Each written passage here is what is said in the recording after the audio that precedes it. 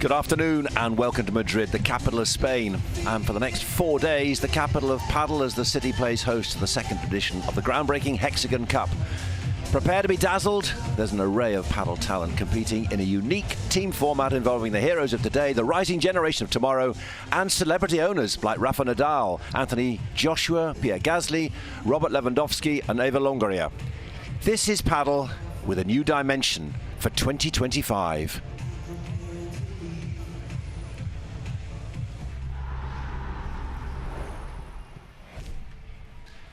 So, first day nerves, first day upsets for the world number ones. First to fall in the opening match, Pausa Jose Maria, beaten by the women's defending champions Delphi Brea and Sofia Araujo.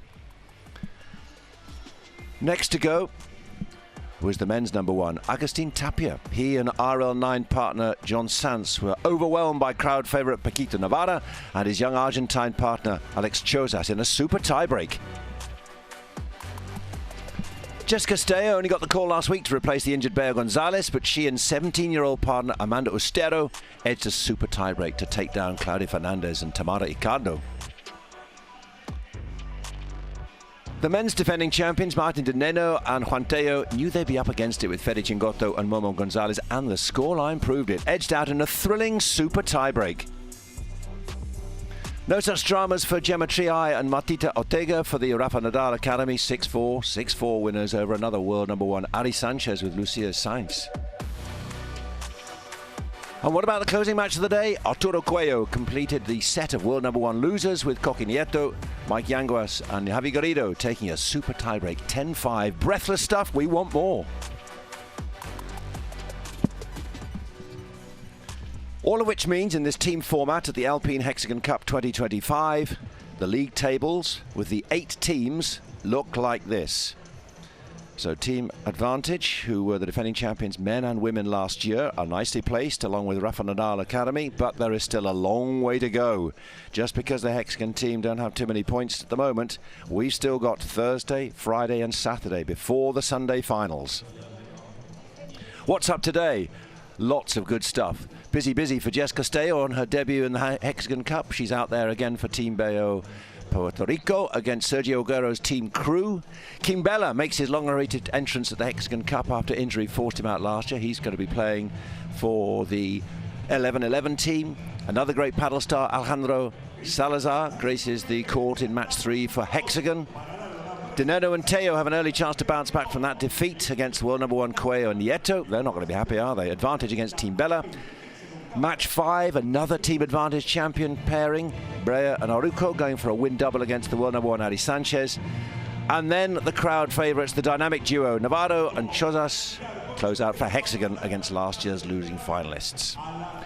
But first up, it's Andrea Ustero and Jess Castello for Team Bella Puerto Rico, and our first appearance for Claudia Jensen and Vero Veseda for Team Crew. The teams are about to join us in the Madrid Arena. The walkout. Sandy Farquharson alongside me, paddle player, paddle coach, great paddle authority. It's got a lot to live up to, hasn't it? Day 2, as we watch now. She can't believe it, can she, Jess Castello? She's only got called up for the sadly injured Bea Gonzalez, and here she is, back out again. One win yesterday, out again, leading us without Andrea Ustero. And arguably played a fantastic match and was the pivotal player in yesterday's match. So let's see if she can almost repeat that in today's game. And this is another even match we've got here, the first thing. It must be better. It's a good feeling having come out and won the first match. Always good to start with a W or a number 1 in the W column, put it that way. That's what they did. Youngest woman involved, Andrea Ustero, just 17 years old. He's just checking up, I think. So we have Team Bella out on court, as you might say, just nearby the court. And now we're going to wait and greet Sergio Aguero's Team Crew. Claudia Jensen, 19 years old, and Vera Veseda, 32 years old. Loving it, you can tell. Yes, it's our first appearance, and we're going to make the most of it. And guess who she was playing with last season? Jess Castello. So they're in opposition today. The first match up for the 3 women's and 3 men's after our next gen matches earlier today. I think this will be a good combination, this Jensen and Vesela. They both finished last season playing very well, and yeah, I was really impressed, particularly with Vesela at the end of last season, you know, attacking on that left-hand side, and Jensen is a tricky customer, a lefty on the right-hand side, so I think they will also pair up quite nicely. Tennis from the age of 4, then found it a bit lonely, did Claudia Jensen. So my brother said, well, why not try paddle? How many times have you heard that over your career, from tennis pro to paddle coach and player? And look where she is. She's a world champion, age 19 for Argentina against Spain.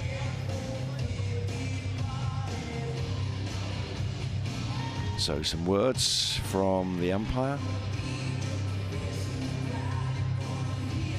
Sort out who's going to serve first and so on.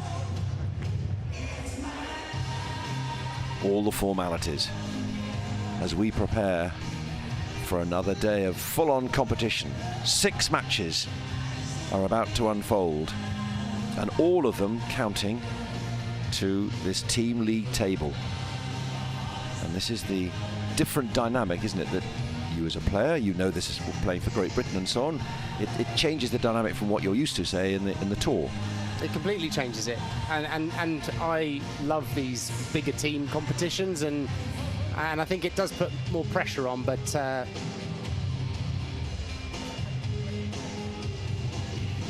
if you're just joining us for the first time and you're thinking, this looks interesting, what is paddle? How does all this work at the Hexagon Cup?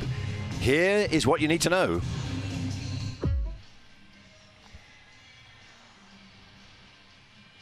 3 pairs, 3 categories: men, women, and next gen. 38 matches in 5 action-packed days. 12 men's, 12 women's, and 8 next gen matches. wow. Ready. Pairs win points for their teams.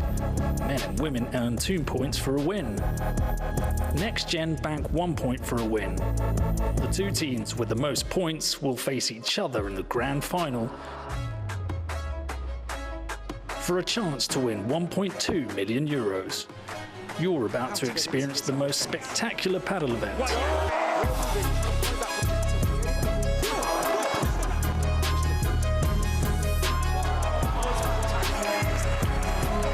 This is the Alpine Hexagon Cup 2025.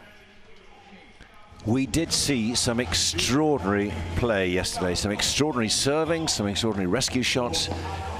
So now we're about to see what Team Bella Puerto Rico can produce.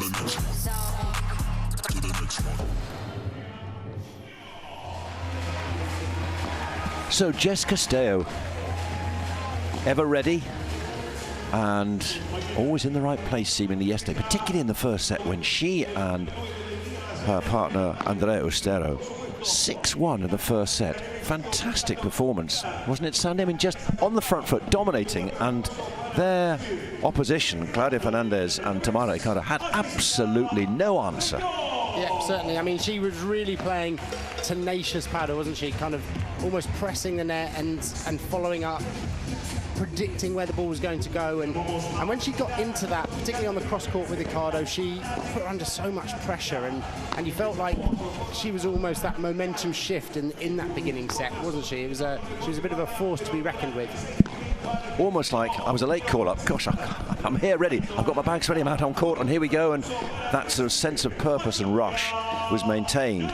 But fair play to her partner, 17 years old. What a left hand that is. What a left arm. That's a cannon. Well, I mean, Ustero, she was great because she did her job yesterday, which was really almost set the points up. And she's a tricky player. She's a talented lefty. She can put the ball where she likes. She's got power on the smash. And really, she disrupted the rhythm in order to allow Castello to play her attacking game. So as a pair, they actually match up quite nicely. Going to be great to see how they work. We, Sandy and I, are up in the commentary position. Let's go courtside now with our reporter, Bruno Bergareccia. Morning, Jonathan, Sandy. Yes, well, here is the bench for Team Bella Puerto Rico. As you were both saying, an interesting dynamic in the youth of Andrea Ustero and Jess Castello. It was very nice in the post-game interview that Castello said that she wanted Andrea Ustero just be herself and be comfortable out there, and that she set up, as you said, Sandy, all the points for her just to finish them off. So almost doing that sort of dirty work that sometimes goes unnoticed. As for the other team in crew paddle, you can see here how well they are supported. A very heavily populated bench for them, including their two men's players, Chingoto and Momo Gonzalez, who got a brilliant win on the board for them yesterday. So it'll be interesting to see how the women get off today. As you said, Jonathan, former partners in Castello and Claudia Jensen. So that'll be another added ingredient, which is always very interesting. But as you all know, in paddle, there are more breakups than in Love Island. So players are used to taking on former partners. Lovely line, very true. We'll come into that very shortly. Not Love Island, paddle breakups. So, fascinating to see how team crew are going to go, because Chingoto and Gonzalez have set the tone.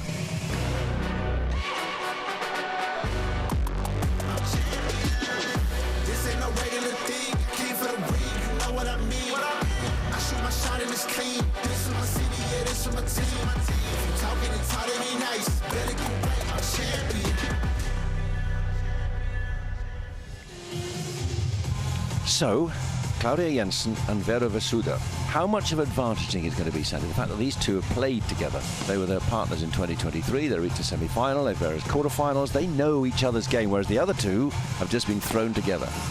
It will definitely be a big advantage, and it's kind of similar in terms of styles. Like Claudia here, she's again a good lefty. She controls the speed of the game. She doesn't have the same kind of pop on the smash that Ustero has, but she also is very good at playing the lob and the slow ball game. And Vesuda is getting a bit like Castello, very physical, tenacious on court. She can step in, she can be aggressive. I mean, she's a really good athlete. Both of them are on that left side. So I think it will match up quite nicely. Talking about Bruno's point about breakups, she's gone through Arancio Soro, Martita Ortega and Alejandra Salazar last season in terms of pairings, and she's back with Salazar for 2025. Yeah, it's difficult. I mean, the breakups, when a high pair split, it's inevitable there's going to be other splits, and so that's why we saw it a lot in the men's game, we saw it a lot in the women's game, and when you have a dominant pair in both the top of men's and women's, the other pairs are always trying to mix to try and compete with that. So I think we will see that now at the moment, at least until it's steady slightly. So, but what Bruno said about the comfort of, being comfortable with your partner, that is a huge thing. You see Castello now talking to Ustero and almost building that support and letting her be herself, be confident. It's really, really important that for the team chemistry. It's one of the challenges of this competition, surely. You're thrown together. How are you going to do it? How are you going to make this work? And as a coach and as a player, how do you go about that chemistry? How do you can't manufacture it, you can't contrive it, but somehow you can build it. There are ways. Well, I mean, I think it's not just those two, right? You've got a full team. You've got all of the men's players behind the next gen. It's a full team. You almost want to, as a team, make them feel supported. And actually, one thing we used to do with our British team was almost, if you're playing with your partner on the day, you have breakfast with your partner, you have lunch with your partner, you spend the day, with them. Communication is a big part of that. And so, I'm sure they'll have done stuff as a team to almost, build that cohesion. Well, you were saying yesterday, I remember, that, how big a force Andy Murray would be for the British Davis Cup team in the men's. It's not just about, hi, I'm Andy Murray. It's, no, how do we make this work? How do we all pull together? So, for example, the passion that Fede Chingoto and Momo Gonzalez bring and what they set, the way they played yesterday, dethroning or taking down the defending champions, Dineno and Teo. for a team advantage. That has given us an idea what may be possible, but also for Team Bea Puerto Rico, the fact that they won the first set, crashed into the second, lost that 6-1, and then came back again 10-5. That gives you an idea of resilience and resourcefulness, surely, doesn't it? Definitely, definitely. And that's, you know, as we go through the week, there's going to be more and more examples of those type of matches that they're going to be able to lean into. But again, it's a new day, and so they're going to have to treat it as such. A new day, a new chapter, and obviously a different opponent on the other side of the net. Castello and Ustero making their second appearance in the Hexagon Cup 2025, whereas for Claudia Jensen we're seeing here, and Vero Veseda, this is the debut. First serve from Castello was not what she wanted.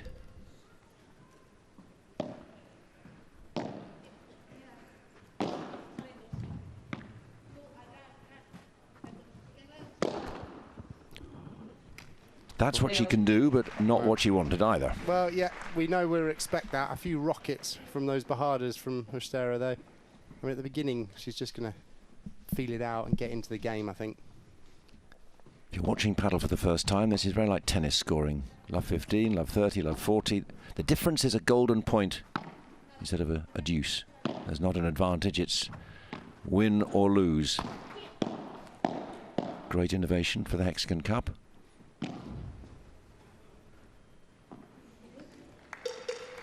That's what Ustero does so well. She has those great fast hands at net, and just there you see a little lob volley over the top of Jensen.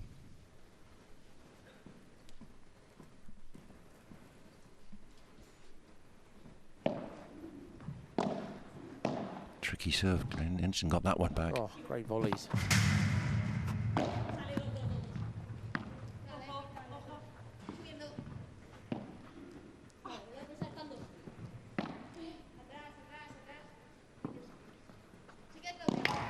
Oh, just tipped the top of the glass there, and she wasn't expecting that. You can see her winding up to be aggressive, and then because it touched the top of the glass, it actually kind of rebounded upwards, and so she had to adapt.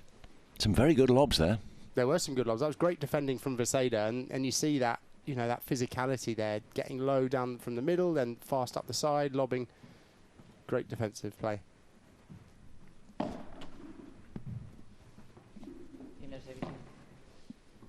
Claudia Jensen ranked 10 in the world. Veronica Veseda, Vero Veseda, ranked 12.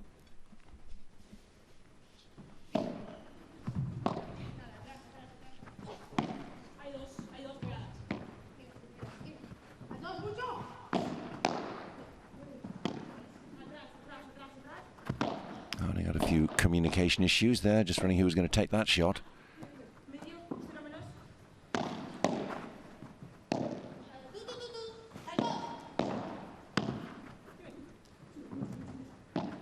Nice little battle going on there with the lefties. No one hurrying just yet. Ooh. And that's why just a little bit impatient there, and to change that Vibra down the line.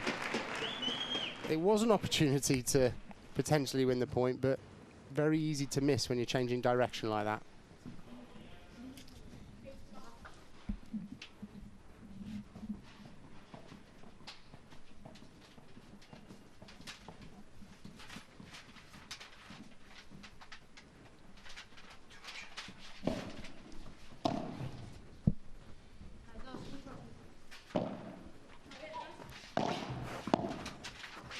Good move, beautifully disguised. She has a reputation already on the tour, does Andrea Ustero. Look at that, picked that up beautifully. A power player, but with a delicate touch when required. But still facing a break point, Jess Castello.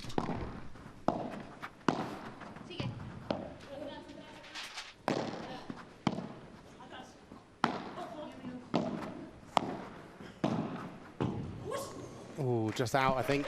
Yeah. She went for the body shot, and that's actually, I mean, it's not. There's always a question whether that's sportsmanship or not, but really, at this level, it's often good to go to the body so that it's difficult to defend. She wasn't far off there, a couple of inches. So break point.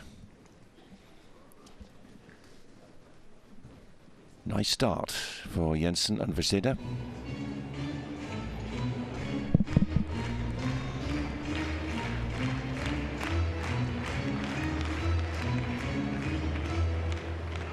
Just gives a nice leg up. Shows what may be possible. They'll have noticed how Castello and Ustero set about Fernandez and Ricardo yesterday. Every game is different, but they'll have picked up a little pointer or two.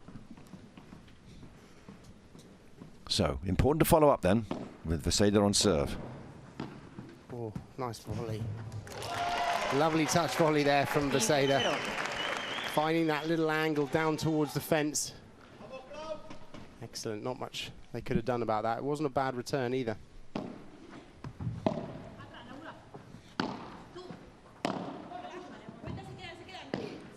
Oof, lovely shot.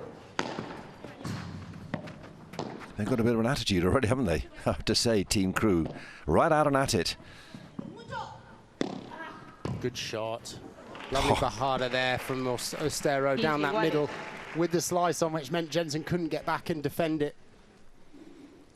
Well, as one team starts strongly, it surely behoves the other. They've got to respond, haven't they? Otherwise, they're just going to go down. Well, I think it's how the players play. I mean, Veseda is very much like Castello. They're very physical. You know, she's coming out the block strong. Oh, just mishit it there, Ustero.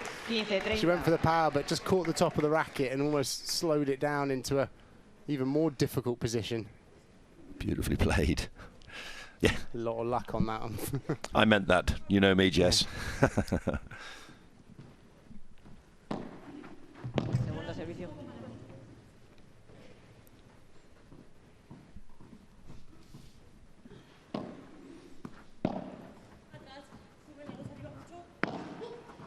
Again, good bajadas here.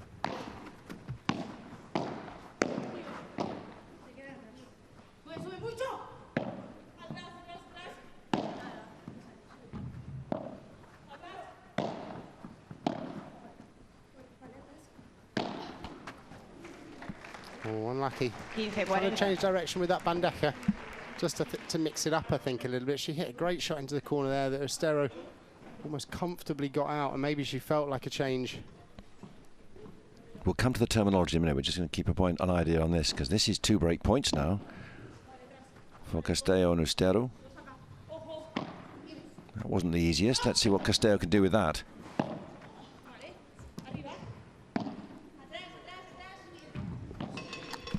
Well, overhit that a there we bit. go. One all. Good response. So bajada and bandeja. Lovely to say. Even better to watch. Yeah, so the bajada is when you've been lobbed and you go back towards that ball. It bounces off the back glass and you attack it. And you seeing that quite a lot here. And then bajada is the defensive overhead, and that's the topspin. I thought we might see it there, but you see how she attacked that ball that time, and actually it ended up setting Jensen up. So you've almost got to be careful when you attack and when you defend, and the bandeja is that defensive overhead. Might be worth saying, had she have hit a bandeja, she would have kept the net. Such a tactical game, Padel. Out. Yeah. Lovely smash there from who was that? Castello. Castello smashing, and that was a flat smash to bounce out the side that time. Just a short lob, set up by the previous shot.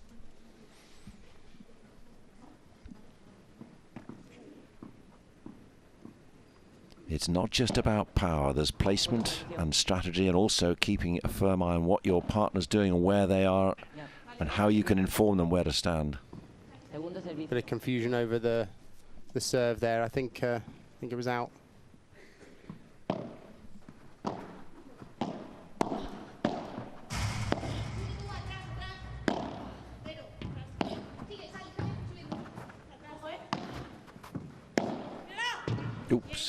And you'll have gathered by now, if you hit the back glass or hit the side, the ball goes into the glass of the fence. That is out, as you might say. That's a fault.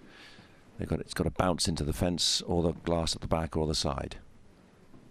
Castello just got a bit excited there on that ground stroke, almost going for too much. Got Ramiro Choya and Maxi Sanchez watching on there.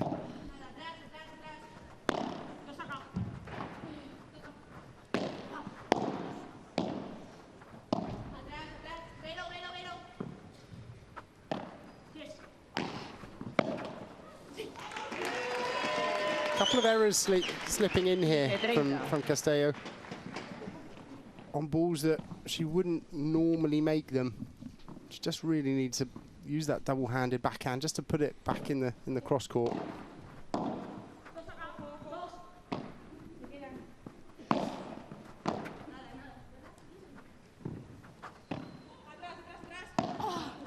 Lovely bandeja. That was a bandeja there, soft. And again. We saw this a lot yesterday, didn't we? Overhitting of the lobs. And it's almost a reminder that we're at altitude here in Madrid and the ball flies a little bit further, and I think probably the players are still getting used to that a little bit. And it's warmer today. It feels warmer. Sunshine at last in Madrid. You know, when you put those 2 and 2 together, that hasn't been for the last few days. And on court, 2 break points for Jensen and Verseda.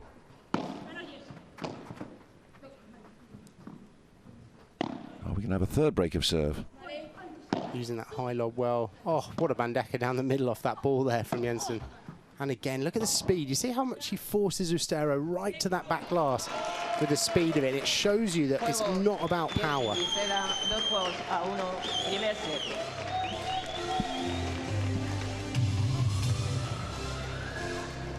So, 3 breaks of serve. Well, how do you put that? What do you put that down to?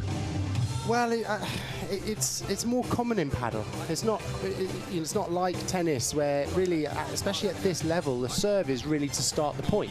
You know, and you're seeing here that the servers don't necessarily always keep the net. You know, you serve, you come to net, so you start at the net, but lose it quickly.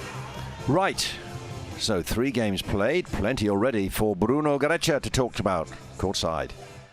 Yes, Jonathan, I was catching up with some of the members on the team Bella Puerto Rico, and they were telling me, you can see there behind me, that the next-gen pairing of Marta Arellano and Jimena Velasco, who are in the back row, well, they were comprehensively beaten this morning, and that added to the fact that Arturo Coelho was unexpectedly beaten yesterday, has piled the pressure on this match. They need the points, and they need Castello and Ustero to turn out and get a win for them to get another couple of points on the board. So that's worth keeping in mind coming into this game, that it would have been a much different scenario for them if they were heading into this one comfortably after that win for Arturo Coelho. So a big challenge in that sense for both of these young players. Worth reminding as well, Andrea Ustero could very well be playing in the next-gen competition for a couple of years still to come. Absolutely. Well, that's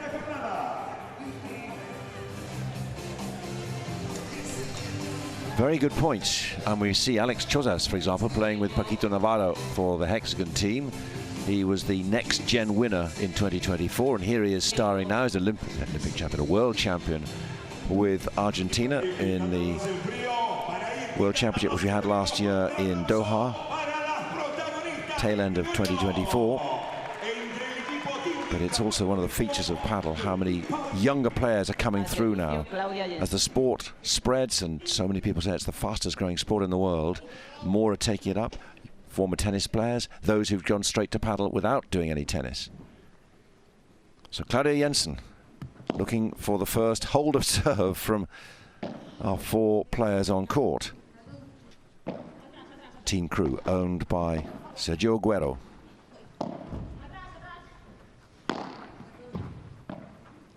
Nice Reba in the corner there. Ooh, go, go, go. No, that net cord helped her out there, because I think Jensen was in the right place to block that volley back. Bit unfortunate for her there.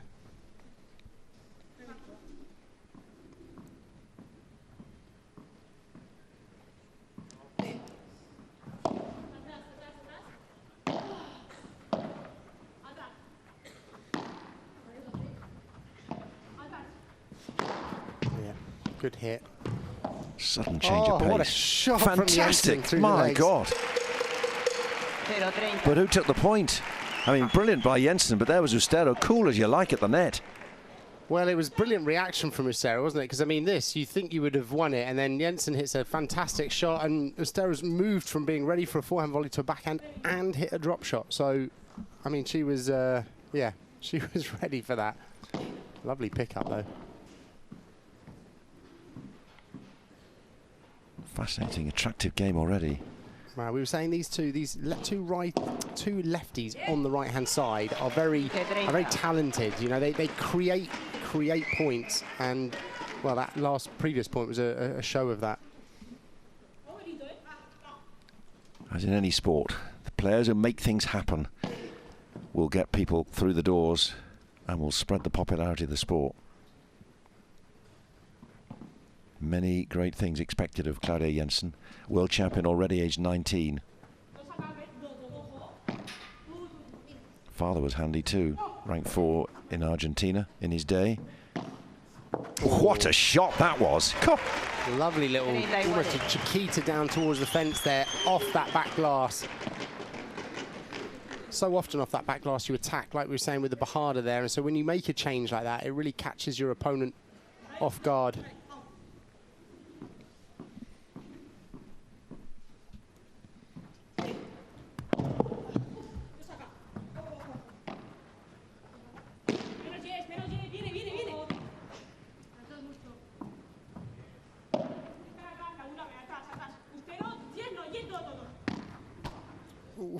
Yeah. Oh, almost got away with it. Great recovery by Castello. Excellent reactions there. Yes. Oh, just out. Unfortunate. Unfortunate because she was holding that rally there with Vaseda. And Vaseda, as a player, she makes so few mistakes. She's a worker, and she's, I don't think will come out with the same kind of hands that Ustero or Jensen might show, but she doesn't make many mistakes. So if it's the reliability, you mean, that just consistency is there. Yeah. So if you're going on the cross with her, like Castello here, you're going to have to be patient with her. She doesn't take risks, so she doesn't hit too close to the glass and the lines, but yeah, it doesn't make a lot of mistakes.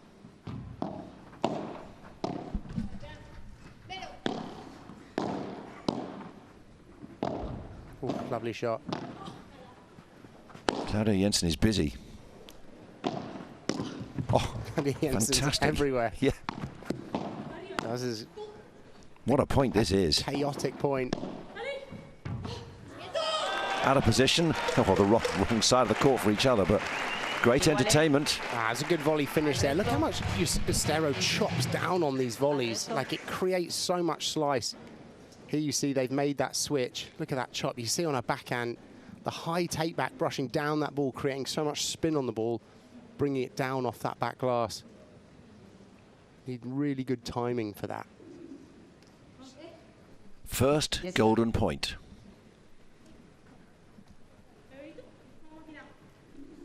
So the next one will be the end of this game. And Jensen going for Castello, her former partner last season. So what can she do? It's worth noting that it's Castello that chooses to return on that goal point. Oh, and an unforced error Bajada there from Jensen.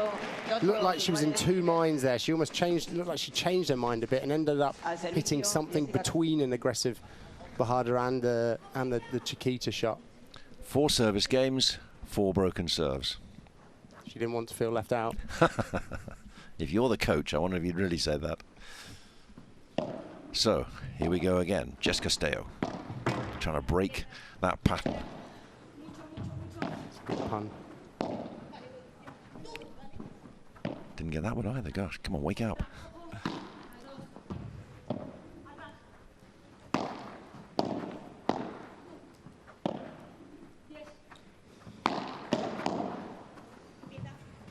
Nice attacking play there. Oh, just took the risk. You see, I mean, that point for me is almost a typical point in that Vaseda played all of her balls well within the glass. I mean, almost, you know, quite central in the court, no risk. Just played and played to get the net position. And then Castello just looked like she just got a bit impatient and tried to go for too much. And that is, I mean, that's just paddle. It's like you've almost got to be, you know, resist that temptation to go for something that is going to cause a risk, you know, of you making a mistake.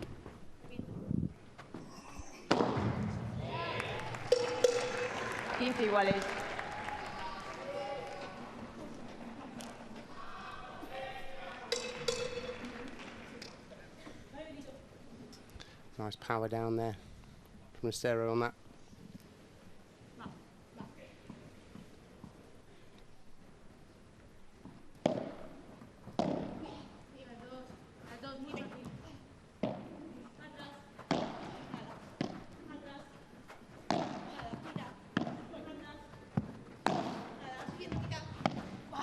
Oh, what a shot. What a lovely shot that was. You never feel that she's 17 years old. Do you know what I mean? You can see some people playing in any sports and you think you can see a little bit of an experience, a bit of it. She just seems to the manner born. Just, it's so simple. She's got such good court awareness as well there. Because, I mean, Jensen hit that as a lefty, so it's spinning away and she still managed to get in great position there. Pinpoint accuracy as well.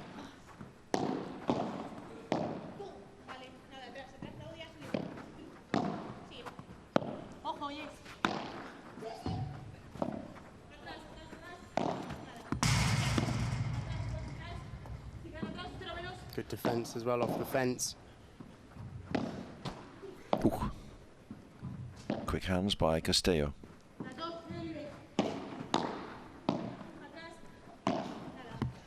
Good speed, excellent speed on that bandeja that time. And going off that side glass, slowed it down so it had no rebound off the second glass on that back glass. She's really good at judging the speed. See how that just died? No chance for Ustero to take that after the second glass. 2-all, 30-all.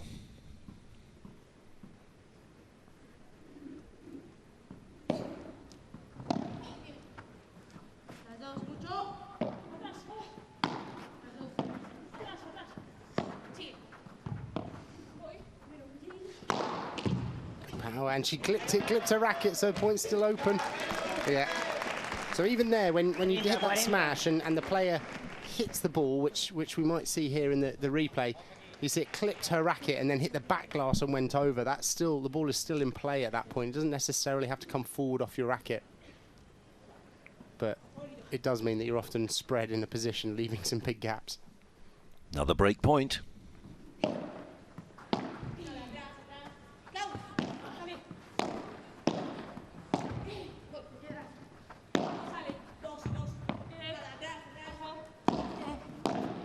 Really hear the communication here, just constantly through the points.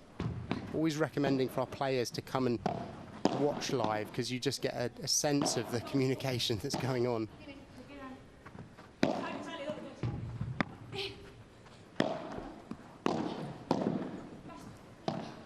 What a great point this is.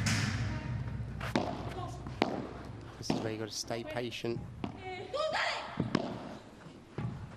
Oh, lovely slice on that ball. Again, just so much brush on it. You can see her partner there shouting for her to go for it, and then she actually managed to hit that almost perfect speed down the middle. Look at that, and that second ball dying off the back glass. Oh, quite brilliant. So, here we are, golden point time. Castello and Ustero deciding. Castello to serve, chosen Viseda.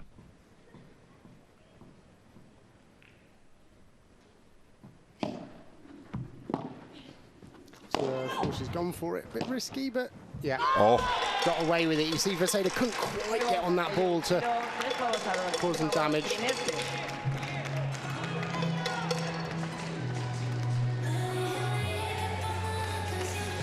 We have our first held serve.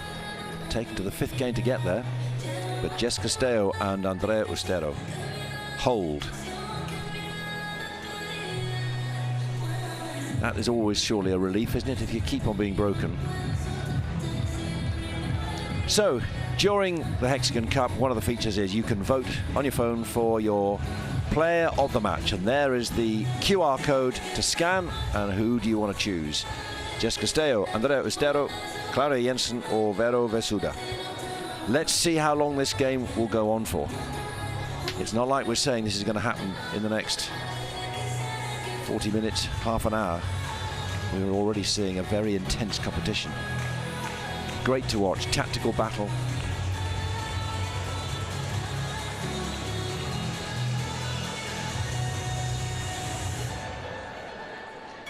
Fede Gingotto, winner yesterday for Team Crew. What a big win that was, what a match. Taking down the holders, Dineno and Teo.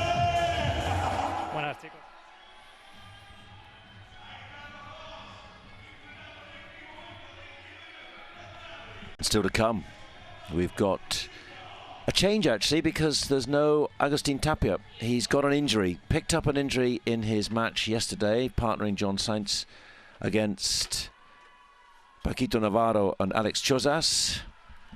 We're told that it's a quadricep injury, restricting knee and hip movement. How troublesome is that, and how worrying is that for Coelho and Tapia, given that the tour is about to really kick off in what, 9 days' time? Well, I wonder if it was that time that he slipped at the back of the court. Do you remember there was a slight moment that he looked like he slipped on some sand, and I wonder if that was the niggle. Well, certainly here in Sanz, it was a great game to watch. They took the first set 6-3 and then never the same, so can't quite remember when that incident was. Oh no, you're testing me now. Yeah, okay. To go back and all right. rewatch. I like to keep you on the money, but either way, they didn't come through. And oh, a lovely drop shot there from Jensen. To be able to do that on a volley there, and it's almost, you need in your mind to think that you might do that on a shot, because it comes quite quickly to you, and take the pace off completely. Lovely brush under the ball.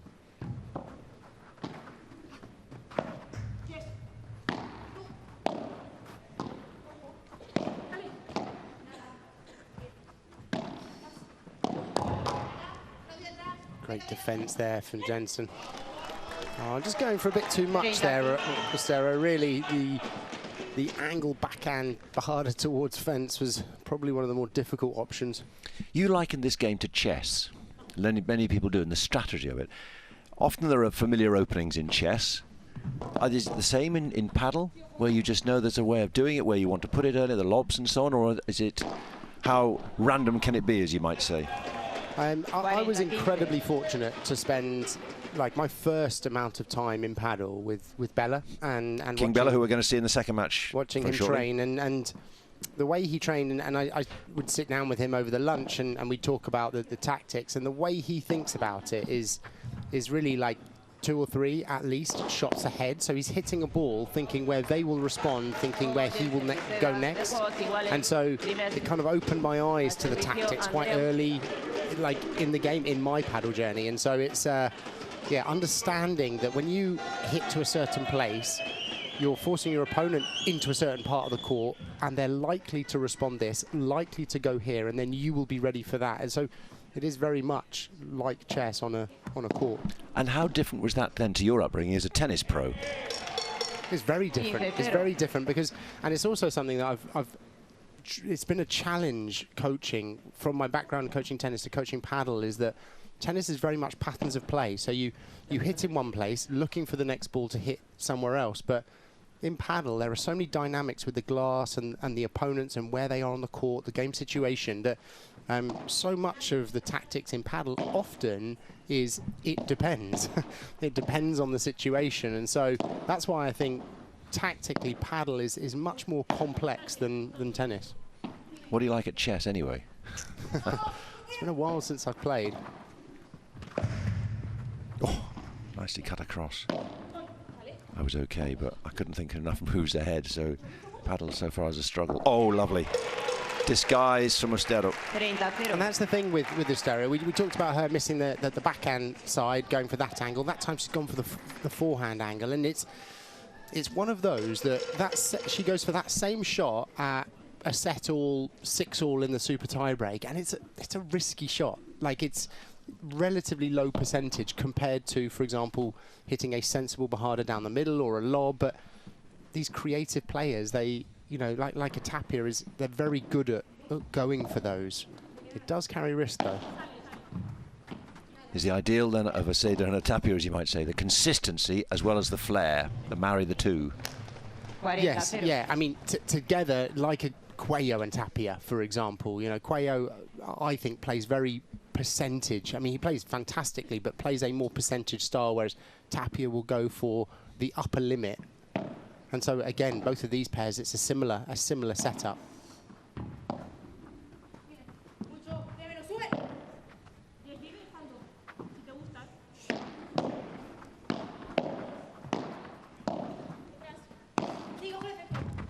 Oh. Lovely vibra down the line from Jensen there, catching that side glass, and that just meant it kicked in towards the centre of the court, not allowing Castello to reach it. Excellent shot. Right against the glass, the vibra does it. Such a valuable tactic. Not the depth so far by Castello. Done it once. That was asking something, wasn't it, to do it again, the tweener? I mean,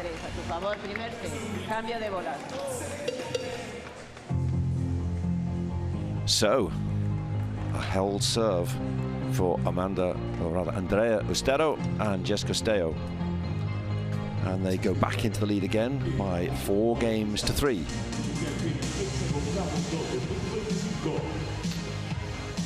Jonathan Edgard and Sandy Farquharson commentating here, enjoying day 2 of the Hexagon Cup 2024. And if you want to know about paddle, the man who's leading the way, certainly for a British market, but also a big star in Dubai. He's got his paddle academy too in Miami. He's learning all the time, and you'll see very shortly throughout the program how his coaching skills are telling us how to serve. What are we doing today, do you think? What have you got up your sleeve? Well, we've recorded a few here, so yeah, I'm excited to see what comes up. Those who are learning paddle, you will all learn masses from Sandy Farquharson.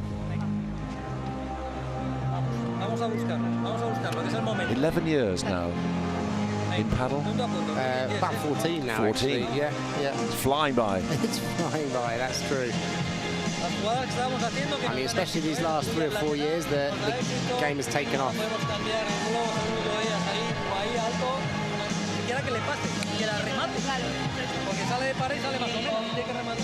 You can feel it, you can sense. When the Lawn Tennis Association in the UK say this is the world's fastest growing sport, you can see that on the ground, you can feel it. Yeah, although it's one of those things, and you know, the LTA as the British Federation have partnered with Advantage, the team here, so that's a big boost for paddle in the UK, and you know, these things take time to get the right structure, but yeah, there's undoubtedly the game is growing. There's a momentum. Of course, in Madrid they love it. In Spain they love it. Argentina, the dominant teams in the World Championships. Claudia Jensen starring for Argentina in their World Championship victory against, or their performance in the World Championship final, won by Spain. Had a chance with Delphi Brea to win their final match, but those two world #1 players, Paula Jose Maria and Ari Sanchez, came through 7-5, 7-5. Mighty impressive. So how about a Hexagon Cup victory? That would certainly go down nicely for both these two. Lovely attacking volley there from Jensen, not giving Castello any time to react.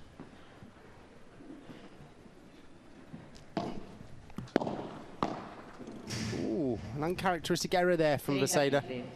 Almost just going for too much angle there. I think she almost couldn't decide between going attack to the fence or just sensible to the corner, and played something in the middle.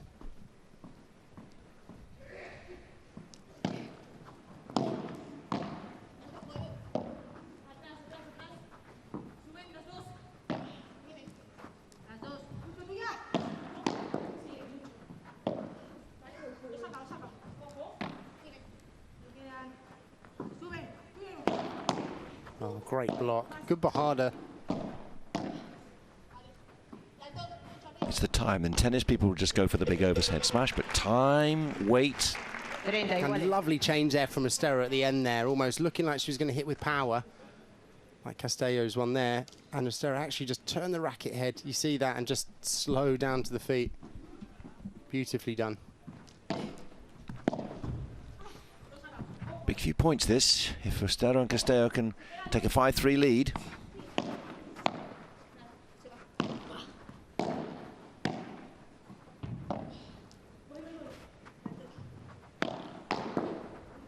Good block. Castello got nice and close to block that.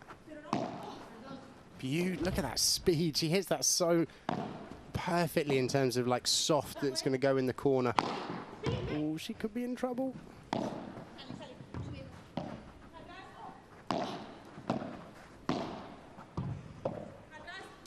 Another great point.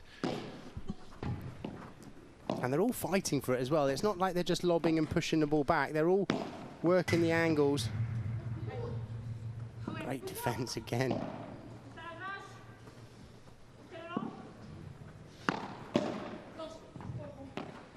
Oh, lovely change from Vaseda this time off the back glass, dipping it down, the middle soft down to the feet.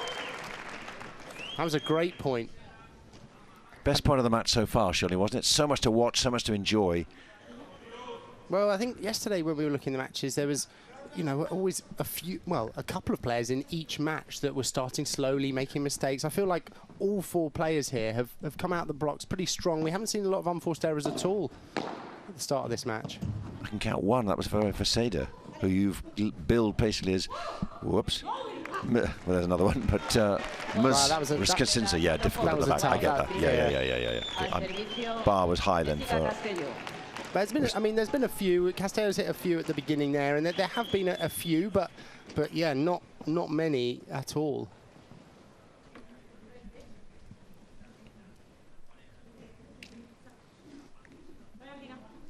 Trying to go for a lob off that ball would have been difficult for Ustero there. So 4-all. Looks like it's been going with serve, anything but. Nice Vibra. Oh, lovely hands on that defence. Oh. She nearly had that back as well. That defence staying low, and she tried to hit the back post off that. Just couldn't quite get out of the way in time. There's not much that worries Claudia Jensen. Able to get herself out of the tightest of corners a lot of the time. Extraordinary array of shots and creativity.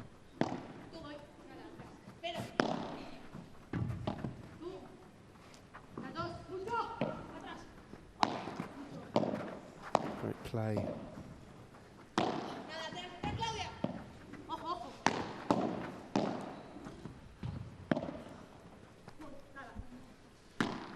Really using this high lob here in this match.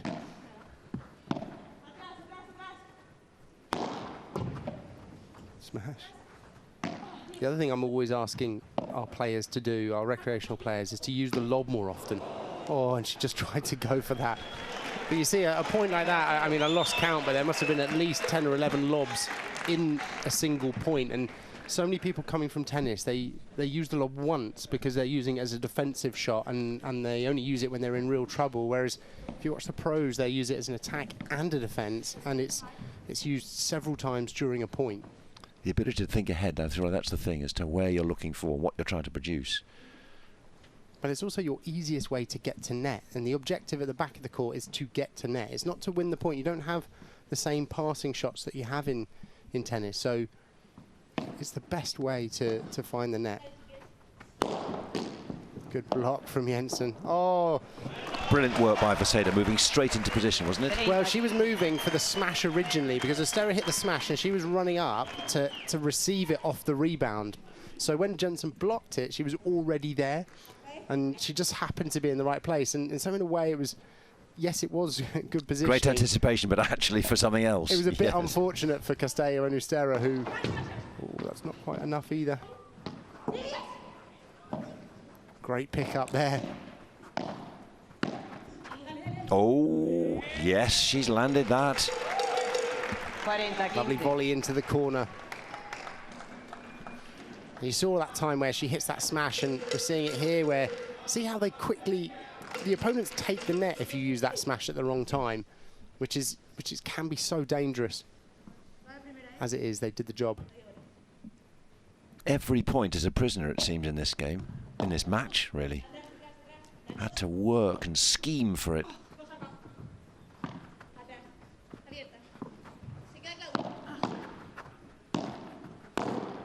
Oh. There's a bit of that tennis double-handed backhand. Good game.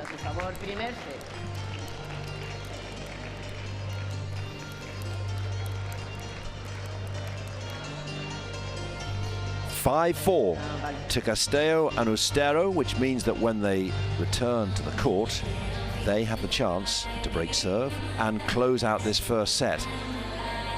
And it's got to be one of the most hard-earned sets that's ever going to be won in the Hexagon Cup, particularly. Fantastic performance. Let's go down to Bruno. So, Jonathan, I suppose Sandy will probably explain everything in those It's Not Racket Science videos, but to anybody who's just joined us now and is wondering what are those balls like, I'm going to put my hand in this Slazenger pot. I hope everybody's happy about me doing that. But look, this is the paddle ball. So to the naked eye, effectively it is a tennis ball, just maybe doesn't have as much pop, maybe slightly more decompressed. But yeah, pretty much a tennis ball. So anybody joining for the first time, that is what the paddle ball looks like. And I'll let Sandy explain what the difference is between a tennis and a paddle ball. So Sandy, over to you. The difference between, there is decompression, we know that it's slightly smaller, but how does it perform differently? Incredibly kind of Bruno to put me on the spot there. Yeah, exactly. It's a tiny bit smaller, tiny bit less pressure, and therefore doesn't rebound as much off the glass. Simple as that. It is pretty much, and you know, often.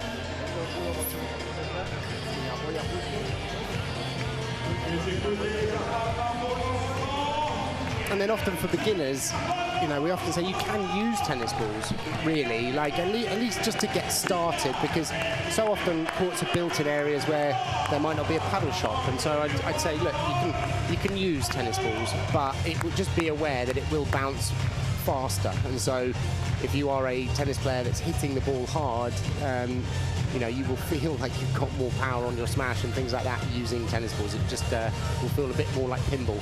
But then you have already said many times, and Bruno would no doubt say that, and all paddle coaches, this is not tennis, so therefore you go power as much as you like if you want to, but actually you're often handing the advantage to your opponent, because they're just going to come back at you. Well, it's difficult because you see, let's take the UK for example, or the US, or countries where paddle is relatively new. The game is in its infancy, so 90-something% are tennis players, so they're all hitting hard. So no one is hitting soft, so they don't play a paddle player until they've, you know, got to a certain level, and then they realise. So, this is a chance for Castello and Ustero. Closer to the camera, in white and blue. Can they take it? Well, there's the first point. Great vibra there from Castello on that cross court, just beating Versailles into the corner.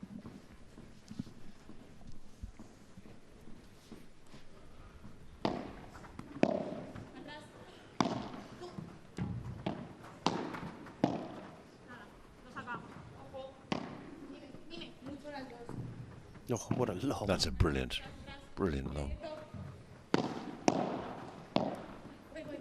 They're really closing the net down after this lob here. You're seeing them getting really close.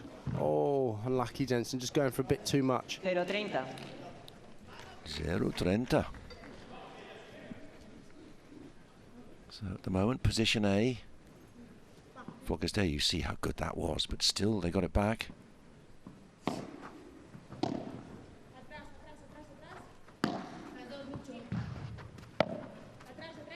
Another well judged into the corner. Good attacking Bahada there, lovely.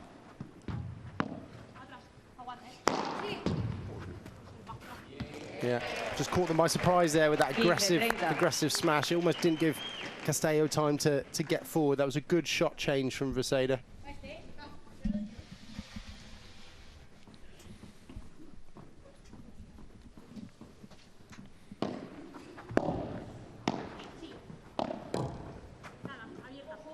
Great lob off that ball from Ustero. She was in trouble and used that really effectively.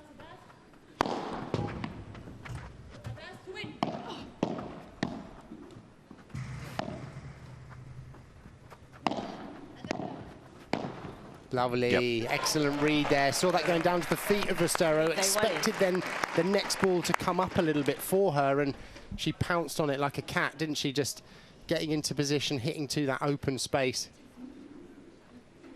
Moving forward, anticipation. And that's that thing about reading a couple of shots ahead there. As soon as you see it go like down, hitting around the ankles, you know that next ball has to be going upwards. 40-30. Oh, mistake at 30 all. Ustero didn't really want that.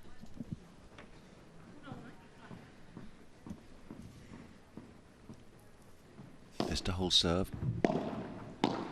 No set points at the moment for Castello or Ustero. Lovely angle. Brilliant. What a shot. Caught her out with the shot down to the fence there. They're really good at doing that. That almost change of direction. Both her and Ustero are really good at looking like they're going to do one thing and then just changing at the very last minute. Cool as you like. 5-4 down, 30 love down. Back they come. We're level at 5 all.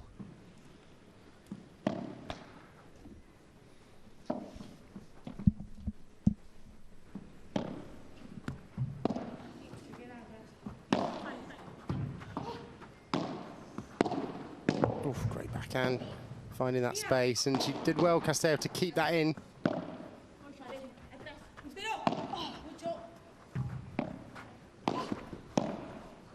Great use of space. Good little battle going on the cross court here.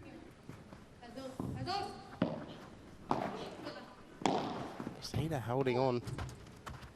Whack. Oh! Did all the work there to set it up. 0-15. It would have been a difficult one though, because Jensen was at net there on that smash, so she would have had to place. I think she saw that as well out the corner of her eye and then went for a flatter smash.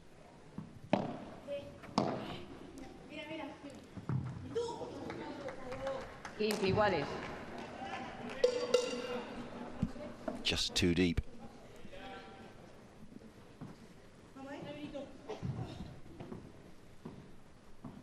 Really good contest. If you're just joining us, welcome along. It's a fantastic match. Padel strategy at its finest.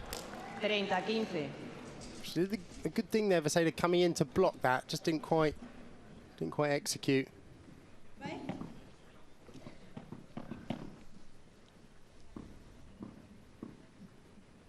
And if you are just joining us, 17-year-old Madrid Ustero is here on serve.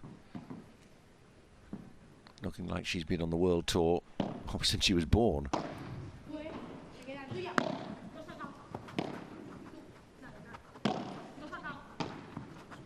Oh, good volley.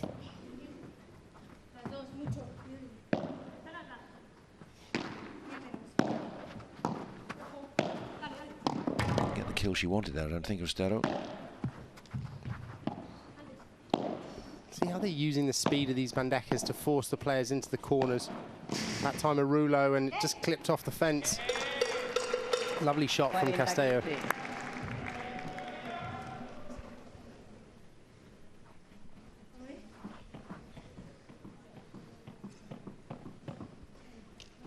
Looking to hold serve for another lead. But if they break, they'll have that first set.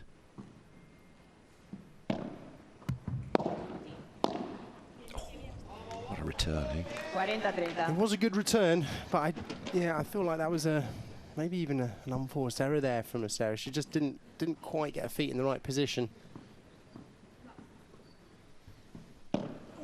Still, they got another game point.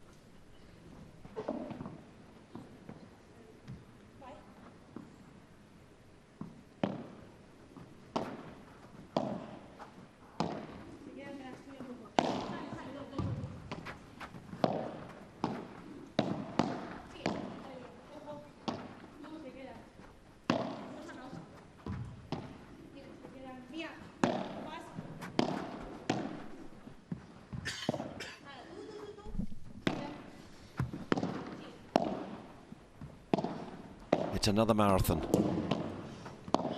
Really using the court well here. Oh, what a lob. And that's the difficulty with that shot, that you take a slight, like we talked about earlier, you take a slight risk when you go for that. And I think we also talked about earlier, it's more difficult to do on a pressure situation. Now we're goal point at 5-all.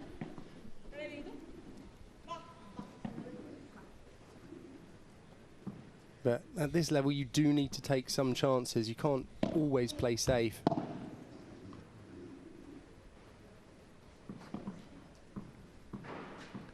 Got to be in. Ustero really off the return there. They were lucky to get that.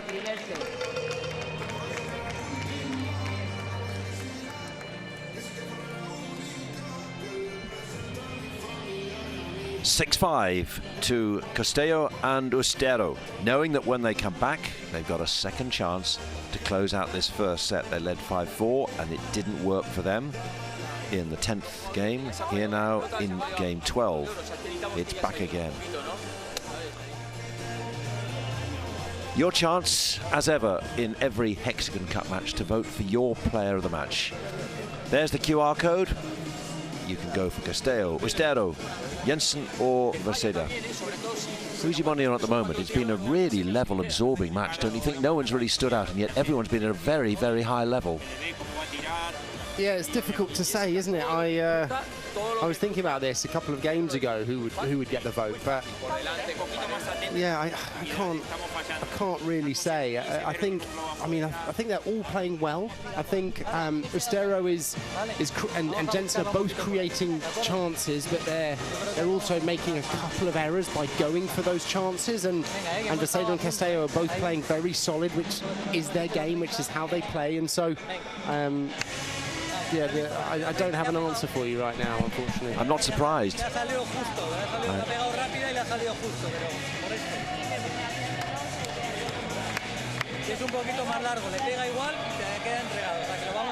It is very close, both in that vote and also on court. Just when you think there's a rhythm and a momentum to one pairing, there's an issue, and back come their opponents.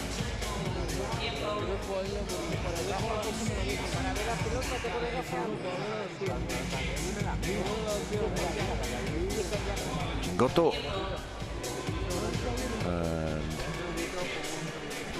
here's a partner, Momo Gonzalez. Absolute live wires yesterday against Dineno and Teo. Fantastic match to watch. They seem to be spending more time outside the court than in it somehow. Well, they're an exciting pair, aren't they? So and there's Sergio Aguero. Good to see him here. Wow. Give him a lesson, see what he says. Just tell him you supported Manchester City when he was over there.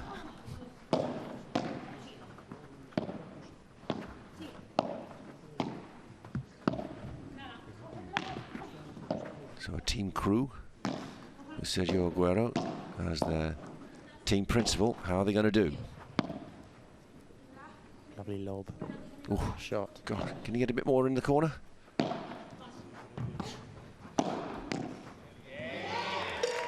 Great play again, set up by that volley down the middle there to force Vaseda to give that easy ball. And she was waiting for it on the net.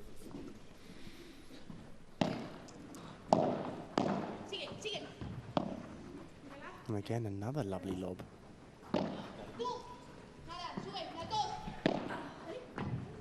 Ooh, oh, right in. God, like, it must have been an inch from the back glass there. Not taking any chances.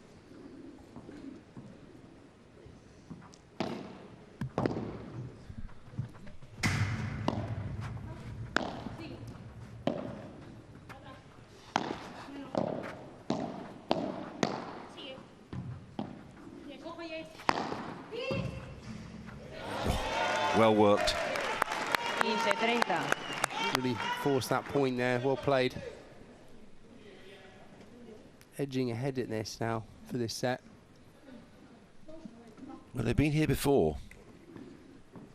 30 left down and 5-4 down, and yet they came back. And that's going to go somewhere, isn't it? It is. Again, set up by that volley down the middle, and it's such a good combination. Is this serving towards the glass, force the returner to that side, play the first volley short and low down the middle to create a space. See this very common.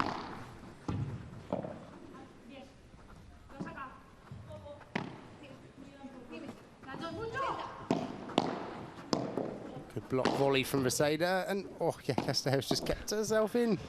Oh, I think she was expecting something different there, Veseda. Looked like she was going to move one way and then tried to adapt. So, set point for Castello and Ustero. What do you reckon she's saying here? She's saying, let's make some balls. Let's get this ball in, make them play lots and lots of shots in this rally.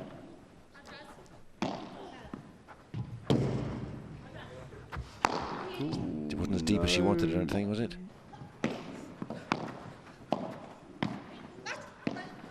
Oh, and then a miscommunication at the last moment. Oh, that's that'll be frustrating for them. That was waiting to be put away, wasn't it? Who's going to take that one?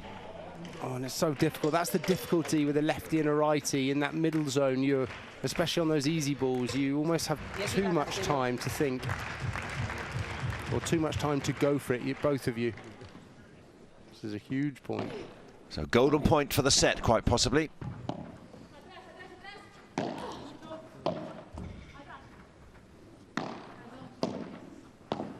Oh, lovely volley.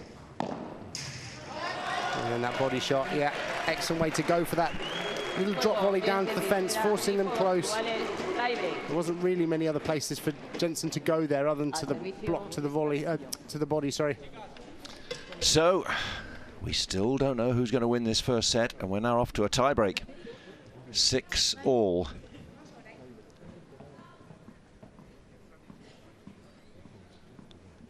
First to 7 in this tiebreak. The super tiebreak is the first to 10. Oh, what a rouleau there, down to the angle. Yeah. You start with one point serving, and then the other two have 2 serves all the way to the end of that tiebreak. Quite fitting, I think, we've gone to a tiebreak, because that has pretty much been. It's felt that close. Don't you think the whole time? No one has. There've been chances. Castello and Ustero will be haunted if they don't go and they go and lose this first set. They had the chance there. It was so set up for them. For that volley. Good, great volley. Oh, Veseda! No. What a shot down the line there. Even Castello applauds that, because that was sensational. Can we see a replay? Because that was something else. Well, she was fighting off the pressure at net, wasn't she? And they managed to get past her. And then she just managed to flick a racket to get the ball down the line. Castello gives their applause. Apologises. And Ustero is like, what? How'd you do that?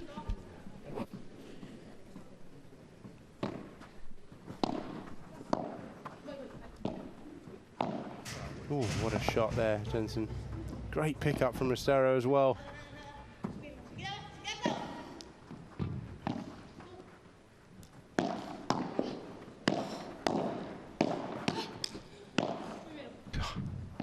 It is relentless. Key to there from Jensen. That was a great decision from her. It's difficult when the ball is going that fast to almost in your mind to say, right, I'm going to slow this down with a Chiquita, and she does it. Great job of just putting that to the feet of Castello there, coming forward. Look, excellent play. That's when you know you're a paddle player through and through.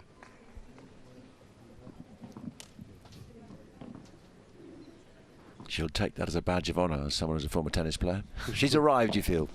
Well, it's funny, for me, when I look at the Argentinian players against the Spanish players, I often think the Argentinians have almost a deeper use of the ball in the corner. If I think of the players like her, Osoro, Delphi Brea, like these Argentinians, that they just are able to create in that corner. Oh, she's gone for that. She probably could have played a normal forehand on that. I'm glad you said that, because I was thinking, what are you doing? That's I mean, wonderful when it comes off. It's fantastic, but was it successful?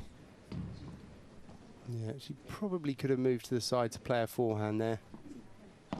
definitely would have been more accurate with the forehand.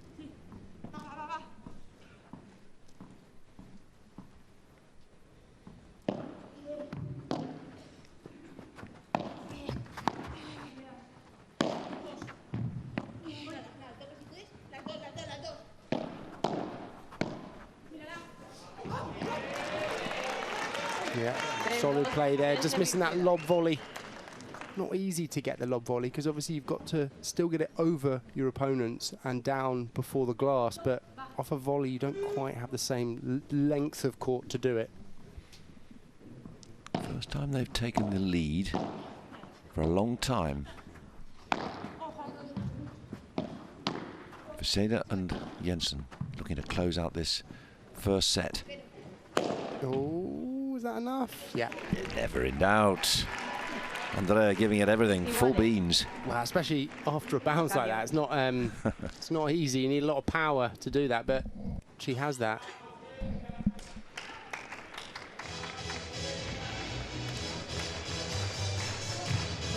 So, first 6 points.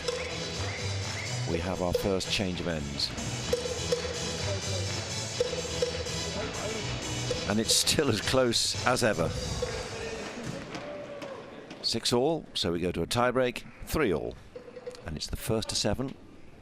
It's been tight the whole way through as well, really. It's not been like you often see a bit of a seesaw where it's, you know, 3-love, 3-all, 5-3, you know, it's been contested the whole way through. He's keeping his head down, is Sergio Aguero. His team crew. Just sense a little bit edgy, don't you reckon? That's not a team principal who's at peace with himself at the moment, hoping his team's going to come through. Lovely Great play. volley. Excellent block there from Castello, pushing it into the corner.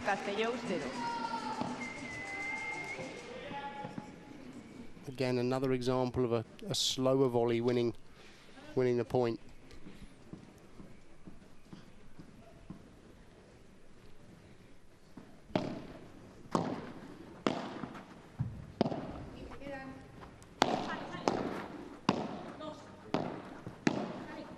Slice volley. Yeah, excellent. Great setup from Castello there with that slice volley, forcing an easy ball, and Ustero's waiting on top for that changlitazo that was really. Say that again. Changlitazo. Okay. That's the shot. That's what they call it. The translation is a flip. It's a flip flop. Basically, it's a flip flop slap.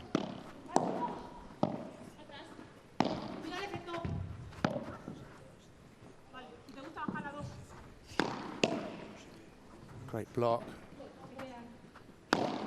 Just on her toes, Castello, just watching her. Ready, anticipating.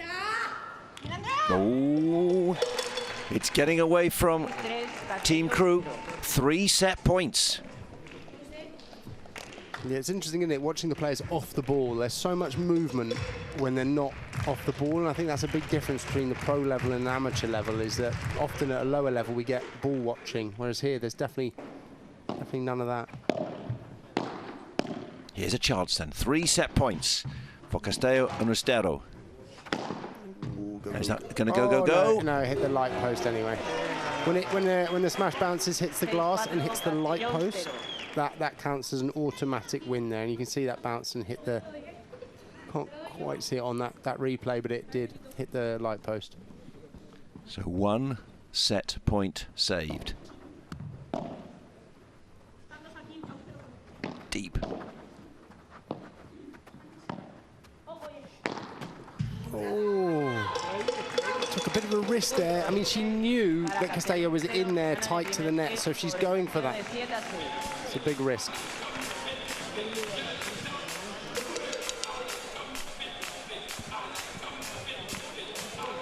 Yeah, she just, it would have been a slightly more sensible option there to go for that gancho, either down the line, down towards the fence, or soft down the middle, as opposed to that angle. But what a set of paddle. That's out of the matches we've done here. This is our 4th match together in day 2. That was absolutely enthralling. It wasn't, say, fireworks. It wasn't huge hits all the time, but the amount of brain power that went into the play by both sets of partners, fantastic. That's a lot to live up to in set 2. Well, it was just well contested, wasn't it? It was just good paddle, really, from both pairs. And it's almost like we said at the beginning of the match, where we were predicting that we'd see some creativity from Ustero and Jensen on that cross court, and we would see some very solid physical paddle from Castello and Ustero on their cross court. And that's really what we saw there, and they matched themselves well. And we've got so much more still to come, because it's another 6 matches. We've got Edu Alonso, who's replaced Agustin Tapia, who you've just joining us. He's injured. He picked up an injury yesterday in his defeat against Paquito Navarro and Alex Chozas for the Hexagon team, and they're going to be playing King Bela himself, Fernando Ballesterin, making his first entrance in the Hexagon Cup. Had to drop out because of injury last year, with Tino Libak, very promising young Argentine. Then Alejandra Salazar, who is former world #1 with Aranza Osoro, and then Claudia Fernandez against Tamara Ricardo. Those are the next 2 matches, and all these matches contribute to the league table.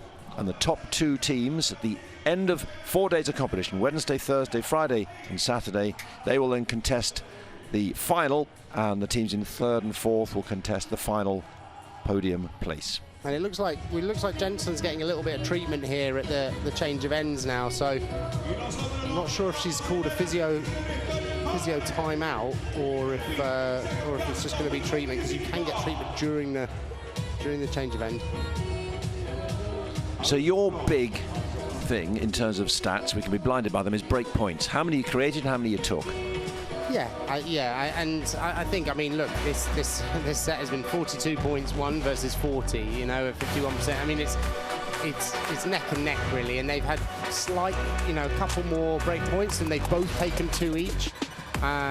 So, yeah, well, I mean, it was what to say, it was a very close set. It was an hour of close paddle.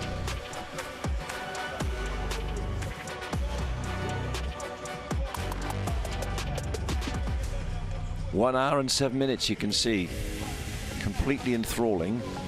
But as Sandy has just said, while we digest these statistics, now you can see for yourselves. You look, when the general shot was there, we could see physio going to work on Claudia Jensen's lower back. Nothing wrong with Jess Castello and Andrea Ustero, one has to say. Team Bayer Puerto Rico, very happy.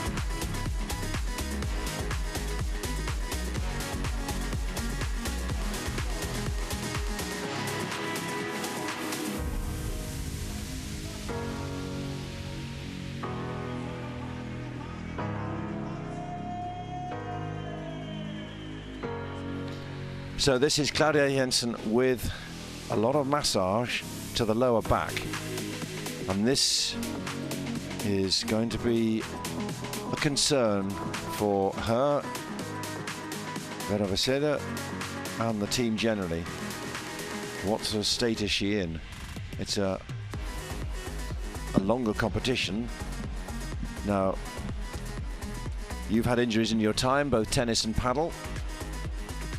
This isn't just like a loosen me up, is it? That seems a bit more deep and concerning. Well, it's hard to say. I mean, actually, I went through, when I was a college tennis player, I had back spasms, and I would have kind of deep tissue massage on it. And obviously, it's not as bad as that, because she's, well, just played a set of paddle, and she's going to get back out. But, yeah, tightness in the lower back is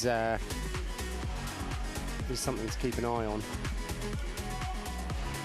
Got up more readily than I thought she was at one stage. That seemed distressing. There's Momo Gonzalez and Fede Chingotto.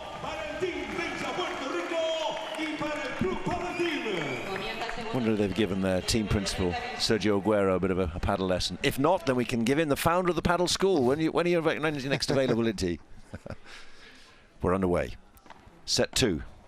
7-6 to Castello and Ustero after the first set. Don't go anywhere for the next hour, probably, because this could be just as absorbing and as prolonged. It's important to start this set strong here, especially after a close fought set. It's tempting for the winning team to almost ease off. 15-0.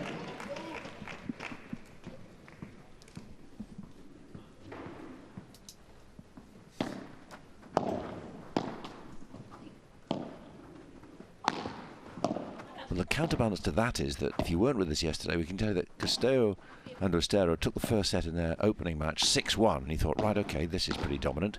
What happened in set 2? They lost it 6-1. Well, they'll be determined not to make that mistake again, so that will definitely be in their minds now, and it will be in their coach's mind. Jorge Martinez will have crossed his mind for sure. Front foot from Castello, and that was the feature of her play, particularly in the first set yesterday. Just became almost too passive. So let's see if the lessons have been learned. A couple of mistakes here, Ustero, but I mean the previous point, Castello was being aggressive, so I think lessons will have been learned here. I'm hoping.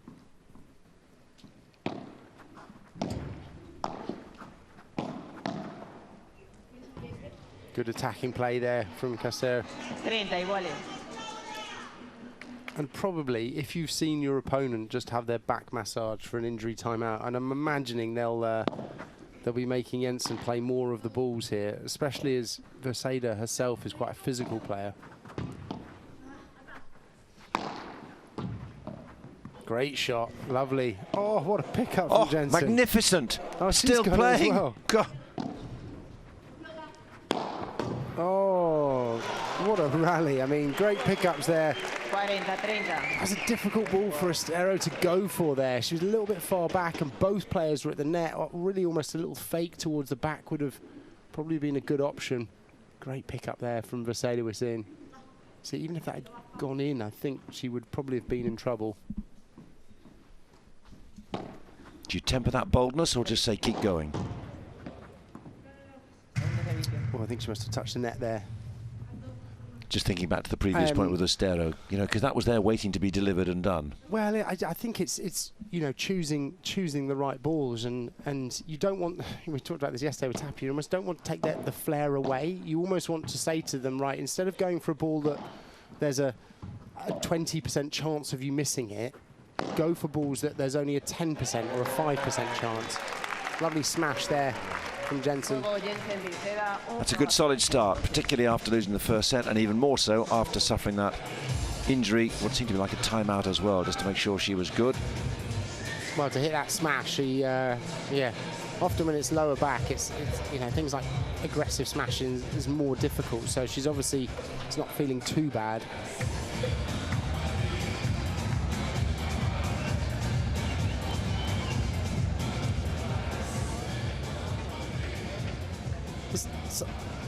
Player of the match, who would you like to say is your player of the match? You can vote wherever you are watching this second day of competition at the Alpine Hexagon Cup 2025. You can vote for your player of the match, Castello or Ustero or Jensen or Verseda. Nice attack there from Castello. And that's the one to go for because she's so close to the net there. It's so much easier to bring it back. Bring it back over the net onto your side with no chance for either Jensen or Verseda to get a touch.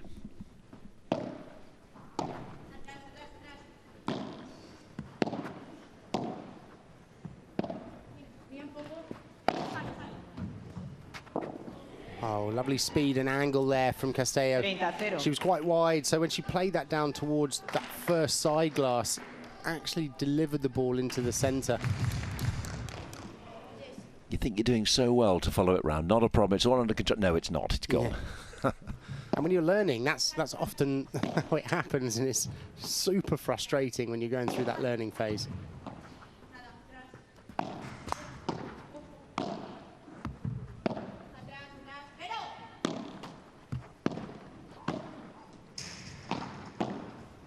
Good take off the fence there by Vaseda. Yeah. Should be happy with that. It bounced up. Oh, that's a high lob.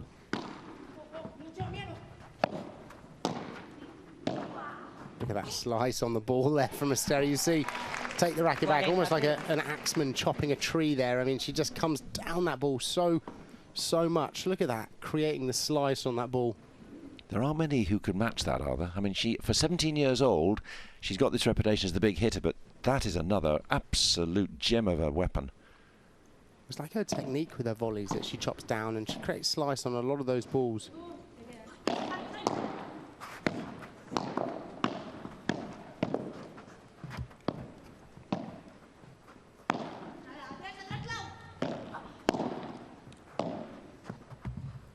A lot going to Claudia Jensen at the moment. Oh, a little rouleau there to the fence, and that time it didn't bounce up for a winner. They both started this set strong.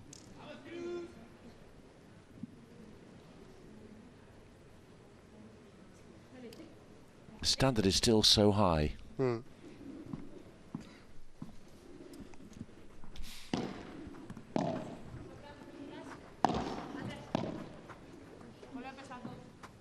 Lovely deep lob. Yeah, a little bit of slice on it meant it wasn't coming off the glass. Oh, lovely. She read it there. 0-15. Came forward thinking that Vaseda would play that Chiquita. She may have been in trouble if she'd have chosen the lob, but as it turns out, she was in the right place. 0-30. Unforced error from Vaseda. Don't often see that.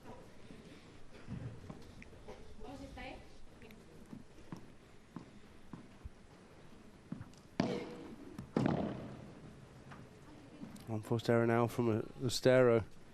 I mean, the serve is towards the glass, but at this level, the players would consider that an unforced error. You're a hard man. I was thinking that was a very difficult serve to get back, but they are the top.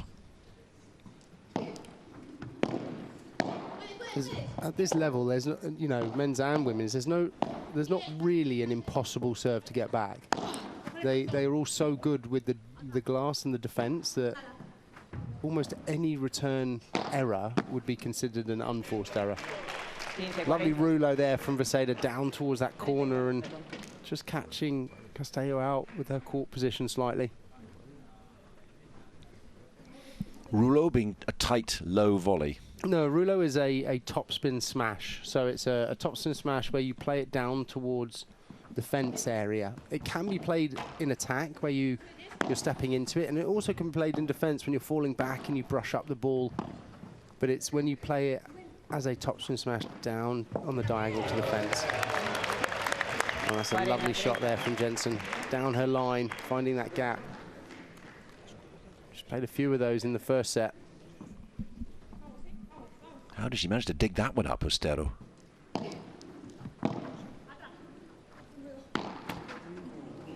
Another mistake from Vaseda on that. It's on a similar ball as well. It was a kind of just a casual vibra for her normally. Golden point. Whoever wins this wins the game. Chosen Castello to go for.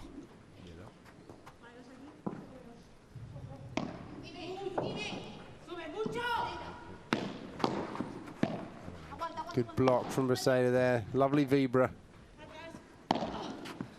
Ustero's so good at digging that ball out and putting them in a difficult position. Great volley again there from Castello to finish that point. Again, low into the back glass.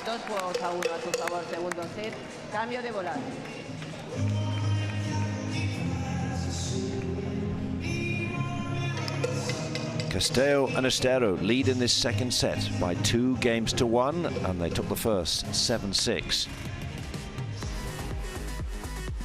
So another break of serve.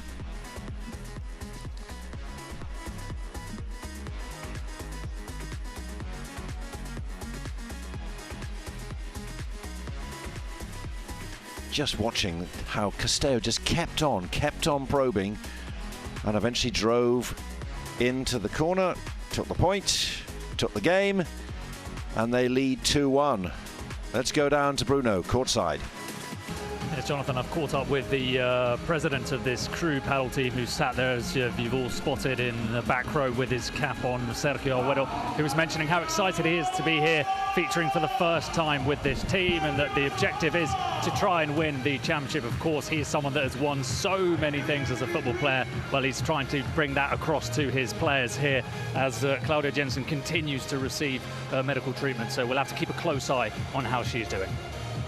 Top stuff. If you want a serial winner in a chosen sport, Sergio Agüero, what a street fighter. Never knew there was a lost cause.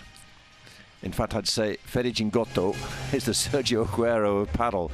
Just keeps on going.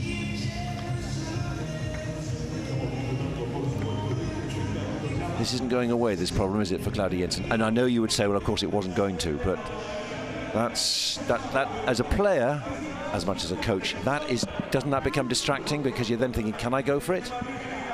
Do I go for it and then it goes completely, or do I push it anyway? And either way, I'm not either go for 100% or I don't go at all. I mean, it's really difficult at this stage in the competition as well. We're early doors, and so it's almost like you don't want to push too hard now, because you might be in trouble for later rounds. So it's also hard to know if this is, preventative. You massage and she's just feeling a little bit tight. It feels like it might be more than that. Only really the player can know. Ustero leading the votes as player of the match. Yeah, I mean she has probably been by some way, dare I say it, creative on the court, hasn't she?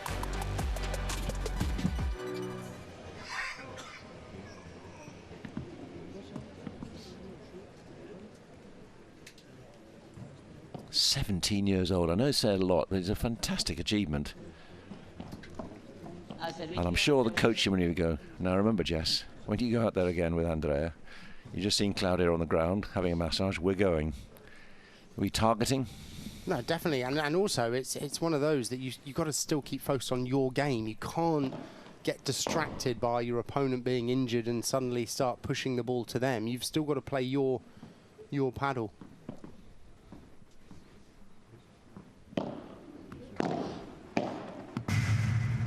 Yeah, excellent volley there from Castello down towards the fence.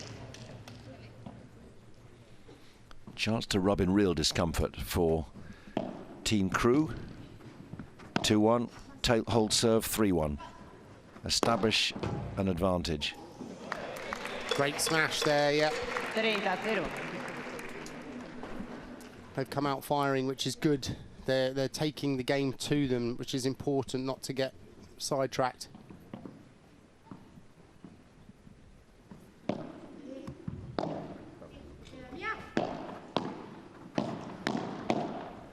Oh, brilliant. Yeah. 40-0. Well, as you said earlier, having done so much that was good in the first set yesterday, and I know we're harking back to win 6-1, you thought, God, we're not going to be done in half an hour. Then they go and lose 6-1, completely different. It's like we can't have to order again, because you've got two very good players here, Jensen and Vaseda.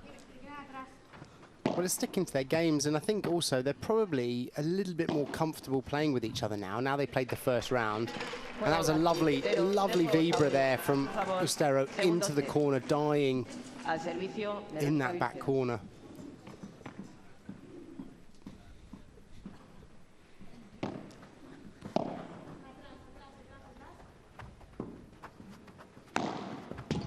Still going for smashes though, Jensen. Just looking quite mobile, considering, the back, having an issue with her back.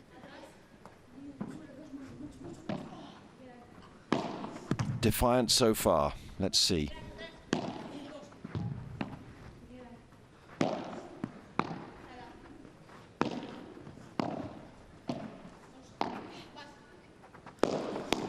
Lovely vibra from Ustero there, and Vaseda did a great job of blocking that. The whip she got on that vibra as well, and I think it caught Vaseda by surprise, and I think probably caught Castello by surprise, because Vaseda just blocked it right back down the middle, down towards the feet.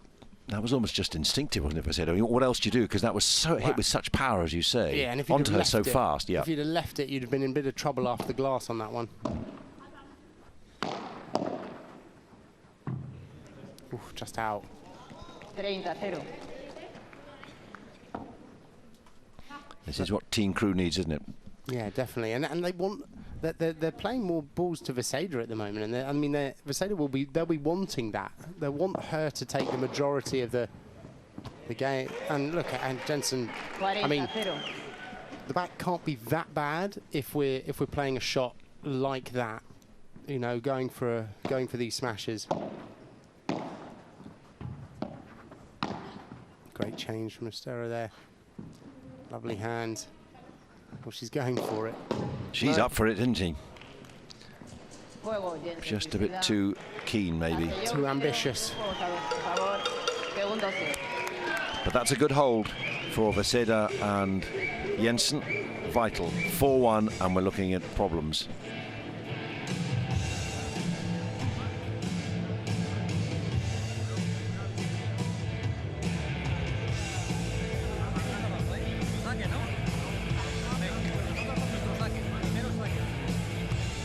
Keep doing what you're doing, surely.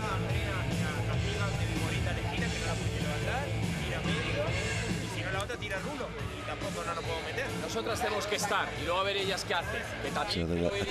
talking going on there, and if we look towards Team Crew, there is no massage going on there.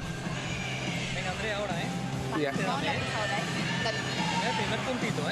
I mean, it may have been just a preventative massage, and actually she just needed a bit of loosening up. But as you say, easy to get distracted if you're the opposition, so that's not necessarily a factor. You can't influence what you're doing. Get out there, win as you would do.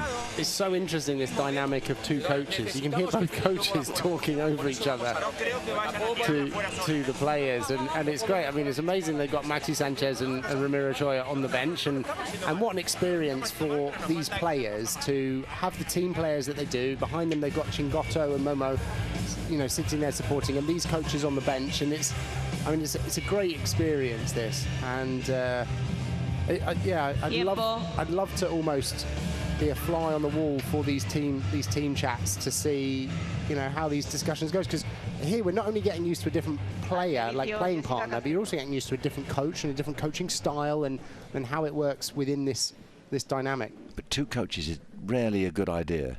And if they're both jabbering at the same time, well, how are you going to hear anything, basically? Well, keep it simple. Every coach has always said, just keep it simple.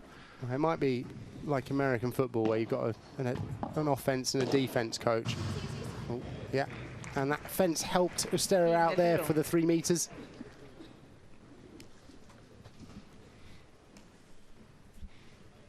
Good leap, and swiftly on it as well.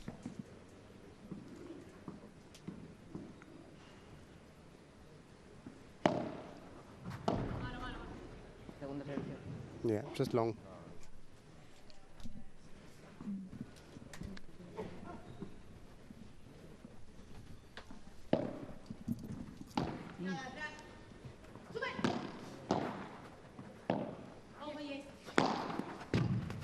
Oh, well moved.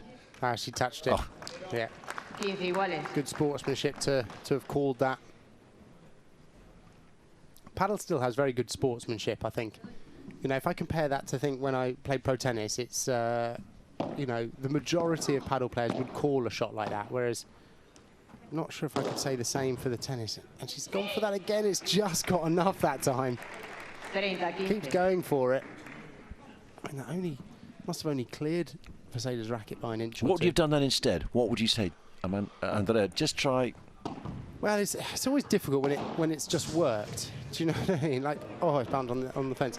You know, so because the argument would be is like, well, it worked, and you'd say, but had she hit it slightly lower, then she'd have been in trouble. And so, yeah, I mean, when you're slightly further back like that, it could have been a vibra, and she hits her vibra so well. She hits all of her overheads well, so it could have been any number of options.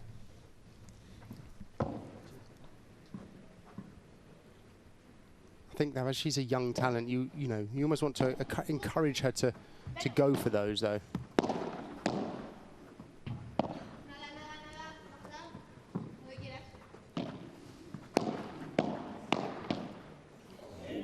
Good reactions from Veseda there. Just 40-30. a little bit too much for Castello. She was almost meeting her volley to volley.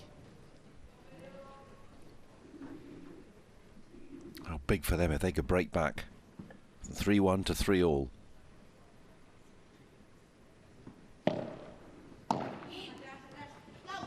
This is what I like about Golden Point as well, is that even when you're serving and it's game point, you can't let up, because if they lose this, it ends up being gold point. And that was a beautiful little like roller down towards the fence.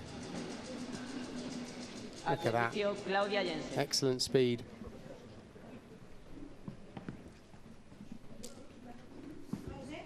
Ranked 9 in the world. Big win in Acapulco earlier this year with Claudia Jensen. Oh yeah, nice fast shot down there into the corner. Got her a bit caught up.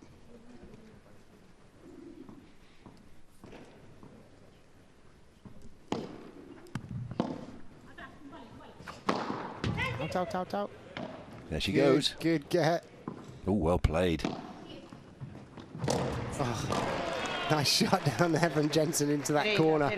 Castello doing well to go out and get that, because it did actually kick quite far out the fence, outside the court. She's on her way, and what a great return. Great composure by Jensen too. Yep. Yeah, just got that right. Yeah, got that right, and one player goes out, the other partner is then covering the court. Oh, Jensen's gone for a risky drop shot. Mind you, if you're going to do that, I suppose 30 love ups. There are worse times. Oh my word. Oh dear. Suddenly 30 all.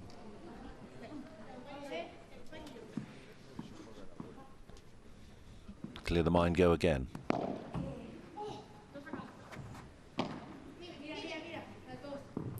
Ustero and Castello trying to seize the initiative. Excellent pressure there from Ustero coming forward, giving them no time on that volley. And 5-2 this would be if there is a break of serve.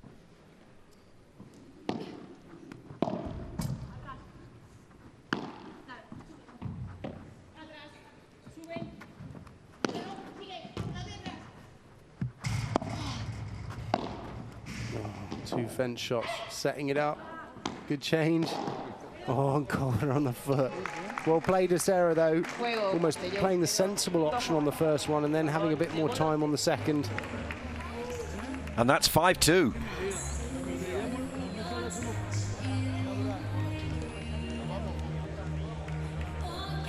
You said it earlier, 30 love, looking good. And then suddenly, 30 all, 40-30, 5-2. Now there's a job on their hands to save the match. Well, it's always the way, isn't it? I mean, she went for that drop shot. She went for that forehand drop shot. There was a little bit of a risk. And then the next ball, she made an unforced error on an attacking volley. Now, that was probably the right shot, but she just made an execution error. And so, but this is Padel. It can switch so quickly, you know, a matter of moments, and you know, you're on the other side. Well, a flick of a switch, that's what Team Crew are looking for. And with a switch, we're straight down courtside with Bruno. I've been keeping a close eye on the physios who are sat just here behind me, so you can see how close they are to Claudia Jensen in this case. They're overlooking to see how she is. And I asked them how she is, and they just gave me a short okay. They didn't want to give too much away. I can understand that sometimes, the privacy of the player and the injury, they don't want to give it away, but they did mention, I heard them over speaking, that they had to prepare for the eventuality of a potential withdrawal. But I suppose given how far they've come in the match and how little is left, Claudia Jensen will probably try and grind her teeth and get through this one until the end of the match. Thank you, Bruno. Interesting. She could have done with a pick-me-up, that's the thing. Because there were the chances there, as we've just said.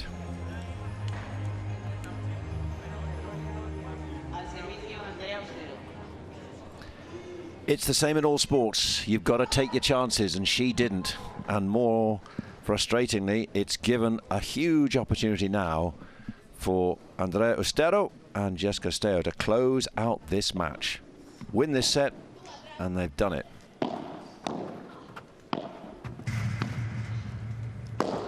Yep. Ooh, Ooh, yes, just. Never in doubt. Yeah. Well, whenever that ball bounces down and then hits the fence, could literally go anywhere. But she hit it with enough power that it even managed to go outside. Well, not too much wrong with Claudia Jensen if she haired out of the court like that, you have to say. But 15 love down.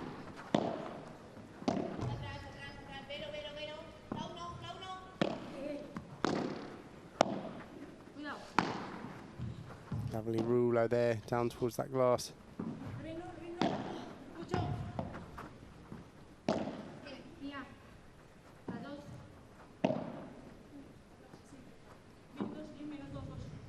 We're slowing the point down here, both pairs. Great smash from Castello there. A little bit flatter on that smash as well, so it just took off when it rebounded off that back glass, got away from Veseda.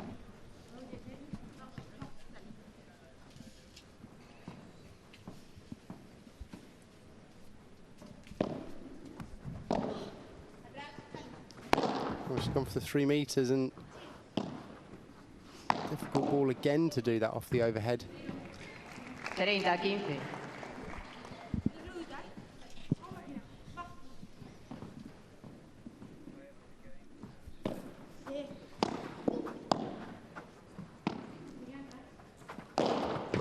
Good flat smash. 40-15. And as the court is reacting quite quickly and at this altitude, that flat smash can be really effective, and that's brought up some match points. 3 match points for the player of the match, Madrid Ustero.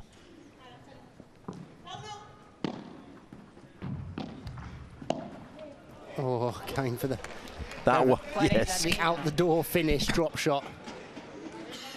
that was the cherry on the cake, wasn't it? Well, yeah. However, still 2 match points.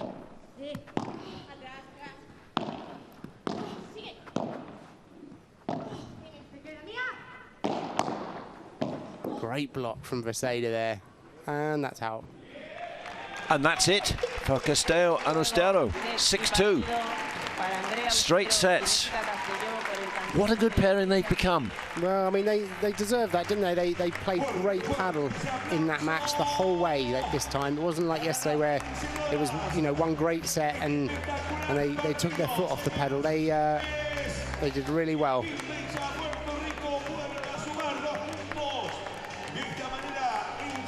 Hope you enjoyed that as much as we did. That was a really energizing, fascinating contest. Ebbing and flowing, with strategy very much at the forefront. And the more you were talking about how the players are maneuvering each other around and playing 2 or 3 shots clear, you can see how they're going to contrive openings. Player of the match, age 17. She was definitely the most creative player in the game there, wasn't she? You know, she was opening spaces.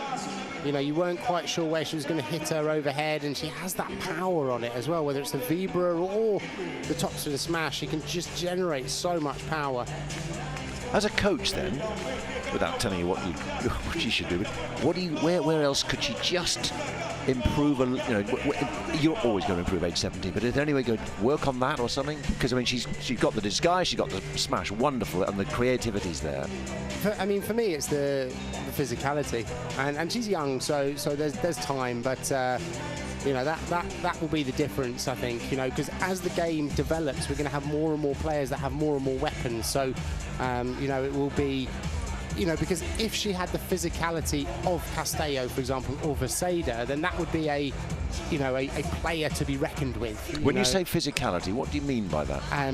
Speed around the court, you know, endurance, like it's, you know, they're...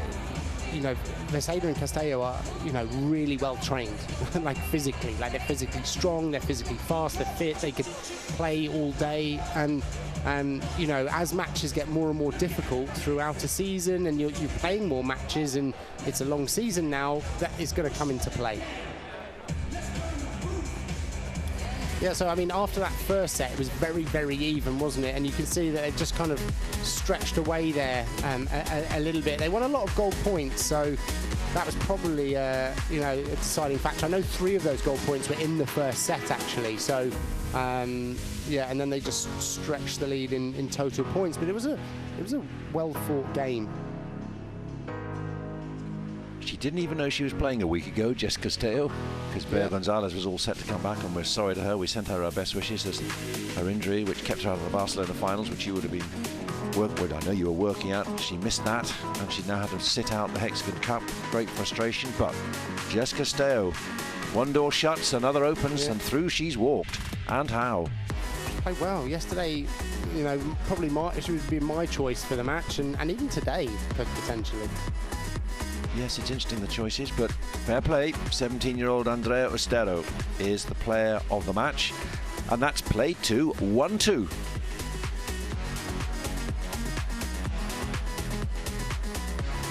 There's the confirmation. And Madrid Ustero and Jess Castello are with our reporter, Bruno. Or maybe it's just Andrea. Estamos con Andrea, MVP del encuentro, votado por la afición. Enhorabuena. Cuéntanos un poco tu análisis de lo que ha sido este partido y las sensaciones. Bueno, pues como dije ayer, nos lo pone muy difícil.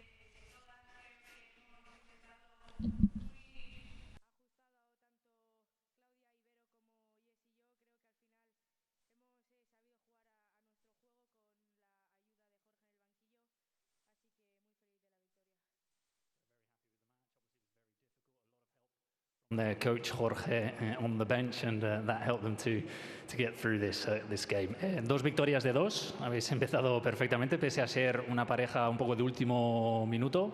Háblanos un poco de tu compañera y cómo os entendéis en la pista. Bueno, pues la verdad que solo tengo que acompañarla. Creo que tanto ayer como hoy ha hecho un partidazo. Me da mucha confianza, así que felicitarla y espero que mañana juguemos igual de bien. And just mentioned that her partner gives her a lot of confidence and it makes life very easy for her. So, muchísimas gracias. Muchas gracias. Muchas gracias indeed. Well, Jess Castello has done her role very impressively. Alejandra Alonso is her normal partner in the tour. In terms of the league table, the team's leaderboard, Team Bea Puerto Rico go top. Impressive.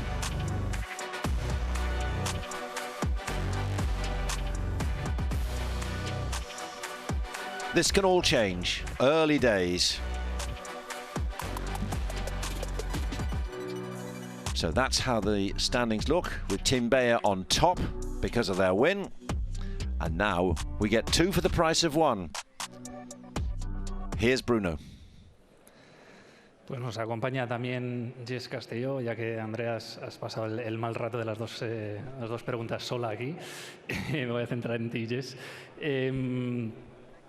Hablábamos de la victoria. ¿Qué importancia ves que los momentos claves esta semana, ayer el super tiebreak lo sacáis adelante, el tiebreak de hoy también lo sacáis adelante, esos momentos en los que hay que dar ese paso adelante, pese a ser una pareja, como decíamos, un poco de último momento, estáis dando ese paso adelante?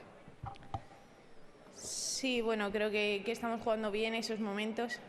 Justo hemos ganado el set y Andrea me dice, estábamos en el horno, así que bueno, la verdad que creo que sí, tanto en el tiebreak como en el 3-3 lo hemos hablado, que teníamos que intentar estar con más intensidad y bueno, la verdad que en los momentos importantes yo confío mucho en ella, sé que lo va a ganar sola y bueno, creo que esa confianza que tenemos las dos es lo que hace que al final juguemos tan bien en esos momentos y tan a gusto.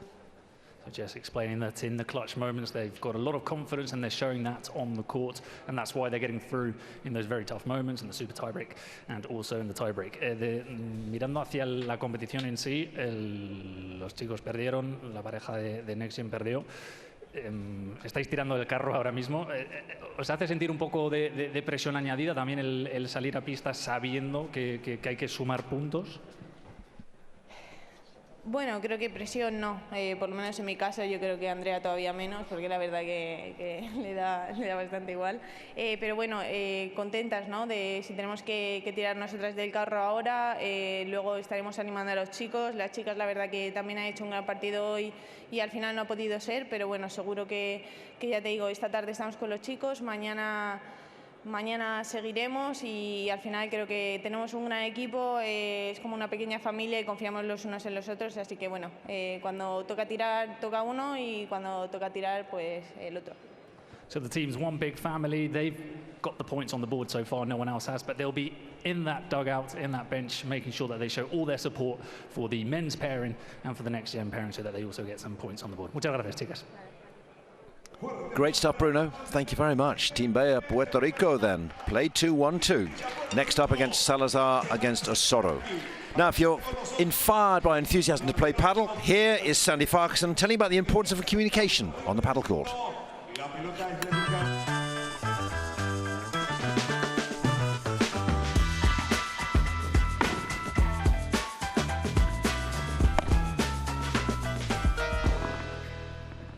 Communication is absolutely crucial in paddle, and it's something that we see the pros doing loads of communication, and often newer players or amateur players don't communicate that much.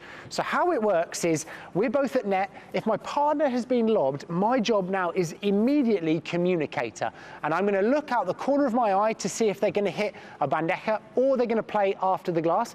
Either way, I'm communicating, and I'll move back if they're going back, and I'm going to call to them what our opponents are doing. And this is so crucial because I'm not telling them what shot to hit, I'm telling them where our opponents are so they can make the decision for themselves. And so I'm back in this position with them, constantly communicating about where the movements are of our opponents. It's something that you just need to get used to, and it will be both forward or both up or both back. And if you want to say one is cross or one is back, you'll say cross back, and that will imply the line is up, or the other way round, and you'll get the other way round. You get the idea. It's not racket science.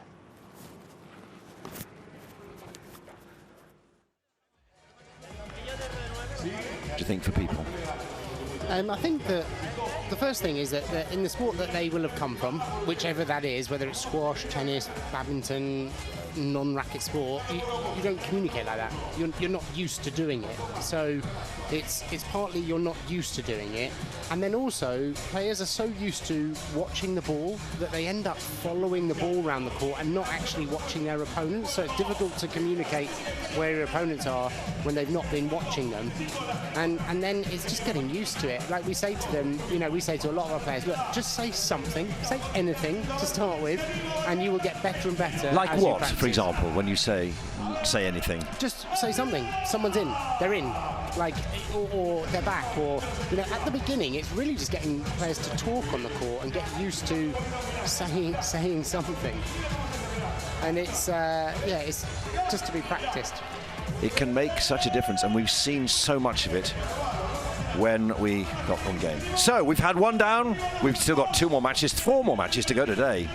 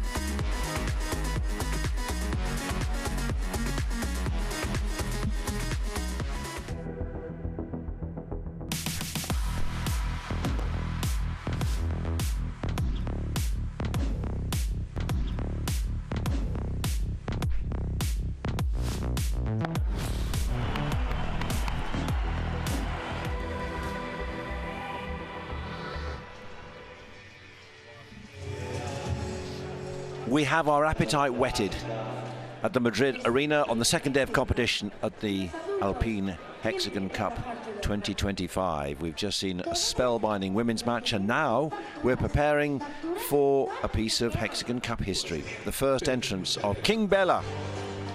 You're saying King who? Fernando Belastaquin, one of the great players. 16 years in a row was he world number one.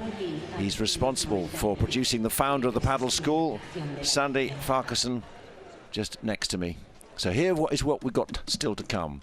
We've had the first match with Jess Castello and Madrid Ustero, winning in straight sets against Claudia Jensen and Vero Viceda. To come now, we have King Bella, Fernando Belastaquin and Tino Libak for the 11-11 team against Robert Lewandowski's 9, John Sands, and no Agustin Tapia. We'll come to him in a minute. The world number one is unfit, has gone home to Barcelona. We'll discuss that in a moment. Still to come also former world number one Alejandra Salazar in match 3.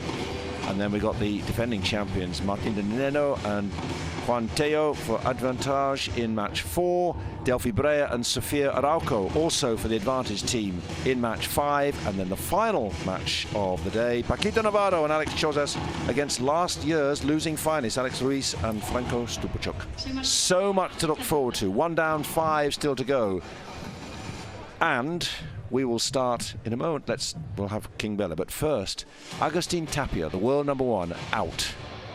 We're thinking, we've heard it's a quadricep injury, and you're thinking maybe it was because of that slip maybe on the court yesterday when he seemed to not just lose his footing but also lose his rhythm. Yeah, there was just a moment, wasn't there? There was a deep volley and he ran back towards the back glass, and you saw he looked like his foot caught in the sand, or he slipped slightly. And I mean, I don't know that it was that, but I mean that was just a moment in his match. And yeah, I mean he's probably, you know, in a position, it's early in the season, right? So he's got to be very careful not to, a man in his position, start the season with an injury. So yeah. That's surely the point. It's a bit like all players, be it footballers or cricketers or rugby players, or if you go down and have a problem in pre-season, you are almost chasing your tail to get back to full fitness because everyone else is going well and you've had to wait, and you're behind, and you're constantly feeling surely you're playing catch-up all the time. I mean, I think as well, if you're, you know, especially if you're world number one and you're wanting to hold that title for as long as you can, and you're defending titles the moment you step on court in season, it's a slightly different story. If you were, you know, ranked 20 in the world and you're in this occasion, you might treat it slightly differently. But you know, he'll be under pressure from the moment he steps on court in the season.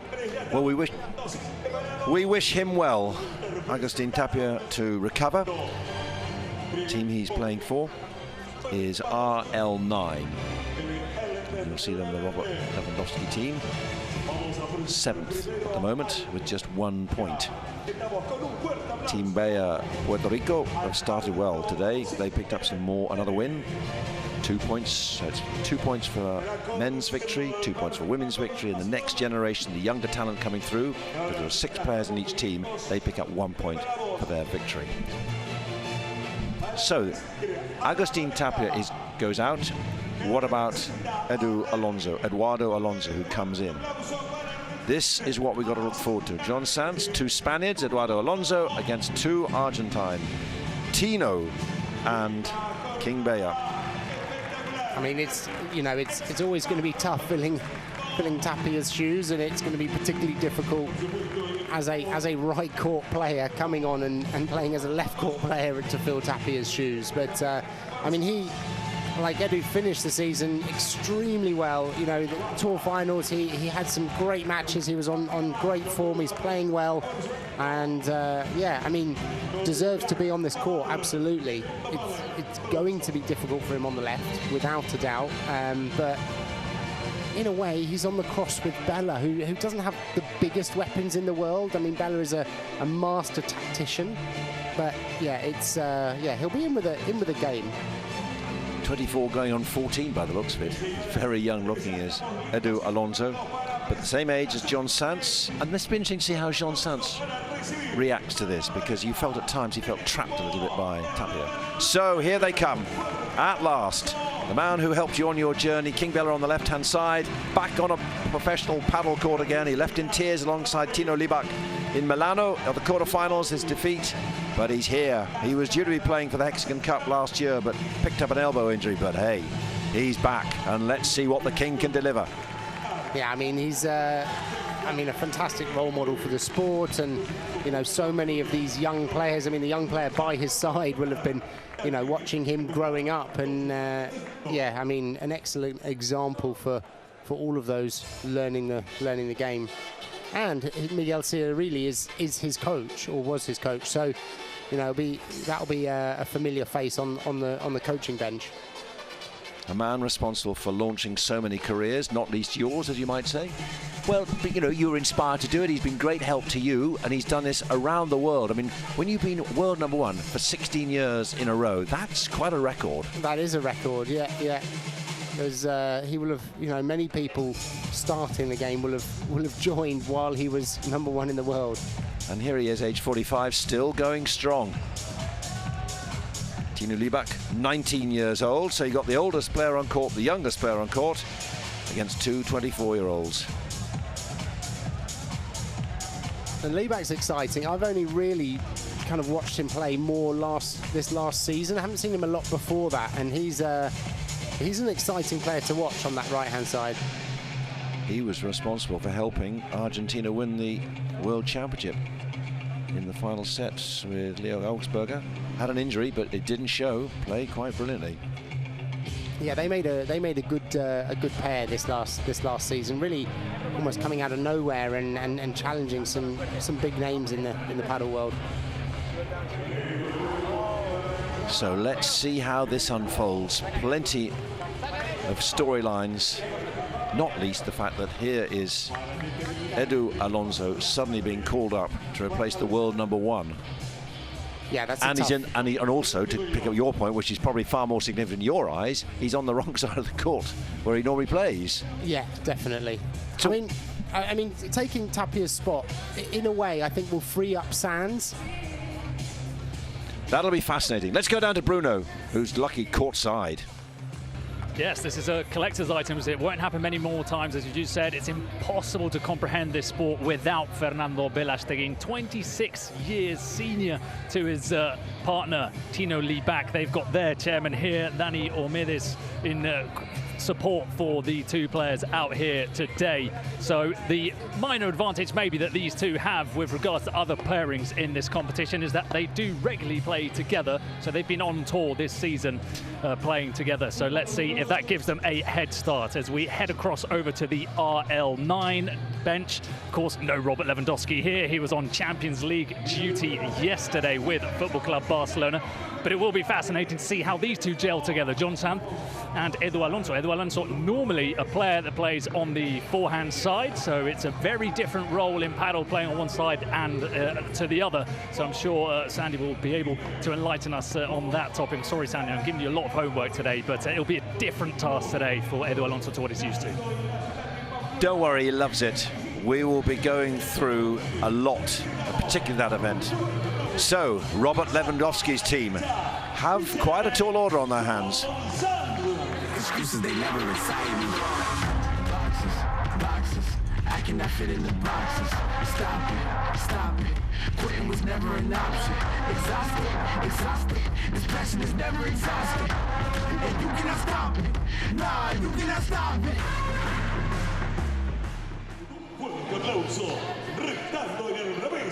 So this is how they're going to shape up. Sants and Alonso. Sants the left-hander, Edu Alonso the right-hander. So talk us through the challenge that he now has, playing on the wrong side, in inverted commas, of the court that he's used to. Well, I think it's more, you know, it's a setting on the court. So first of all, he's defending a different corner. So, and that's one thing, but it's also that kind of instinct. Now, he is playing with John Sands, who is an aggressive lefty. So he will be able to play a bit of a right court style game with John Sands. In other words, you know, set the point up, be sensible, you know, probe them, create it, and let John Sands be aggressive, which is how John Sands likes to play. He's got lovely overheads, he strikes the ball very well, he's very dangerous and unpredictable as an opponent. So they would match well on games. It's just whether Edu can get used to that left side and being aggressive on that left side. I think your point about freeing up John Sands is going to be fascinating, because often in that game yesterday, that match yesterday, we were talking a lot about how Agustin was getting onto his side, and it was almost like he was being hemmed in. Well, they've got nothing to lose here, right? And so now he's got a bit of freedom. He can be a bit more aggressive. He'll know that Edu will leave a lot of those balls down the middle for him. So, yeah, I mean, he'll be able to play how he wants. They're up against one of the greats and someone who has designs on being a great. So, are they ready for the twin threat of Berestagin and Libak? You can't stop me, I'm running through.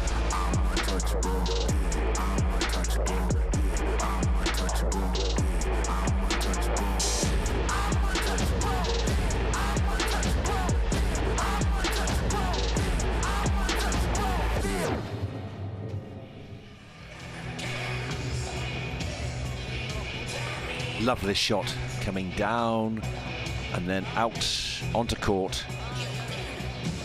The Lewandowski team on the right there, Sanz and Alonso, and then in green, Libak on the left and Berestagin on the right. And Bella, I mean, where do you start? Where do you stop? What to say about Bella? Still playing and playing as well as he is at 45, and I mean, there's a reason he was world #1 for 16 years. It's just his understanding of the game and his tactical know-how is fantastic. And I mean, the game was different in his era, so it didn't have the physicality, it didn't really have the Tapias, the Cuellos, the LeBrons in that era.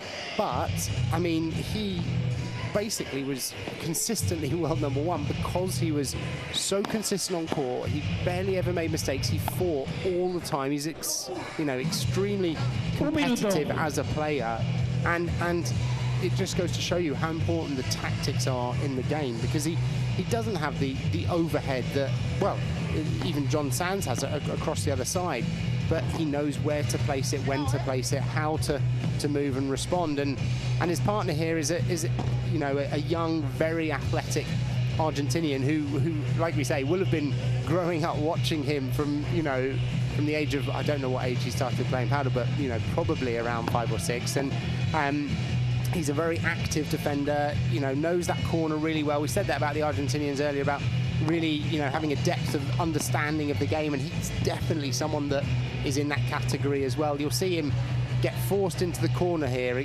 from John Sands, and he'll be defending really, really well, no doubt. I've seen him hit some lobs off almost ridiculous balls, a bit like we were saying with Ustero before, the way she can dig the ball out. And I mean, he's super athletically back as well, so this is going to be an exciting encounter. El partido comenzará en 2 minutos. There's Franco Colapinto, Formula 1 driver with Williams, and Sergio Aguero. They've all come out to watch the paddle, and it's a great tournament, and we could be in for a real treat. And frankly, if you know nothing about paddle, but someone says, by the way, you're about to see one of the greats in any sport, you go, okay, I'll come and watch. I mean, when you think 230 titles, 286 finals, 6 world championships, and as you say, #1 for 16 years, unbelievable in a row. So every reason to tune in for what could be an absorbing match. Maybe Sanz and Alonso will just run away with it, or we're going to see something quite unexpected. Sanz and Tapia did not run away with against Navarro and Chozas yesterday, so why should we expect anything different on the second day of competition? And they have played together before. They're playing last season, weren't they, in 2024. In fact, Libak was on court in Milano, and he's got a big reputation. Was part of the World Championship winning team at the end of the year, Tino Libak. It's quite a challenge not to be daunted, though, when you're up against your partner by one of the greats. I must not make a mistake. Play my game. I mean, Bella is so I mean, he's so down to earth, just as a person. I mean, he's really, really easy company, and you know. He took you under your wing, under his wing anyway. Didn't essentially you went to get away, but you said you were saying yesterday how he invited you in, you talked over lunch. Yeah, just giving he's so much. He's very welcoming, and I mean, well, you know, Tapia started with him as well, you know, and so he's that type of player that a lot of the players that are coming through want to play with Bella because, you know, he's a fantastic guide. I mean, 16 years is a long time to be world #1 in any sport, and so you know, he'll be great guidance for Libac.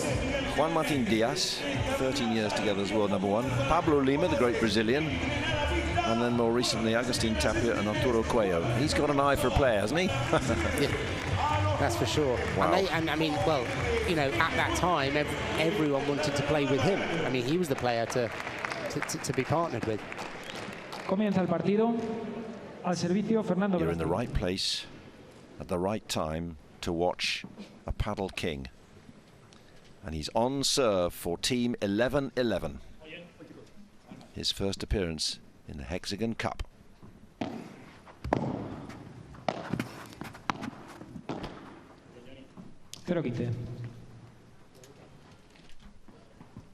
You don't win a match in the first point. No, and like with all these matches, there'll be a couple of errors here in these first few games as players get used to it. There's Edu's first.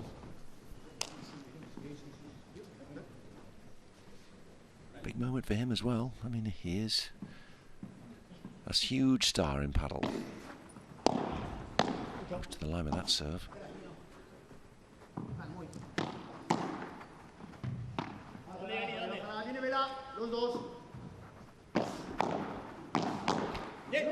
And that's what Edu does so well. I mean, on that right side, you know, when he's playing against on the cross with a Chingotto or someone like that, or even a Libac, he does that so well. And so that will probably be his game from the left as well. Good early touches for Alonso.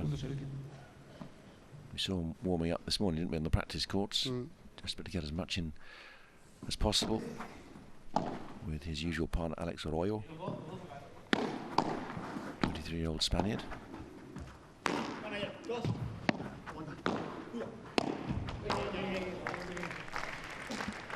Just feeling each other out at the moment, aren't they? Just kind of pushing the ball around.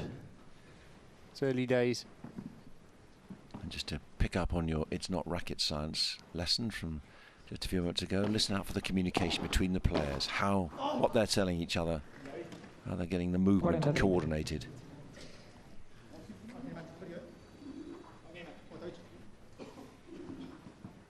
Nothing like a net cord to get things going.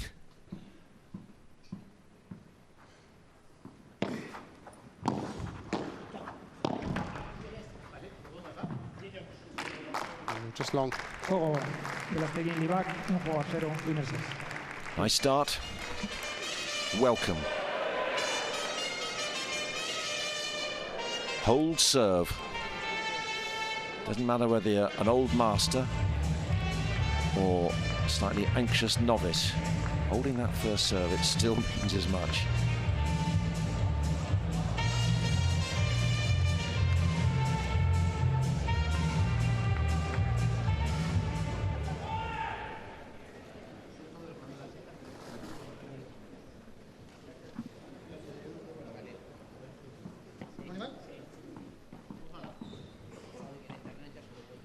Al servicio, John Sant.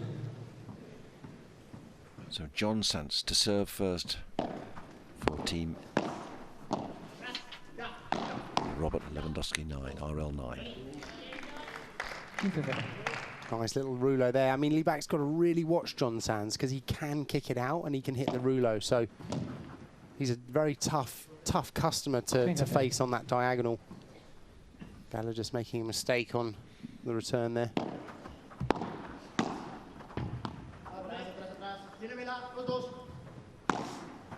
Oh, lovely Bahada. Little shout about Bella, wasn't there? I think from John Sands where he was, wasn't there? Did I pick that up? Yeah. Well, you'll be hearing a lot of this communication. And Edu's settling in all right on this left side. I mean, it's only really, I think, the overheads that might struggle there. And John Sands getting pushed back on that rouleau. He'll be making those later in the game.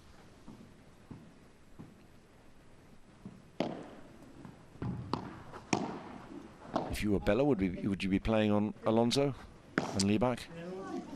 Not. I mean, not exclusively. I mean, I think both pairs here will just look to play good paddle and good strategic points. I don't think you would be focusing more on one than the other, but in certain situations you might, for example, against Edu and Sands, you might lob to Edu as opposed to Sands, like we've kind of just seen there.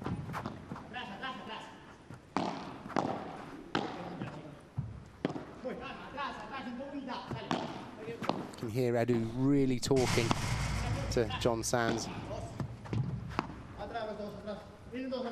See, you hear they're talking the whole way through that lob there. And that's often one of the mistakes that recreational players is they wait to say where they are before speaking, and actually these players are talking the whole way through, almost commentating on where the opponents are.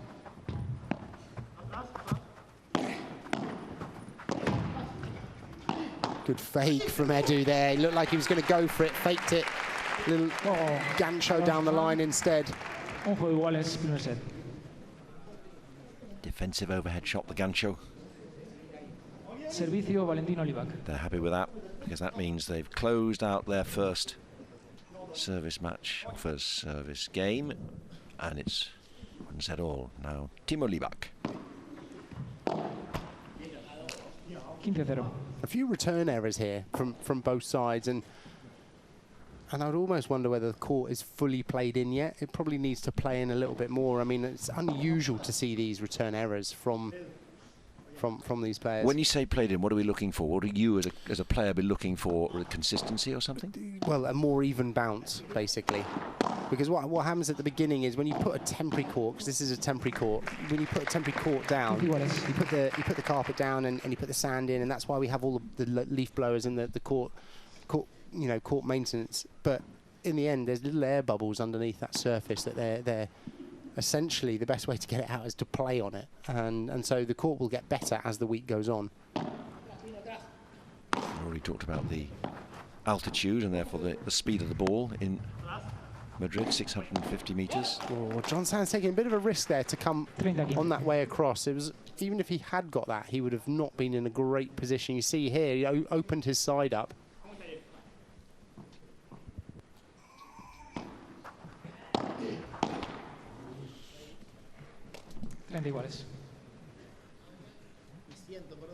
Yeah, feel like a few of them are just finding their feet here.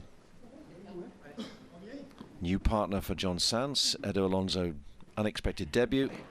Liebach and Belastagin just coming to terms with their first appearances on this stage. Well, I mean, Edu and John Sands will have never played together because they're both right court players.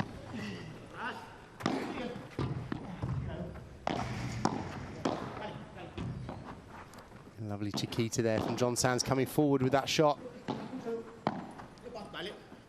Excellent. Oh, unlucky. Excellent manoeuvring there to get their way in. Chiquita from John Sands coming in. Edu, playing a lovely shot choice there, but just overhit it slightly.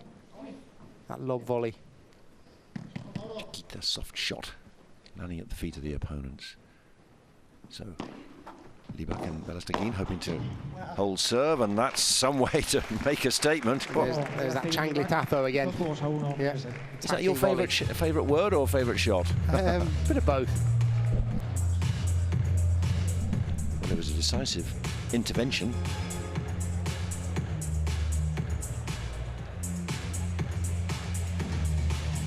Sands and Alonso then are 2-1 down.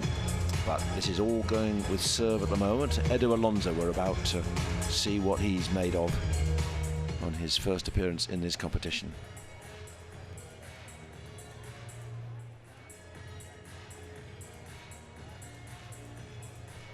Two Spaniards against two Argentines.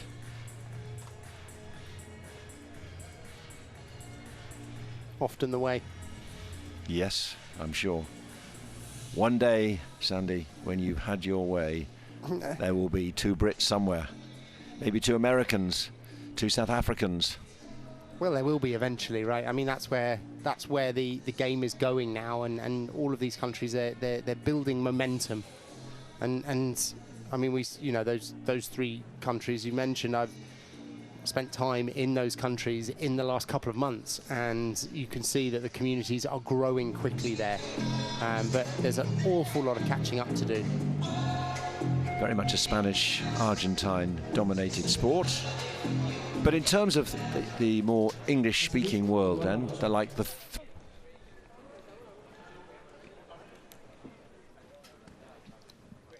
we can develop the other countries where Australia, Canada... But they're further behind than UK, US... and South Africa. And South Africa at the moment. The 2 dominant nations then on either side of the net. Good work by Libak. There's the boast from Belastegin. Oh, hello, ole. Yeah, and that's the risk if you go for it. And Libak is, like we said earlier, is very athletic, so you're going to have to make sure you hit that well. If you're John Sands, I don't think he quite caught it well enough. It didn't kick up as much as he was hoping. That's a big confidence boost for Libak. Such a difficult smash to go for. You've really got to time it perfectly. A few uncharacteristic mistakes from Bella here.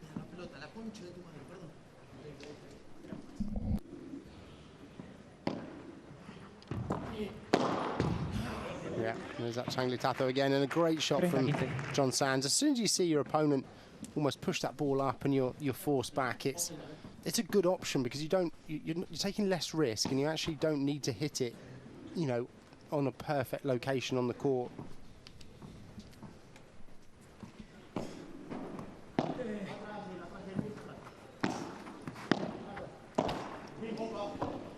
Oh, unusual from Edu there. It was almost too easy for him.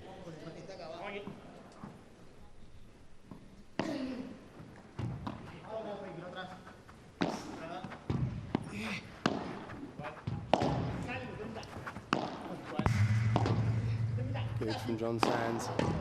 Oh, and actually, that's often what they look for is the back boast. So you see how they force the ball behind Bella. He hits a boast off the back glass. It's already coming with the type of spin that he wants in order to hit that ball to bring it back, because it's coming with slice on it. So it's already got the rotation. So he just has to add to it, and so he got the ball he wanted, just mistimed it. Break point then for the Argentine pair. Another mistake from Bella. And golden point. And if you're just joining us for the first time and wondering what a golden point is, there is no deuce as such. There's not an advantage and then another point. This is it. The server has chosen to serve to Libak. Great placement by Libak.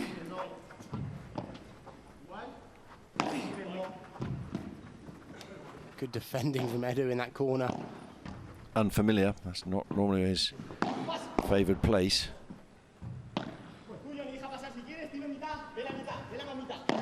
Again, the running commentary from Alonso. Oh, just that long volley, just a touch too hard. And they were quite lucky that John Sands' Bahada off that back glass clipped the net. They're very happy that they got that point. Level then, 2 games each.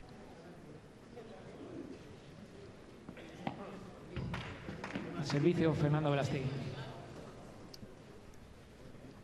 I feel like Bella's just got to play his way into this a little bit more. Ali Sanchez, you just saw there, as part of the RL9 team, world number 1. Lost yesterday against Triay and Ortega. Later in the day against Delphi Breyer and Sofia Raucho. There's a game and a half. Defending champions in the women's event. Bella just getting Edu turned around in that corner. Bella doesn't hit with as much side spin on his overhead, so hopefully is, well, easier for Edu to defend there. And what a powerful backhand volley from Libak. Look at the way he got his body behind that. Alonso had no chance to move at all. Ball almost hit him before he'd moved. Not easy to do that on the backhand side, and then just 40-0. slightly overhit that lob there, John Sands. As we mentioned in an earlier match, it's almost this overhitting of lobs in these fast conditions.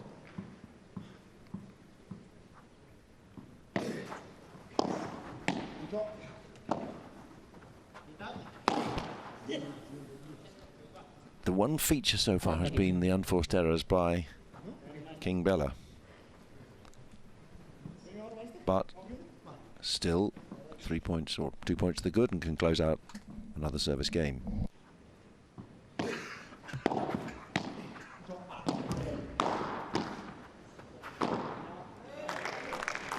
Yeah, excellent play from Lee back there.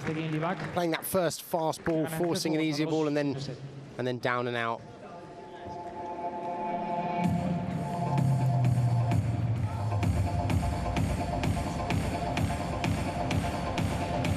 We're going with serve, which is very different to the opening match at the women's event, where it was lucky anyone could hold a serve. It was break of serve after break of serve.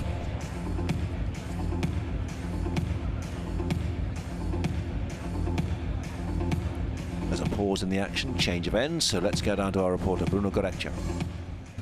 Yes, Jonathan, I've changed ends because the stadium's starting to fill out a bit. It's only natural that midweek, early games kicking off, it takes a time for the temperature to sort of rise. But as you can see here behind me, the VIP area is starting to fill out. The front rows with the players and the fans coming in, and everybody wants to grab a bit of Fernando Velasteguin. Everyone knows as well that there's only a couple more times that you can actually do this. Come and watch Fernando Velasteguin play live. So that's only going to be available exclusively here at the Hexagon Cup this season. This is the last we'll ever see of him. So stadium filling out very nicely. Still a lot of paddle to be played, of course, today in match day 2 of the Hexagon Cup.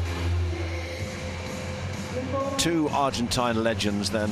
Sergio Aguero, we can see there in the VIP area that Bruno was talking about, and the great Fernando Velasteguin.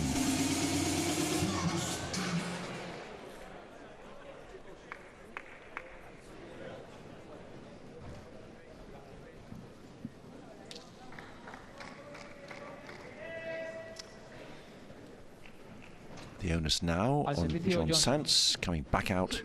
Here's the left-hander to serve and to hold. Bang on song, I have to say, with Tapia in the first set. 6-3 they took that yesterday, and then lost their way against Navarro and Chozas.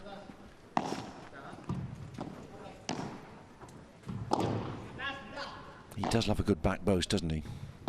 Well, they're forcing him into a difficult position. It's often the best thing to do in that corner. Oh, that sat up nicely for them, yeah. And Lieback took advantage of that.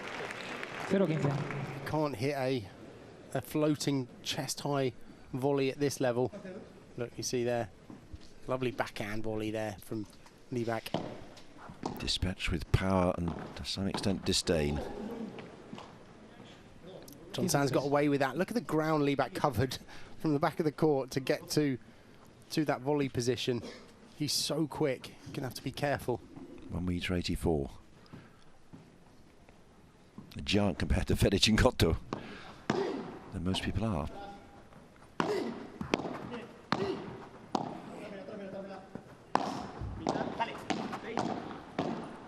Oh, well dug out there from Bella. Has so much power on his Bajada there. And he hits it with a bandeja technique, and I mean, he generates so much power off that. A lot of players find it difficult to do that, but it's almost been one of his trademark shots, that. Tell us about those techniques then. What you said, like a mix of a bandeja and a bajada. So if yesterday we saw Paquito playing, and we saw Alex Ruiz earlier in the week, and they play what looks like a vibra off the black glass, and that is a cuchilla that we talked about. And the other technique is to use a bandeja, and that's the technique that Bella's used, and that's more of a chest as the prime mover, as the action, as opposed to a throwing action of the cuchilla. So there's almost two ways to hit your Bajada from the back of the court. A whole terminology in Spanish for anyone taking up paddle, if you really want to get into it. Well played from Edu there. Just finding the feet of both the players as they were trying to transition towards the net. Good recovery, 30 love down. And now, chance to go 3-all, Holsing serve.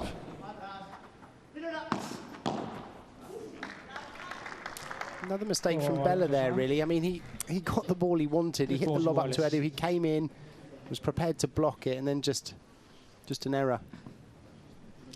Servicio Valentino Olivac.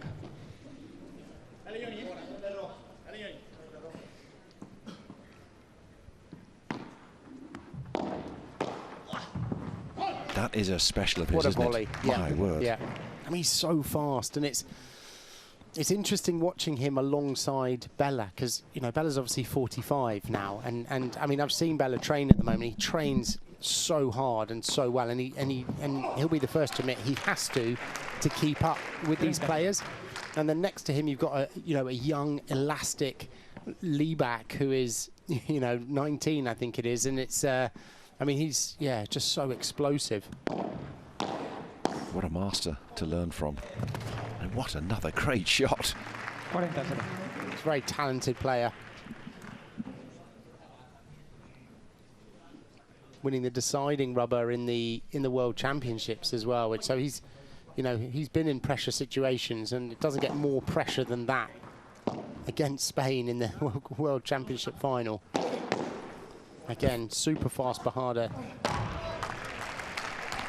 Look at that. A service game to love. Cambio de bolas.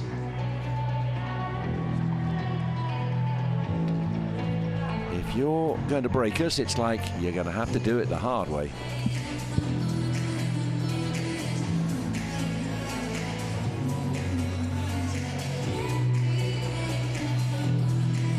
So throughout the competition here in the Hexagon Cup in the Madrid Arena, we're asking you to vote for your player of the match. Scan the QR code on your phone. And are you suitably impressed to go with King Bella? Or do you feel that Dino Lieback is going to be your player of the match? And what about Edu Alonso on his debut? And then there's John Sants. Been there, done that with Coqui Nieto. And was very impressive in the first set, certainly yesterday in his match with Agustin Tapia. But the world #1 is injured, a quadricep injury, we understand it, back home in Barcelona, preparing, he hopes, for a quick return to action, not least in the first big tour event of the year in Riyadh next weekend. So he's got 9 days to get sorted. And we wish him well, but it's an opportunity to see the talent that is Edu Alonso.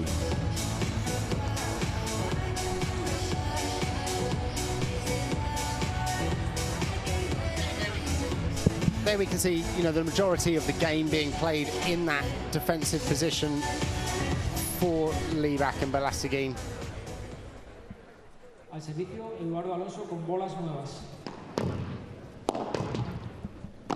New balls here, they're just knocking the air out of the fur.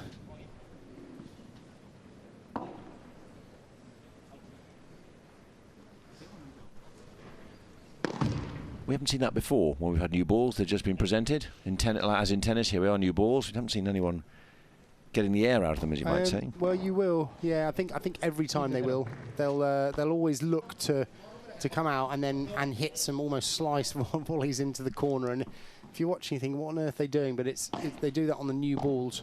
And how does that help the new ball's performance then? Well, the balls, when they come out and they're new, they almost slide on the glass initially because the fur is almost so packed in with air. So it does actually make a difference. So they'll rebound off them as opposed to slide. Yeah. So that'll just be a truer bounce. And you see John Sands there.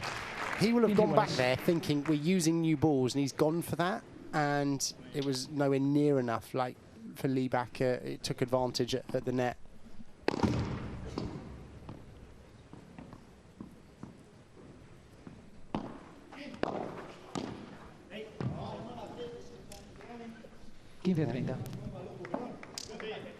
They've got to be careful here now. They do not want to get broken at this stage.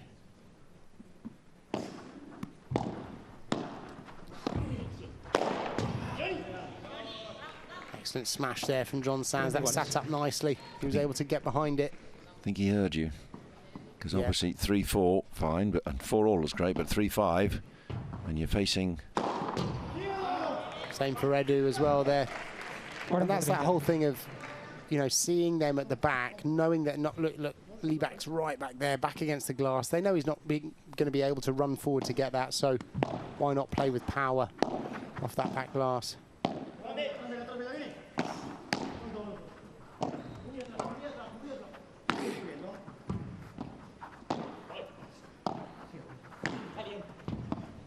Oh, what a shot. My word. What a shot from John Sands down the line. And, I mean, Lieback knew it was going there. Look at, he came across, he covered all of it. You see where he is, but just squeaks down that line. That was a game saver, literally. 4-all. But again, the power and the consistency of the Lieback backhand volley.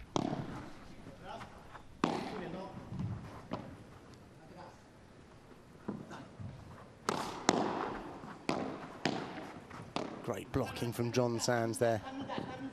Oh, just where he wanted it inside. Well played, John Sands. Managed to force Bella down to that one side, creating an opening, forcing Lieback then to cover more court.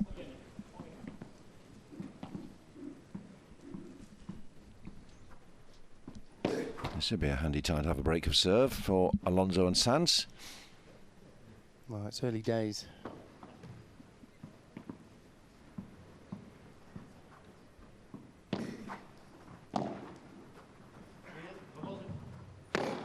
What a shot. Wow, look at that speed.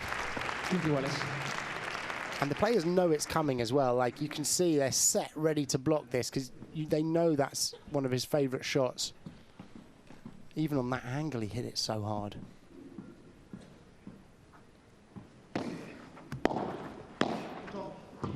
Oof, just came off his racket too much.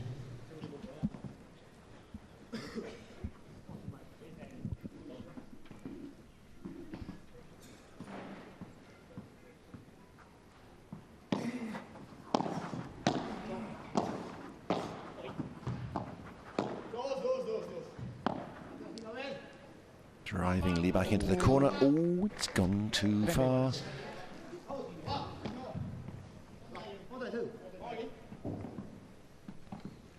As we were, 4-all, 30-all.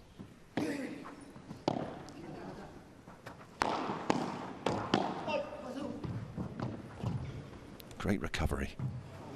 Oof. But just overhitting slightly, aren't they? Like we've said in all of the matches at this stage.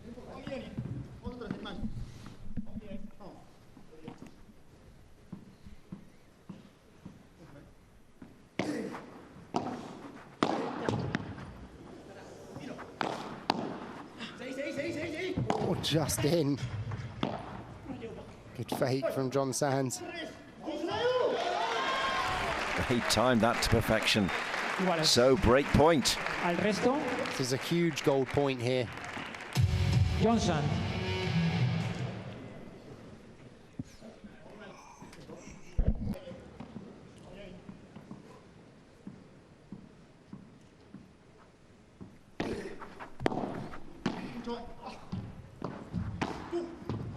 Backhand volley and Lieback. Oh, and it was just enough. Oh, he'd have been in trouble though if John Sands had have got that back, because there was no one in that corner.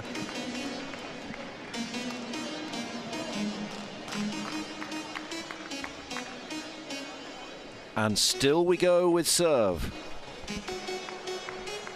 Edu Alonso and John Sands now have to return to the court after this break.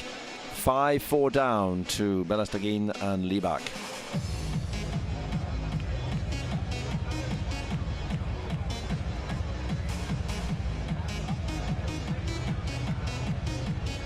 Again, great entertainment. It's almost as if after the first day, a few players just getting used to being back in a competitive environment. It's all very well practiced, but there's nothing like match sharpness. And our first match was spellbinding. with Ustero and Castello coming through against Jensen and Versida in straight sets. And it's compelling now in this first men's match of the day. 3 men, 3 women matches making up day 2 of competition at the Hexagon Cup in 2025. More riding on this return to court, because this could be a chance, or is the chance, for Team 11-11 to close out this first set.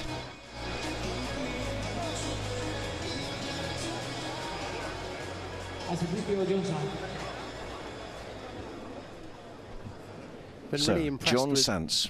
Sorry, I was going to say I've been really impressed with Lieback at this stage. I mean, he's your player of the match so far, is he?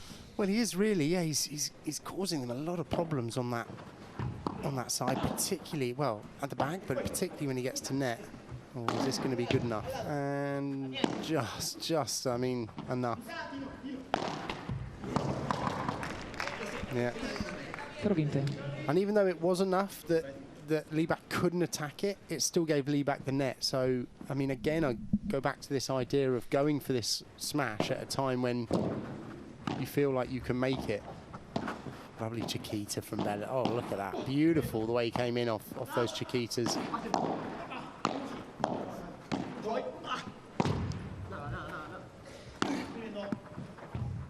He's like the older squash player, for those who play squash, just knows where to be at the right place at the right time and has everyone else running around, times it, never seems in a hurry. He's conducting the game, isn't he, and just doing it so well.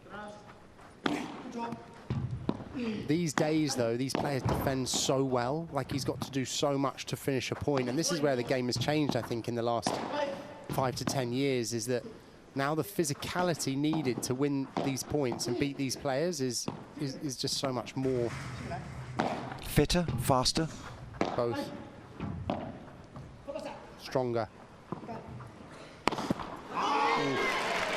Yeah. What a point.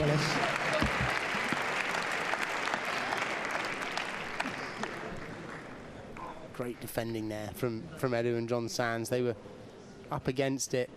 Lieback going for quite a difficult shot down that line.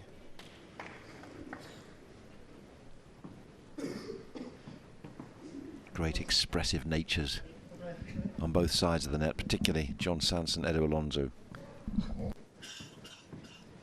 Geeing each other up.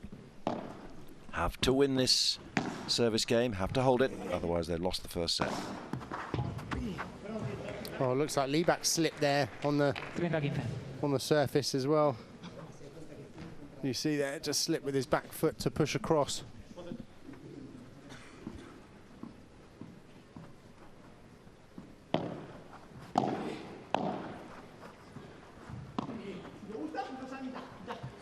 That's the one to go for there. You see there's a difference in about a metre in terms of court position, and so he's further up the court, so it means he's more likely.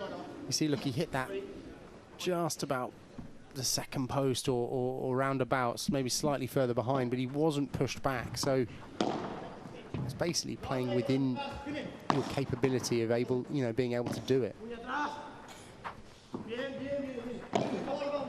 Oh, what a backhand. What a shot. What a shot. Facing the wrong way, pretty much. Backhand Bajada there from Bella, showing that he can hit both sides well. The timing was just exquisite.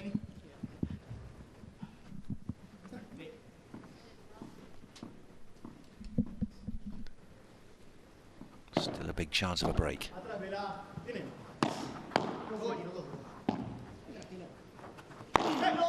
And that's not enough. Oh, we couldn't get rid of it.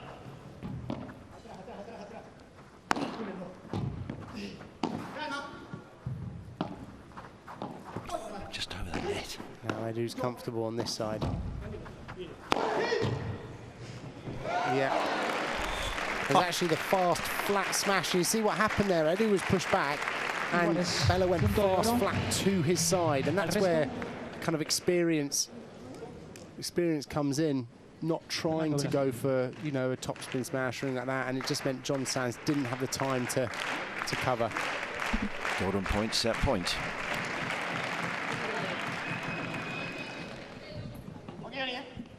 Quiet word. But all the pressure now on John Sands. Gone for Bella.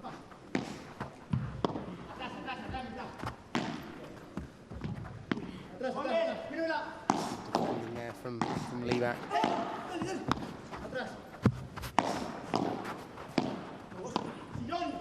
Oh yeah, that's too short. Big roar. We're level still, 5-all. Yes, that's the expression. That was close. They defended well there, Lieback and Bella, but just, yeah, slightly too short on that lob. That's the difficulty, especially when you hit a few lobs and you overhit a little bit, you hit the glass, you think, oh, I don't want to overhit, especially on a golden point. Sometimes you just end up hitting a little bit short. Keep those votes coming for your player of the match. Scan the QR code on your phone. Alonso or Sanz, Verstappen or Lieback. It's a close run. They're all having their moments.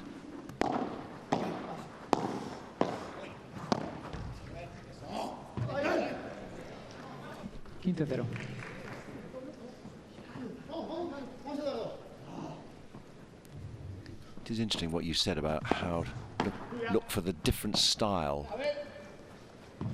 Two lobs overhit. Ooh. 30-0.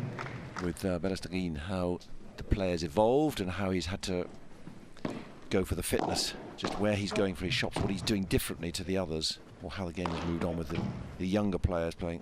No, that's not going to go there either. Smash from Lieback, yeah. Very impressive. And again, it was off a back post, so it's easier to hit that when the spin is already going in the direction that you want on the ball. Great service game so far.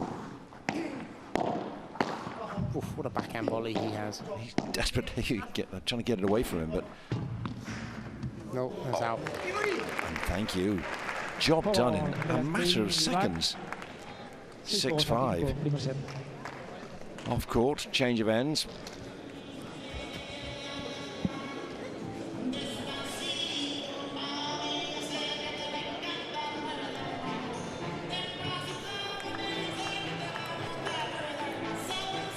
Another chance to close this out for team 11-11 in green. Tirando bien la pelota, que se vaya adelante como si está jugando con Juan Martín. Claro, y el tema, lo que vemos nosotros es, estate más atento a pescar. Más atento, pero sí. yo más que escuchar, más que en la red que vamos, cuando estamos en la red, tenemos los puntos. En la red, sí. Es en el fondo. Claro. Que no te de atrás para cuando estamos en el fondo es vos solo contra dos flacos, que no te sorprenda. How much can you tell King Bella, given he's done everything in the match and in the world of paddle? Y los flacos ya miren luego. Entonces te vayan rápido de pierna, pero que la mano vaya más floja. Generar chiquita, generar chiquita. Claro, pero si no logro globo no puedo. Reassurance. Bueno, pero generar algo, boludo, pues si no está haciendo nada. Vale, Game plan, strategy, because they need to win this next service game. Claro, just the support really, more than anything. You know, you're not going to tell something to Bella that he doesn't already know, but having an outside perspective on the game can be really, really useful. Because when you're on the court, you might think one thing is happening, but then when you're sitting off the court, you get a different perspective on the game, and so that's where this coaching can be so valuable. And especially from, you know, Cirilli for Bella. I mean, he's been his coach for years, and so he knows Bella, he knows the game, he knows everything so well. So he'll be a tremendous help on the side. Great for him to have this last hurrah on a stage like the Hexagon Cup. Not just here to make up the numbers, as we can tell. He touched it.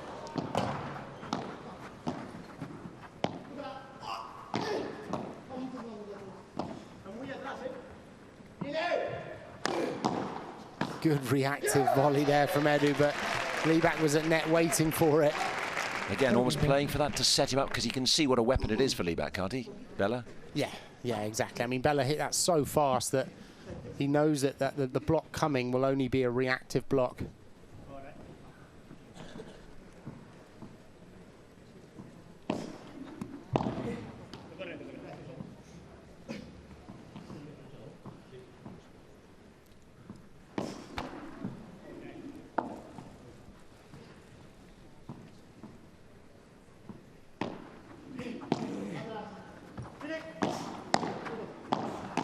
blocking forward. Oh, no. When they get into that situation 2-on-2, it's almost, you know, who is going to have the reactive block that just skews away, and it's keeping the pressure up.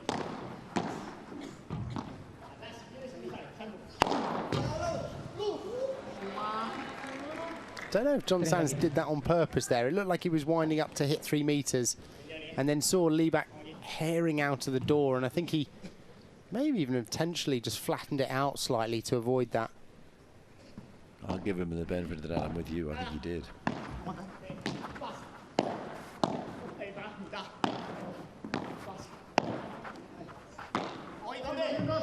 Oh, Edu could have blocked that and kept the net, but managed to win the point there.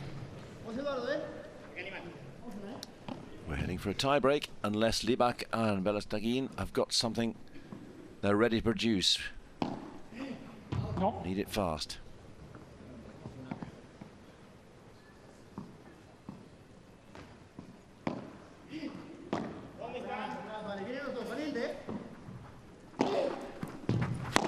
Nice Bahada from Edu.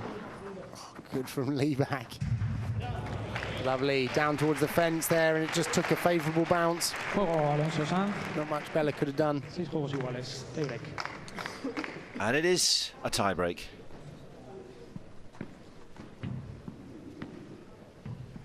Just as we had in our first match today. The bar has been raised. Second day of competition. Best in the world. Head-to-head, and relishing the competition so far. Great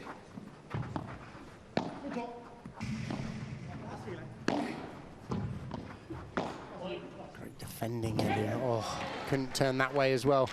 Already turned one way round, and then to get forced on the next ball to go the other. It's great volley. 1st to 7 in a tie-break, super tie-break if we need that. Equivalent to the 3rd set is the 1st to 10.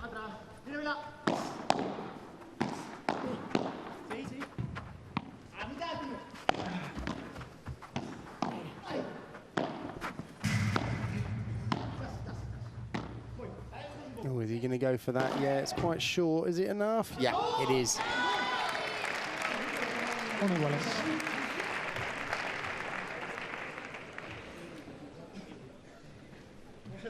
Good kick on that. You see the ball almost with that top spin just bounce and fly up off the back glass.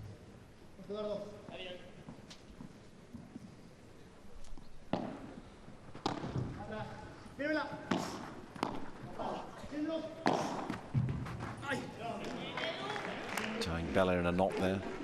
I think Bella was expecting a little bit more side spin on that V, but it ended up being flatter and then therefore coming into his body a little bit more. Is there any part of his game at the moment where you'd say if he was younger he could get that, or he could do this, or does he have such an array of talent that he can cope with anything and sort of improvise?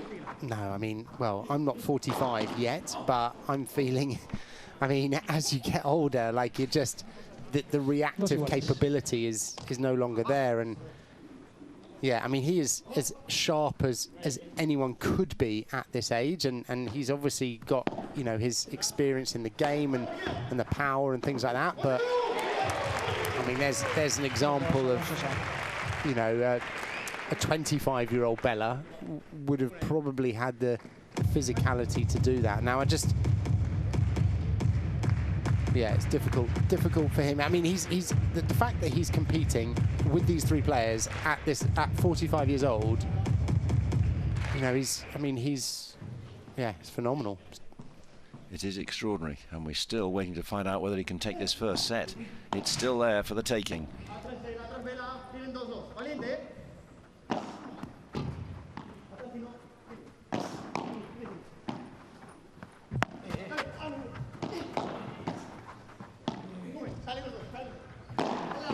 Was that enough? No, he touched it.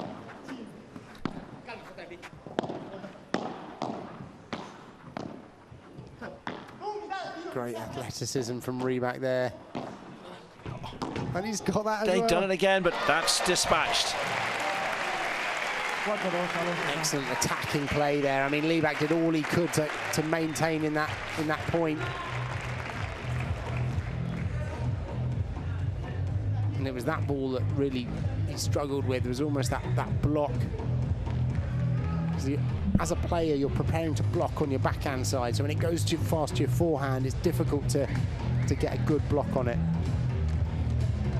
6 points, first change of ends, and it's a 4-2 advantage to John Sants and Edu Alonso. And we haven't seen too many of those leads for that pair.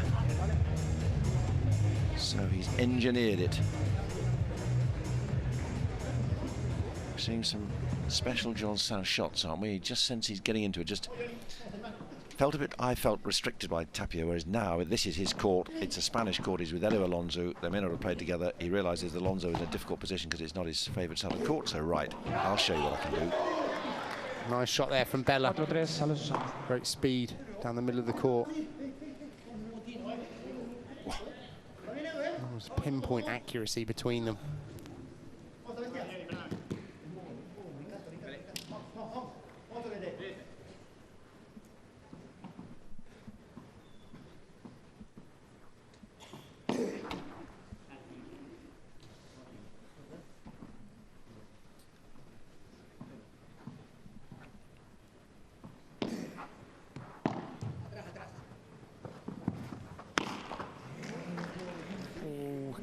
Mistakes. Just tie break.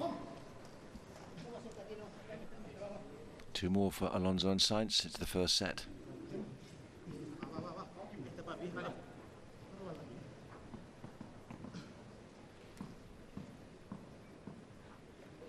Yeah, they'll take that. 5-4, Alonso-san.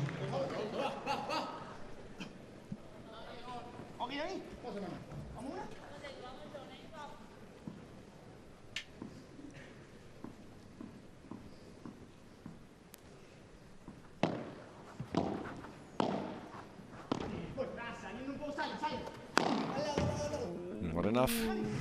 Oh, I tell you what. Sainz still in it. Oh, fast flat towards the body. I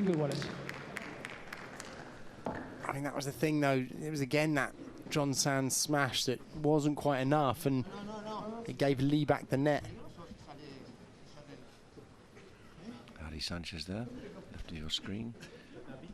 And that's a good recovery on team 11-11. 6-all, 5-all.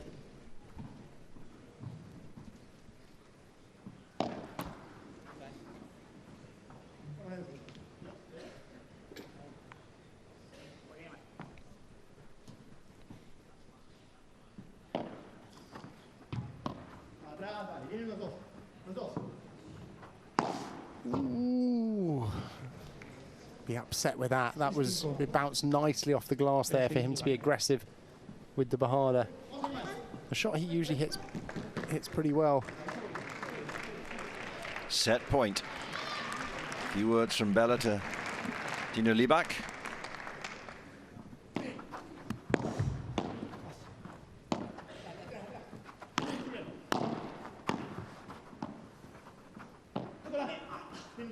Great shot from Bella there. Perfect, picks it off his toes.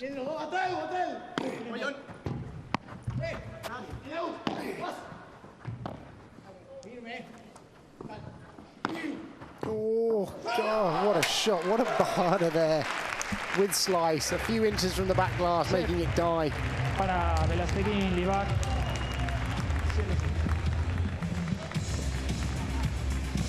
First set to Velasquez and Lieback. What a finish, what a flourish.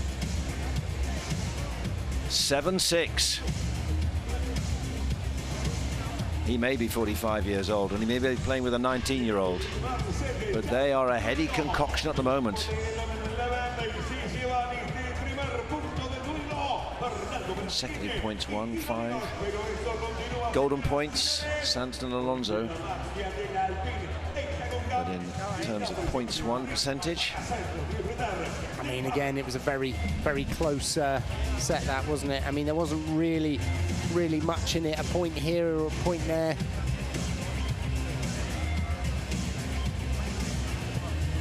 felt like Libak and Bella just had the momentum. I mean, it was obviously very close in the tiebreak, but you felt like they just had the momentum that carried them through that set, really.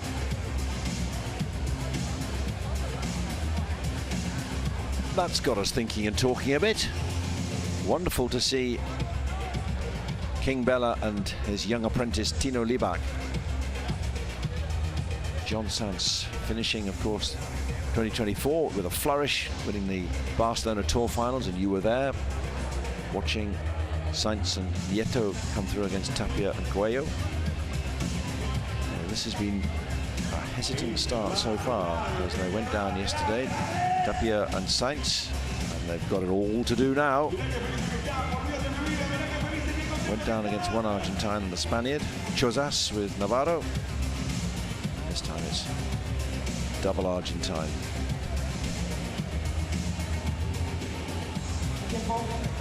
So, one set down. Edu Alonso out already. What about our courtside reporter, Bruno Bergareccia?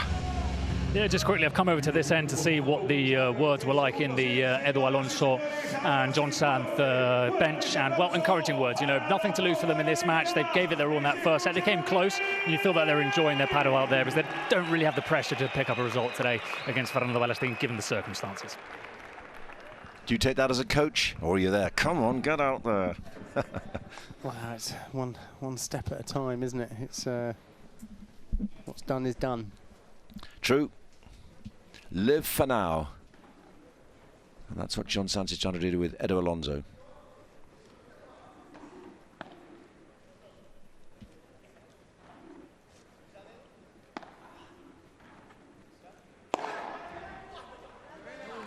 Good enough. Just enough. And again, it's the direction of that, really. You know, he's played that a couple of feet from the side glass, knowing that that's going to be a difficult place for someone to come across, because he knows he's not going to bring it back with the kick that, like John Sanz might do, for example.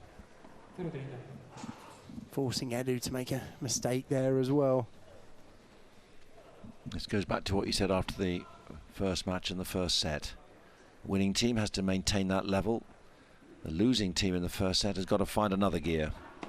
Well, and this is where having Bella on your side makes a big difference, because you can guarantee that he would not start this second set like with his foot off the gas. I mean, it's just not.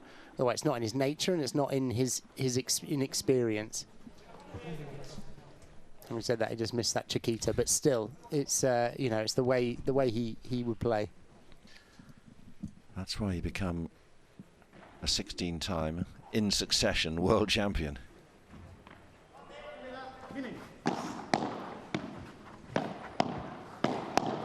Oh, what a shot. Good pick up from Edu, but is it enough? Not quite. Libak ready there. I've been really impressed with Libak in this match, to be honest. Both his attacking and his defensive game have been fantastic. Well, if he's getting any coaching from his partner, and he's in position A. Early break, here we're going to see. And I'll just take defense there from Edu. Ooh, that stayed in. Brilliant shot. Yep, that's enough. And there is a physical representation of what you're saying. We go out there, Tino, and we go carry on. 100 miles an hour. Okay, ready? And the thing is it's his shot selection. Like Bella, you feel, would only go for that if he knows he can make that. He's I don't want to say he's risk averse, but he's definitely a calculated player. But that's surely one of the keys you've been talking about in terms of younger players coming through, and maybe Tapia. There's the creative urges, there's the wish to be different and so on, and the flair, which you don't want to stifle, but at the same time you also got to marry that with hard-headedness and winning. Yeah, and I think there's a time for the flair, right? And you know, the previous match we had Ustero, we're talking about the flair that she shows, and we had Tapia yesterday, and actually John Sanz carries a bit of that flair, but it's it's almost like using it at the right time or going for the risky shot when it's almost less risky, if that makes sense. The one thing you would say about Bella is that if there were less errors, they would be well clear, don't you think? Yeah, I mean, there were a few, weren't there, at the beginning of the match. The first few games of the match, there were a few, and then he managed to kind of iron them out. And there's just been a couple at the start of this set now.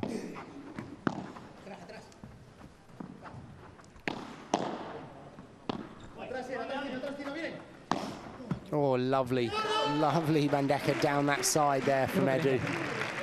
Beautiful disguise.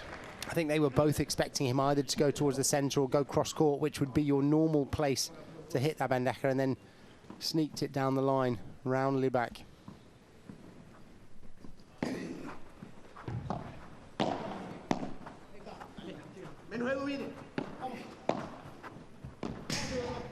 Ooh.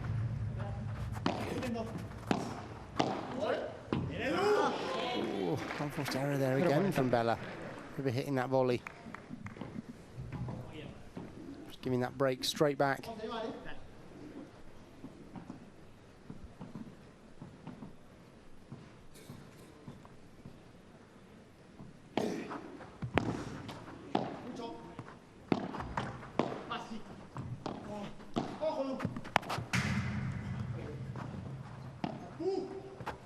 So good at almost disguising it and taking the net there, Edu and John Sands.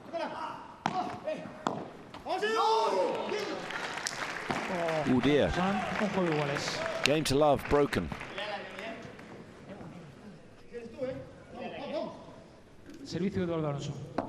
Edu and John Sands needed that. They needed a bit of a pick-me-up, I felt, after that first set and then the first game. But they're back in it.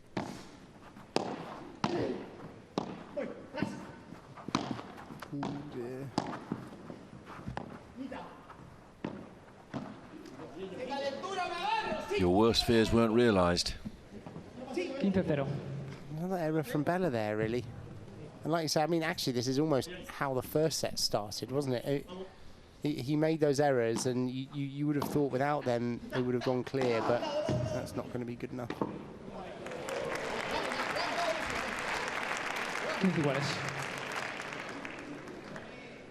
And at this point, and this is what I was saying almost in Barcelona in colder conditions, because players were going for it more often, is that going for that touch and smash. I'd love to see the hit to success ratio, because often players talk about, oh well, he's brought back 5 balls in that match, but if he's had 25 attempts, then it's not been worth it. And so you would argue now that John Sands has hit quite a few of those, and only a small percentage of them have been worth it, have been winners.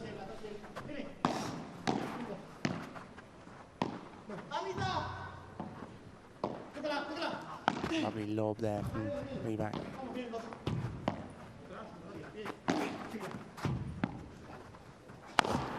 Oof, what a bullet there from his Vibra. Really got a whip in his arm there on that cross. I mean, John Sands did his best to get a racket on it, but couldn't quite.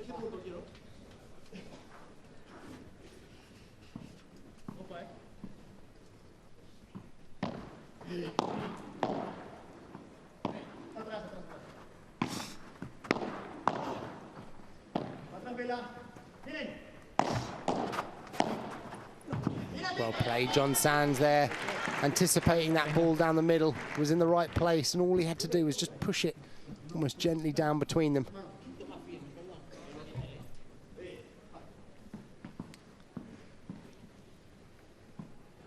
Big hold of serve, beckoning for Team RL9.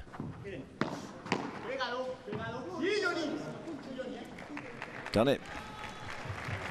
Juego Alonso Sanz, 2-1, segundo set. Cambio de bolas. A few errors came out from 11 there.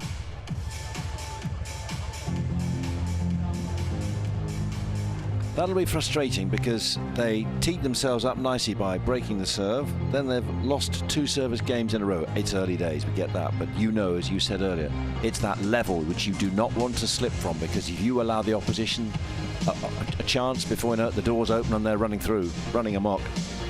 Player of the match, well, let's see how this unfolds. Is there the sentimental vote for Fernando Belastaguin, or do we prefer the young gun, Tino Libak? Or is there going to be a twist with Edu Alonso or John Sanz providing us with a Spanish stroll in sets 2 and 3? Who's your money on at the moment then? Who do you think? Well, I think Libak. Well, yeah. Okay, they've been listening to you. See, they like you. I would go. That's what Libak, Sandy really. says, so that's what we do. Yeah. I mean, he's just. I've been, as I said, I've been really impressed. He's come out and he's played that right side role really well, almost to the point that he's causing them trouble. Like, he's really, he's electric at net. He's getting into these good positions. He's attacking with both his volleys, attacking with his overheads, and when he's in trouble at the back, he's able to lob and put them under serious pressure. So I think, I would agree with that vote. He's certainly got a bit of a oomph in his smash as well, hasn't he? Well clear of the rest. Yeah, that's a significant speed, that 132. Oh.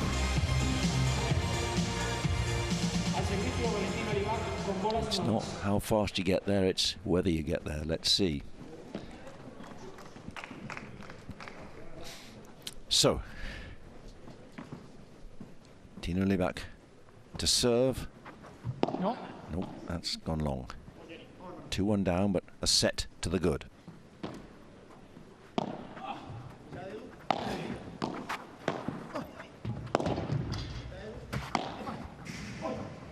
They're scrambling.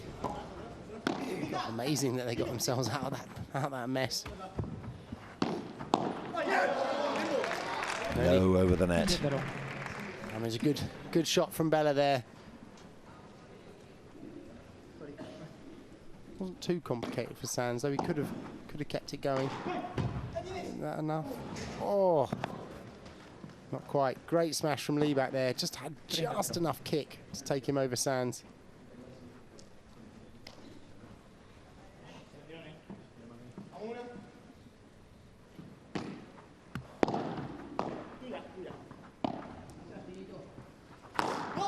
That won't. Oof. That was there, though. He was guessing where that was going.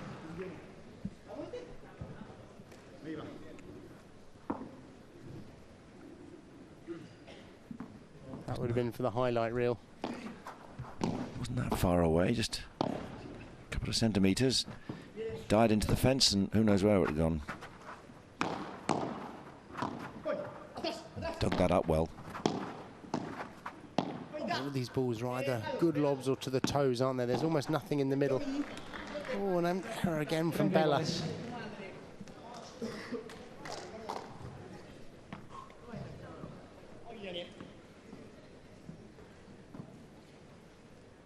Another really good standard, and in a way you go, well, all the best players in the world here, so why wouldn't it be a good standard? But you see, I saw a few scratchy matches yesterday. This is really something else. Good defending from Edu there. Managed to maintain the net as well.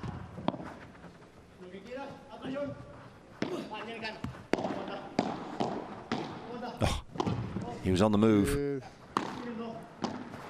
Edu's doing a great job on this left court here. I mean, he really is. And unforced error from Bella again there, but Edu's holding his own in that left corner. Looking actually pretty comfortable particularly in the defensive part of this left side.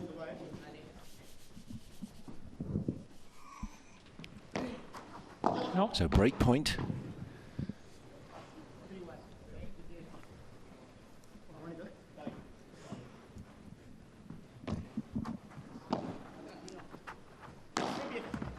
Oh, what a vibra. Punto de Hit oro. that back glass right where the intersection was, forcing it so close down the line and glass. Leading to an important break point. Oh, good slice off that. Oh, what a return. Yeah. He's responding to all your praise. Give a bit of love and get a lot back. I mean, Libak hit a great volley here, and it looked like he was expecting it to be a winner, but no, Edu got underneath that. And that's what he does so well as a right court player, is just defends the most difficult balls. So, yeah. 3-1. They made the break.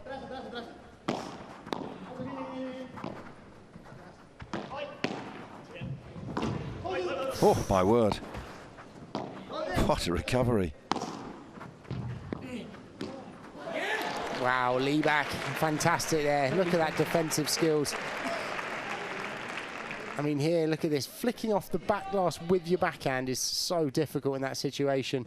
Please, can you coach me that? Yeah. Brilliant.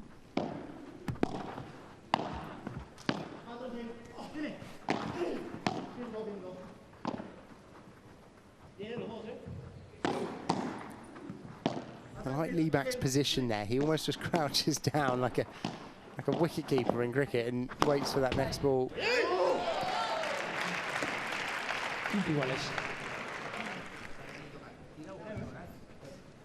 Not going anywhere. Ready to do what he can for the cause. Well, they won the first set. They're now behind by 2 games in this second.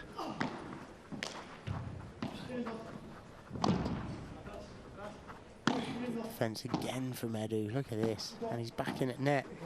Forced them back. Brilliant.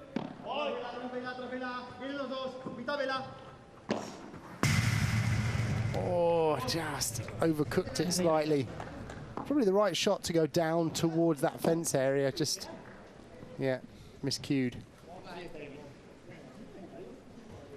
Probably not used to hitting a lot of Bahadas in that position over that far on the left side. I equate it a bit like driving your car. You're so used to driving on one side that you know exactly where the corners are, and then when you drive, you know, on the other side of the road in a different steering wheel on a different side, it's almost getting used to judging the corner in a slightly different space. Some errors here. They're getting ahead a little bit here, aren't they? Well, if they hold serve, that's 4-1.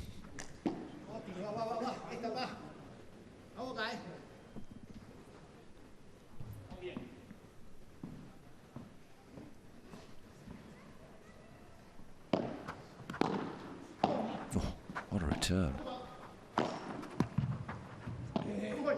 Oh, he's going for it. 40-30.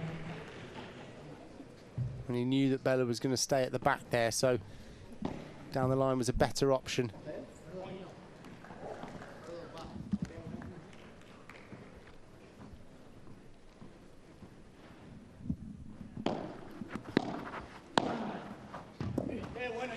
Great volley, John Sands. That'll do nicely, okay? 4-1.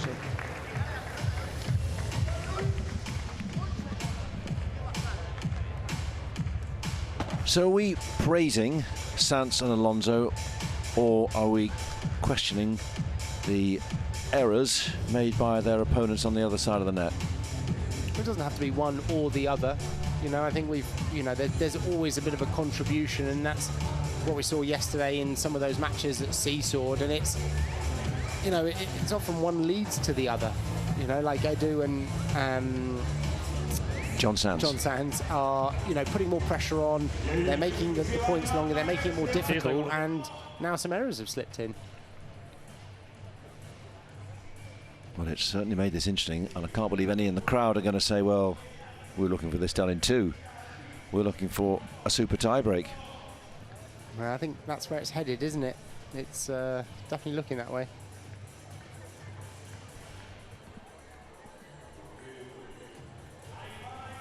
Well, for Sands and Edu Alonso, as a wider competition, not just winning their match, as any player would like to do, for the team competition, they need to get themselves moving.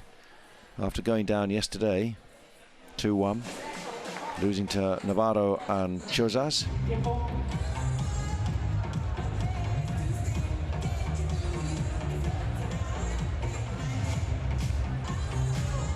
Yeah, and they bounce. I mean, they're bouncing back, aren't they? It's there's still a lot of paddle left in this match.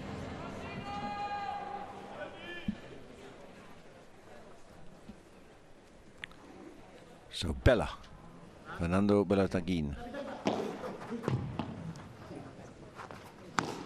Look at that Libra. Lovely from Lieback.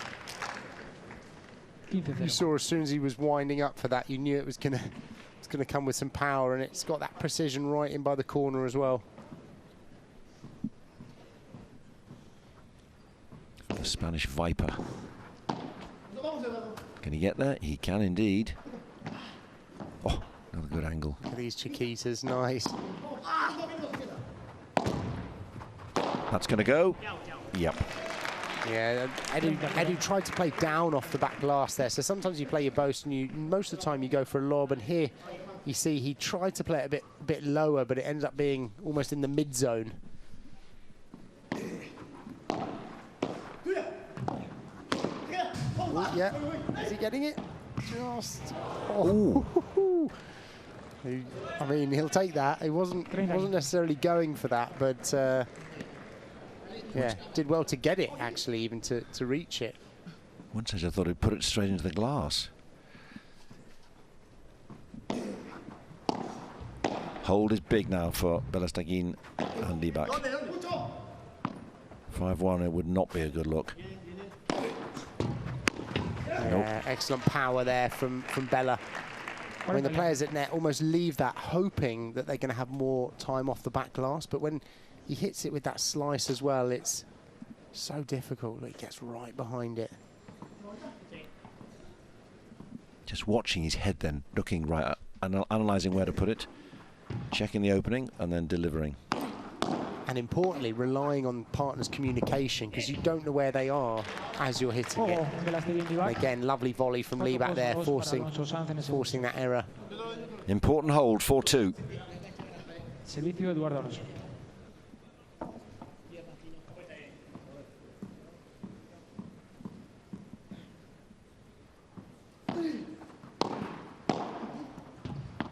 Both going for the same ball.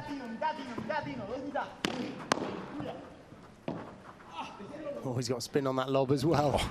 Great lob. Oh no, that's putting him in trouble though. Yeah, too much bounce on that ball there, and you can see it came off the double glass. It sat up for Lieback in order for him to attack. And at this level, every shot needs to be precise.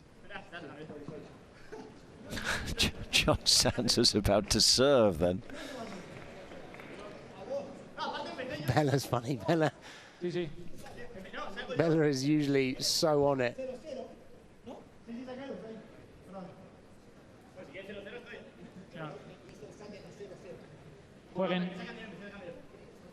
A bit of a laugh over the wrong server there. I think Bella's joking to say it almost goes back to 0-0, but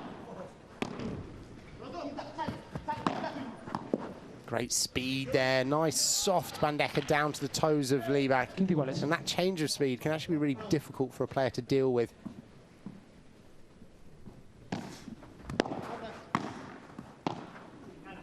Yeah.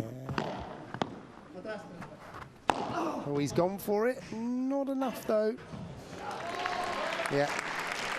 And in fairness to Edu, he hasn't gone for many on that side. He knows that, you know, it's a shot that he's not used to playing on the left side of the court. So he hasn't gone for it a lot, but he paid the price there. Oh, Bella. Bella and Lieback really need this game here, really, this break, in order to stand a chance in this set. God, that was close.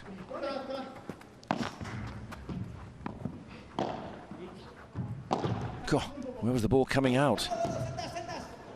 Yeah, and that's the one, John Sands. Hit that perfectly over a leaping Lieback.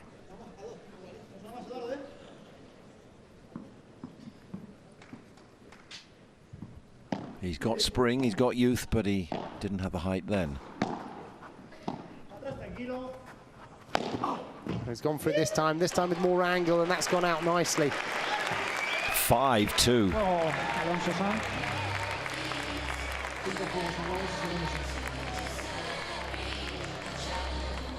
That was a very important hold and also tightens the screw on their opposition. Bella and Libak are in trouble.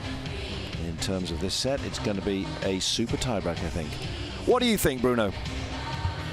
Well, I caught up earlier with Lucia Sainz on the bench for RL9 team, obviously part of the women's pairing there alongside Adriana Sanchez, just see what her thoughts were of how their men's pairing were playing and how they were responding to the adversity of the first set. She said she was very impressed with how they'd bounced back from losing that set in a tight tiebreak.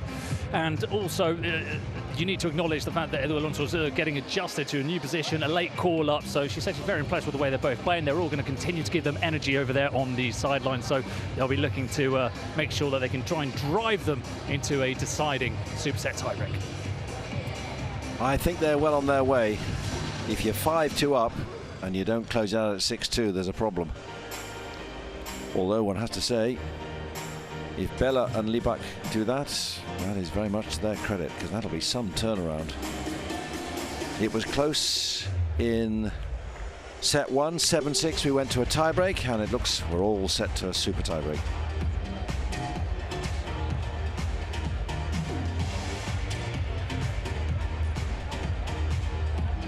So Edu Alonso served in the last game.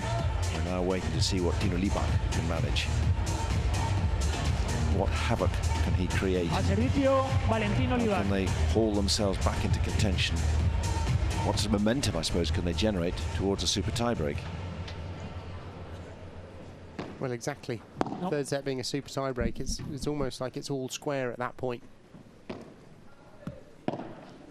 And they still need to win this set, Edu and John Sands. Oh, lovely lob.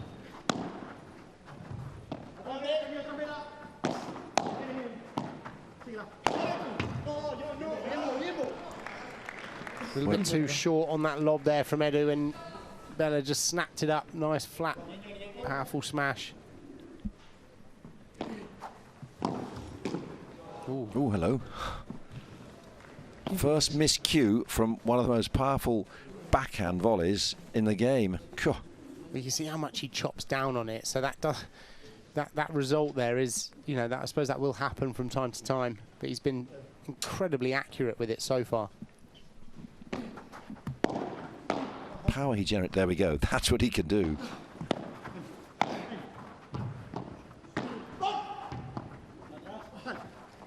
Great defending again from Edu. He's so good picking the balls up. My word, what a great recovery that was. Oh, it's in. It's still. God, what a point. What a point.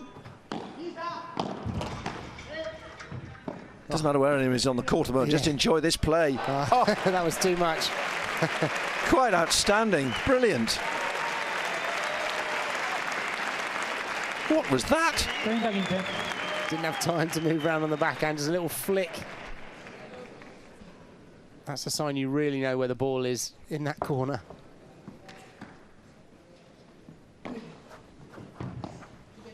It's not racket sounds. We'll have that for her. Can you do that shot, please? Yeah, that's a few times. up. How to coach that? Good recovery.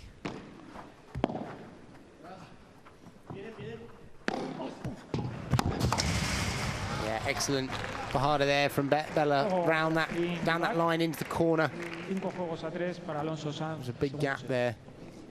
And quite rightly, because John Sands really is thinking to cover the middle on that.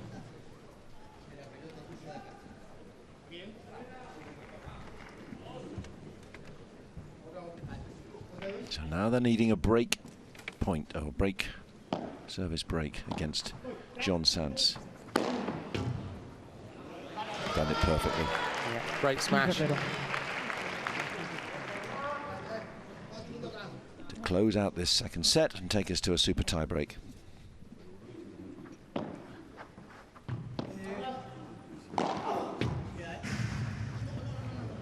Just enough there, Edu. I mean, Bella was in a dangerous position moving up the court, but Edu had just enough on it, and plus the fence, I think, helped him out a little bit as well.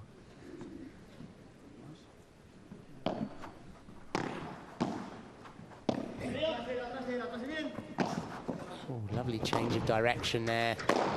Brilliant, brilliant from Edu. Not only did he change direction, he changed the speed, and it really forced Lee back to backtrack. I know you rate him highly as a player. He's certainly burnishing his reputation, isn't he? Edu Alonso. How about that? Get that done, double quick time. There's the game, there's the set, 6-3. We're going to a super tie break.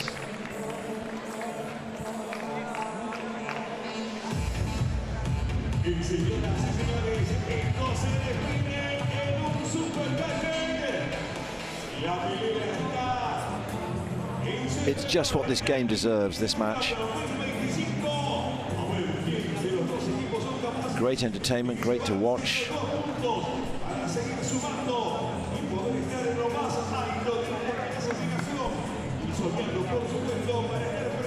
What's to say there? Can't be more even than that, really. What? 65, 65. Yeah. Similar on the break opportunities. Just a few golden points in it. Well, now it's all down to the nerves in the super tiebreak. First to 10.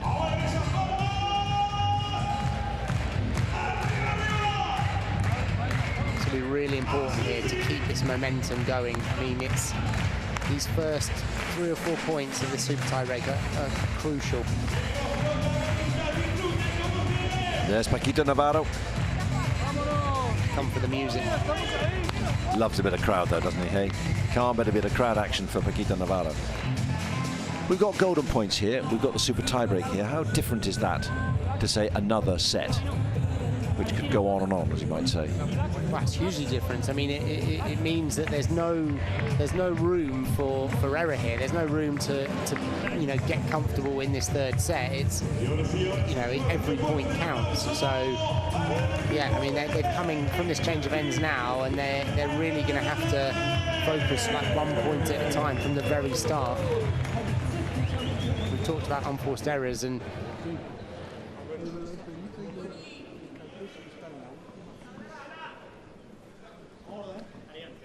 so Bella on serve to launch this super tiebreak.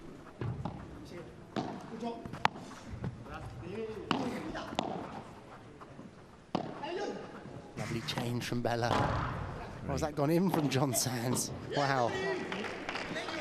God, that was a little bit lucky there, and Lieback would be frustrated to miss that overhead.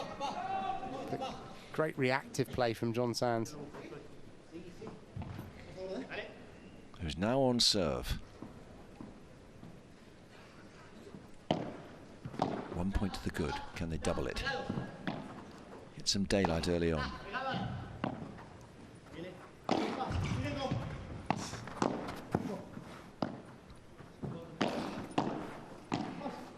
Great play from Bella there, coming forward. Not only defending that deep lob, hitting that down to the toes, but also managed to maintain the net position.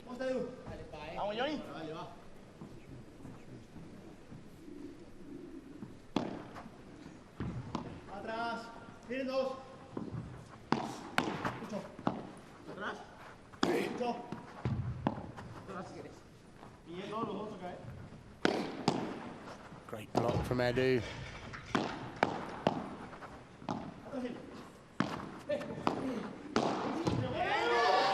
Just set that up for the ball that John Sands wanted. And they did well scrapping there. Lieback just almost couldn't keep it low enough there. Either needed to go to the toes or use the lob. Came into the strike zone of John Sands on that forehand volley.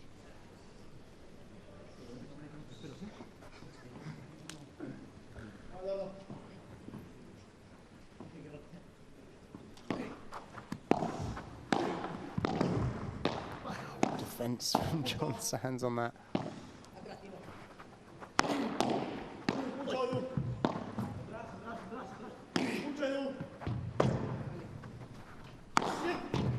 John Sands was positioning himself straight away. He could see what was coming. He's moving already. John Sands has some unbelievable defence in that position, because that ball is flying from Lieback, and You can see Edu tried to move around the side, get out of the way, but just couldn't. Good sporting spirit there. 2-all.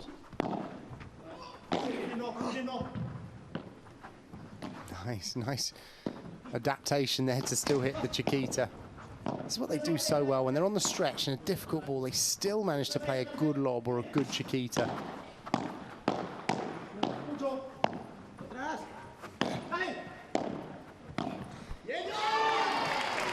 Seemed to be reaching both those last two shots.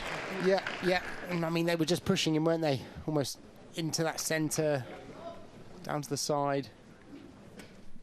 There, they made him go and fetch that ball down the middle. And that's where we talk about, 45 versus 25. It's that slight spring, and it might only be a millisecond, but it makes a difference at this level.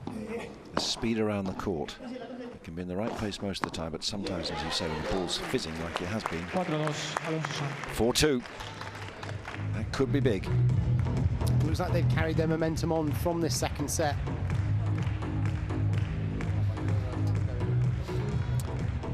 So while they take a break, here's your chance to vote for your player of the match. Your last chance to vote. The QR code is there. Is it Edu Alonso? Is it John Sants? Is it Fernando Belastaguin? Or is it Tino Libak?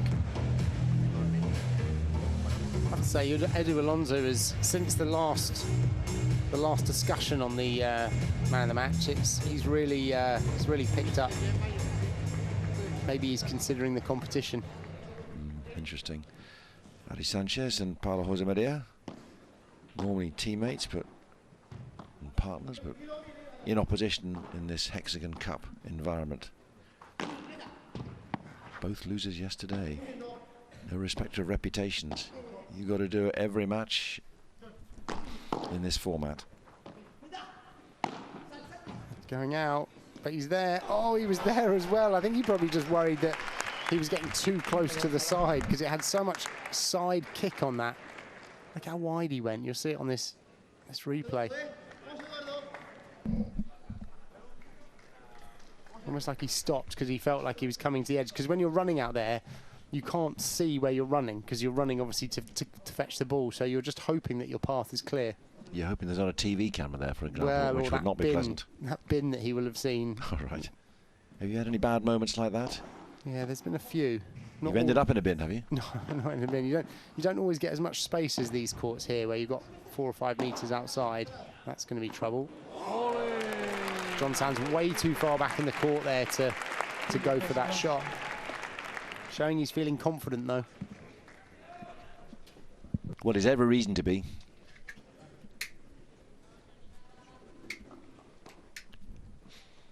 They've got a good, strong hand on this. 5-3 to the good.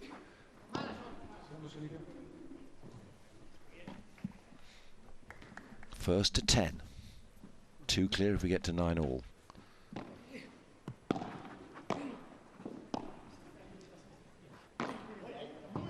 Ooh, that's not what you need then. Oh dear.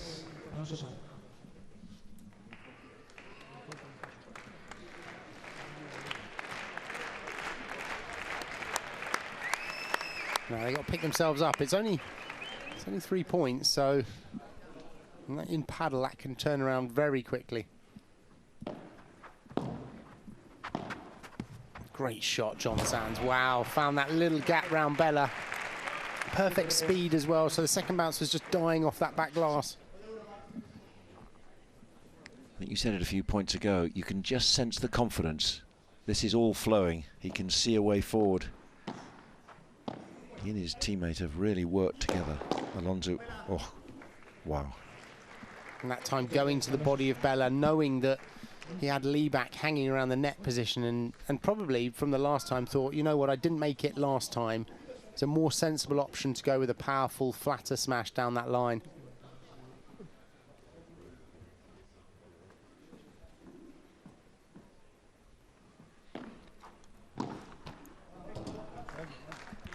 Decent serve. But 4 points to make up.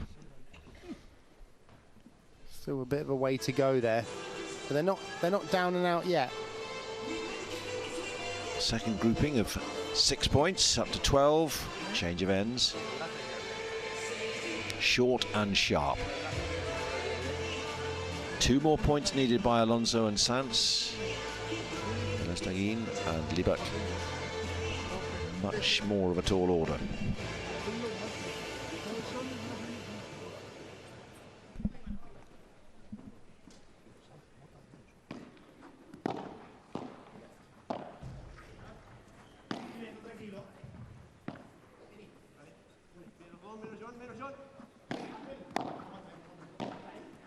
Right from Bella there.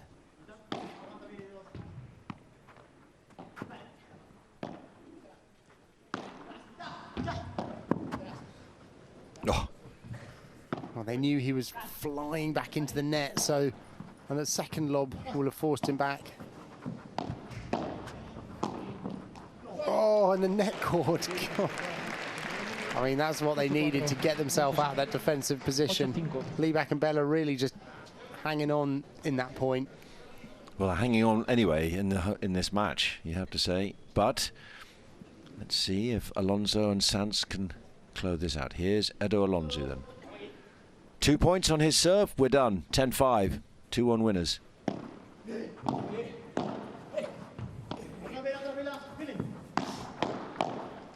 Great reaction there from John Sanz, holding that position.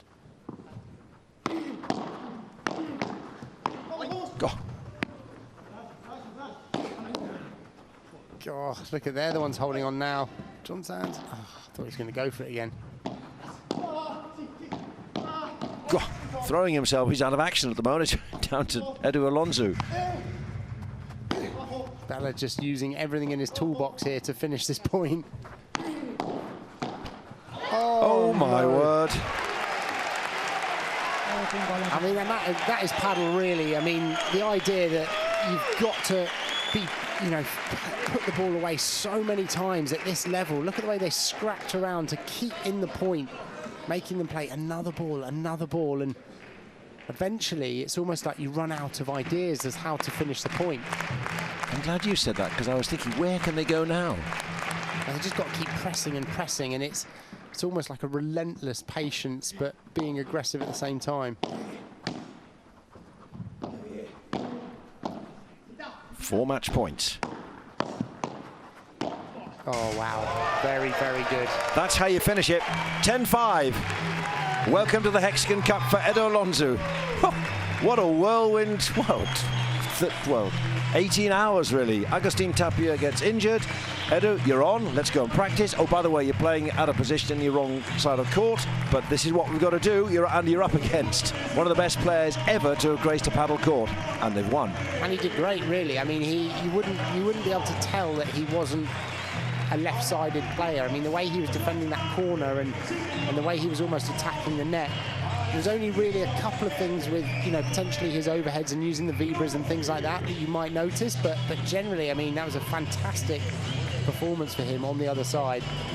Another great match, and you know what? You've called it again. MVP initially for you is Tino Libak. MVP now? Edo Alonso. Is the right answer. Yeah. That's how he played actually in the Tour finals in Barcelona at the end of last year. He was really, I mean, he was a really, really exciting player to watch, and he's gone and done that again now. Were the odds stacked against him, surely? In this match, you mean? Yeah. Yeah, definitely. I mean, well, I say definitely. It's you would, on paper, you would say this would be a very close match. You would say that he would be the one that would struggle because he's the one that's had to change sides, but I mean, in the end, he looked great out there. Well, that is a massive win for Team RL9, Robert Lewandowski. Great to see King Bella back on court. I think he enjoyed himself, don't you, Edo Alonso? Oh, definitely. And that's more like it for John Sanz as well. I mean, as you saw him in winning in Barcelona in the Tour finals, yesterday was a bit frustrating. 2 break points, 1 out of 4, 3 golden points, 52%. I mean, there wasn't much in it, but the way they accelerated in the tiebreak was impressive. Yeah, and I mean, I think that the stats looks quite close, but it's almost like the way they played at the important moments was the difference there, and that tie-break, I think, you know, is a good example of that.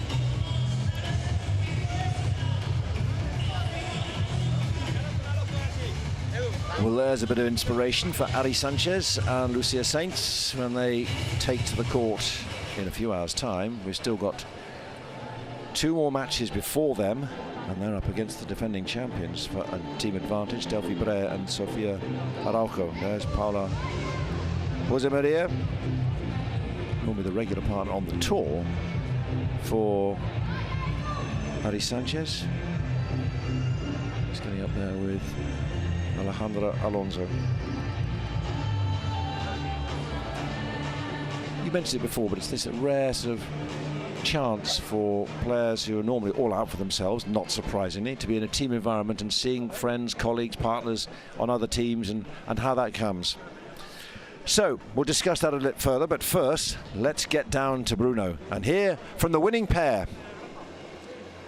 Pues estamos con la pareja vencedora, el MVP votado por la afición hoy, Edu Alonso. Edu, hace 24 horas ni siquiera sabías que ibas a jugar este partido. Te has tenido que adaptar a la derecha. ¿Era un poco una sensación de que no había nada que perder hoy? Sí, bueno, lo primero, buenas a todos. ¿Qué tal, Madrid? Ha sido todo un placer teneros aquí. Sí, como tú dices, hace 24 horas no sabía si iba a jugar y nada, cuando me dijeron que podía compartir pista la de Johnny, que es un gran jugador y un muy amigo mío, me puse muy feliz y hoy he intentado darlo todo. Creo que he empezado de menos a más. Me ha costado al principio un poquito, pero bueno, conforme iban pasando los juegos me iba sintiendo mejor y como digo, Johnny me ha ayudado bastante y estoy muy contento de haberle dado mi puntito al equipo. Así que nada, a ver si seguimos sumando victorias. So I grew into the game. I was very happy to play alongside John, and I think I started off improving as the match went on. It's always a pleasure to play alongside John Sanz. John, un poco lo mismo, ¿no? ¿Cómo se prepara un partido en el que no tienes muy claro quién vas a tener a tu lado? Quizás tienes una táctica establecida de antemano. Es cierto que tú no es un jugador que está acostumbrado a jugar en ese lado de la pista. ¿Cómo os habéis adaptado a esas circunstancias? Bueno, lo primero de todo, hola a todos. Muchas gracias por venir un jueves aquí a animarnos. La verdad que ayer al acabar el partido, Agus me dijo que había sentido una pequeña molestia, así que desde aquí quiero darle mucha fuerza y mucho ánimo. Esperemos verlo lo antes posible en las pistas y la verdad que hoy se le ha echado de menos aquí en el equipo y esperemos que se recupere pronto. Y nada, a mí me hacía especial ilusión jugar al lado de Edu, una grandísima persona, un gran jugador. Jugaba en la derecha hoy, le he dicho que al final del partido que era a su lado, ha jugado una auténtica barbaridad. Una pista difícil, no había probado la pista y ha dado la puntuación espectacular, así que muy feliz de haber dado estos 2 puntos al equipo y a la tarde animar a las chicas que esto sigue. So a message for Agustín Tapia, hoping that he gets better soon, and obviously a big praise for his partner here today, Edu Alonso. And una última pregunta rápida. Obviamente estamos ante una leyenda del pádel como es Vela y sabemos que estamos viviendo sus últimos partidos. Os quiero preguntar qué representa para vosotros Vela. No, yo creo que para todos un poco representa, sobre todo para mí, un ejemplo de trabajo y constancia enorme, más allá de los grandes resultados que ha tenido. Pero sí, no, es historia del pádel y es todo un placer jugar en contra de él. Es verdad que nunca había tenido que sufrirlo en el cruzado y tengo que decir que la pelota le va muy rápida y le sigue yendo muy rápida.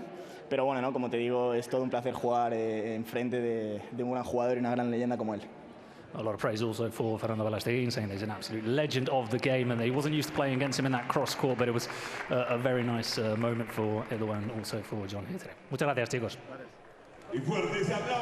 Well played, Edu Alonso and John Sanz, not just winning but also seeing off one of the greats and picking up exactly what Sandy Farquharson was saying during the commentary. So this is how the teams look as we make our way through day 2. We've had 2 matches today, well 4 matches today including the next gen, but 2 men's, a men's and a women's match, and we've still got 4 more to go.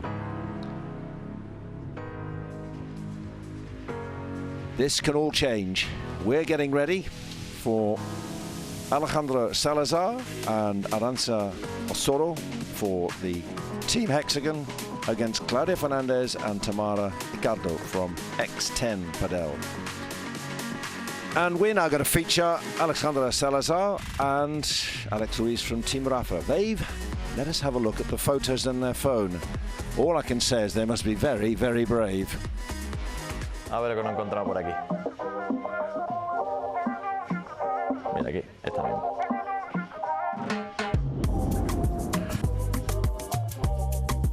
Aquí haciendo el payaso con mi novia en Nochevieja, que fue una noche increíble. Empecé con mi familia y terminamos con su familia. Hicimos estas peleas de baile. La verdad que lo pasamos muy bien y fue muy divertido.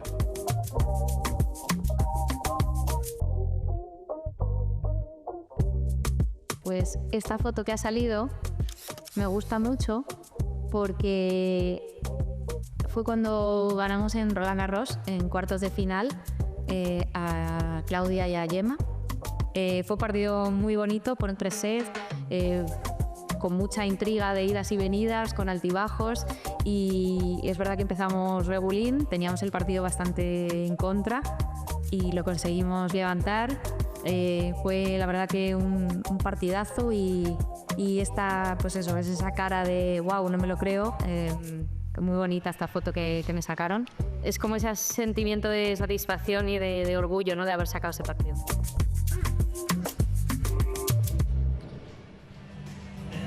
There are many photos we could look on her phone because she's had an extraordinary time recently. But anyway, we'll look forward to talking about Alejandra Salazar very shortly. But in terms of just wrapping up what we've seen today, for Sainz and Alonso, shortly, what do we reckon? How much of a potent force could they be?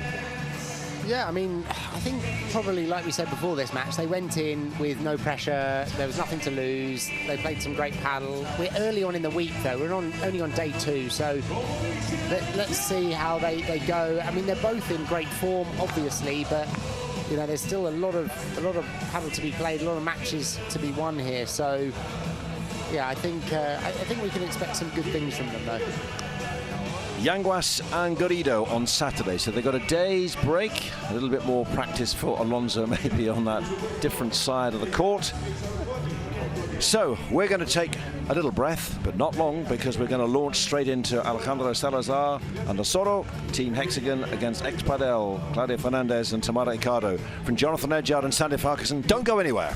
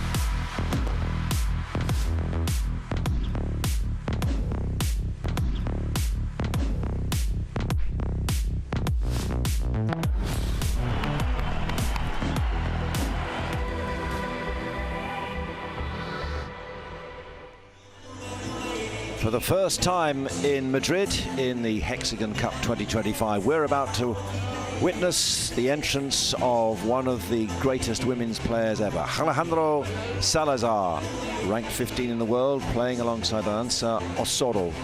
Nicknamed the Viking, and when you watch her play, you'll see she packs a punch in a big way. It's their first match, and it's against Fernandez and Ricardo. So here are the scores so far. Team Bea came through, Castello and Ustero in straight sets. And we've just witnessed a wonderful performance by Sanz and Alonso, and now match 3, the Hexagon team, with Alejandra Salazar and Aranzo Osoro.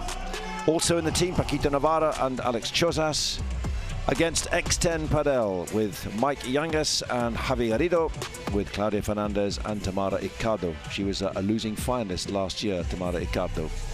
So she's looking to bounce back from defeat yesterday. Then, still to come, look out for a team advantage in match 4 and match 5. The defending champions, Martin De Neno and Yontero, and Delphi Brea and Sofia Araujo.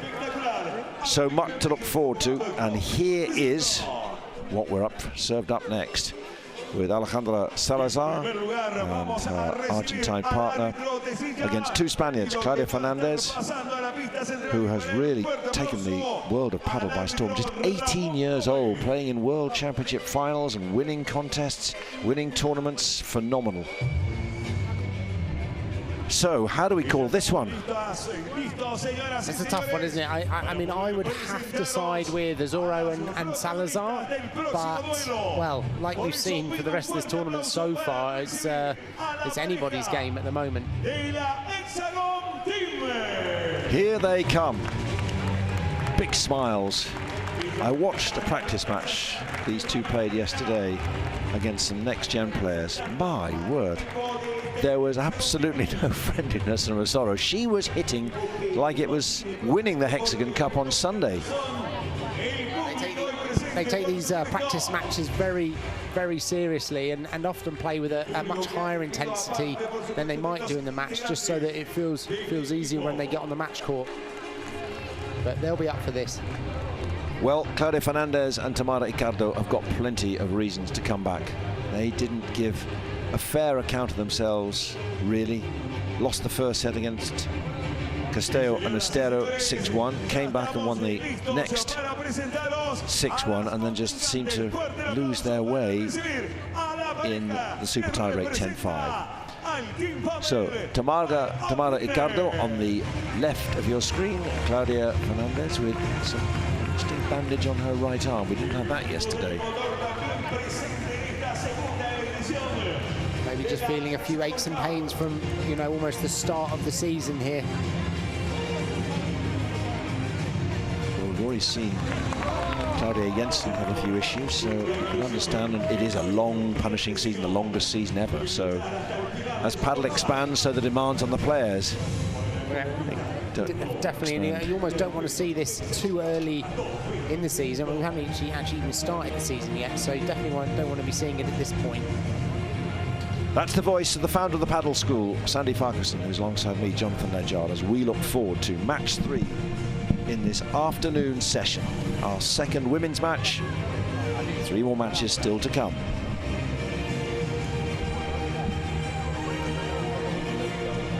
And it's interesting how a tournament unfolds, how each pairing, each partnership develops a momentum, or just completely sags and loses their way and loses a match. Having won, Castello and Ustero yesterday looked ready to go again and proved it by winning again. So for Fernandez and Ricardo, they've got some work to do. It is a team event, but like any sport, if you're playing, you want to win. And particularly someone like Alejandra Salazar, and the Viking alongside her. Why are they calling her the Viking then? Give us the background to that. I honestly don't know. I mean, this is the first I've heard of it, so... Argentine. But if they're determined to conquer, then she packs a mighty swing when she plays. 28-year-old Alonso Osoro. Home ground for Salazar. 39 years old now. born and brought up, born and bred in Madrid. And interesting for her, she played with Jess Castello and also last season Tamara Icardo. No wins last season for Alejandra Salazar. Ale Salazar. 4 finals and fair few semi-finals and quarter-finals, but when you're a 4-time world champion over a number of decades, you want to win. Right, let's go down courtside, shall we, to our reporter Bruno Bergareccia. So again, always very fun to see when the players come out and when you see the benches and everyone sort of forming their positions in the lineup. And it's a moment for them also to engage with the fans. We saw Mike Yanguas, of course, the hero last night, getting that win for X10 Padel. There's their little slogan, we could say, celebration, the X. Very much like West Ham. But they'll be looking for much needed points because everybody's sort of bunched together in the middle. But there's a team that also needs the points. It's Hexagon team. They know what this competition is all about. Well, of course, they're called the Hexagon team.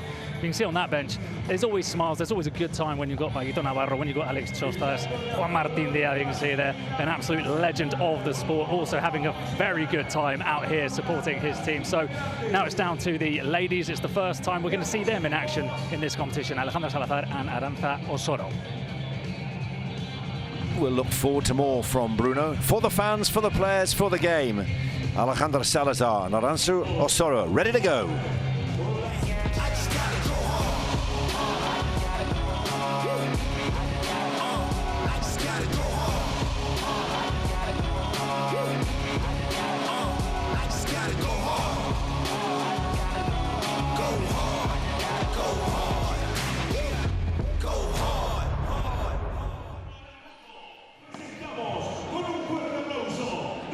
Arantxa Osoro is there, but we're going to focus now on Ale Salazar, 4 times a world champion, or 4 times world number 1, 6 times a world champion. There's not much she hasn't won and not much she doesn't know about this game. Very similar to Bella there in that, you know, one of the best players of all time, best female players of all time now, and you know, just so much experience, understanding in the game and control of the ball, understands how to use the tactics. And she's partnered up with Osoro, who is a very exciting player to watch. One of my favourite female players to watch. She's another one that can almost create some magic from nothing. Excellent talent, a lot of power on the overheads, and I think they will team up quite nicely. Their games will mesh well together, I think, as you know, and end up being a dynamic pair. Well, if anyone needs the X factor, it's Claudia Fernandez and Tamara Icardo. Losers first time out, they need to go better this time.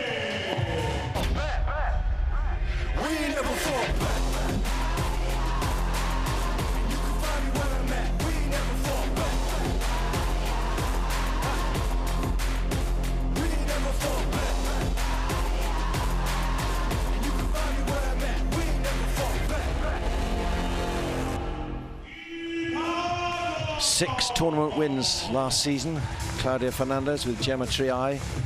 What a prospect, and I say that she's 18, and yet if you won 6 tournaments, you've got to be good.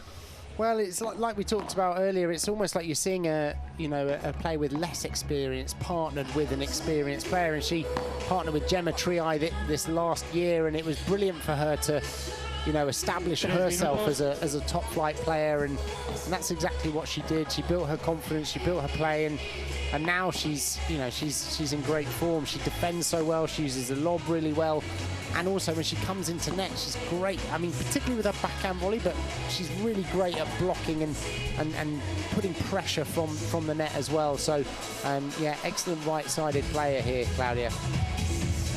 Ranked 3 in the world, aged 18. That tells you something. Here's Tamara Icardo, 17 ranked in the world, 29 years old. Yeah, and she's had last season just 1 or 2 kind of injury niggles really, and didn't probably get the season that she was looking for, but almost finished the previous season of 2023 on fire really. And so it's yeah, she's almost just finding her form, but you can never count her out. She fights well. She's a good player on that left side. It'll really be about their chemistry together, I think. Losing finalists against Brea and Araujo, ironically with Alejandro Salazar from Team Hexagon in that final. A great experience of playing with Delphi Brea. Top 3 ranking she's had. Very significant as someone from Valencia to become the first big tour winner from Valencia. Been in the top 10, as Sani was just saying, for the last few years.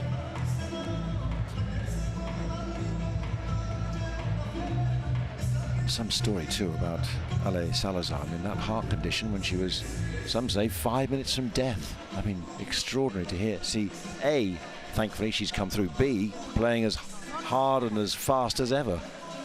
Yeah. I mean, that was you know, probably a very, very scary moment for her, and to be able to put that behind you and still compete to the level that she has and is fantastic.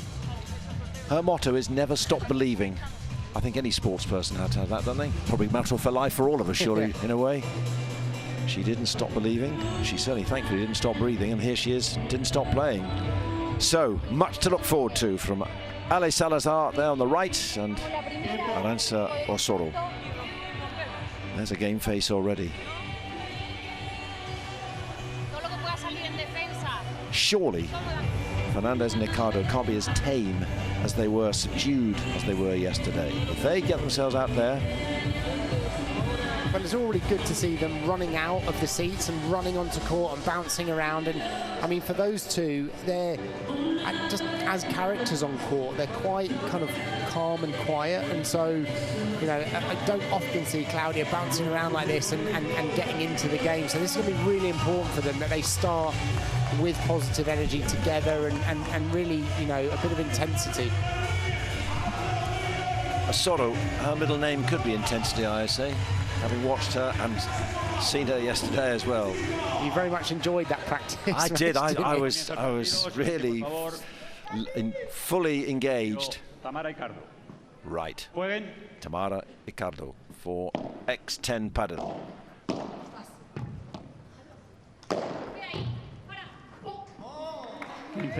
Nice smasher there from Ricardo, just enough to get past the Osoro running forward.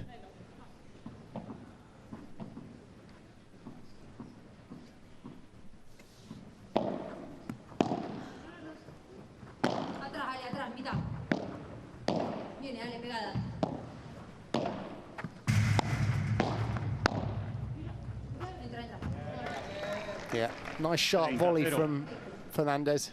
Claudia's so good at like that short, sharp action with the volley.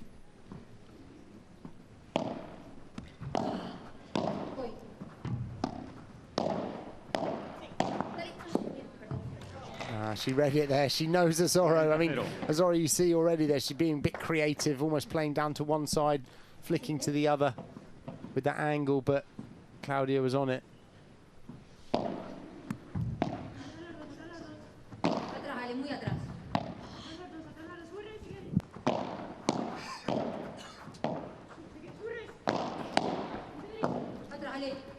Great block from Salazar. Commentary continues from Osoro. Oh, but the point doesn't. And that's a service game to love for Ricardo. Very quick game, wasn't it?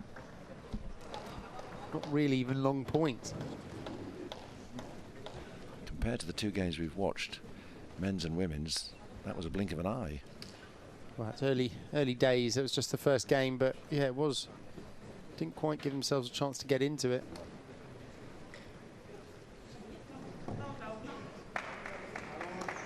Already more, as you picked up, you know, they bounced on court for X10 Padel. The conviction, the sense of energy. Take that energy out on court, take it into the match.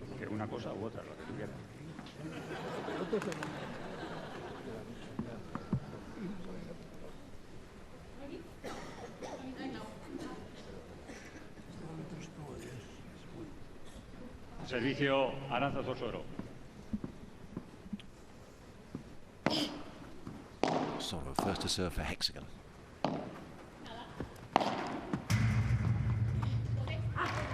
Great shot from Ustero. That change of direction there. It was like a little kind of gancho down the line in towards the fence. Their first point in the match underway. They're on the board.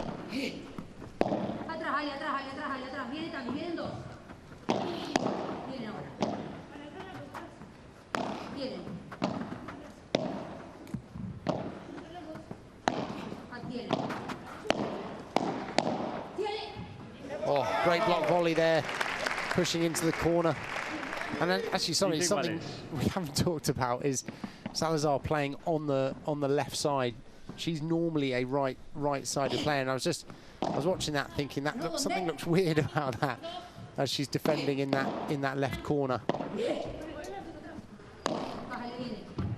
Challenge like we've just seen for Edu Alonso. Well, if she acquits herself as well as he did, Oh, MVP. That's change. a wonderful shot.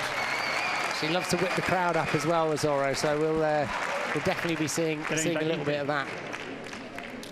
Great change of direction. She was missing a crowd yesterday. It was only me in the practice match. You were enthusiastic enough for everyone, I think. There. Well, post-match, but during, I'd just let them play.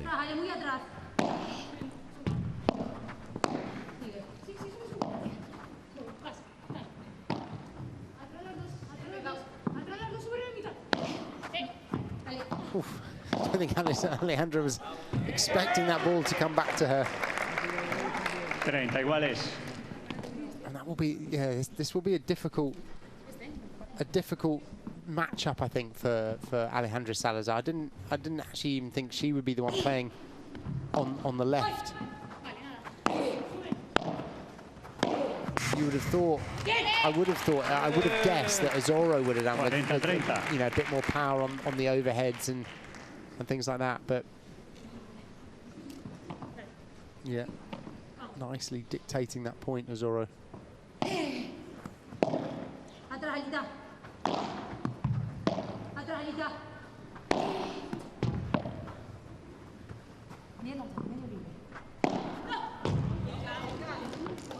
Iguales, punto de oro. Hit that a little bit. First goal point of the match. If you just joined us and you're wondering what the golden point is, this is instead of a deuce where we have an advantage and then we play another point. This is it. Winner takes all. But they take the point anyway and take the game. Maracado waiting.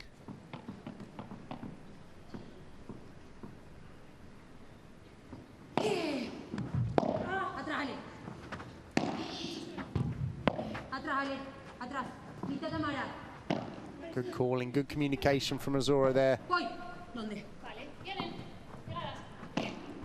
Oh, she went for a difficult shot in that corner.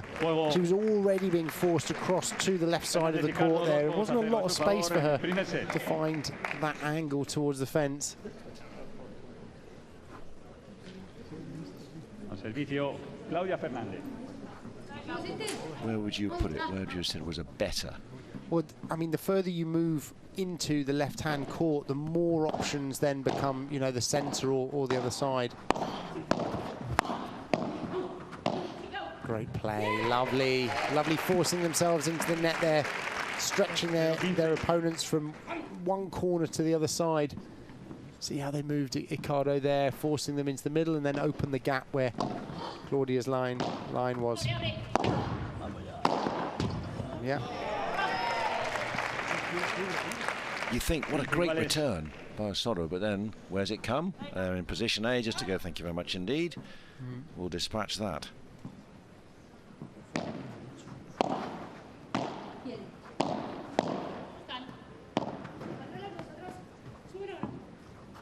What a lob. Brilliant. Perfect.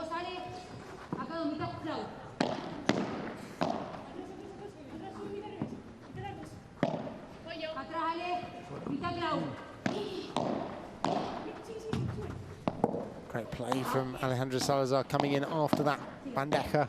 Oh, she did all the work there as well and just missed that angle towards the fence. That's what she needed to do.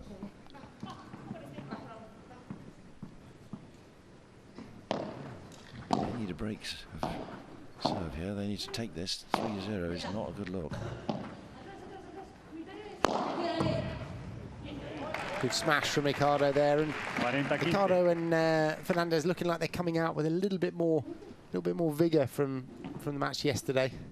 There's belief, that sense that they need to get moving, get started.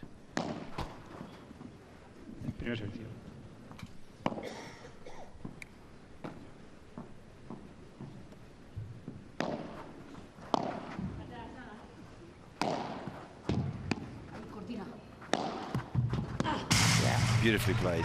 Lovely Vibras there from Claudia, forcing him in the corner.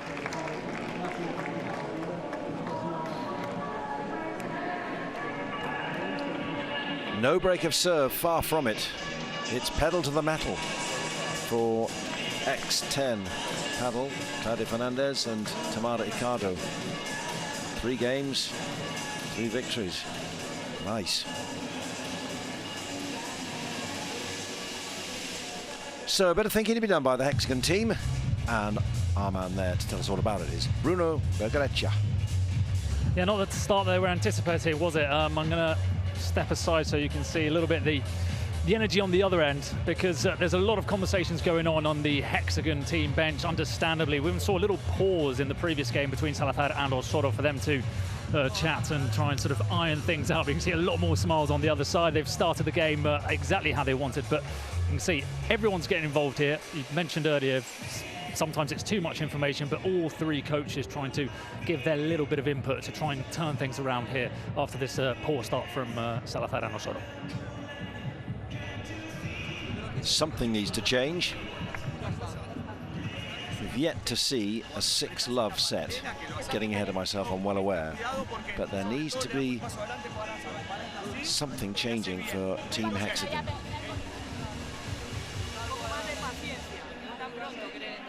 That's Juan Martin Diaz.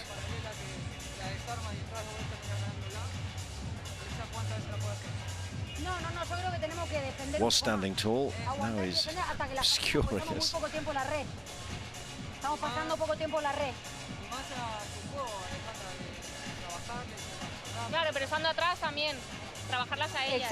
Playing with Jessica Castello in 2025, Aranza Ustero, and played with Vero Viceda, who we saw earlier with Claudia Jensen in our opening match, won by Team Bella of Puerto Rico. Ustero and Castello looking very impressive. And that's what Ustero and Salazar need to produce. Castello and Ustero, if you weren't with us yesterday, put Fernandez and Ricardo in their place. 6-1 in the first set, and then 6-1 in the second as well. That was in favour of the X10 paddle team. That's gone too long. Unforced error there. Really got to cut this out. You cannot give points if you lost the first 3 games of the first set.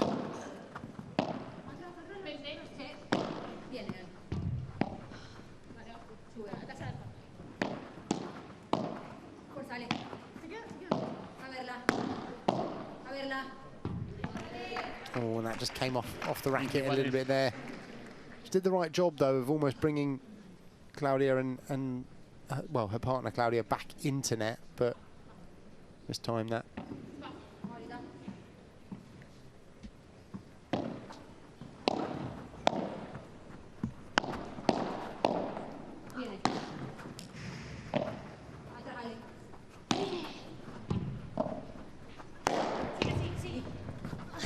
Beautiful. Could read that what was coming off the back glass and straight away. Yeah, yeah. She moved immediately forward, and the players are so used to doing that, reacting to a fast smash by running forward, and it's quite counterintuitive when you're learning paddle that the glass behind you is going to spring the ball forward.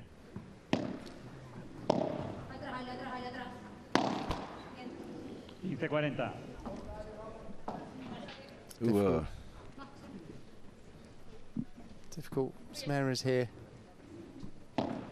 Haven't got a rhythm at all, Salazar and Ustero. Well, if it keeps like this, I wonder if they'll switch them for the sides for the second set, which they're allowed to do. I've still got a little bit of way to go, though.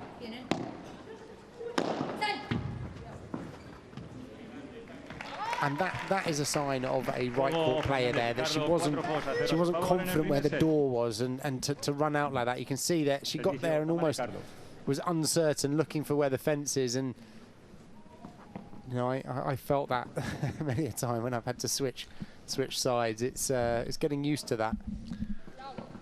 And if it's someone as good and as successful as Ale Salazar, that tells you the challenge that she's facing, and also how well Edu Alonso did. I mean, all of these players will be able to adapt. Well, I mean, they're all, you know, the world's best players, so they'll be able to adapt, but it's just almost what they're used to. It's like the instinct of it.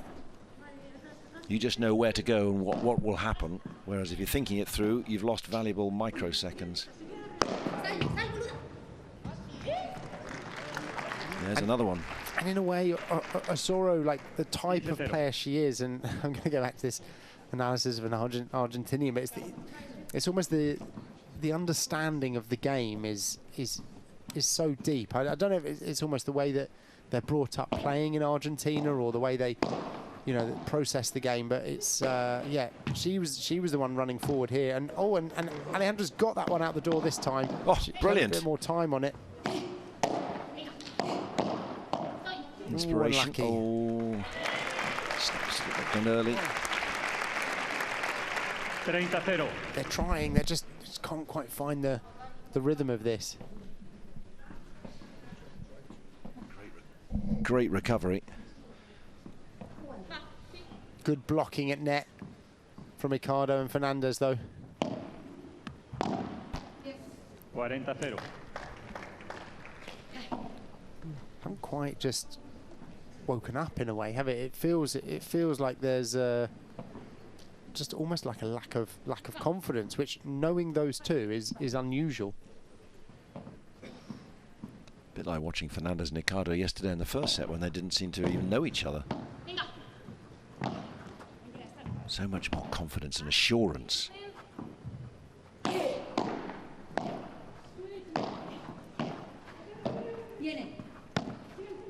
Great play there from Salazar. Oh, what a lob, Ricardo. Juego Fernández Ricardo. 5 love. Not got the energy either. They need a sterling team talk at this change of ends.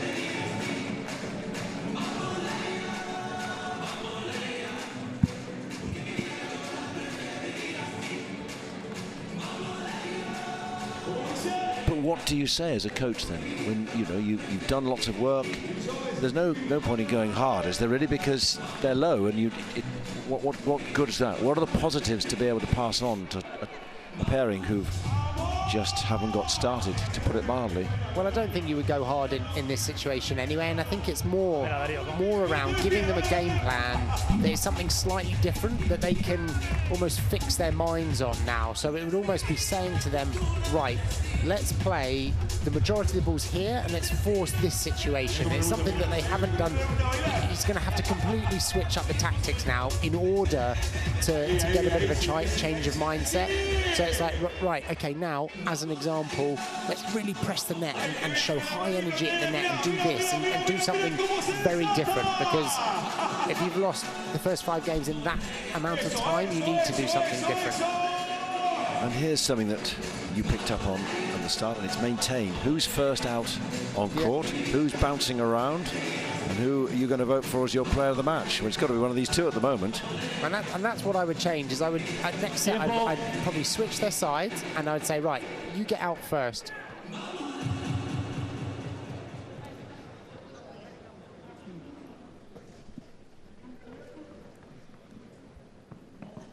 So. Al servicio Arantxa Ustero. Arantxa Ustero, this is your chance to keep the Hexagon team in the first set in this match.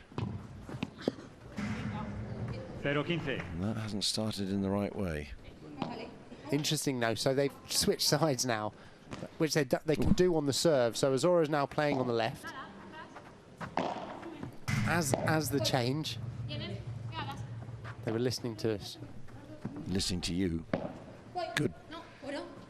Good work from the founder of the paddle school. Ooh, Lovely hello. Bahada. Yeah. 15 iguales. And that's a good call, and obviously they can do this on the service game, because on the serve you can choose where you want to stand. They wouldn't be allowed to do this should they win this game. On the return they're going to have to go back to where they were, but in a new set you can change. Ooh, just out. 15-30. And I think Azura will cause them much more damage on the left, because she has that variety in her shots. And Alejandra Salazar, well, I mean, you don't be world #1 for as long as she was on the right-hand side and not know how to play that to perfection. Oh, what a shot from Ricardo, though. Almost wrong-footed, and yet still made absolutely perfect contact. And here we are, 3 set points.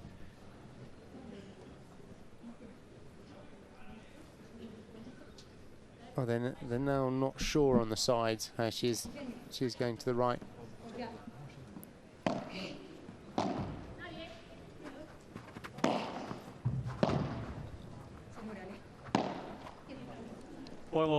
And that's it. 6-love first set. First time we've seen that in the tournament so far.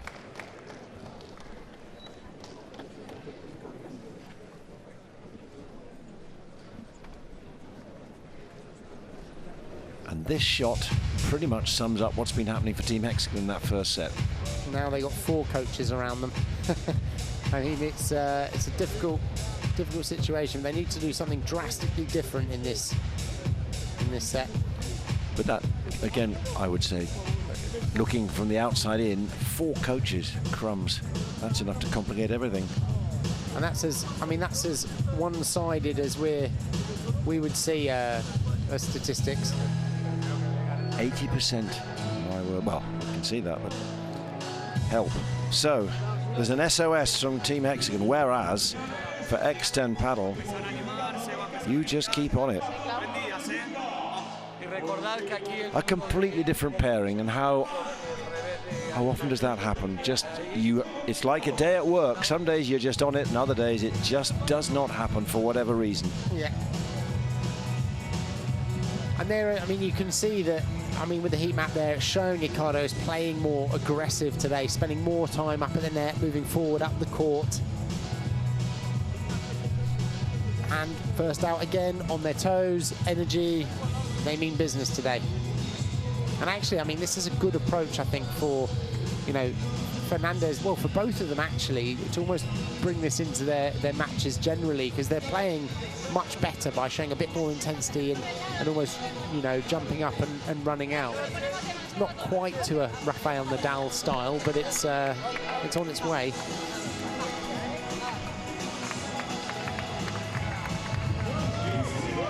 So let's see, have they taken the paddle school approach? Have they switched sides for this second set? Is Salazar still on the right, Ustero on the left? Yep, they've switched, so I think that's probably a good decision.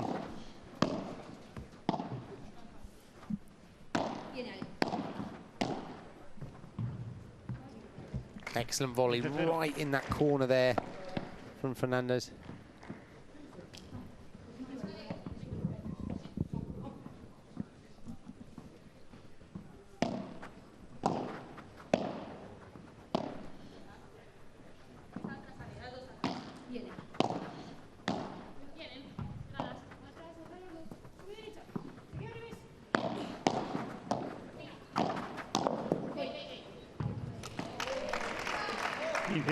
Good play.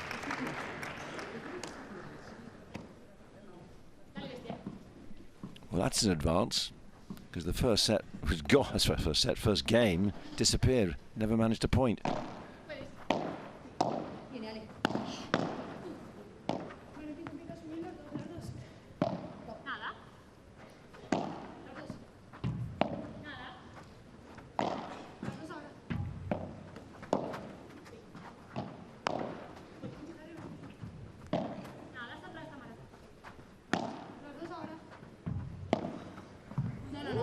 A bit more patience there, almost forcing the error, and Alejandra Salazar already looking a bit more comfortable in this game. I think Ustero, if I was also coaching, I'd say Ustero to go for those smashes a little bit. You know, on the right side, you don't get the opportunity as often, but now she's on the left. She's almost got a bit more allowance to go for these smashes if she wants. Nice shot there, keeping it low from Ricardo on that bandeja.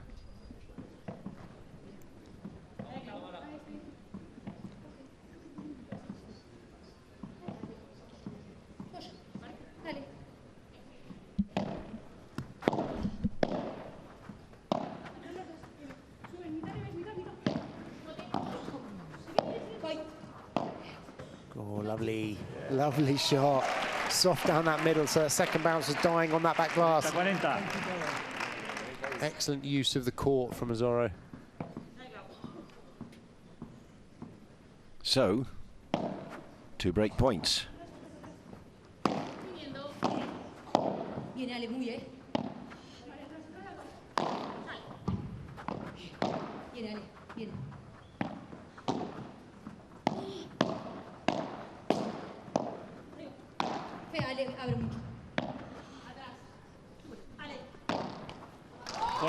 And they forced it. Well, we never thought that was going to happen at one stage. No wonder Juan Martín Díaz is happy. Whoever had the idea, apart from Sandy Farquharson, to change the partnership from right to left, well, it's worked. And it takes a little, you know, when it's been 6-love first set, you need a bit of a drastic change, and switching sides is almost the most drastic change you can do in paddle, so it's had that effect. So all those people who are saying it's all done, Claudia Fernandez or Tamara Ricardo, I had a bet Claudia Fernandez. She won the vote yesterday when they lost against Castello and Ustero. Well, let's see. Here comes the Viking, Ustero, and the 4-time world #1 Salazar in her home city of Madrid.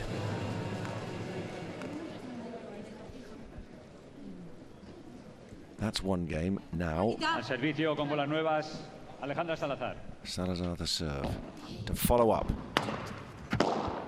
Lovely, powerful smash there. 15-0. And that's what we need, really, almost to give her a bit of confidence. I mean, I know that was an easy smash, but still, it's good to get that out of the system.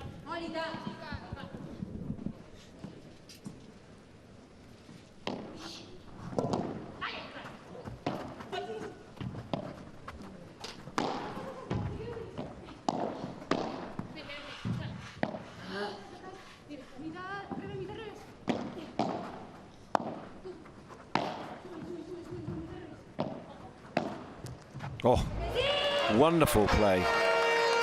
Just decisive. A player reborn at the moment. Lovely shot down that line, finding that gap.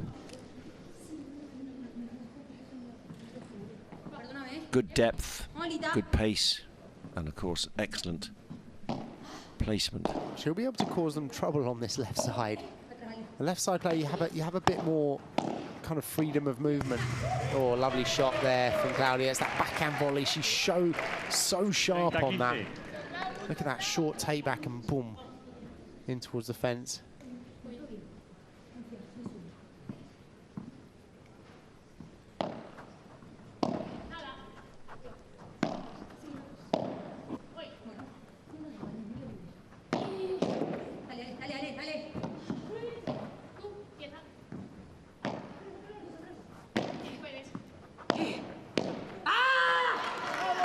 And she's pumped up as well now, Ustero. Once she gets in this mindset, she competes really well.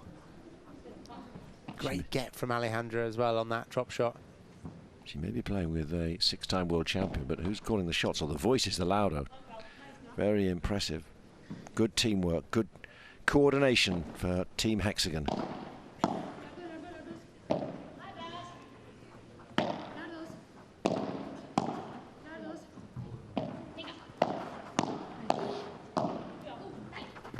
Good change. Oh, lovely. Has it worked? No, they're in trouble now. Oh, and it was that smash from Alejandra Salazar that just didn't have enough on it. 40-30. Allowed. That was a great dummy there, but that smash from Salazar allowed Ricardo back in, and then they lost the net. And she knows it.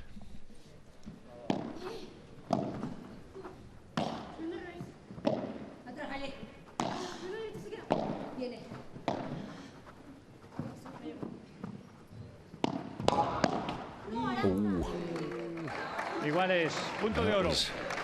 Costly. That was looking very comfortable towards Resto, Tamara y Carlos. 2-love. Now golden point, break point.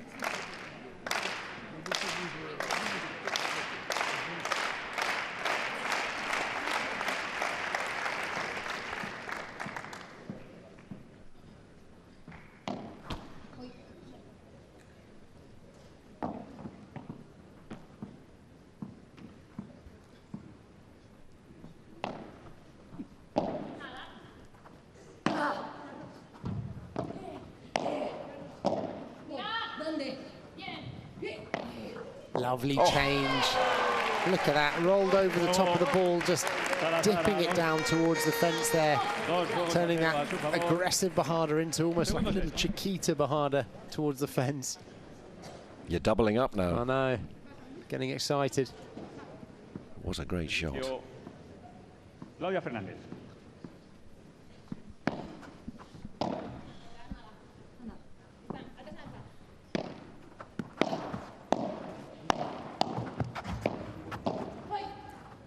Look at the trouble she's causing them. Fascinating how a change like that has completely freed up and changed the dynamic. Good movement, fast. Oh, still. Does she need Salazar? Out. Great play from Azoro there. It's wonderful. It's actually why when they were walking out, I assume before they stepped on court, I assume they would have had Azoro on the left for this creativity that she has.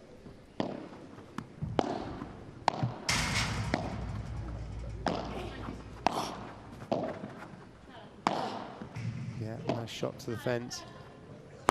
Oh, she's gone for that. Not quite though. Yeah, not quite enough there to kick over the fence. And Ricardo's so fast moving up the court that she could get herself into a good position.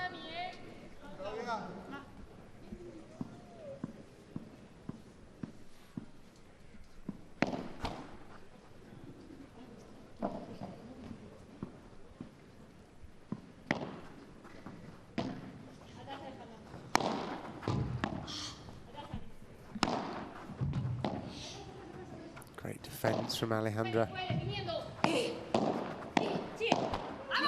Great angle as well by Soro, which had Ricardo stretching. And now all that's really happened is they've just shown a bit more intensity, haven't they? They've made some more balls, they've put a bit more pressure on, and now the opponents start to make a mistake or two. There was almost nowhere near enough pressure in the first set.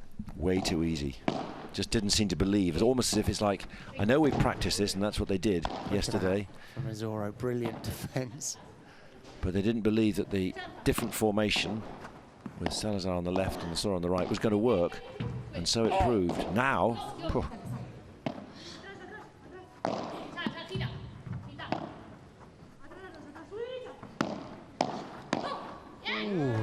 she got away with that. Salazar, I think she knows it. But she was in position and asked them the question.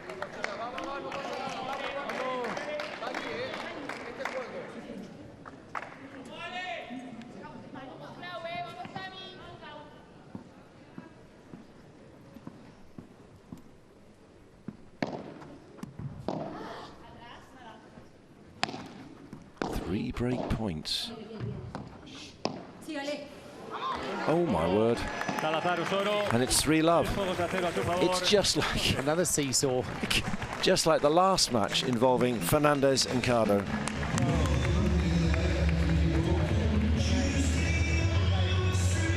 Lost the first set 6-1, took the second 6-1 as if, just as well, someone flicked a switch Now you're in light, now you're in darkness.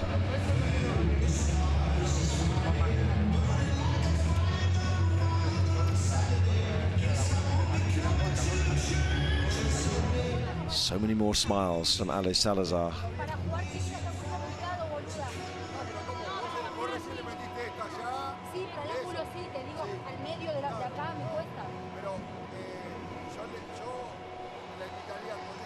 What were you saying about momentum shifts in paddle? There's no other sport like it where you think they've just got it sorted. No, they haven't. I mean, it just can happen so quickly, because, I mean, we compare it to chess, but in chess you've got time to think between your moves, and here there's not, and also because the time between points is so short. It's not like tennis where you walk to the back of the court, you towel yourself down, you pick up a ball, you do your shoot. I mean, you know, here you finish a point and there's only 5 seconds before you start the next point. It's not really enough time to change a momentum shift. And here we're seeing a lot of time spent in that transition. Yeah, it's it's obviously that's an area of the game you can see a lot of coming forward and backward on the court.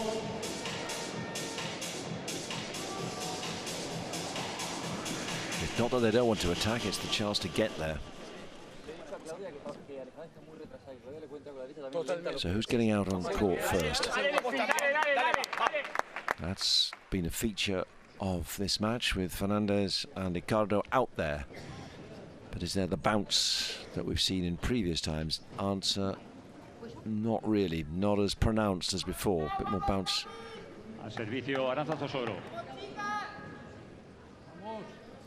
Fernandez just waiting for serve.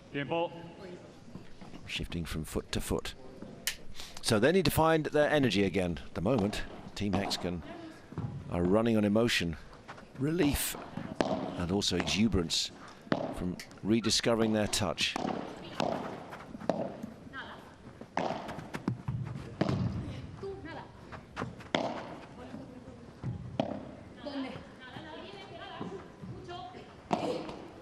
Oh, a lucky net cord. She'll be thankful for that. They were both really pressed to the net.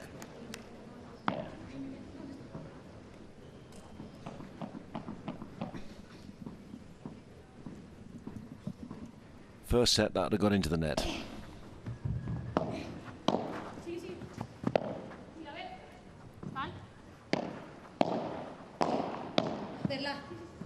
Good blocking from Ricardo to keep the net there. Oh, she's going for it, staying in though. Oh, beautifully done from Azoro. Just flicking, ever so slightly touching that ball so that it hits and comes with a bit of backspin towards the net. Lovely hands. Look at that. Guarantee that one again happened in the first set. There's just a confidence now. The crowd will respond.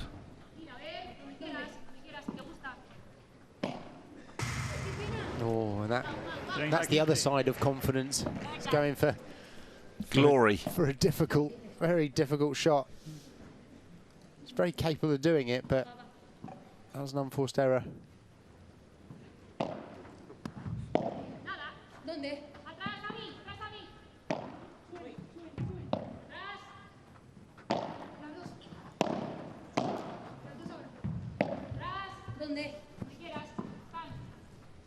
Donde? Good Keep hearing from- communication. yes, non-stop. Where is she? Yeah, exactly.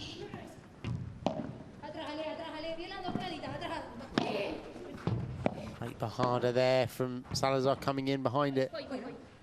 Amazing defense though from Fernandez.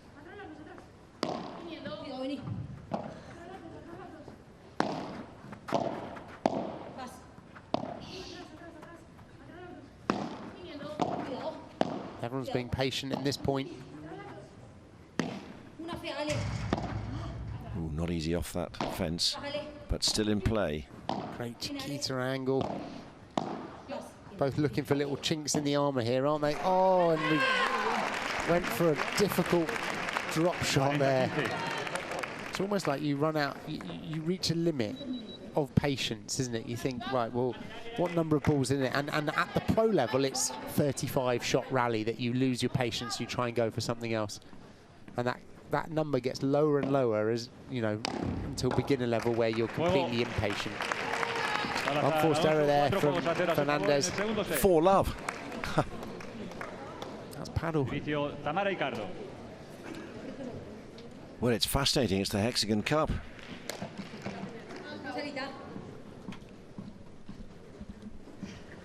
Don't try and second guess what's going to happen in the super tiebreak, which is surely going to happen now. Great volley there from Fernandez into that corner. Again, that backhand volley. Nice punch he has on that.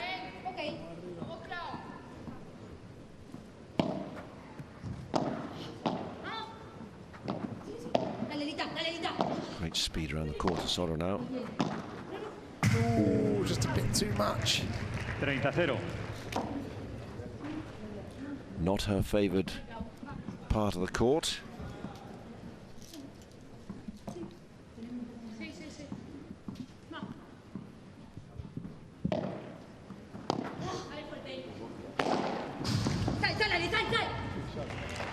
Good enough. 40-0.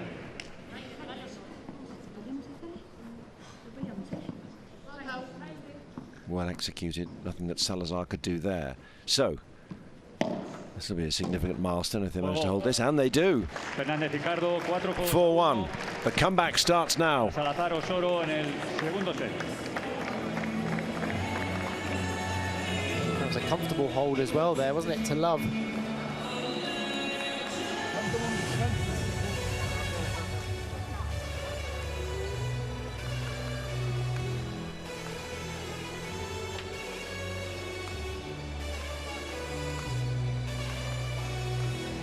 Great reactions. Heads held up high again after a very chastening experience in the first set. So, what do Hexagon do now, Bruno Gugareccia? Well, I was just chatting to, sorry I couldn't hear you there with the loud music. I was chatting to Juan Martín Díaz asking what the decision was, who had made the decision to switch sides for Alejandra and Aránzazu, and he said it was the two players themselves who came out and said, you know, we need to change this, can we do this? And with everybody being a part of the dialogue and agreeing on it, they said they needed to change something, obviously, and well, they've tinkered on that, and it's clearly brought them some good positive results. So turning things around, and very much like the match we saw yesterday involving their opponents, one-sided sets, and it looks like we're heading towards a super set tiebreak. Thank you, Bruno. Interesting the players made that decision.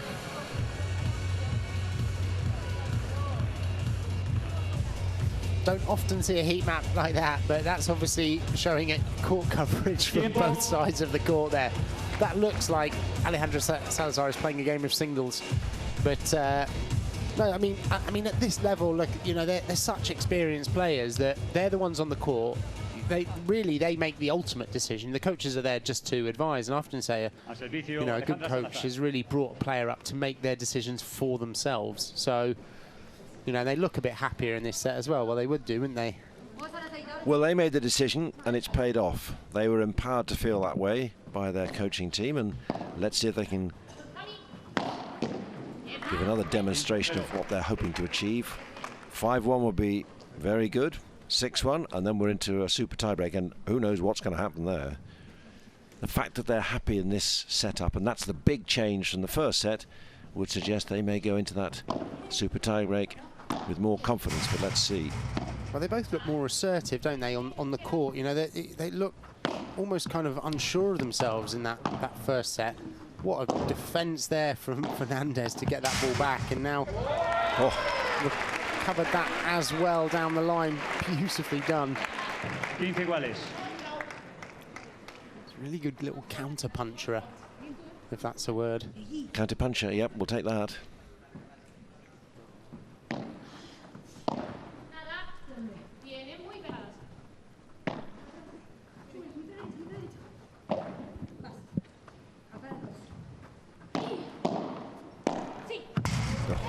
Too what much. A shot.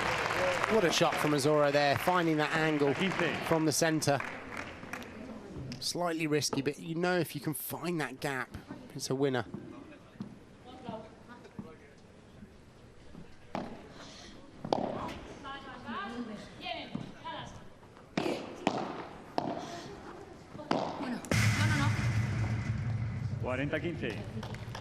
Little mistake in there, and now when they're playing better, it's almost like you think to yourself, I've got to force a winner, and that's where the mistakes creep in. If this goes 5-1, then it's the super tiebreak they need to be thinking about. Get that momentum. You discover some belief, because it's like they've just lost their way again. Well, it will definitely be in this match, in this situation. Ooh. Oh, she got a bit excited there. But I think it will definitely be almost who can start that tiebreak with the most energy and intensity. Because that's if you look at what's happened on the court so far in this match, it's been that's led it.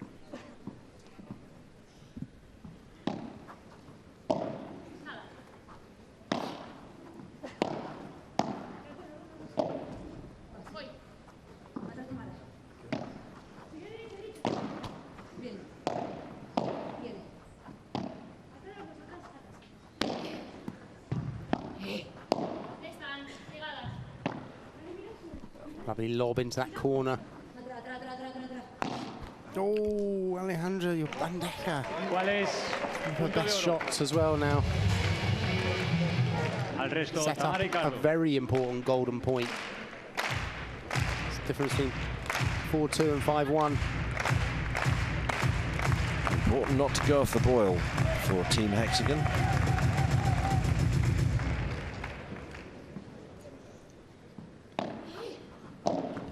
Ricardo and Fernandez have been doing. It's more what they've done for themselves, Team Hexagon. Keep that assertiveness you were talking about. Yes, great shot in the corner. Lovely defensive lob down the line from Ricardo. Oh! Claudia just...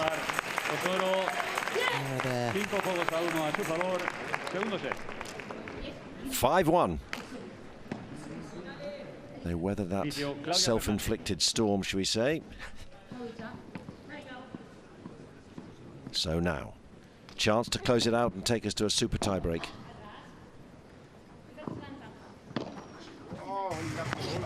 Lovely shot there from Fernandez. Quite magical. It's almost like she anticipated Alejandra Salazar coming across like that to find that gap. Look at that, she knew she was going to cover the middle.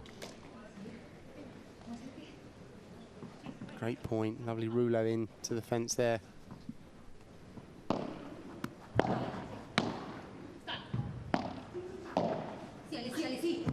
Lovely shot. 30-0. Great hands and change there for her. See the backspin on that, just taking it away. Oops. 30-15.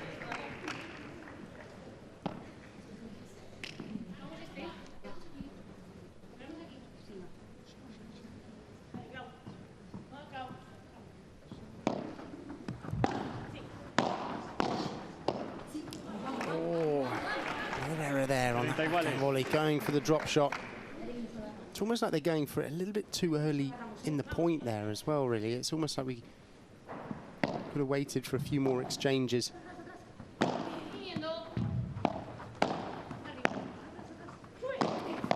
Oh.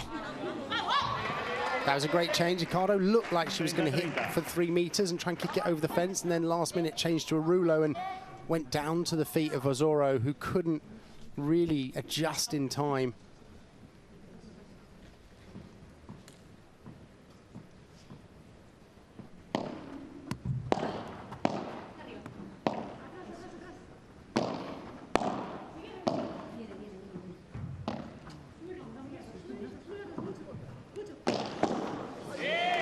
That'll do nicely, 5-2.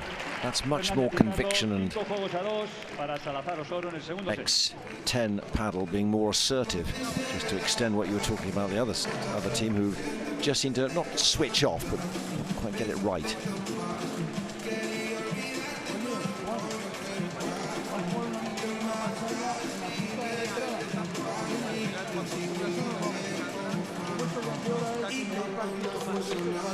It's been a dizzying rise, hasn't it, for Claudia Fernandez? 18 years old and you're winning and just third in the world.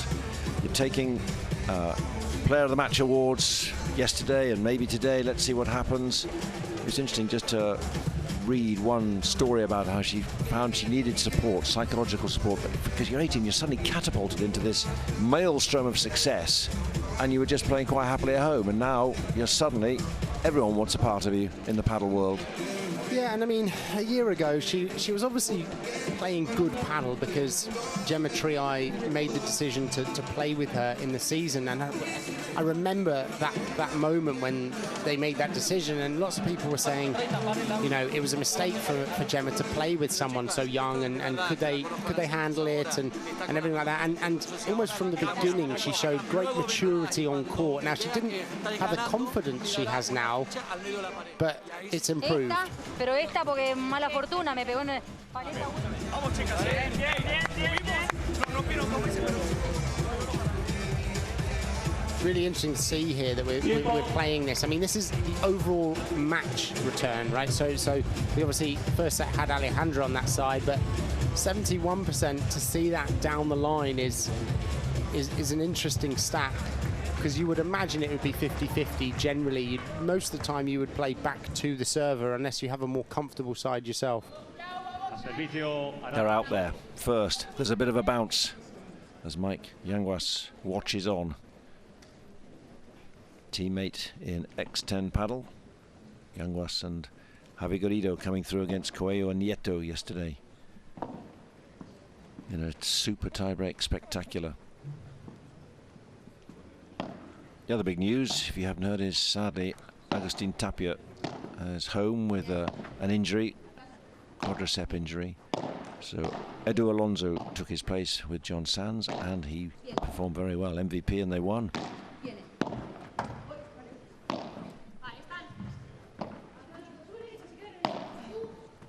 Coelho next on court after this match. Ooh, another mistake by Ricardo, and she knows it. Salazar tempted her with that shot, almost coming across here, Alejandra, and lucky for Alejandra she didn't make that shot, because she did have a little bit of her line exposed, but took the chance.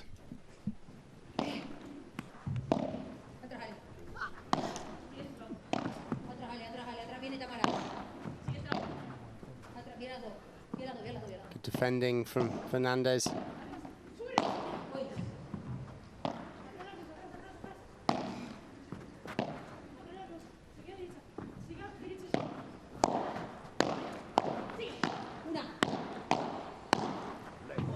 Nice exchange, very great volleys there from Salazar. Impressive pressure there she put on both players, and then finishing with that nice aggressive shot cross court. Look at that with a volley. Don't often see her really rip a vibra, but that's what she just did.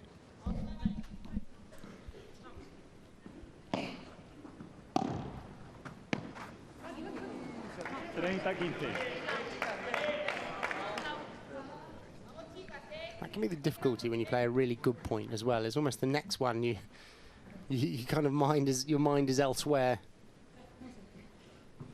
Interesting, just having a little chat, taking the time. 5-2, 2 more points. They closed out 6-2 the second set. Now we have 3 set points.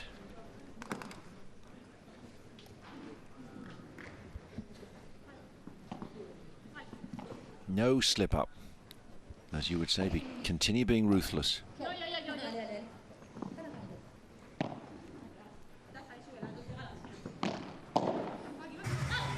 Two players going for the same ball, but there's still another. Nice shot from Claudia, that was right down the middle there. 2 set points.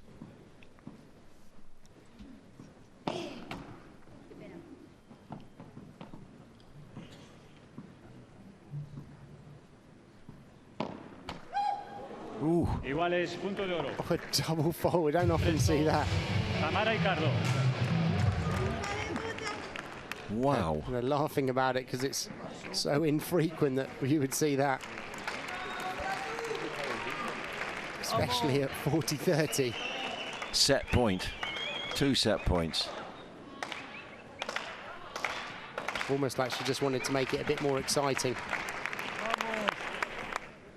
But it's still set point on golden point. She's gone for the aggressive smash, and it was okay enough to not be attacked, but it's given them the net.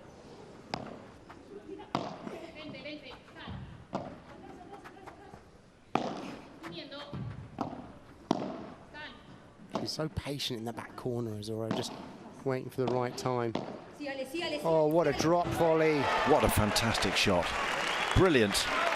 Gutsy little shot to go for there on goal point.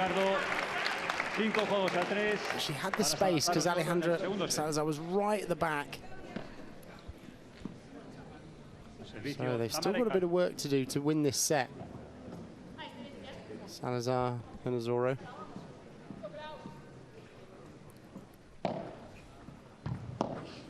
Ricardo and Fernandez finding their form and their touch once more, and their belief. Another good rouleau. Oh, another drop. We're seeing quite a few drop volleys here. This is good. This is good, isn't it? Yeah, and they're working because they're either winning the point or bringing them in for difficult balls. So even though Ustero got to this, she wasn't in a great position and they could win it on the next one. There's a look that's worried. 5-4 is very, very interesting.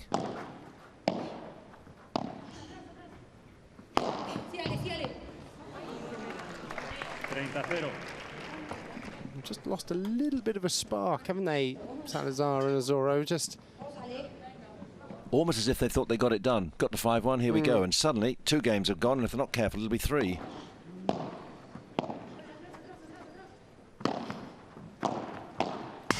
Ooh, that's where she wanted it as well. That's her favourite place.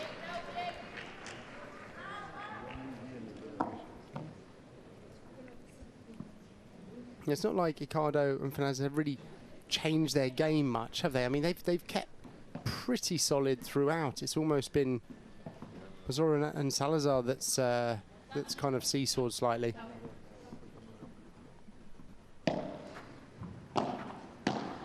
First set they were nowhere, out of position, as in left and right wrongly. No, touched the net. Now this is getting much more squeaky bum time, isn't it? Because this is 40-15 to make it 5-4.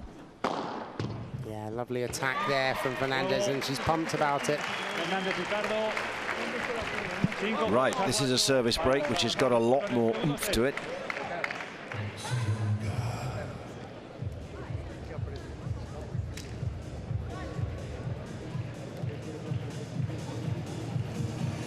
Big, hard-hitting drive to the bottom of the court, or the back of the court, and now they're out and at it. 5-4, just 1 game in it. And we were talking about super tie breaks. We may be going to a tie break itself.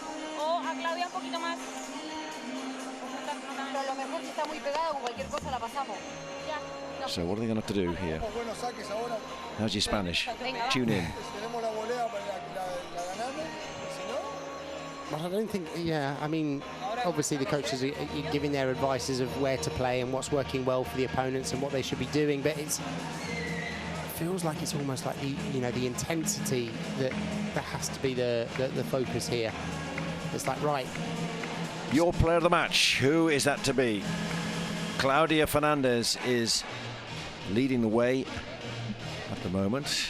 40%, Ustero 25%, Salazar just 10%. So Ustero and Ricardo have got work to do, but Claudia Fernandez, big favourite, just as she was yesterday when she only showed flashes of what she can do. But here is real grit and resolve.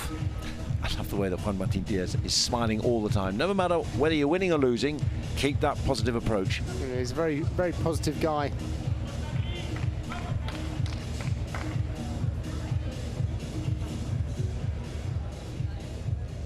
servicio Alejandra Salazar. Big surface game coming up. Can they close out the set? Or are we heading for a super tiebreak?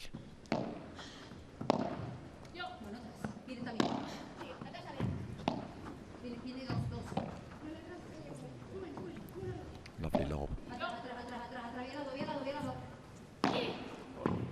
Oh, great harder, great pickup as well from Fernandez. And they've managed to keep the net.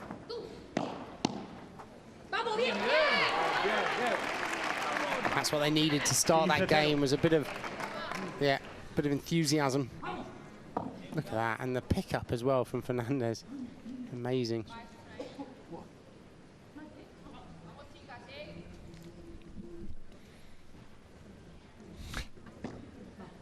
Not seen enough of that in the last few games. Zazu Osoro.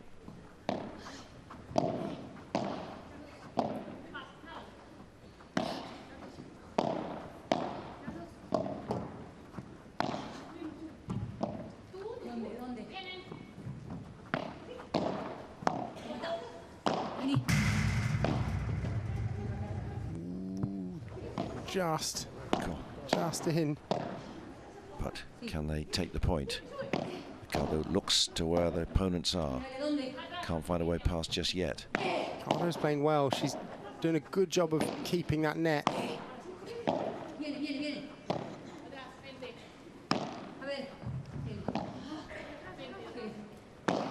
They all know the importance of this point.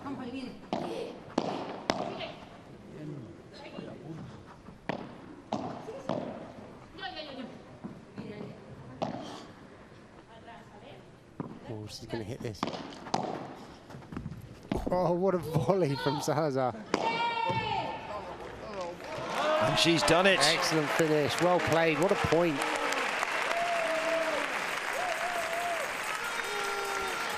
They had to throw everything at them there to win that. And this is the one where that back post just bounced in. Ricardo was probably wishing that to go wide. Well judged smash as well there by... Yeah, good finish. Yeah, that had to go out and unobtainable.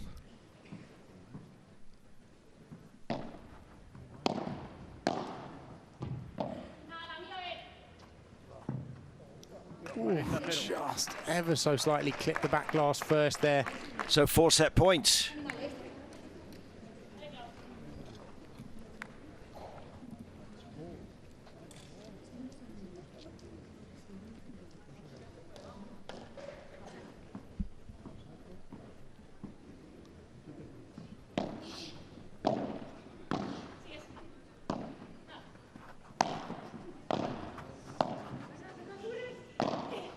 Find the corner. Well played, Azoro. Very nice. But that is what they needed. 6-4.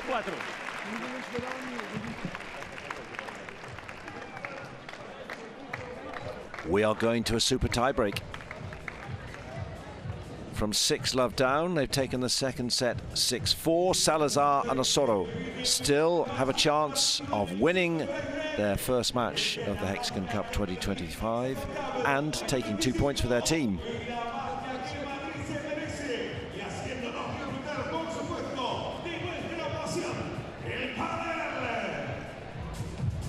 So in terms of the match summary, 1 hour and 6 minutes, 58% of the points won by Fernandez and Ricardo. You can understand that, particularly after that first set.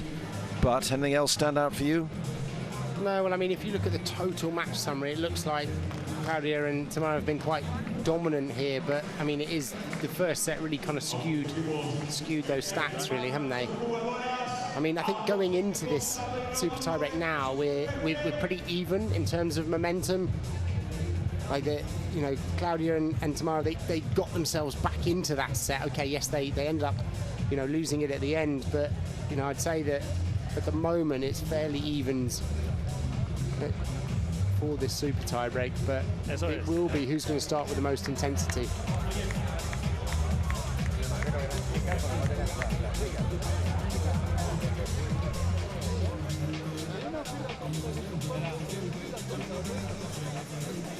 Few words for Fernandez and Ricardo with the umpire, and then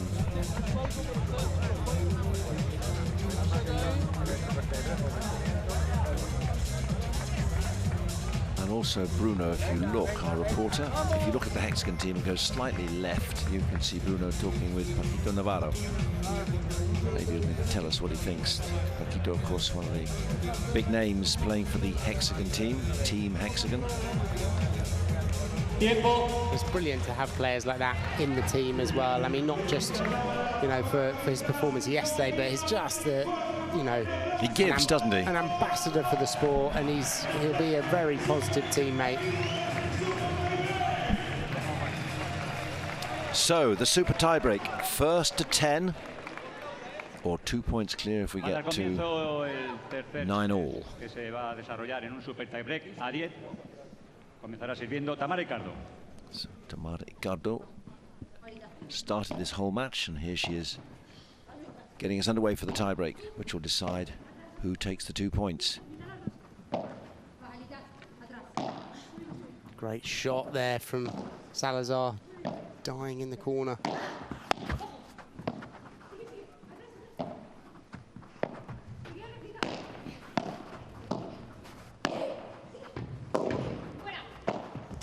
Lovely. Played Ustero there, stretching them, forcing that ball to right towards that back glass for them to defend, and then taking advantage of it. Set it up and put it away.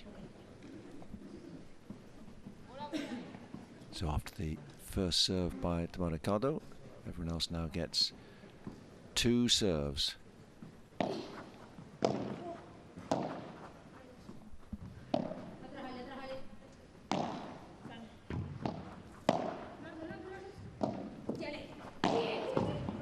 Oh, great defense there from Ricardo.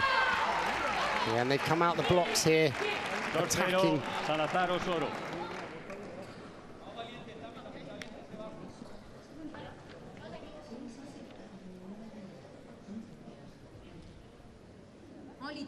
Great angle to see that, to see the sense of decision and control, decisiveness.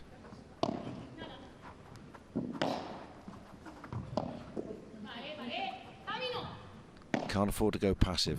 Now is the time to step on it. Cleverly and tactically.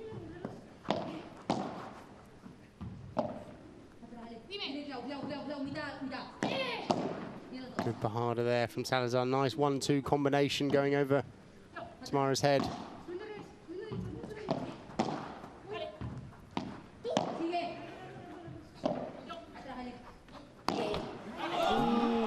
That's the one she would have wanted as well. It wasn't a deep bandeja. Even Juan Martín Díaz looks a little bit pained by that on the sidelines. 3-0 would have been a big opening for this super tiebreak.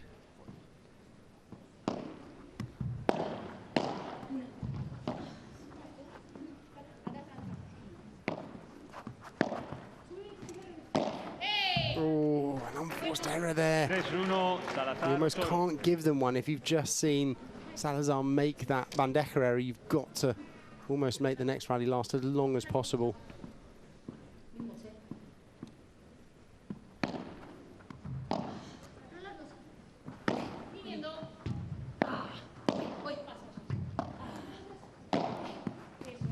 She got out of the way of it so she could defend it off the glass.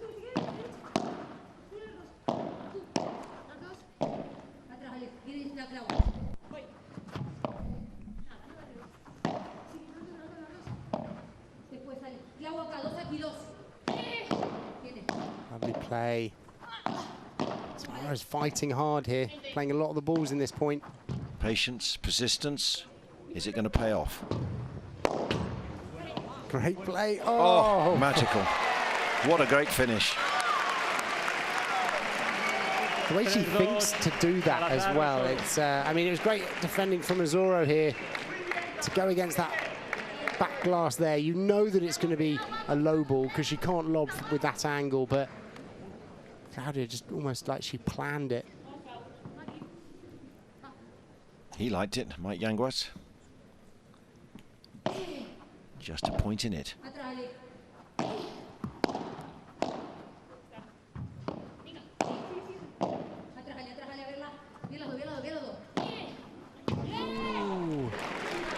Tres iguales, cambio de lado. Unforced error there. First change of ends after the first 6 games. Well, where could we be? This could easily be 5-1, couldn't it? In favour of Salazar and Ustero. Instead, it's all still to play for. 1 set all and 3 all. I mean, they've been close 4 points, to be fair, long points, so it's still neck and neck.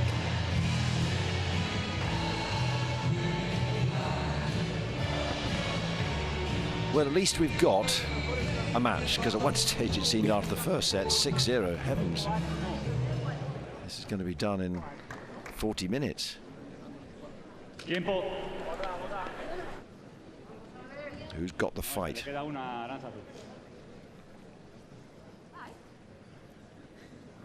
The endurance, and your big word, physicality. Big word. Come out with some long words today, is that what you're thinking? No, far from it. Your favourite word then, in terms of what can be key in terms of the talents and attributes needed to succeed. Oh, wow.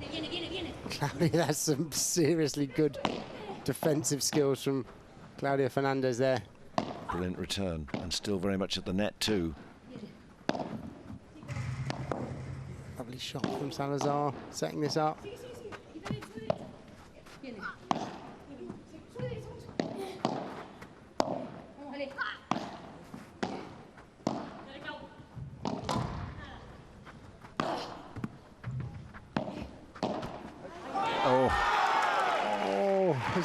It's almost the easiest ball of that rally. She almost didn't get involved enough earlier on in the rally, and therefore when she did get that one, it was like it was almost the first ball she touched for a little while.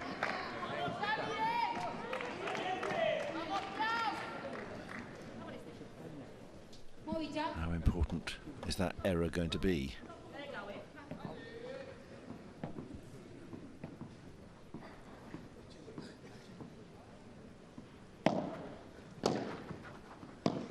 Oh, wow, great recovery from Ricardo, especially considering...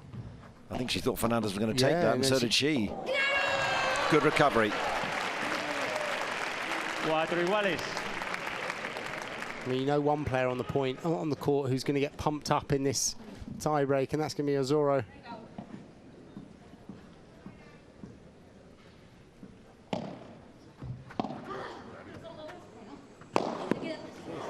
That was a searching serve, and that was a follow-up to take that on the heel. The body shot 5-4.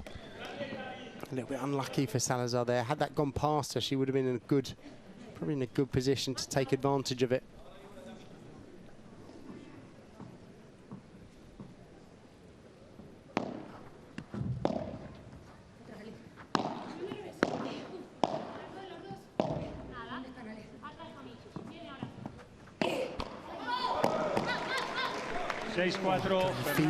Feel it for her there. It's there are too many of these unforced errors creeping in at the wrong time.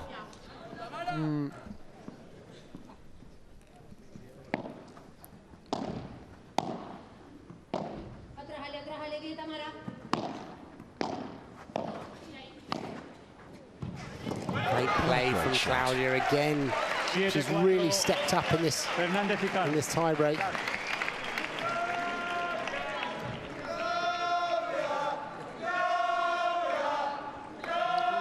Claudia Fernandez fan club have found their voice. They've already been texting votes for their favourite player or player of the match. I think that chant was coming from the team. Well, she's doing a great job at the moment. That is a short lob, and will she get away with it? She has. So far, let's see. Oh, and the winning lob bouncing and then over the fence. Fernández Ricardo, cambio de lado. Good time for that to happen for her. Cambio de lado. Cambio de lado, por favor.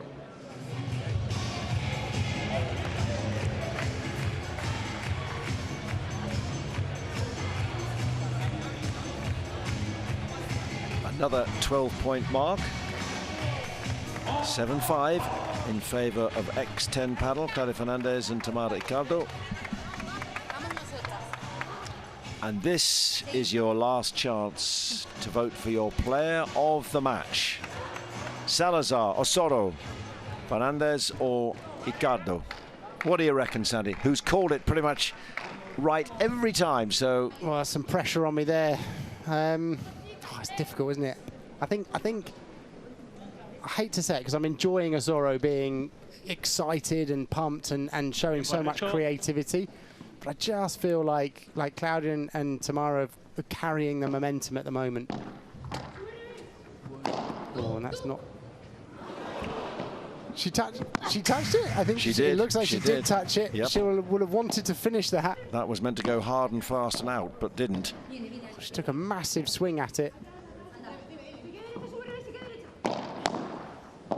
Can they rescue this one? Oh, great defending. Oh, lovely angle. Brilliant. Wow, Claudia.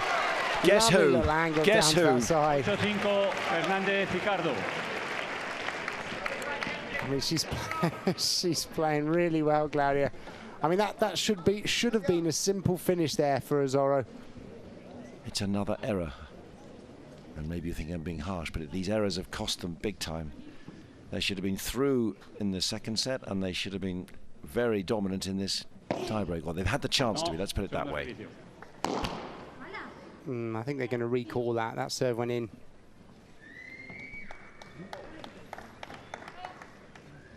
Two more points needed for the match victory for Fernandez and Ricardo.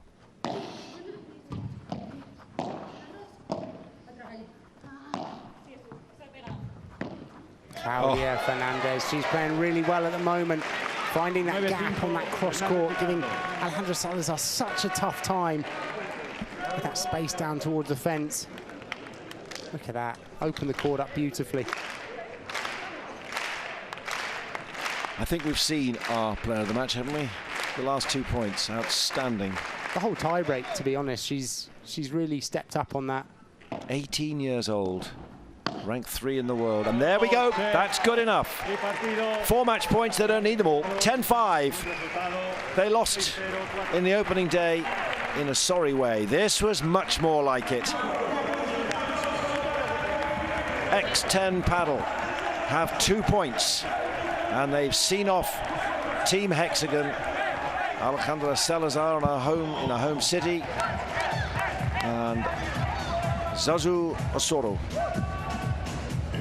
Nice sporting spirit there from Claudia Fernandez, who goes to thank the opposition, and then the victory celebrations can begin.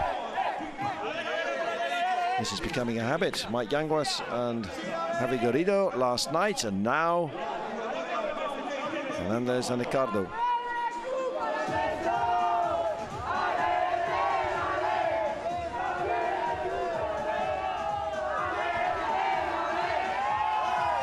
So played one, won and lost one.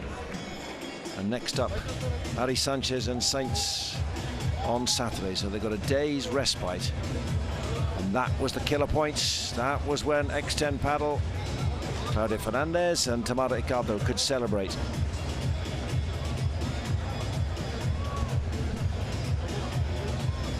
We'll be seeing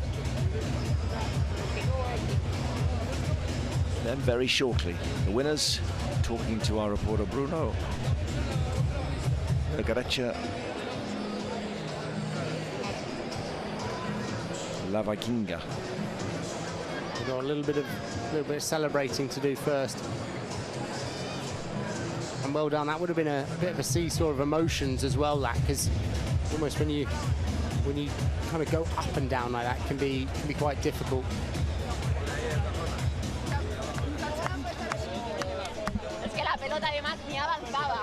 The chances were there for Team Hexagon, but they didn't take them.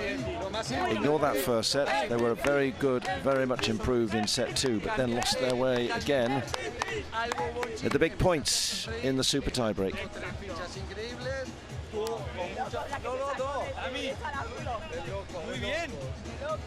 Muy bien indeed, very good.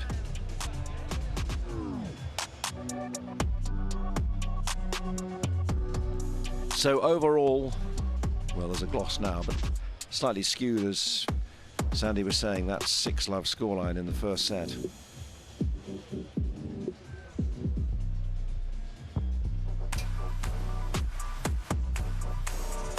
One hour and 20. We thought it was going to be done in about 20 minutes, given that first set. But the switch for Ustero and Salazar made a difference. But was the mental sharpness there when it was needed at big points thereafter? So you can see the player of the match, not by much, but Claudia Fernandez is the winner. So Salazar gained votes too. We can now join our reporter Bruno, who has the two winners. Pues de nuevo con las vencedoras del tercer partido de la jornada en la Hexagon Cup. Claudia, empiezo contigo. Segundo MVP consecutivo, pero me imagino que hoy con mejor sabor de boca, ¿no?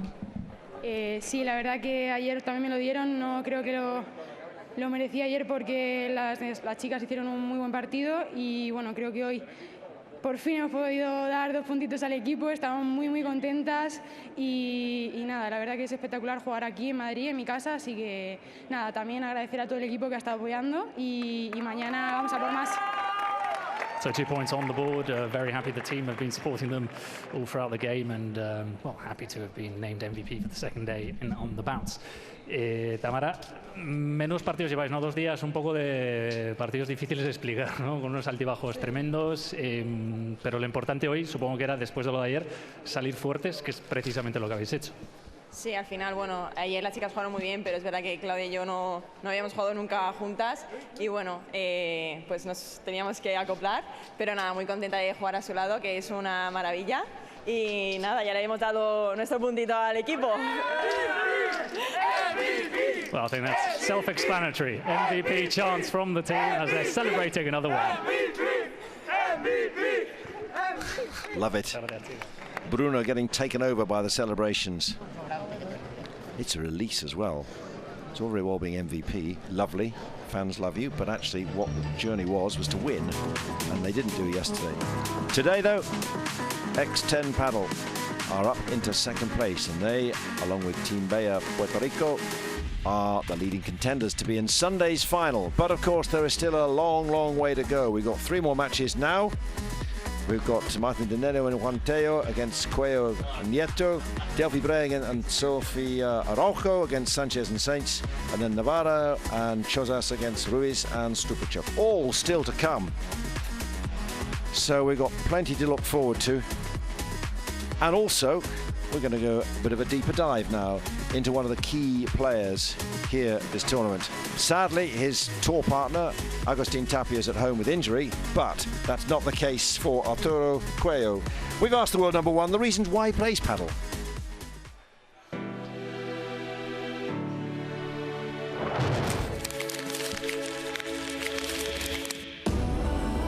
Bueno, llegó con 7 años en mi pueblo en Mojados. Mis padres empezaron a jugar porque pusieron una pista de pádel de muro y poco a poco pues fuimos introduciéndonos en el deporte, en la afición y nada, desde ahí pues hasta ahora mismo no he parado nunca de jugar al pádel.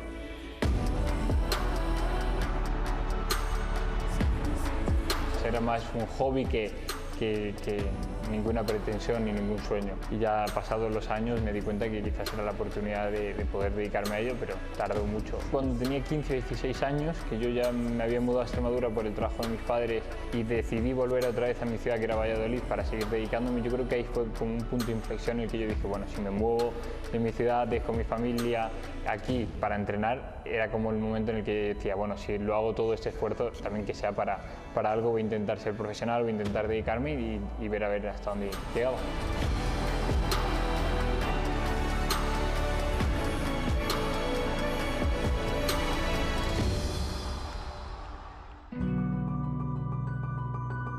Como partes difíciles, al final en una cosa como es ser jugador profesional de un deporte hay muchas. O sea, está la cara bonita de la moneda que la gente ve, que nos ve en los torneos, que ve que tenemos una vida privilegiada, que es verdad, que nos dedicamos a lo que nos gusta, pero existe la cara B de la moneda, es la cara que nadie ve, que es dejar la familia lejos. Es difícil de compaginar la relación, porque yo con mi novia llevo 3 años y casi que no nos vemos tanto y me gustaría verla, me gustaría estar más con mis amigos. Al final, el hecho de estar viajando tanto por el mundo nos limita el estar con la gente que más queremos. Lo que más me afecta a mí, lo que más me cuesta y lo que más duro veo es dejar a la gente que quieres lejos.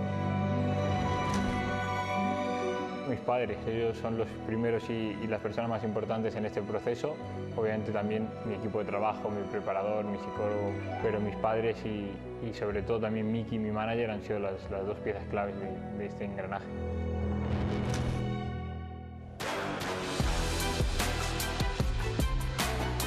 Bueno, yo creo que al margen de que muchos objetivos en mi carrera ya los he podido lograr y estoy muy orgulloso de ello, siempre aparecen nuevos objetivos y nuevas ambiciones. Este año tenemos mucho por lo que pelear, mucho por lo que luchar, muchas cosas bonitas que vivir y cuando ganas mucho, en este caso nosotros llevamos 2 años muy buenos, siempre quieres más, con lo cual la ambición sigue, por no decir que ha aumentado y queremos seguir por más porque es lo que nos gusta, es lo que nos motiva cada día por la mañana y en mi caso tengo la suerte de que cada día que me despierto por la mañana tengo la misma ambición o más que el primer día que empecé a jugar al pádel. Arturo Cuello, what a player. Lost yesterday with Coque Nieto, so he's the next match up. What are we expecting there? Because as he said, he's a winner. He's used to it, not liking to lose. Well, a little bit like we saw from Fernandez and Ricardo there. They came out after the loss yesterday and were firing on all cylinders. I'm sure he will very much be doing the same now. And I wouldn't be surprised if you see him really like pressuring the net and playing fast, aggressive paddle to almost turn it around, really. Because the other interesting part of it is not just Cuello, it's also Teneno and Tello. They were the defending champions, lost their first match as well. Yeah, I mean, look, at this level, all of the games are, there's nothing that is given, right? And so they were up against Chingotto and Momo, I think, and that's a really tough game. So they'll also want to be coming out and proving a point. So this is building up to be a very exciting game. Have we whetted your appetite? I hope so. Don't go anywhere. It's about to get even better.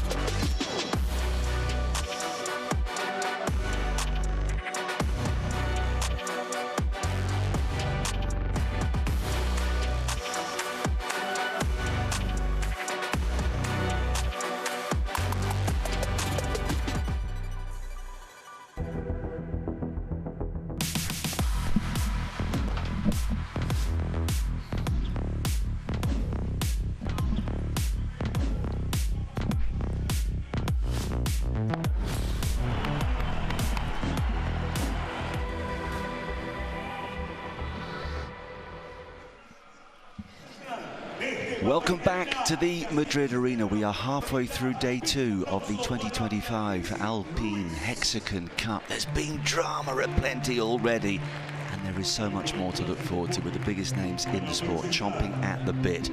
All going in search of the first prize of 1.2 million euros. Imminently, for Team Advantage, Martin Dineno and Juan Tello, the defending champions, up against the world number 1, Arturo Coelho, and Jorge Nieto, Coqui Nieto. Both teams are fabulous, but both teams lost yesterday. So, of course, they are desperate to make amends straight away. And here come the two men who won it 12 months ago, saving a match point in the final. Martin Dineno of Argentina and his fellow countryman Juan Tello, a terrific combination. They're used to winning. They were upset, though, by Fede Chingoto and Momo Gonzalez in a terrific tussle yesterday. 5-7, 6-4, 10-8. It was tight. A couple of key moments. Neither played badly by any means, but they'll have to be that much better today to ensure they don't go 0-2.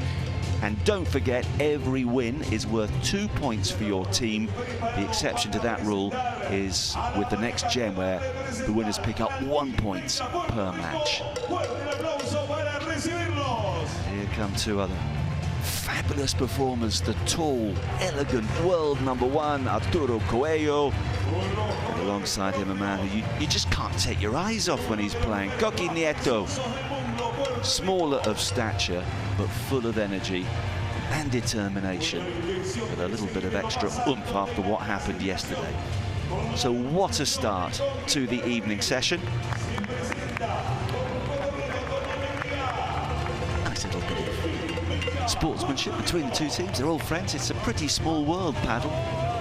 But of course, friendships are put on hold. Different partners for this event. They change partners all the time anyway.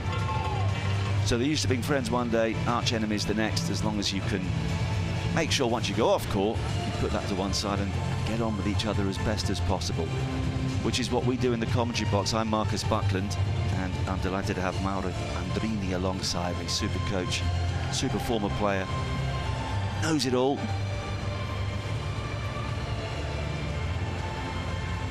And I'll get Mary's thoughts in just a moment as we go through the preliminaries.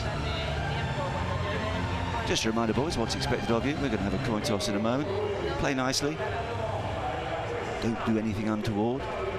As Mary was telling me yesterday, it's never been a case of two teams actually coming to blows physically.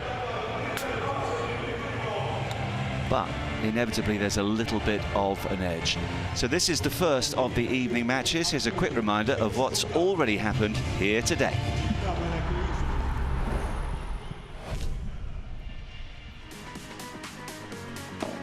And it began brilliantly for Team Bayer, consisting of Jessica Castello and Madrid Ustero, who have now played 2 and won 2. They came through 7-6, 6-2 against Claudia Jensen and Veronica Beceda of Team Crew. What a combination they are proving to be, and put together at the last minute because of an injury to Bea Gonzalez. Well done, Jessica. Then a battle of RL9 and 11-11, which went the way of Eduardo Alonso, who's come in for the injured Agustin Tapia, and John Sanz, 6-7, 6-3, 10-5 against the master Fernando Pelestaguin and Valentino Libac, playing their first match of the week. So success for Robert Lewandowski's team. And just a few moments ago, an extraordinary battle in so many ways. Team Hexagon against the Team 10X Padel.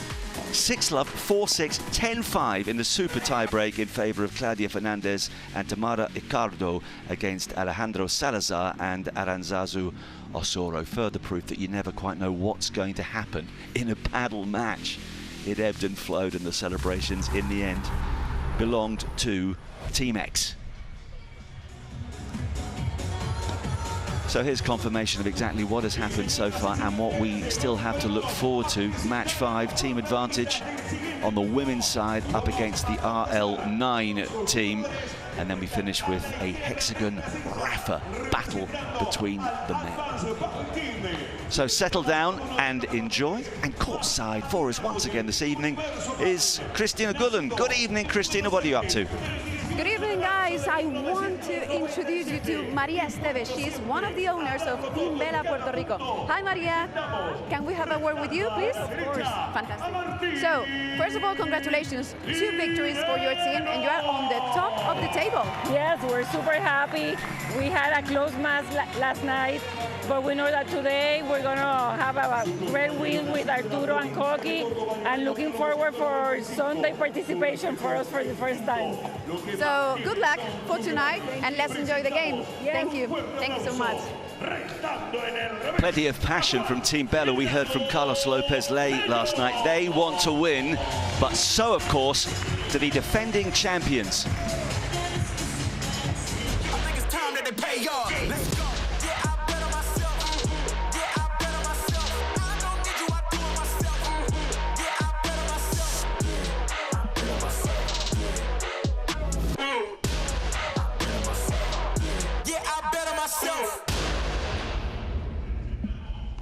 Two superstars representing the defending champions. I have mentioned it a couple of times, but they saved a match point in last year's final before emerging triumphant. Mary is alongside me. We're having a look at 27-year-old Martin Dineno, currently ranked at 6 in the world. What makes him so special for you? Yeah, well, welcome everybody. Yeah, so we had Martin Dineno. Actually, they lost yesterday the match. Martin and Gato Tello. Marcus, I got to tell to everybody that you're becoming a master in Padel already. I thought that you would become a master by Sunday, but you're already talking like perfect. Yeah, everything was going on in this Hexagon Cup, which is not an easy task to do. So well done. Yeah, so this pair, you know, they've got a lot to do in order to come back to get the title as last year did. Gato Tello, we know Juan Tello is a Padel expert. I would say, you know, he's the most experienced player in this court, I would say. But they go in front of them. They go Mr. Coelho and Coqui Nieto, who yesterday they lost their match. And I would tell you something. Do you remember yesterday that Coelho played one shot that changed the game? So we're going to talk about that later. You see. Well, there's been so much intrigue. I just love the subtle tactics, and anything I do know, Mary, has come from you. So thank you for that. We've had a look at team advantage. Let's have a closer look at Team Bella, who have those stars just mentioned.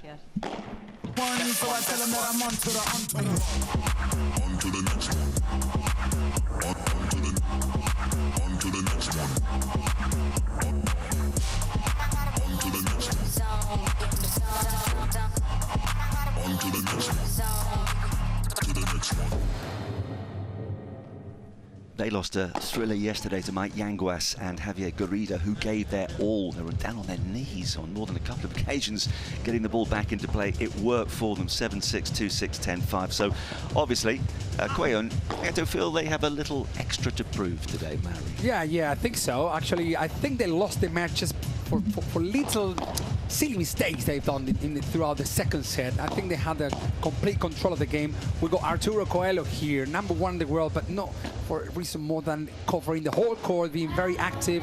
Such great reactions for this player, and of course the massive, powerful smash. I would say the most powerful smash we've ever seen in the sport of padel. So together with Coqui Nieto, a very perseverant player, very consistent performance in every single match. I always said, you know, Coqui is an 8.5 player every single match.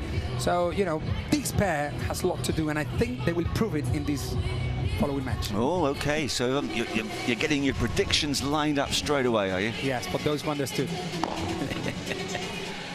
Well, there's a terrific atmosphere once again inside the arena.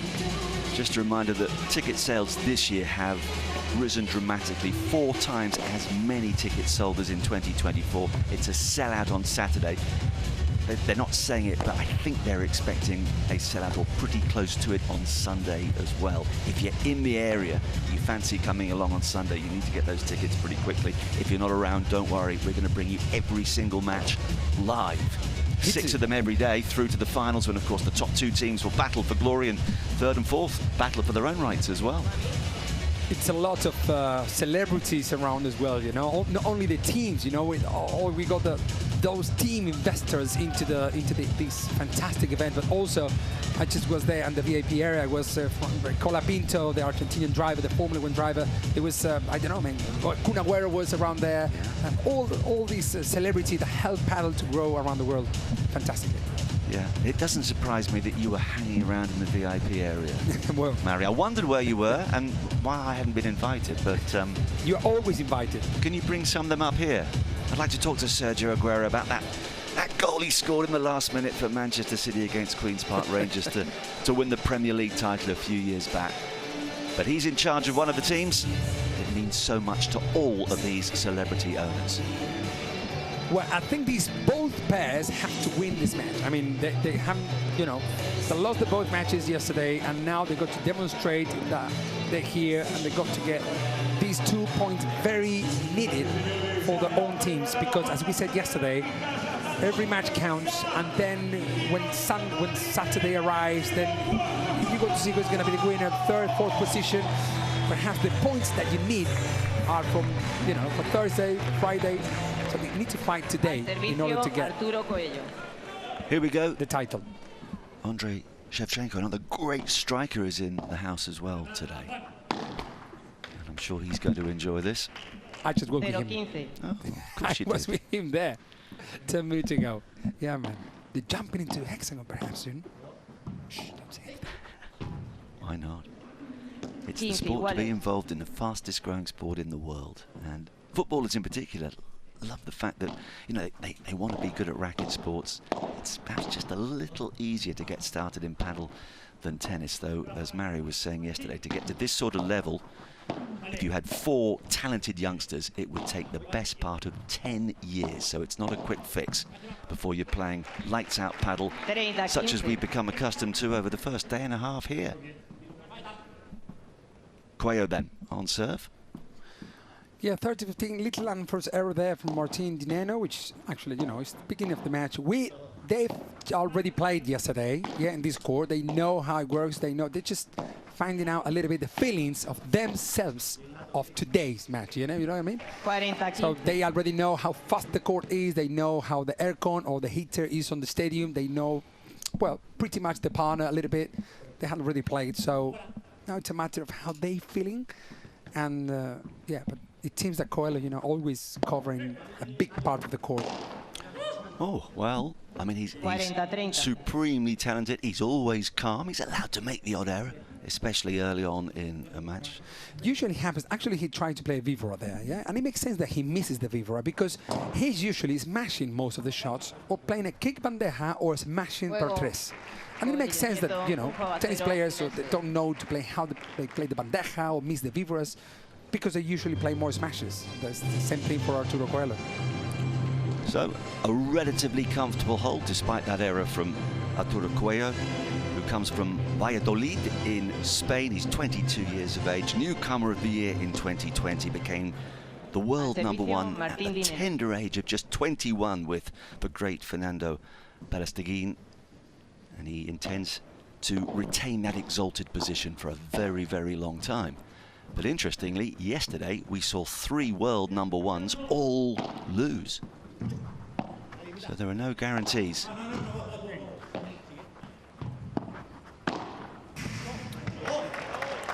Well, as I told you, you know, before, for Arturo it's much easier to play that shot that he just played, like in line with his body, to play that kick cross court, rather than play a vivora or a bandeja, you know.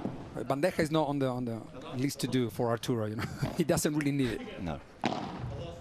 And if those Spanish words, the terminology confuses you a little bit, well, every now and then Mary will just explain exactly what they all mean. Part of the learning process. For those who are embracing this sport, you only have to play it once to realize what fun it is. There we go. That's how they should work, I think. Actually, it was Arturo was at the back and Coqui was at the net. That really surprises me a little bit because, you know, Arturo would be the one who is always like in between the transition area in order to volley and go for more aggressive shots.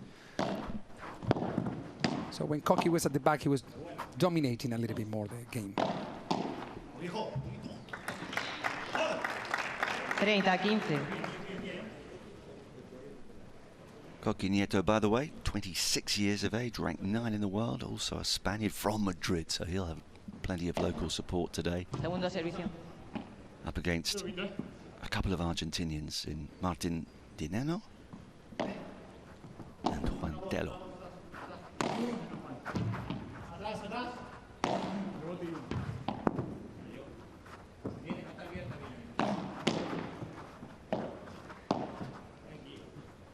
High lob is coming.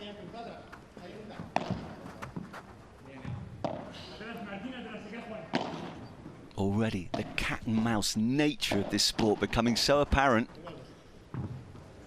And that little extra rat-a-tat-tat at the net leads to the error. Of course, if you hit the ball straight onto the back wall, you lose the point.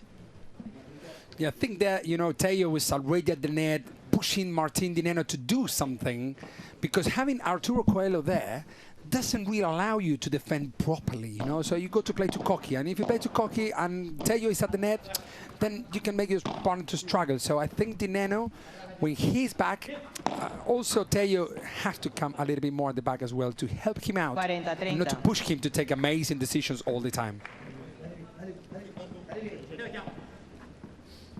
The other thing that becomes very clear very quickly is the fantastic communication between the teams. They're talking all the time. Sometimes one word is enough. A couple of times yesterday we had, well, lengthy paragraphs that had to be understood in a split second, but it works. That didn't. Iguales al resto. Bad mistake there. Even though because the opponents were at the back, no one was doing anything, and Tello played that shot that put now in a golden point. Yes. A little bit risky to start the, you know, for the beginning of the match. Yeah, golden point for the advantage team. Decides the game. Well, Dineno is always there, you know. So yeah, if you have a Dineno next to you, then relax and play a bandeja. Everything's going to be good.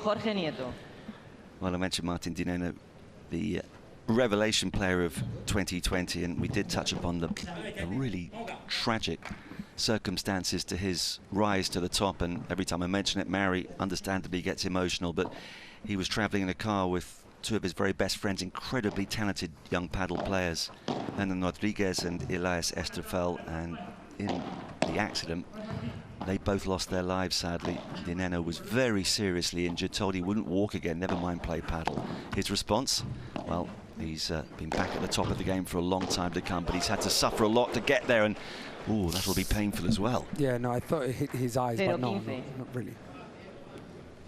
Yeah, actually, the crazy thing about Martin, you know, when he won the first title back in 2 years ago together with Paquito Navarro, he said something that was all around social media, all around the world in paddle, that he said, I only wanted to play one more paddle match. Yeah, well, he showed that he could do a lot more than that, which is testament to his fighting spirit, but goodness me, everybody in the world of paddle will never forget the two young men who so tragically lost their lives at such an early stage and were destined for great things as well. Life can be so cruel.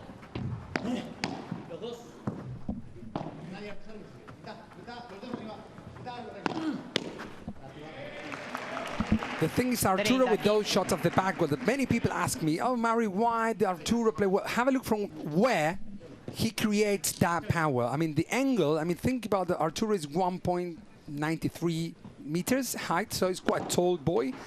And when he hits the ball from that height, actually think about his arms. So he's hitting the ball like from 2 meters 20. So the amount of angle plus the power he can generate from that angle, that makes, you know, a lot of easier, I would say, at some point, to go for more winners. That's why when Arturo has a shot off the back, well, it's not like Paquito skills or Dineno, they play great shot off the back. But also, he got the height and the power, which make it very difficult, like that beautiful volley from Martin Dineno down the middle. Slow enough. That's paddle about. You know, how fast, depending on your opponent's position. That volley, if Arturo was at the back, it wasn't good.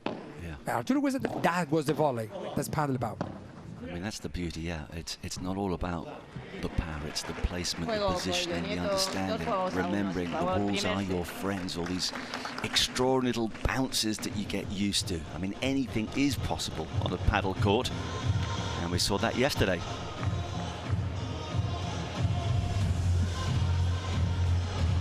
As with tennis, they change ends every couple of games.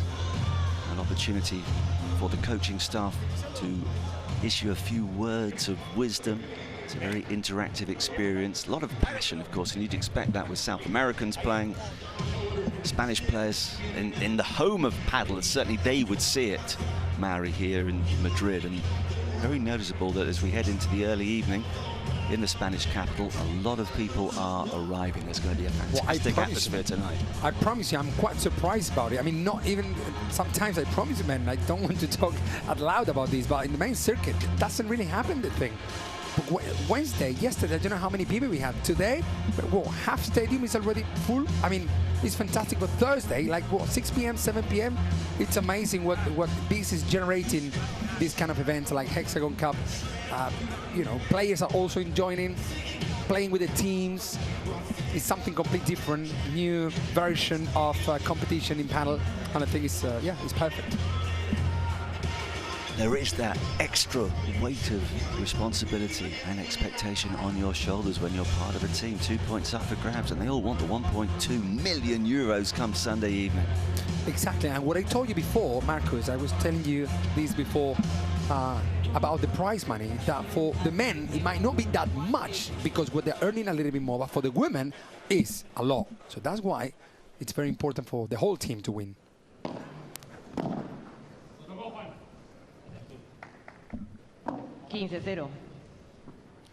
Very well-positioned serve to get this fourth game underway. Big stretch. 30-0. Koki do the job. It's not great, actually, but I'm not used to see Coquito playing Chiquitas and going forward to attack, actually. Here he goes again. And that's out of the court. Por cuatro. From Mr. We call him the radio from Ezeiza. Ezeiza is the city. We call Martin Dinene, we call him the radio because he does not stop talking. Kind of me, but on court. Oh, I was going to say. Yes, man. Because the communication with his partner is like a lot all the time. But everyone loves to play with him, you know, because he's giving you the right information at all the times. But 40-15. That's power. That was coming back with no opportunity whatsoever for his two opponents to get their racket on the ball.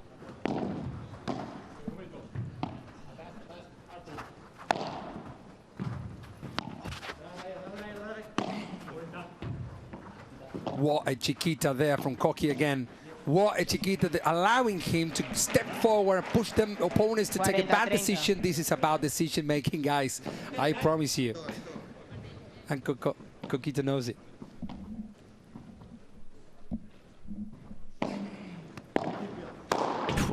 Oh! No way!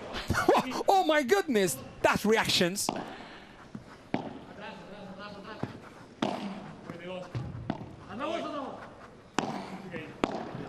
That's paddle about, you know, it's like you restart the point again. With this lob, Arturo is restarting the point again.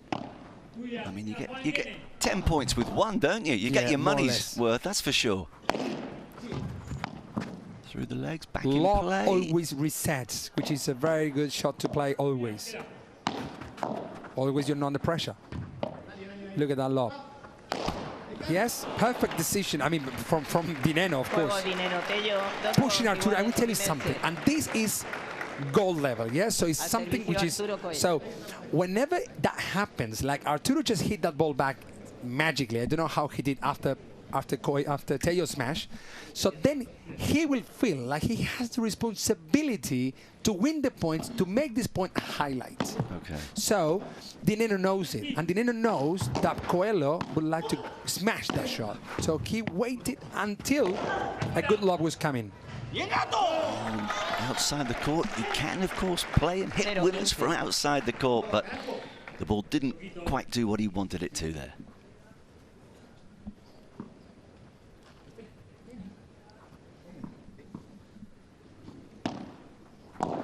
I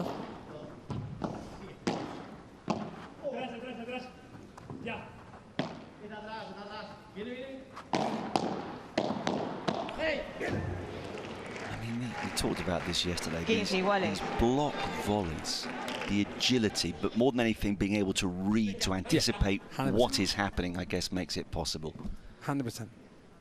It's like, okay, if I play this and the opponent hits the ball at this angle, 87% of the time the ball will come back here. Okay, I put the racket here. But to take that decision is, well, you got to be at this level, a different level. Well, I think there Martin could reach that shot at the net. He was already almost at the net position. But it's very hard to decide either to let the ball rebound or not, because is Coelho hitting the smash? It's not me. No, there's very precious little time to make that decision. No, that shot is incredible. No, well, that shot that Dineno just played is incredible because it's slow. This is another goal tip. It's slow. If that shot was a little bit harder, perhaps Coqui Nieto would reach it because the ball is very outside. But this shot is just slightly next to the door, making the ball very complicated for Coqui to reach it. Just a little kick for 40-30. Angled away nicely there by Coelho. This is action-packed. What a start to the evening session.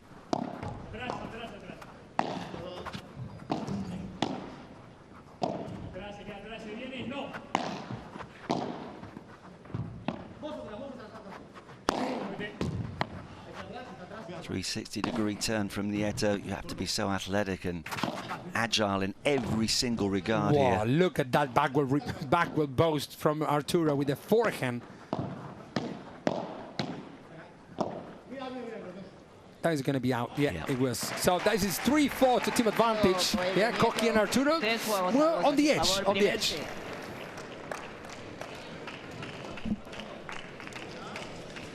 Well, we thought this was going to be special. Two teams just licking their wounds a little after those defeats yesterday, and they have hit the ground running. Nothing between them so far.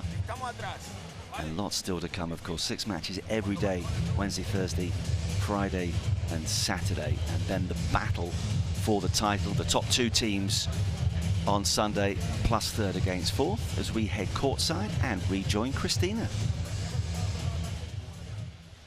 Hello again, guys. So I was talking to my cameraman because I want to show you some insights of the technical part of this Hexagon Cup. So we have this cameraman here, okay?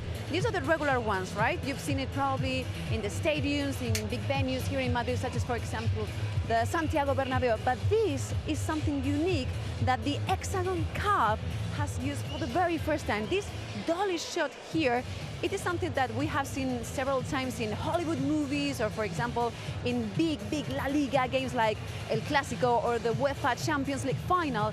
But this is one of the very first times, this dolly shot that we have here, this type of camera, that it is used for a paddle tournament like the one that we are having today. It's just another sign, thank you Christina, another sign of the rapid development of this sport. We just had a look there on the return of the players. Actually, you know, it also says if they play with the first or second return, if they would go for a lob, perhaps for a low shots, but that shows the lobs that they play more lobs at Coqui Nieto than Arturo, and that actually makes sense. Like this shot Arturo plays usually, he likes to play the first shot down. And Coqui is the kind of player who would prefer to start leading the game just with a nice and good lob. Look at that block. Well, yeah, Tello stepping forward, trying to block Coqui Nieto's shot. Actually could have been good, but Coqui's bandeja was amazingly to the corner. Yeah, that was very hard for Tello to reach that. So Dineno serving, love 15.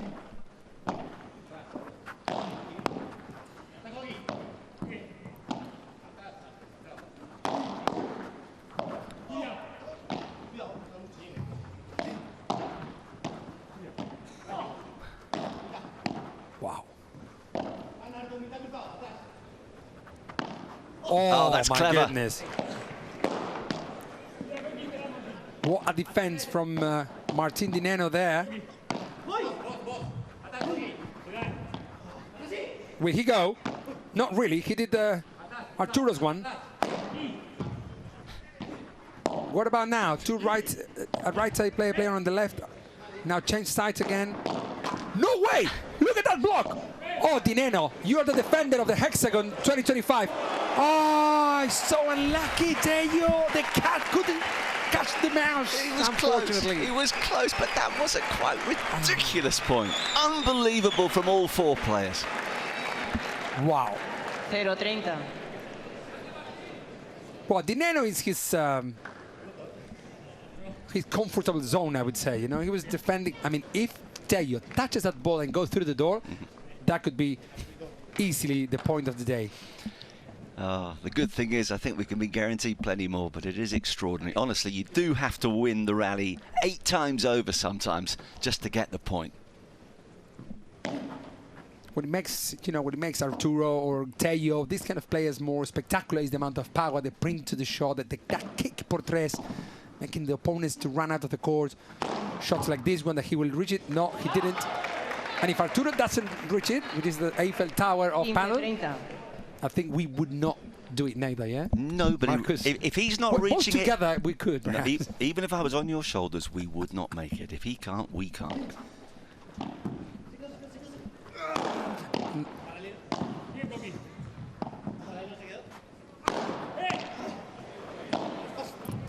Koki there at the back also doing his job defending. Think about Arturo didn't touch the ball yet. But Koki is comfortable there, doing his job. Great decision from Arturo. Slow to the middle. Absolutely different level shot from this fantastic player, Koki Nieto. But hey, do you know what is very difficult from what Arturo did? Was not hitting any of the shots, but was always ready, just in case I do. And that's very difficult in Padel, because no, I'm the fridge, they don't play the ball to me because I'm better. You shut up and just do the job that you have to do, which is being involved, helping your partner to bring the best from your partner. Yes? Yeah, you may be the fridge in that regard for that point, but he remains red hot. And these are break points at 15-40, 3 of them. No way. Come on, Arturo. Oh, come on. You got to be kidding me with this. Oh, unlucky. What I told you yesterday, same thing. Whenever you do an amazing job, then you feel as a partner, you feel like, nah, if I miss this, but yeah, usually you do. Well, Koki says sorry. Not so Koki just then, but... You see, look at his partner, like kind of apologizing. Yeah. But once you understand Padel, as I told you yesterday, you got to understand you're going to lose thanks to your partner sometimes, but you're also going to win thanks to your partner. Nobody's perfect. It's a near perfect shot. Oof, great depth. What an angle. And then he goes. Oh, he nearly got the touch again. Hey, Juice, huh? That was on the edge. That was a little bit danger for Dineno and Tello. There's still danger because we've got another golden point. There goes the snitch. The lights change colour. This point decides the game.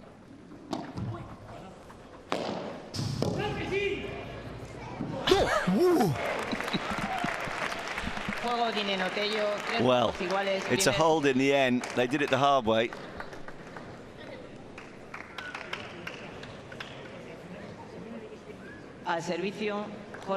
And as wonderful as the paddle play was yesterday, the first 6 games, Mario, of this set, to me, they've gone up another level. It's so intense, every point.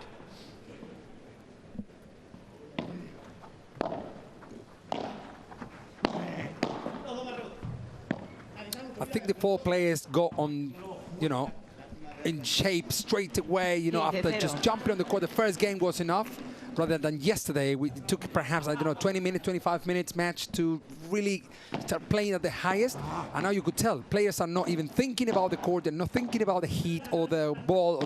They're just playing the best paddle they can play. Well, when he winds up like that. My goodness, that shot. Yeah. When he winds up like that, the point 99 times out of 100 comes to a very sudden halt. And of course, the other thing to mention here, these are two fantastic teams. One of them is destined to go 0-2, with both losing yesterday. So there is that extra edge today to make sure you get the job done.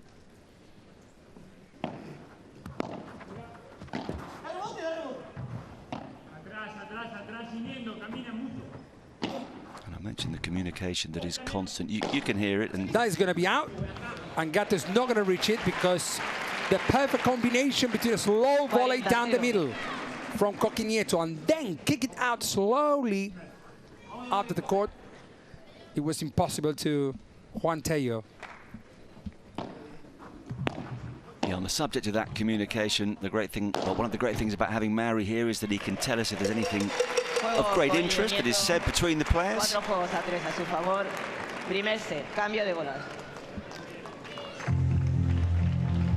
And both teams can now sit down and have a further chat. And you, of course, can vote for your player of the match. That is the QR code. We had some really interesting voting yesterday. Arturo Coelho, despite losing his match, was given the vote. He was a little bit surprised. I think it shows that he's rather popular, though. There's a lot of Coelho fans out there. The choice is yours, as always. Early on, of course, but set the trend. Tell us which of the four have impressed you the most thus far. Dineno is involved in a lengthy conversation. I love the passion on the benches. It's a little different to, you know, you watch the Great Britain Davis Cup team, for example, in tennis, and being Brits, we're quite restrained. Oh, you know, good luck, old fella, maybe just try this. But, oh, no, they give it the rule here. Creo que hay algunos que están yendo bien, entonces podés caminar. Y yo creo que también ellos están un pasito más para atrás. Todavía no jugamos ninguna chiquita. Entonces, en algún momento vamos a hacernos lo boludo y volcar una. Por lo menos para acercarnos 2 metros y tirar un globo y que yo tenga menos tiempo para retroceder. La van a volcar, wow, perfectamente por el lado de Coqui, que Coqui es el que está un poco más retrasado. I'll let you know very soon, espera el globo.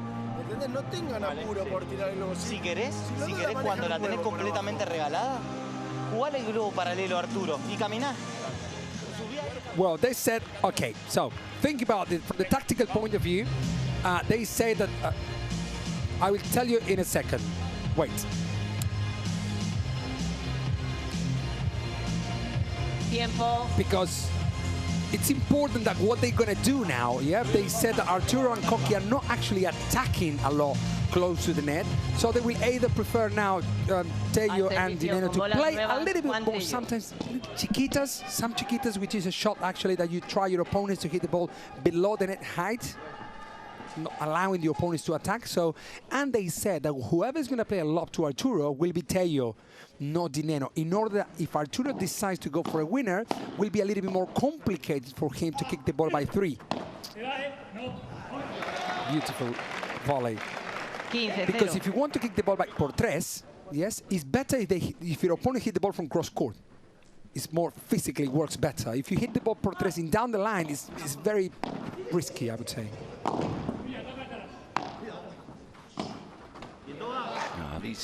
Well, that's what he tried. You see, that was a chiquita, but that's the risk because the net. I was going to say these tactics are fascinating, but sometimes it's not quite so easy to do what you know you've got to do. Segundo servicio. The chiquita, top of my list of key terminology points, the slow, low shot from the back of the court to feet, and we see an awful lot of those. And we see an awful lot of that as well. Fend it off if you can. That wasn't a chiquita at all, I would say. No. The direct opposite. Well, the crazy thing about this sport, Marcos, is actually, for example, now, let's say Arturo and Coquinieto found out that their opponents are playing some more chiquitas, so they will just perhaps step a little bit more in front. So the next game changes the tactic. And in a set, changes the tactic again, because you go to... That's the job of the coaches who are outside on the bench. And it illustrates the point we made yesterday that in tactical terms there is so much more you can do on a paddle court than on a tennis court.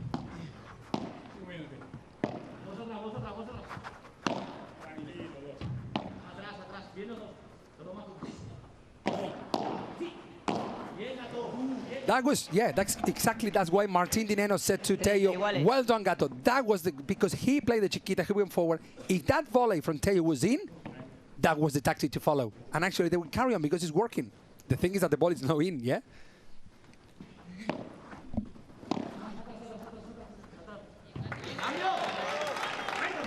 Good serve down the middle. I think that return from Arturo should have been a little bit more cross-court in order that the court is slightly bigger, longer, because he just missed the lob for an inch. If he played that shot slightly more to the corner, that shot is in. But from here, from the box of commentators, it's very easy. Oh, of course it is, Mary. Yeah, I mean, we never miss here.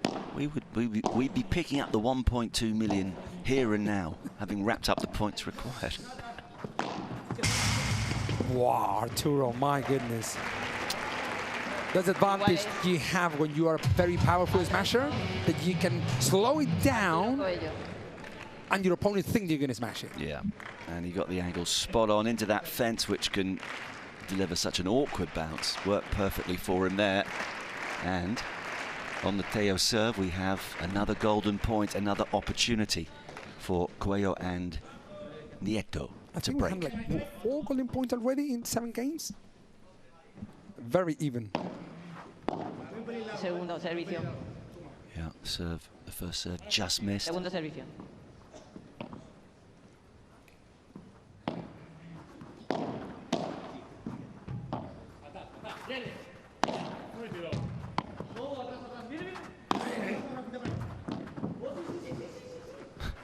See means you go for it, and so Juan Tello did it. Fantastic shot from Juan Tello. This is more even than ever. This is 4-0 first set. I love it. See, is like, man, go for it. Well, yes. It was exactly the right thing to do. Juan Tello was like thinking, okay, Martin, you will reach this. And Martin was like, no, man, you are the one who has to defend to finish this shot. They're living dangerously on serve, but it is 4 apiece. Be careful with this game. I said just that. Be careful now for Arturo and Koki. Let's see if Tello, and because, you know, 3-0, 4-0 in Padel, you know, very dramatical moments for the set, each set. And I guess in the back of their minds, well, we've had those opportunities to break, we haven't taken them. Now, let's be careful, we're not exploited. You see, exactly what they wanted. Just play down, wait, and whenever you think you can play the lob, go for it.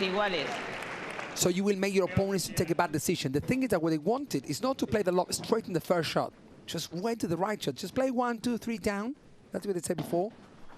One chiquita if you can. That was out. Big mistake. What I told you. Yeah. Yeah? You know what you're talking about here, Mary. I've seen them few matches before this one. But yeah, man. Interesting.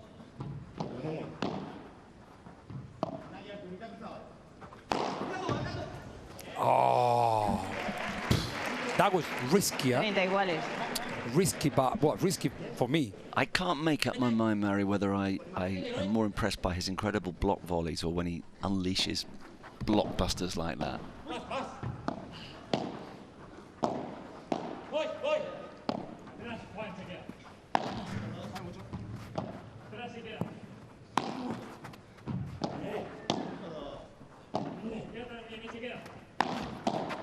Very good from Martin Dineno, blocking there a little bit, just closing the angle, pushing Koki to do the job, but it's very hard to make Koki to miss.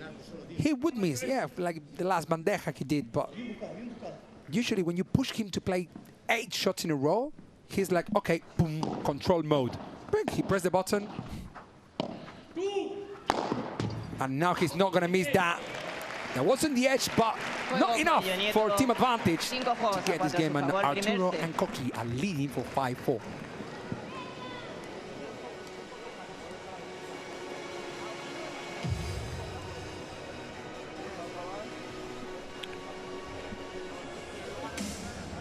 The DJ does his bit during the break. A resident DJ who knows how to get the crowd going as we have a look at the smash speeds of the 4 players so far today. Tello actually coming out on top, but that doesn't necessarily reflect them in terms of their career.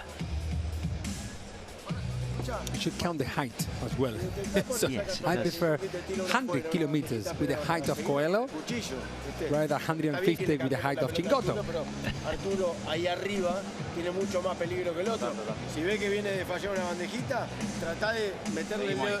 Sí, trata de meterle el dedo a ver si. Hard work being the coach, isn't it? Because the games rattle through, and you've got to be quick, you've got to be intense, you've got to keep your players up, you've got to know the right thing to say. I always wonder, I mean, it comes naturally to some. You're a coach yourself, but everybody's so different as an individual, Mary. 100%. So that is your job, you know, as a coach. You got to know your players, you got to know what to say at which time, because perhaps you got things to say. You cannot say 7 things that you see during the match, you know, and change ends. But you say, okay, this one is important. Which are the priorities of these change ends? Okay, this is this and this and this. Which one are going to play? Lobs in parallel, and we're going to defend down. We're not going to play many lobs. Okay, good. Yes, we're going to try to go with first serve. Forget about missing the first serve. Just make it seem, okay, there are little tactics you can talk about, not 7 in a row.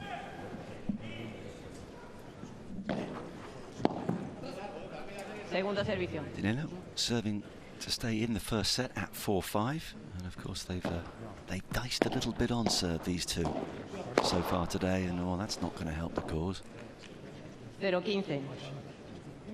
A little too keen to get that away.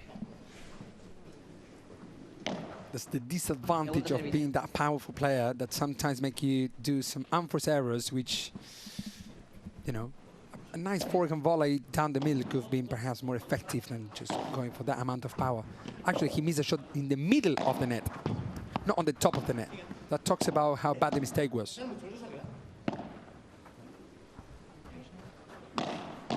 Great bandeja.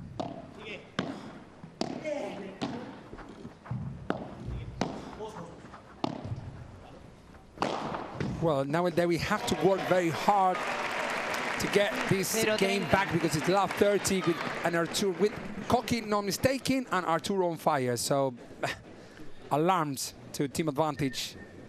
Yeah.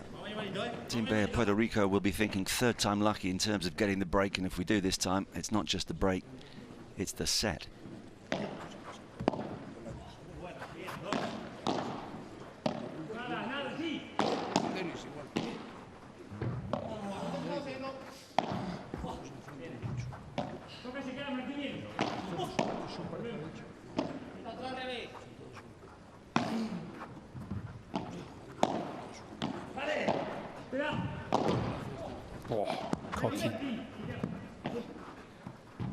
Coqui could be playing like this, like for, I don't know, 3-4 months in a row, no problem. Defending, defending, defending, until, wow! Martin Dineno there on fire. I mean, that's a good mistake from Arturo. I mean, he won the last 3 smashes from, I don't know, behind the line, smashing it perfectly. And this smash, he was slightly closer, yeah, to the net, let's say 1 meter in front of the line. That would be very simple for him. And perhaps that position, he was like, too comfortable to hit this smash. And then you reduce a little bit the amount of power. Just got a little glimpse of your mate Andrei Shevchenko in the crowd. Is he there? 30 iguales. He's watching every single point with interest. Is he good? Does he play? Yeah, he does actually. Perhaps I'm playing a match tomorrow with them, yeah, in the morning. Let's see, let's see. I'm not sure. I will let you know tomorrow. Oh, come and watch. Yes. Who are you going to play against? I don't know yet. Hopefully people who don't make me run much.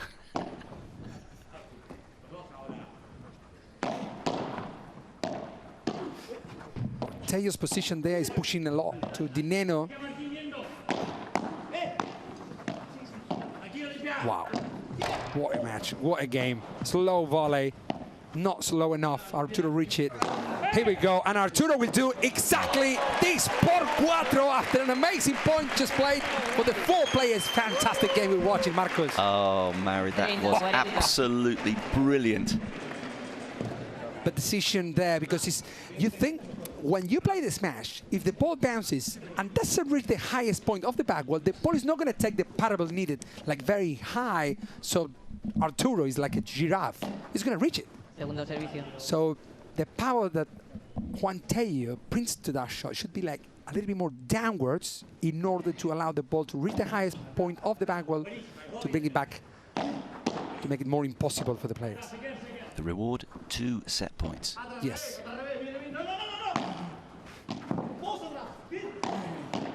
Wow!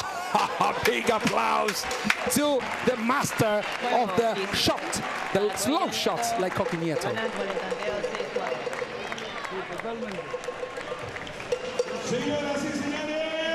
Well, that was a set of the highest quality, but you got the feeling that Cuello and Nieto just had that little edge. They had a couple of opportunities to break before they did. It was a case of third time lucky, and now it's going to be fascinating to see how Teo and Dineno respond, because clearly they don't want to go 0-2, but yeah, you certainly sense that Nieto and Cuello have found their A game this afternoon.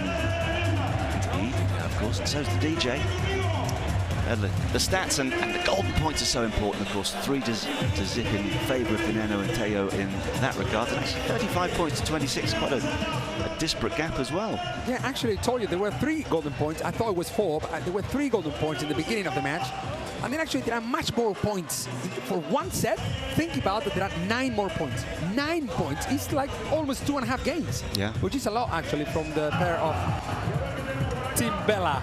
Well, it's just as well that Teo and Dineno won those golden points. We'll head down to Cristina courtside. So I'm now with Pablo Martinez. He is one of the physiotherapists of the Hexagon Cup, and I would like you to describe for us what is the recovery work that you usually do with the players after the game. Hello. Normally we do some pre-activation, and after the match, normally we do therapy manual, or we use some Indivas, game ready, to have all the players get all the activation, and the next day they have all the recovery and can continue during the tournament with zero painful. So you must be very busy these days, right? Yeah, normally in the tournaments the players want to be recovered every day, so we have to be 100% with them to have all the time and get to the last matches of the tournament. We'll let you to go back to your recovery room, and thank you so much, Pablo. Thank you very much. Thank you. Going back to you guys. Bye-bye. Thanks, Cristina. That's an important job. And of course, there have been a couple of notable injuries already this week. Al servicio, Arturo Coello.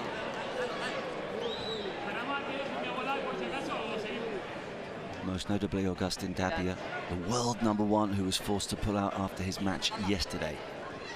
They hope it'll be nothing serious, but you can't take any risks. We're back here now, the second set. This fantastic match we're watching. Mary's, so I told you in the beginning. Hang on a minute, Mary's videoing this, but you've got my wrong side. If I'd known you were going to do that here, I'd have brushed my hair. What are you drinking, by the way? What is that? Well, this is an Argentinian drink that all the Argentinians mind. I mean, have you ever seen Messi perhaps drinking the mate? We call it mate. Yeah. And the mate is a herb with hot water. This is a straw that has a filter there, so it's like a green tea. Yeah, it's a very I shall have to try one. It's very bitter. Oh. It's not, Then it's not that sweet, I shan't have to try one. So I told you in the beginning of the match, Marcus, that, you know, that Arturo and Coqui, I'm not telling you they're the favorites here, but I think from the tactical point of view that they got a little advantage just because this boy, a massive, powerful player who wins more points than, you know, than perhaps the cross-court opponents, which is Martin. Martin is very conservative and he's an amazing player. But, you know, sometimes for this kind of match, it's not enough. And it's not me, it's the ranking talks, you know. Yeah.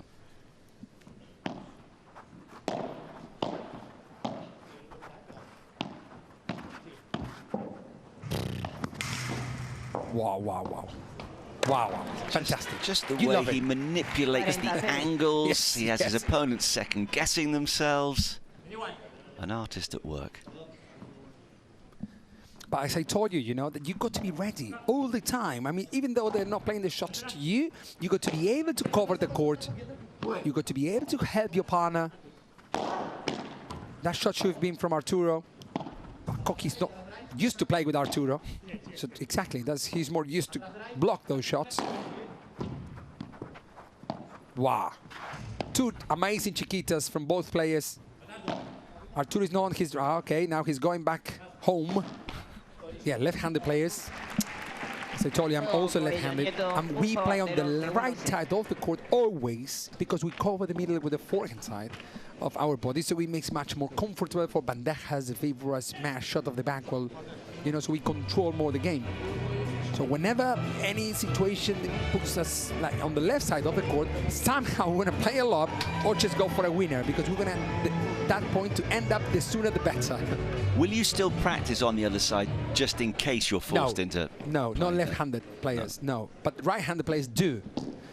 Right-handed players are more, they can play both sides at some point. I always say that right-side players can also play on the left side comfortably at some point, because they really understand the game. But left-side players, because they are more powerful, more... If I put Gato Tello to play on the right side, he will be quite lost, I would say, because tactically he's not that good as Dineno, because Dineno doesn't have that power to finish the shot, so tactically he's better. 15-0. So you would never get two left-handers playing together? Never. It did happen, but didn't work. I mean, it could work for, but never to semi-finals, you know, it's impossible. I mean, it could happen because there are two right-handed there. Do you know what I mean? But it would be a waste, because it's like, well, it's 2.8% of the population. So we are like a treasure in the sport of paddle, you know. So if you're a lefty, you're thinking to start to play paddle, it's your chance. Yeah. 30-0. Didn't bounce quite as he expected. Well, that's what means, you know, when you practice the bandejas or the víboras, you got to make sure that the ball bounces, rebounds off the backward and gets close to the siphons where the ball is dying, in order not to give more rebound to the shot, allowing the opponents to play a lob or chiquitas. To play, so that shot you train for this different level. Clever. 30-15.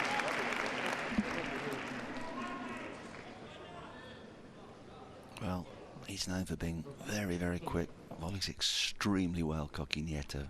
Such a good technique.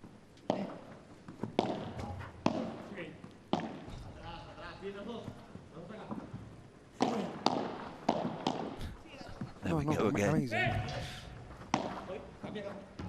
If Coqui plays like this and Arturo carries on with the way he plays, it's a bad news for team advantage, huh?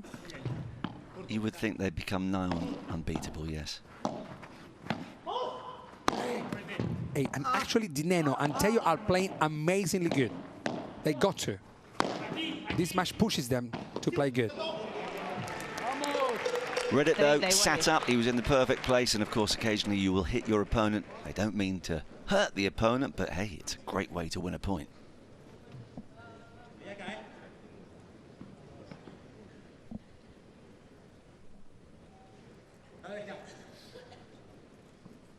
Coqui Nieto started like, Coqui is like, what, 26, something like that, 25? So 26. Yeah, he used to play with Javi Rico, and they were like two very little boys, two little boys. At the end of my career, I was there competing, and these two little guys come over and they beat me 6-3, 6-4 in Valladolid, actually, where Arturo Coelho comes from. And we lost, and I thought, like, what these two guys, man? Yeah, all of a sudden, 2 matches later, 2 tournaments later, they were in quarterfinals. That was the World Padel Tour before, around 5 or 6 years ago. Anyways. And you mentioned Valladolid, and here we are in Madrid, and I think most people will say, okay, this is the home of paddle now, but talking to a few people, the general perception is that actually it was in Valladolid that paddle really started to build some momentum, and there's a big tournament there. Coelho won it not so long ago, and it meant so much to him.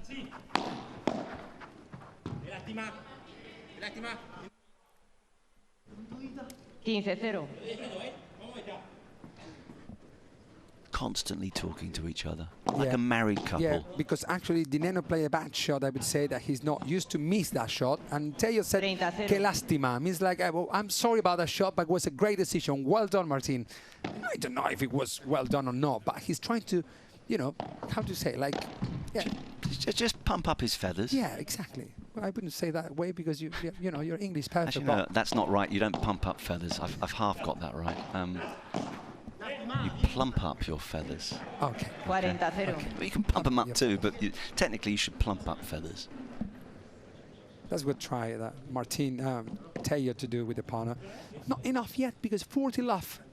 You could really tell that when Koki and Coelho are at the net, there's a big trouble for team advantage to lead the game. No, Arturo. No, no, no, no, no, no, no. This point is just ridiculous. Amazing smash. Better done by Dineno, but Koki Nieto was there to say, hey, listen, this for us.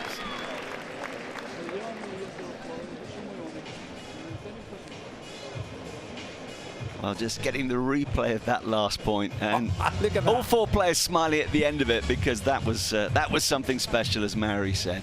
I saw Arturo going, and I thought, like, no, Arturo, really? But look at that. You got to be, like, very active. You're telling me? Go there and win that point from, like, Koki did. That anticipation, the reflexes. One thing thinking about it, then you've got to adapt your situation, your position, your technique. The deftest of touches. What a way to win a point. Now, if you're the coach, you just say, well, just keep doing that, please.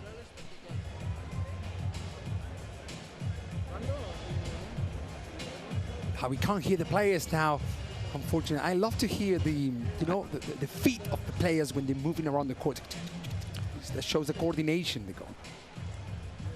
Well, it's that physical demand. We were talking yesterday about which of the racket sports requires the greatest amount of fitness, and that's an argument that can go on forever. And as I said at the time, if you talk to a squash player, they'll say, well, yeah, it's squash. If you talk to a badminton player, they'll give you the reasons why they think it's badminton. Mary said yesterday, in terms of physical prowess, tennis obviously, and you just look at Rafael Nadal, who has one of the teams here. He's an example of just what a supreme specimen you can become. You have to become if you want to dominate the world of tennis. But this is so intense, the fact that you do have to win the same point over and over again. You've not got too much space to operate in, but you've got to twist and turn, keep plumping up your partner, and have very little respite in between.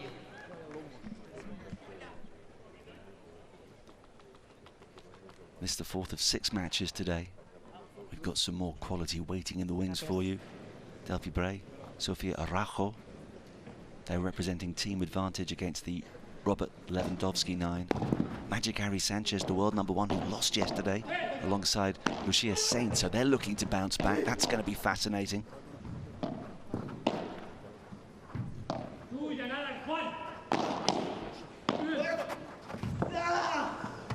Oh, yes. And our final match this evening, that features Team Hexagon, Paquito Navarro and Alex Chozas. They won against Agustin Tapia and Jean Sainz yesterday, and they played the Team Rafa duo of Franco Stupacek and Alex Ruiz, who are making their first appearance of the week. 15 iguales. So if you were thinking of leaving us, please don't.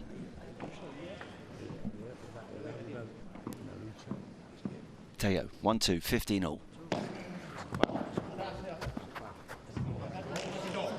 $30-15. A welcome cheap point there for Teo on serve as the return goes long. Segundo servicio. That first serve is long. We saw, I think, one double fault yesterday. When Mary told me we wouldn't see any, but there was just the one. I told you there is 1 by 10,000 more or less. So there was one earlier today as well. Yeah, exactly. So you took the 9,450. You were there already. We didn't see an ace last night. There was one yesterday morning, as that gets the treatment. 40-15. But of course, double faults are extremely rare. However, there's no point just plopping your serve inside the box. You've got to do as much with it as possible. And actually yesterday, Sandy with his It's Not Racket Science was showing us the main 3 variations of what you can do with the serve.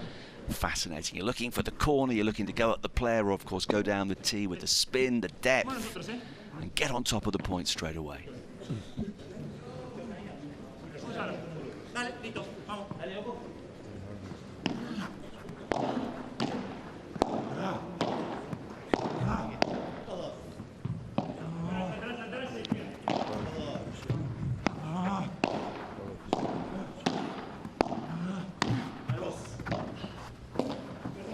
just a rare miscommunication there. Well, yeah, that makes sense at some point because Koki is not used to play with such a big monster next to him, you know. As usually he goes to cover that shot, but when you play with Arturo Coelho that covers 87% of the court, that, you know, makes sense that you can hit your rackets in the middle. But it's a good news. It's a good sign that both of them try. You know, it's much better to both players try. I see sometimes, you know, I see the at intermediate level players just to go both to the middle and then, no, that's mine, that's yours. Man, it's a good news that you both go.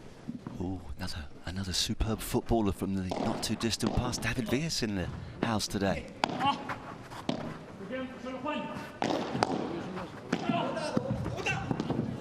Wow. Well, Arturo, man, that's what I was telling you. That the coverage of that shot is very hard for Tello. Man, Tello plays paddle since he was 6 years old, you know. And if it's difficult for him, unpredictable that Arturo can reach that shot down the middle. Arturo pushes you to play like a different game every single shot, you know. Under pressure all the time, yeah. Exactly. That's why he played that mistake. Tello, because he cannot play down the line. He cannot play to the middle. He has to play very cross court, and that's risky because we got the side fence and the sidewalls. Yeah, he was caught in the trap there, and you could hear just what he thought of it. Oh, my word. But yeah, he touched it. Wonderful defense, keeps the point going. It's one at the net, one at the back. What's happening in the team advantage? I think Arturo wants to play some more shots. 40-30. Well, there was a little bit of everything in that point.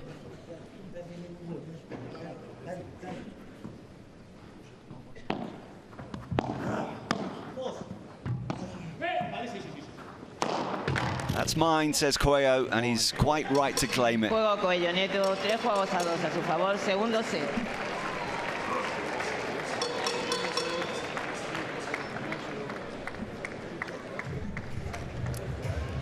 This smash that Arturo just played shows a lot because in the previous points, for example, in the second set, there was a moment that he had the chance to smash and he didn't smash properly.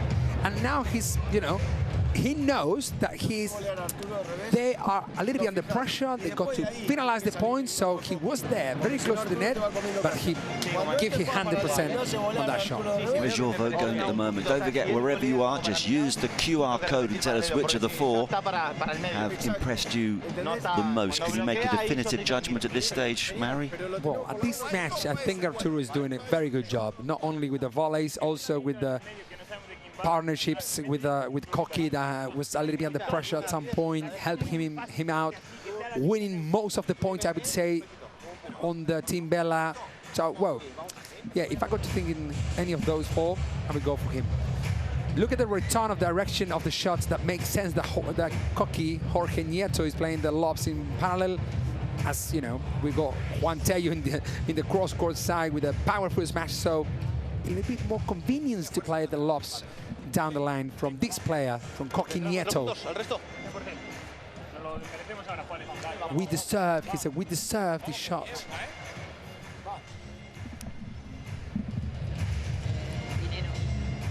Well, Arturo Coelho, with that laconic, laid-back stroll onto the court, has achieved so much at such a tender age. He is still only 22. Says work ethic and mental strength are keys to his success. And it's also that he sacrificed a lot when he was young. Of course, that's the case with most men and women who've gone on to pursue an individual sport. You do have to give up a lot, and more often than not, you're not really rewarded for it, but his hard work has definitely paid off. Well, alarms on again, I would say, for team advantage, as now it's 3-2. The match starts getting slightly slowly to the end. You never know if it could end up in this set on we'll go to 3 sets match. Yeah, as well as they've played, that you just feel they've ever so slightly been on the back foot.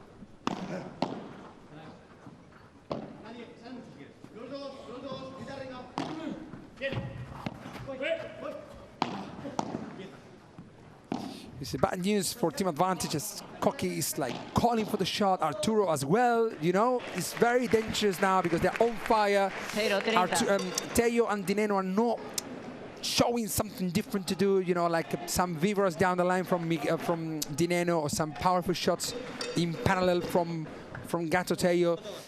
Not any variation, and that could cost them the second set. And so the match.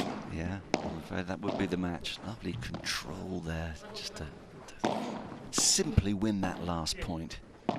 I say simply, it takes a lot of tactical nous to get to that position in the first place, of course. Another high ball. I would play that one down the line if I were, you know, I would play that one down the line, the previous one. So at least to do a little variation. I know Arturo is Arturo, but Coqui Nieto is defending very well at the moment, so I don't know.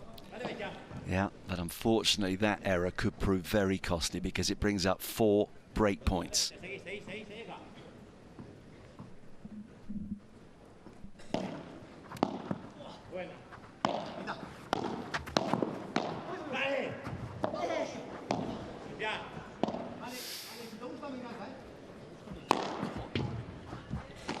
Wow! Gets there! Fantastic por 4! El Gato Tello. Great shot. Well, he had to get there, and he did. Like a cat, so agile. Have a look that Arturo was more back than usual with that shot, and then he stepped a little bit forward. I think he lost a little bit of power by having that amount of time to hit that powerful smash. Still danger, though. Still 3 break points to defend. That's what I meant before, to play that little shot that, for example, Dineno did.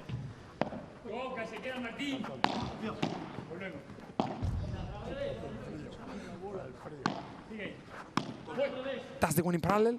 No.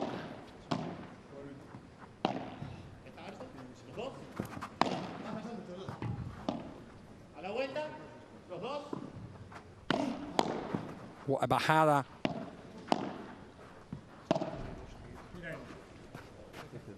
And that was out, and so this is a break for Team Bella. Yeah, that's a major setback, it goes without saying. For Team Bella, they've got such a passionate ownership. I love listening to, well, we've heard from a couple of their owners, but in particular last night, Carlos Lopez-Ley, who was watching one of the matches and saying he thought he was going to have a heart attack.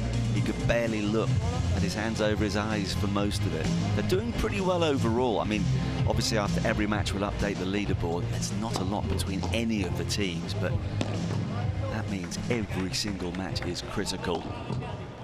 New balls, and we learned yesterday exactly when they changed the balls, Mary. What is it, after every 7 games at the start? Yeah, and then 9. And then 9, every 9 games they change balls again. Counting the warm map with the first balls the players play.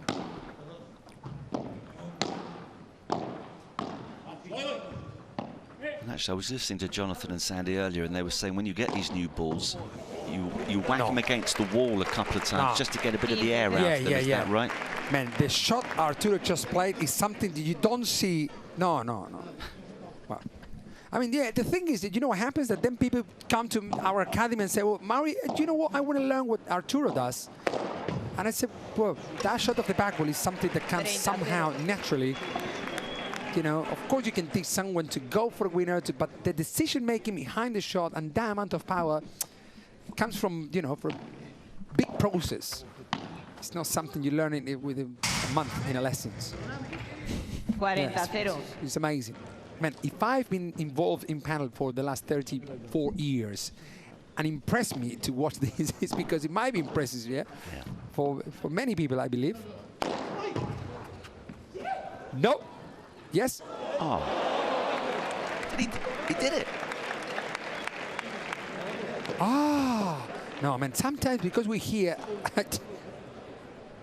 Hard breathing. Look. If that ball bounces inside, that ball is in, and that would be the match, the point of the ear, I would say. It was an amazing decision, but didn't work. It's too much sometimes. Sometimes with that smooth and slow shot to the middle is much better. Yeah, I mean, that worked absolutely perfectly.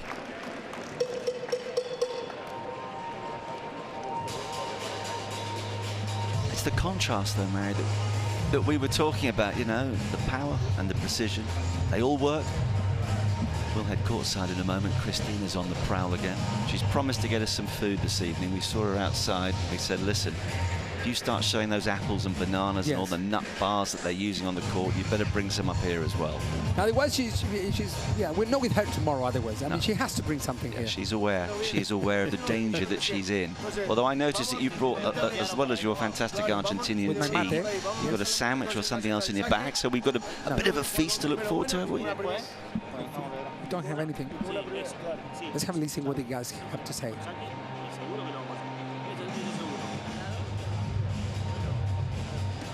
Let's quickly go down to Christina. Has she got a racket with her?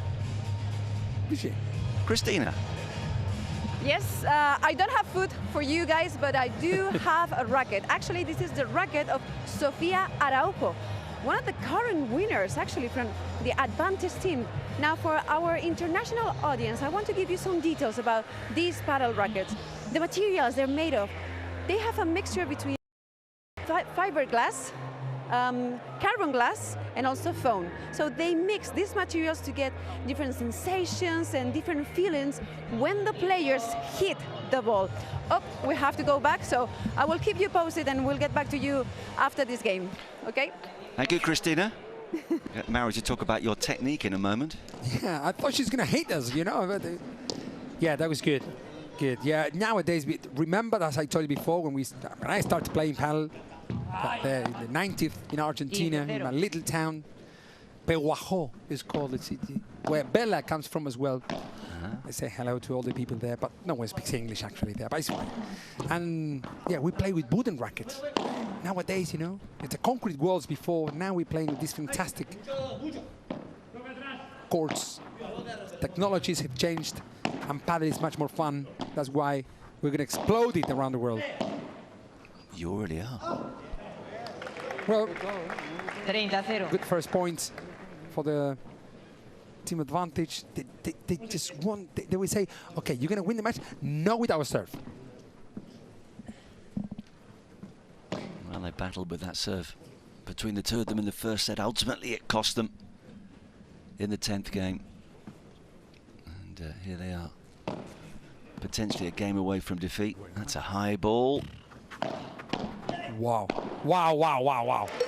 Great. I mean, this tactic actually works in places like this one or outdoors, where you can play a very high lobs, and then one of the, you know, the players who is in parallel goes forward in order to be ready, because when the ball is very high, the player cannot hit the bandeja down, has to hit the bandeja straight, and that allows you to play the volley. So it's a tactic that we usually use, and even more at this level.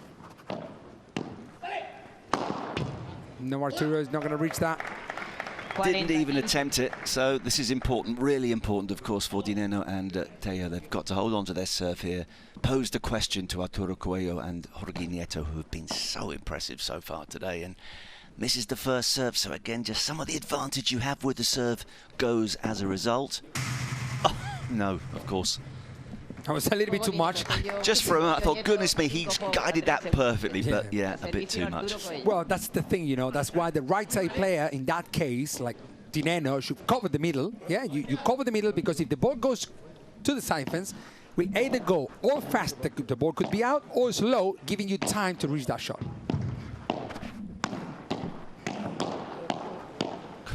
Well, very good from Teo, doing something different. They got to do something. And now, this is extraordinary. Different level. This is Martin Dineno. The man, how they read the game, how they play tactically, this point was fantastic. And actually, Marcus, what I told you before, they got to do something, and they're up to it now. They're going for it. Unbelievable. And I know I've said it before. I know I've said it before, but it is unbelievable. They're fighting to stay alive.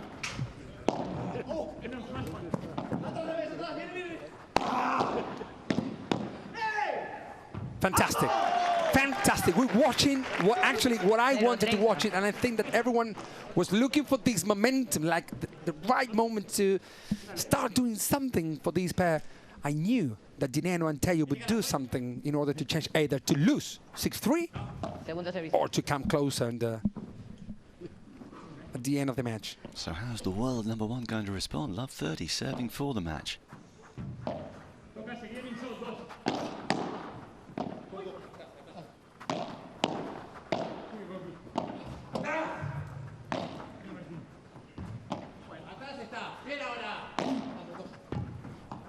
What a change. I mean, Dineno played one shot cross-court to Arturo. Arturo kept the net position, so then another lob, and he plays low to the parallel. And when Tello said both coming, he plays low to the middle. Wow.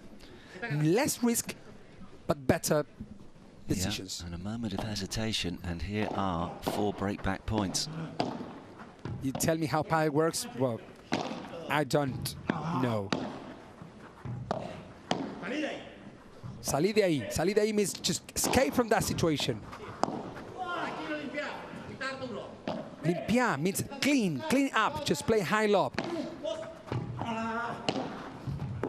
Wow. 15-40. Yeah, well, clearly, Coelho and Nieto are saying if you're going to break us, you're going to have to work a little bit harder. Those first 3 points were too simple for our liking, but still 3 breakback points. Misses the first serve again, going for that angle. Wow. What a risk from Dineno. That makes sense, actually, you know, at some point. It's 15-40.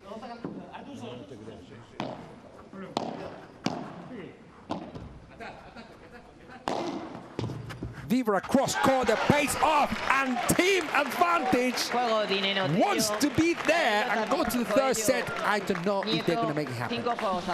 They've given themselves a chance. What a Vivra, man. Fantastic.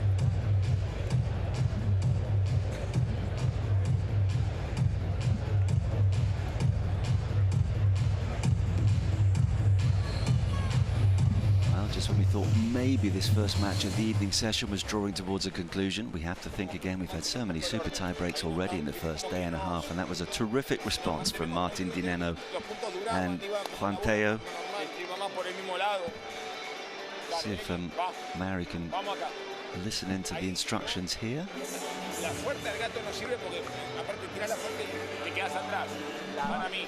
The hard shots to Tello, the coach says the hard shots to Tello doesn't really make sense. You know, you have to make him move, because hard shots to Tello, he likes to play fast. And he is all about laughs, you know, and everything is fantastic. So now it's harder, you know. Look at Martin Dineno's first serve, you know, pushing to Coelho to play those lobs down the middle, serving 94% of the times down to the middle of the court, to the center of the court, pushing Arturo Coelho to play that lob from the middle of the court back to his side. So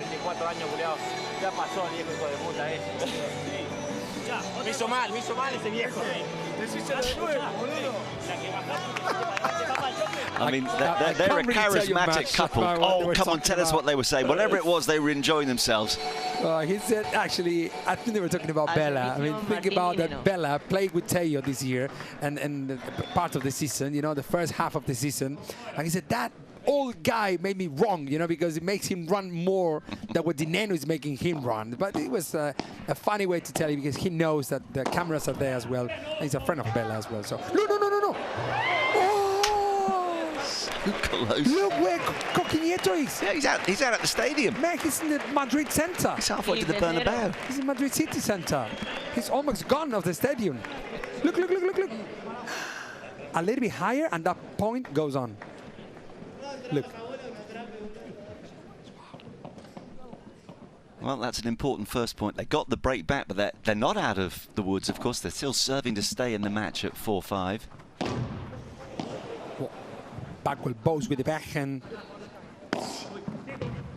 Bad decision there from Arturo, trying to do I don't know what, but you know, it's going there. Beautiful lob. Yeah, he's recovered his gonna position go. okay. Yeah, of course he's going to go. Now he is. And then, you know, I think there's asking, because I'm not sure that he hit the ball on his side. And remember, you cannot invade your opponent's side if the ball didn't bounce. So I am not sure that he hit the ball on Arturo's side, that Arturo hit the ball on his side, or if he invaded a little bit. Well, they have VAR.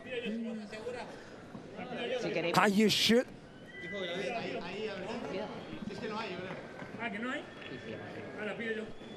Okay, so let's see this. I mean,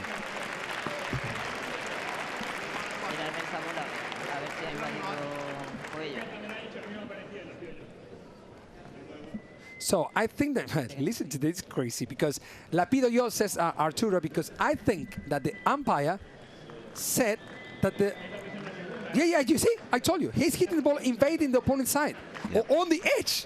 No way. I think he was invading, but man, an inch or less. I mean, even with the benefit of the slow motion. Wow, no, yeah, he did.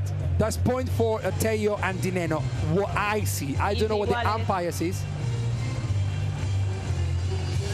Is it an invasion?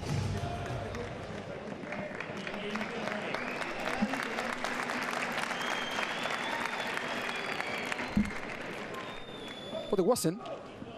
There wasn't. There was a point for Coelho and Nieto, it seems. Yeah. So it's 15-0. Which, based on that slow motion replay, is slightly confusing. What a bajada! The high shot of the backward from Martin Dineno. Nothing to do with that backhand from Arturo Coelho. No, even the great blocker could do nothing about that.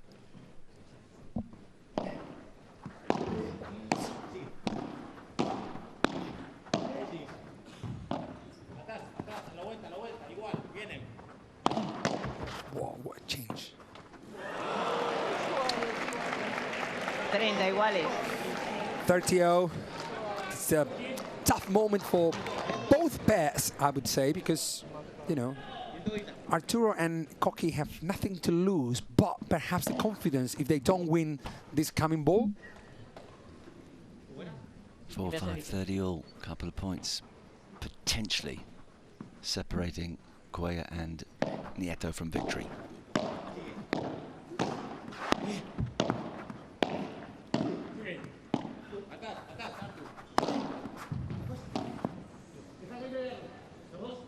Oh my God, how can you do that lob after the double rebound of the backward? It's crazy. Unbelievable shot from Coelho as well. Coqui keeps holding on, waiting, right moment to come.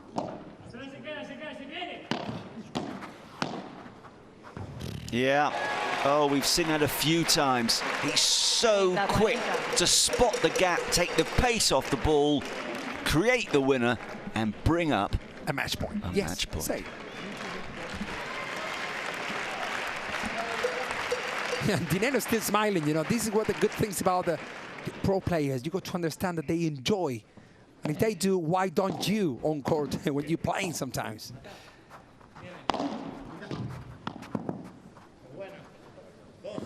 What a lob from Arturo Coelho. And let's see what he decides in this shot of the backward. Be ready. I told you, be ready. And he is ready, Marcus. You could tell. Oh, a world number one who played like a world number one today, but alongside a fantastic partner. Terrific from Coqui Nieto as well. Well, at the beginning of the match, I told you, well, these pair have a lot to do, and, you know, they just demonstrate. And actually, Dineno and Teo played an amazing match, so very congratulations to Team Advantage as well. But the leaders on this match was Arturo Coelho and Coqui Nieto, winning in 2 sets, and we go to the next match. Yes, we do. There's very little to stop the entertainment. We will hear from the key participants, though, including the most valuable player, and I think the man in our picture will probably pick up that award for the 2nd day running. He was part of the losing team yesterday, was a little surprised to be named player of the match, but if he gets the award, and we'll find out for sure in a moment, then there'll be no complaints. That said, as you mentioned, Coqui Nieto was fantastic as his partner, and Martin Dineno and Juan Teo fought tooth and nail. They were always just slightly behind the curveball, but they made it interesting towards the end. That, though, is the reaction of a very happy team.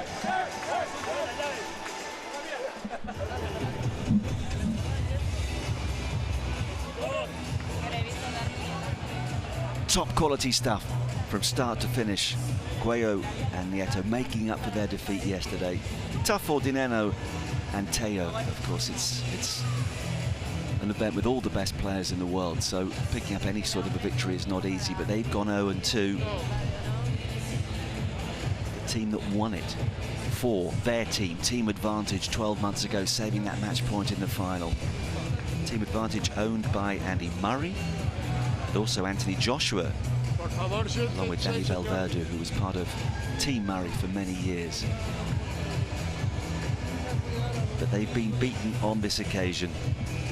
I'm absolutely sure that Carlos Lopez Ley, the owner of Team Bella Puerto Rico, is, well, he'll be relieved because he gets so tense during every match. And often there's such a small gap between winning and losing, and it makes all the difference in the world, at least until the next match. Very little time to relax and enjoy the success, of course, because your team will be back on again. All these matches, 2 next-gen matches starting every day, 1 point for the winner of each, and then 2 points for the winner of each men's and women's doubles. And there are the stats from this one: 4 and 4, 3 golden points actually going the way of Dineno and Teo. And so often, of course, if you win the golden point, you tend to win the match because they're so significant. On this occasion, they weren't. Actually created a whole host of break points as well, 3 from 9 as opposed to 1 for 2 for Dineno and Teo. The bottom line, after an hour and 18 minutes, it is 2 precious points for Team Bella Puerto Rico. And it's high time we got some reaction courtside with Cristina Golan.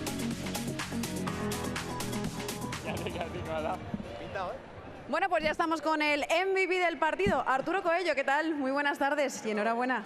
Bueno, contento, ¿no?, por dar el primer punto de la pareja al Team Bella. La verdad que súper contento de que Carlos y María hoy puedan sumar este puntito y nada, sí, muy feliz de jugar con Coquito, de ganar a una pareja durísima como son Martín y el Gato y nada, súper contentos. Además, con el añadido de que ellos ganaron el año pasado.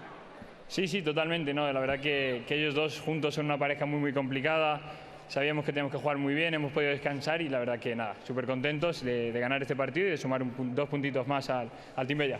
No solo son 2 puntos más, son 2 puntos, Coqui, que os sitúan en lo más alto de la tabla.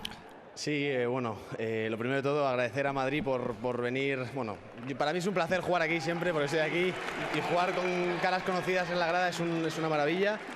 Y bueno, déjame agradecer a Arturo de darme la oportunidad de jugar con el otro partido más, agradecer al Team Bella que nos tratan como su familia.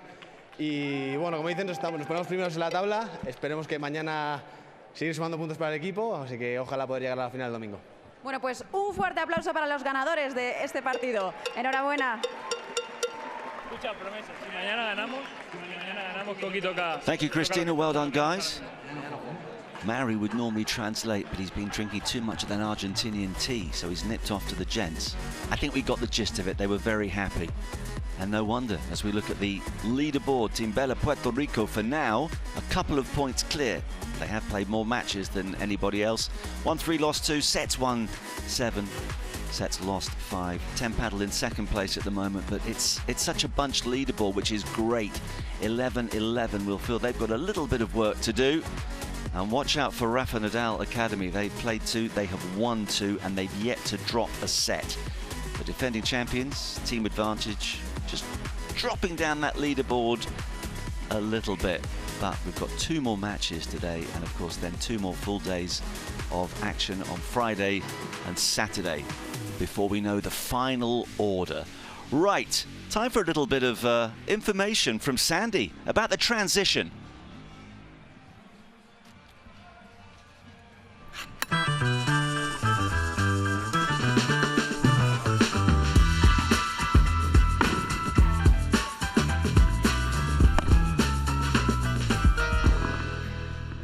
If you've been playing paddle for a while, you will have discovered this no man's land. Now, for a recreational, lower level, beginner, intermediate player, between the second post and the service line is no man's land. If you get here, you're a bit too far forward to defend properly and too far back in order to attack from the net.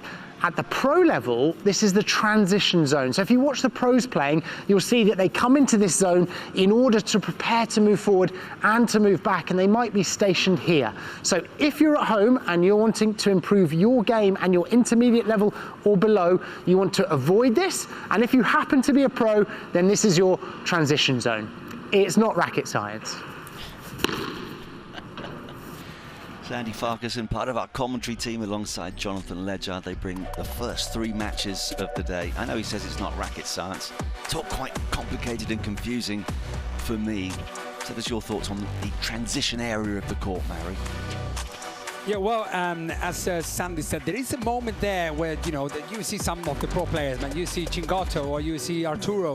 For their skills, that makes sense that they are on the transition area to go from back to forward, from forward to backwards, but usually they can play there. They can play there because they got the skills and they train for that thing.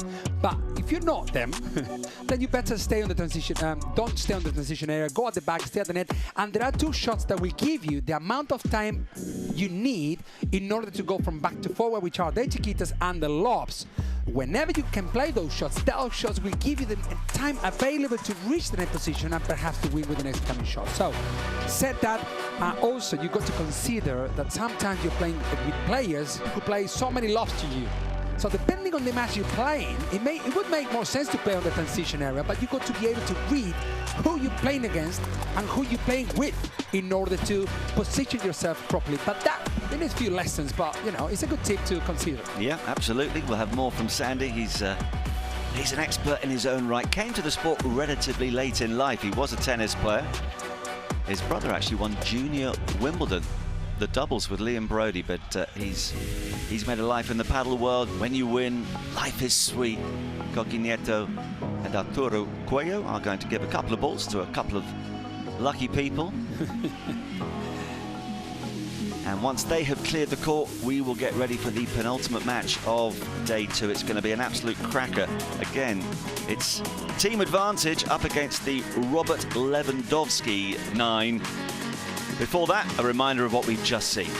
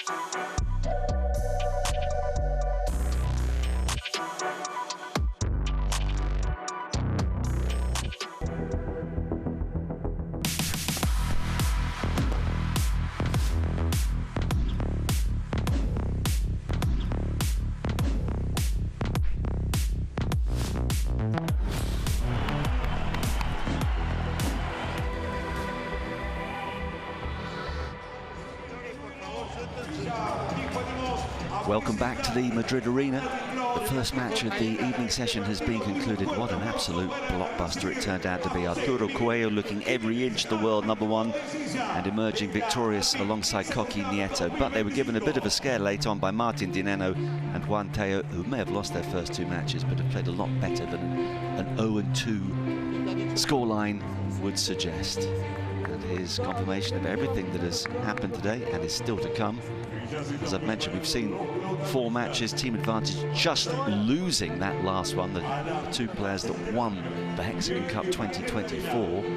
But their female counterparts could make up for that in just a moment, because it is team advantage again against the Robert Lewandowski 9. And talking of quality, well, Ari Sanchez, the reigning world #1, is part of the Lewandowski team. She'll be back on court alongside Lucia Saints. Now, they lost yesterday. So obviously there's another world #1 looking to bounce back, just as Arturo Coelho did.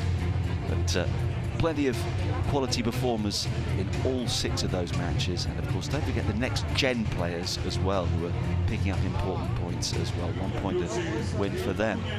Next up for us, I mentioned team advantage, Delphi Breyer and Sofia Araujo against Lucia Saints, 40 years of age, but such a clever player, still loving the sport. And Magic Ari, who, by her own remarkable standards, wasn't at her very best yesterday, but I'm sure 24 hours on, she'll know exactly what she needs to do this time around.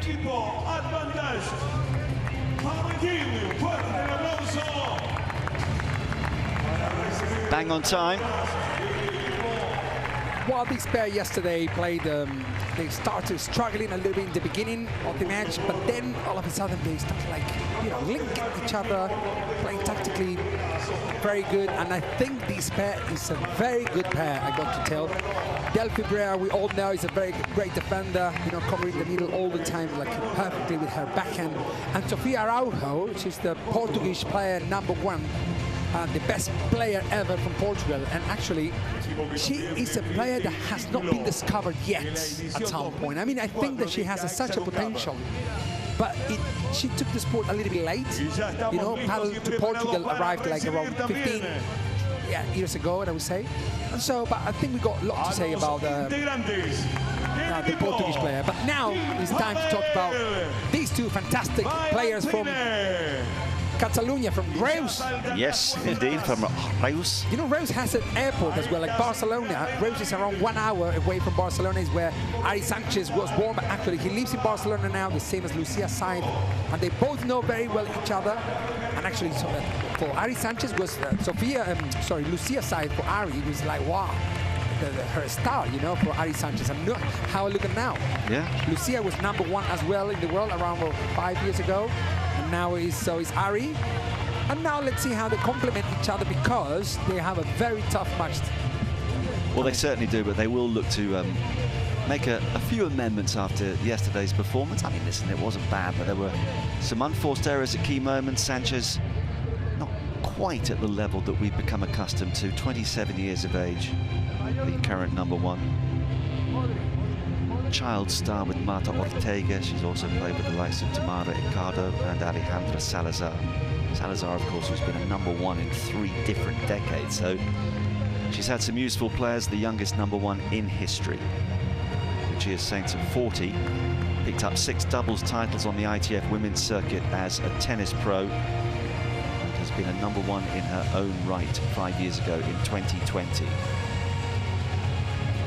But Sofia Araujo, as Mary was saying, 30 years of age, also a former tennis player, got to 926 in the singles, 904 in the doubles before turning to paddle. Better late than never. And Delphi Breyer, ranked 5 in the world from Buenos Aires.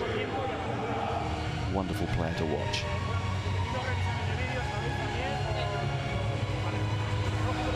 And they'll feel also that extra little need to win, having seen their men lose just a few moments ago. Come on, they're the defending champions. They need to win again. 1.2 million euros would come in rather handy. Well, you know, last year, as I told you before, Marcus, the court was slightly slower than this year, allowing Gato Tello, Juan Tello and Dineno to play their game. They were very comfortable throughout the whole tournament, but it's not happening in this tournament where the court is slightly faster, I would say. It's not fast, it's slightly faster than the previous year that we had here in the Hexagon Cup. And perhaps that makes a difference, you know, because the players don't change. No, well, it's certainly leading to some terrific paddle play. We'll go courtside. Christina's waiting for us once more. Okay. Yep, and I have one big name next to me, Marcela Ferrari. She is the coach of Robert Lewandowski team. Marcela, thank you for joining us. I'm going to switch to Spanish and then we will translate. Marcela, una de las cosas más peculiares que tiene la Hexagon es que estamos viendo muchos golden points, muchos super tie breaks, lo que obliga a los jugadores a dar el máxima intensidad desde el primer minuto. So we are seeing a lot of golden points, super tie breaks, which forces all the players to give a maximum from the very beginning. Sí, es muy importante y sobre todo más la parte mental, porque habéis visto muchos super tie break y esto ellos no están nada acostumbrados y hay que trabajarlo. Entonces, bueno, los puntos de oro pues aún se ha hecho algunas veces, pero lo del super tie break, entonces pierden un set y si veis ahí ese momento que los estamos trabajando esta semana todos los coaches, todo el equipo, porque es muy importante llegar mentalmente bien. So one of the key things about the Hexagon Cup is to work on the mentality of the players because they are not used to play with these golden points or with the super tie break. So that forced them to be super focused on what they're doing. Now it's time to let the action start, so going back to you guys. Thank you very much. Lovely to get the insight from the teams. We're blessed in that regard. Christina's doing a fantastic job courtside. Let's gear up then for team advantage.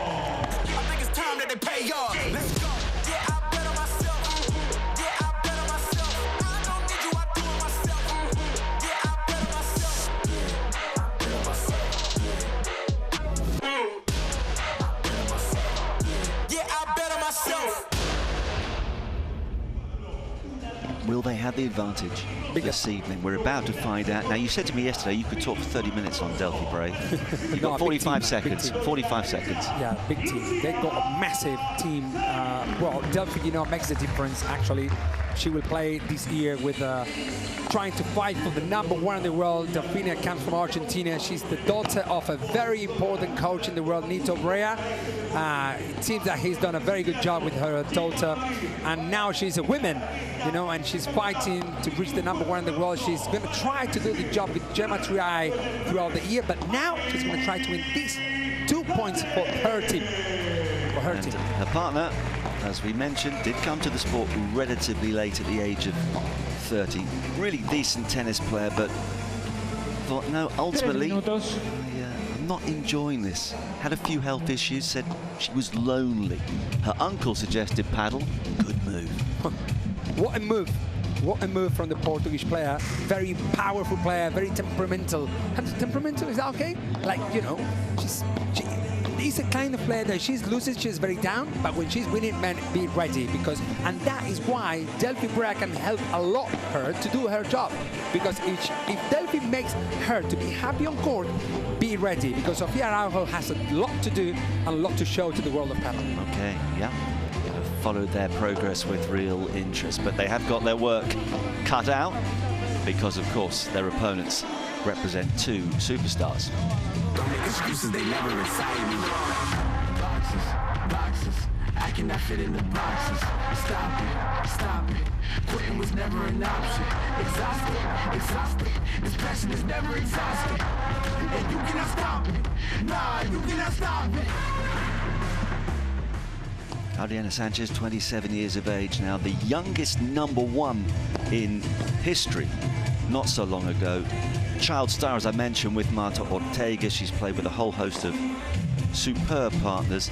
She says she gets up at 7 o'clock every morning. She's paddle obsessed. She's incredibly competitive. She wanted to get to #1. Now she's at #1. She's desperate to stay there. There is no chance to be #1 in something if you're not obsessed as she is, you know. I believe that, you know, Arturo Coelho also, he said also, you know, it's like he's dreaming on paddle, he's doing everything about paddle, and also was Lucia Saez, you know, when, even though that now is not perhaps the #1 in the world of carry, but, you know, she's still thinking that she could be #1 in the world. That's why she's still here. Yeah, well, she's been there. She knows what it takes. Exactly. Un minuto. So the two players from Barcelona, or Barcelona and Reus, Catalonian players from Spain, three of the two players from Spain, one from Portugal and one from Argentina. I think it's the most international match that we have on this Hexagon Cup. As you previously said before, you know, Padel is growing in different countries. Hopefully in the next 5 to 10 years we have people from whatever in the world. Hopefully from the UK, where you come from as well, yeah? Well, yeah, I mean, I'm trying. I may have started a bit late. A little bit later than Sofia Araujo, but yeah, but I think, you know, hopefully in the close future from Holland, Belgium. I mean, actually there are people texting on the channels like from many different countries who love to hear this kind of commentary because they're learning us the same way they are watching Padel, which I think, you know, that makes a big difference. Hopefully in the very close future we have people from different countries join these kind of events like the Hexagon Cup level. Absolutely. Tiempo. Just looking at Lucia Sainz, you mentioned that they both come from Barcelona. She picked up the prestigious, and I apologise if my accent's not great, the Donne y Esport Award back in 2018, which is for Barcelona's best athlete. And when you consider some of the athletes they've got in that part of the world, that is no mean feat. And I'm interested to learn that Reus has an international. Is it an international airport? I mean, I'm learning Padel, I'm learning Spanish. Now I know there's an airport in Reus, but yes, in Reus there is a little airport, but still, you know, it's still an airport. But I can't fly directly from London to Reus. No. You've got to go to Barcelona first, take a bus, 1 hour to Reus. Wonderful part of the world. That's where Mary has settled now, having, well, you've been all over the place, including, I'm very proud that you've lived in Chigwell.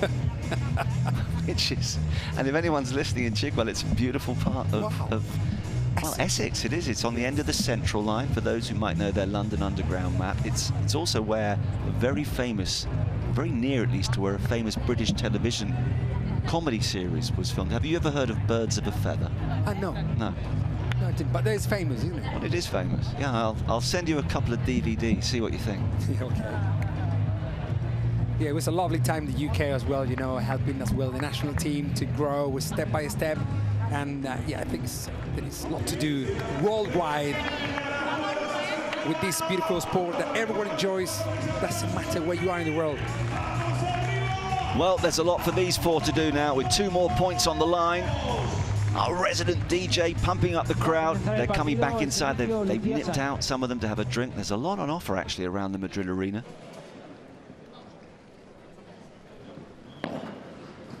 No. Cheers, Saints getting us underway. The first serve in the previous match was also out. The very first serve.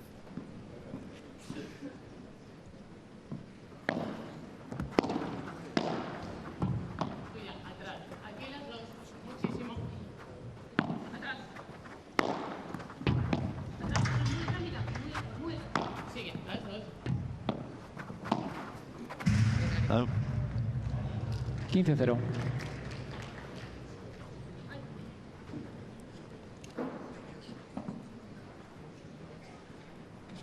Little hush around the arena as these four just settle down.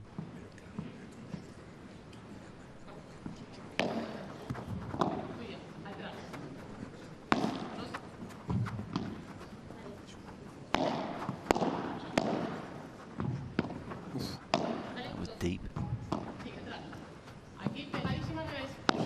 Wow. There's the gap, and she finds it brilliantly. Well, actually, you know, there is Delphi is like, I mean, that's how paddle works. When the ball is going to one of the corners, then you should cover the parallel. I mean, Delphi is more interesting on covering the middle than her parallel, and so that Ari Sanchez knows that.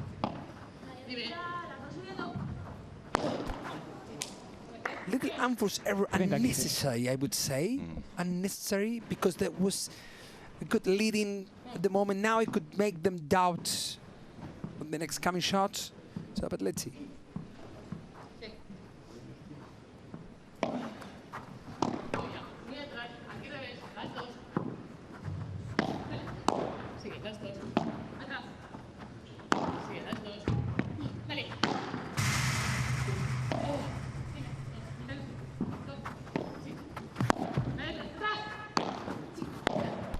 Yeah, nice little change of angle.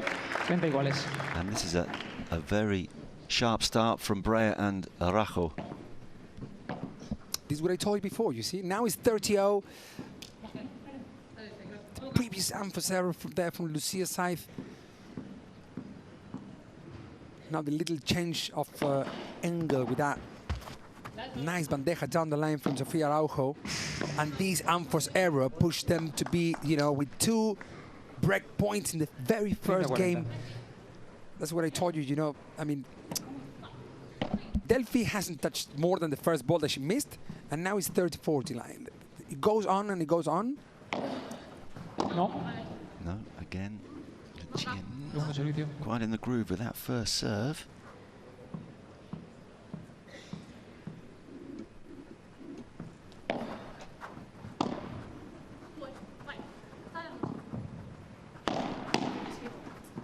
Good block. Another lob coming.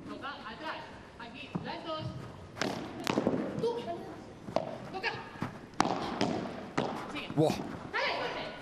And that's what I told you, that she's a very good smasher, and this is a bad news for Lucia Sainz and Ari Sanchez. Yeah. I don't want to tell you that Delphi Brea and Sofia Araujo are the favorites in this, but the truth is that if, as I told you before, if Delphi Brea does the job, then Sofia Araujo can go for these kind of winners that fit her emotionally as well, you know, the way he likes to play. Well, excuse the pun, but that was a smashing start for them. And actually, they made a smashing start to the Alpine Hexagon Cup 2025 yesterday, because they saw off Paula Jose Maria and Alejandro Alonso 7-5, 6-4. Notable victory. And of course, as mentioned, Sanchez and Sainz lost to Marta Ortega and Gemma Triay. They went down 6-4, 6-4.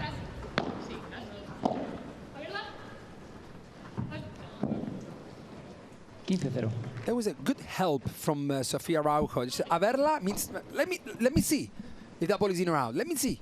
Because otherwise, perhaps Delphi would have played a bandeja. Let the ball go. Sofia was right. A verla. Again. A verla was out again. So 2 points for Sofia Araujo there. 30 left. Yeah, they mean business, don't they? I think the confidence from that win yesterday is very, very apparent right now. Don't forget, Paula Jose Maria is top of the ranking, so to beat her is quite something. 40-0. And when you've beaten one number one, why not go out and beat the other one? Exactly. But not together. No. This would be a hard job bit during harder. the year. Yes.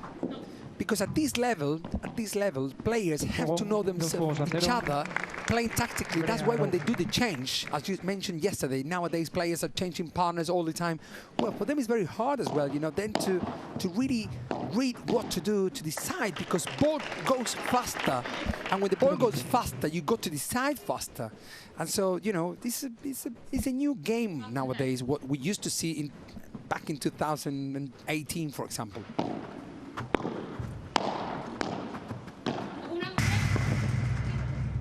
Wow, beautiful fake smash from Lucia Sainz. Well, actually, this happens because the lob was bad. So you shouldn't blame each other. You should just say, okay, well done, Lucia. Our lob was But lovely to bad. see, and that's a really good point, actually, to watch and study as a player of any level. Just that little bit of disguise, it works so well.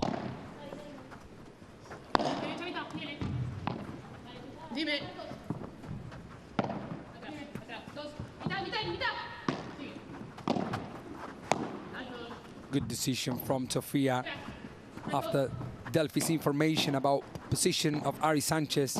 What a chiquita. Yeah, they were on top, weren't they? The short angle, and eventually they pulled the trigger. But what I loved in that point again was how Sanchez was caught in her corner, but the way these players turn and find some room to get the ball back into play, brilliant. I tell you one thing, yeah, it's very, for the tactical point of view, I mean, Sofia Araujo would be much more comfortable playing with Delphi Brea, because Sofia Araujo is playing with Martita Ortega in the main circuit, yeah, so, and Martita and Delphi play quite similar, but in the other side of the court, Ari Sanchez is not going to be that comfortable, because Ari Sanchez plays with Paula, but Paula is a lefty player, is much more aggressive than Lucia, so Paula has to play differently in order to win more points. Do you understand? Yes, I do. Absolutely.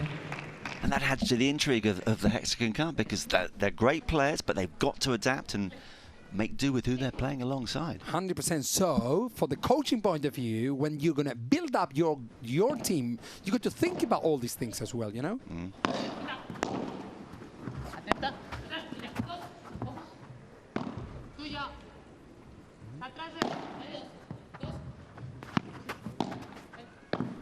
What a touch. What a touch from...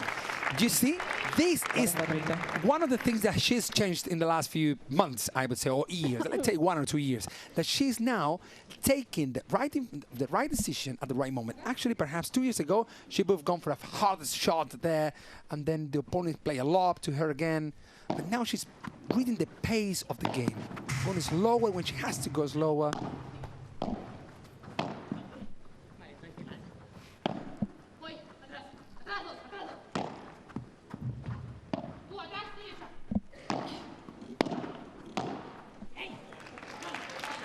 Well, they'll be relieved. They get themselves onto the scoreboard, but the early break does belong to Brea and Araujo.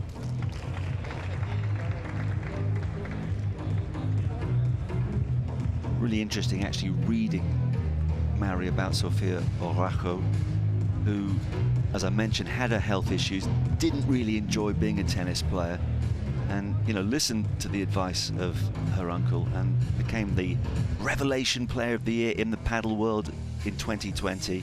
Now feels she's complete, she's powerful, she's a finisher, she's got a good smash, and at 30, okay, she's turned to the sport late, but she only has to look across the net and see a player 10 years older who's still doing the business, so she's got plenty of time, hasn't she? 100%. But the thing is that she plays on the left side of the court, and left side players are usually, you know, they use the fitness much more, so the lifetime in paddle, it lasts shorter than, you know, than the right side player, who is more tactical, who is more, you know, who is less fitness wastage. I don't know how to call it in English, but you know, they move more tactical more than going for more winners. So yeah, there is a little bit longer life if you play on the right side of the court in your paddle career. You may have just caught sight of Christina interviewing one of the next gen players. By the way, we're not ignoring her, but she has her work cut out, because we are translating. We're in Spanish and in English, 2 different broadcasts, and she's working for both, which probably, you know, will give her the excuse that she's got a double dose of work as to why we didn't get our food last night. But don't worry, she'll be back with us shortly. Yes.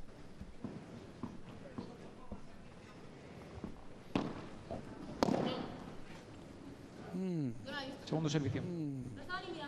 You see, even though I'm how far we are from the court, 25 meters. Yeah. I also see what the pro players see. You know, it was like, nah, not sure that ball was out, and they also did. So that's what they're discussing about, that first serve, because, you know, first serve in or out, that's when the serve is important. Yes. Otherwise they wouldn't care. They would say, oh, okay, it was out, no worries, I will go for the second serve. No, first serve matters in paddle, not as much as in tennis, that you serve, you know. Well, are we going to go to the video review? We had one of those in the last match, which didn't actually solve the issue, because we thought Cuellar was invading the net, but the no, that was in. the review there is definitive. Yeah, absolutely. Your eyes are good.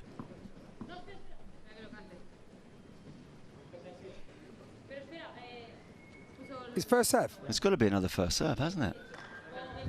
15-0. No, point. 15-0. Oh, that's a bit hard. Yeah, it's point because the umpire didn't call it. I mean, Lucia side call it. Out. Got you. Do you understand? So yeah. You got to wait until the umpire calls it. This happens only on the pro level. So there, you home, you know, your friends, and then just replay the point. Or, yeah, just make it simple. 30-0. Some of my friends, I think I'll need to install a video review system quickly. There's got cheaters. Yes. But if they're cheating, means a lot. Means that you're, you know, that you are doing a good job. That's why they have to cheat in order to win. So that's the point. They don't need to cheat. They just do it naturally.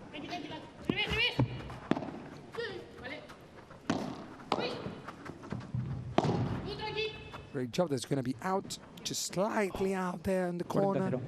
Unlucky. 40 love, and this is the little gap that I was talking to you about in the beginning of the match that Araujo and Delphi Brea have now. Look at that shot, full of confidence, that backhand drop shot from the Argentinian player Delphi Brea. Delfina. Yeah, it's Delfina. Delfina. But we call her Delphi. Yeah. Friendly. She doesn't mind, does she? No, she likes it, actually. Actually, her sign is Delphi. Well, everything she touches just about is turning to gold at the moment. 25 years of age. As a kid, she played football, basketball, and handball. But as Mary mentioned, her dad, Nito Brea, very well known in the sport, was going to have the big say, of course, and said, no, you might like those other sports, but I think paddle is for you. What? Beautiful shot. Actually, Ari Sanchez, by being there at the net, pushes Lucia Saif to defend cross court. So, yeah, but whenever she plays down the middle or down the line, then Sophie has a massive angle down the middle to play that beautiful volley. Oh, yes. Oh, Sofia Araujo. Portugal loves you, and the world of paddle does as well. Unbelievable. Por tres, smash, recovering the backboard shots. Well, she does. That's what I told you about before. She does describe herself as powerful, and she's absolutely right.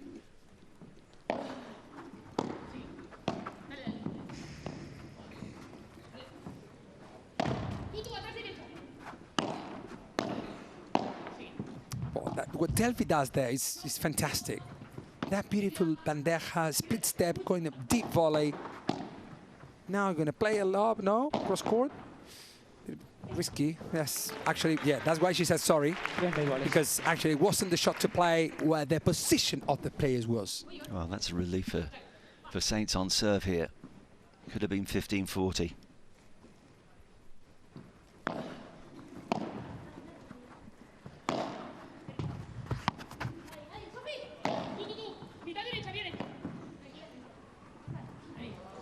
Well, that's a better mistake, I would say, than the previous one, pushing Sofia. Because also, think about that, as Sofia could go for a massive winners, she can go for massive losers as well, if you don't really help her to be the player she wants to be on court. You know what I mean? So, at some point, if you make a mistake, just in the case of Delphi, it would be much better that you make the mistake, rather than Sofia missing the shots, because she doesn't like it a lot.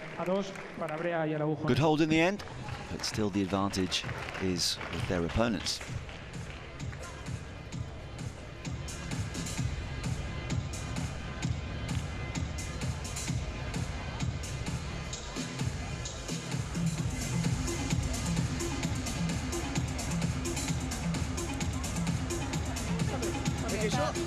El globo, sí, pero el globo, yo... No tiene que ser perfecto, no lo decía tiene para que ser perfecto. Si se lo tirás hasta, primero, si se lo tirás hasta un poquito más por el medio... Hasta esperant la volea de revés. Sí, la del ¿vale? La del sí, a la volea dreta.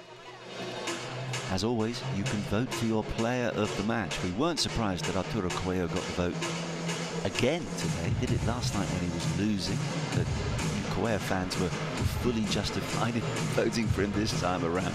Who's caught your eye so far? There's the QR code. Great to get your interactive assistance throughout the week, and we are delighted to have your company wherever you are in the world. As Mary was saying, okay, Spain and Argentina are the powerhouses of paddle, but we're getting correspondence from all over the place, including Chigwell.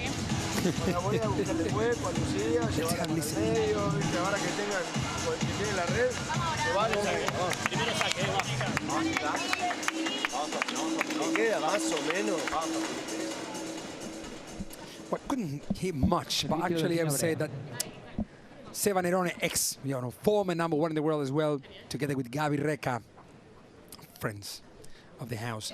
They say, okay, whenever you're at the net, just play down the middle, because they said Toots, Delphi and Araujo, yeah? But because they are struggling a little bit now, better you not to risk and play down the middle to push them, because they don't know each other, Ari Sanchez and Lucia.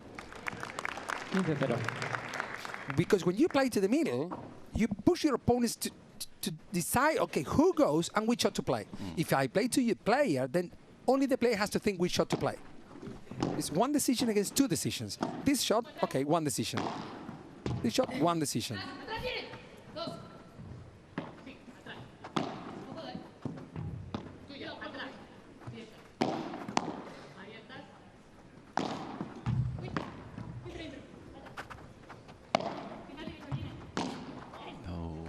Well, I mean, you sit and watch the point play out, and then you end it, unfortunately, like that. It can be a lonely place out on the paddle court.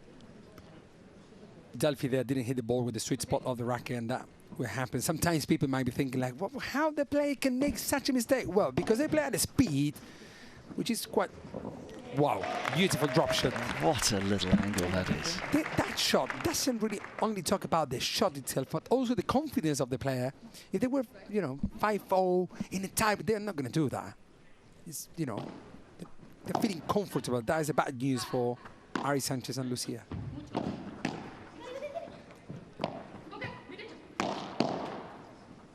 She responded really well, had to chase the ball forward. And, terrific block volley from Saints. Important game here now for Delphi Brea. They've got that early break, but 30-all, just a little opportunity perhaps for Sanchez and Saints to hit back.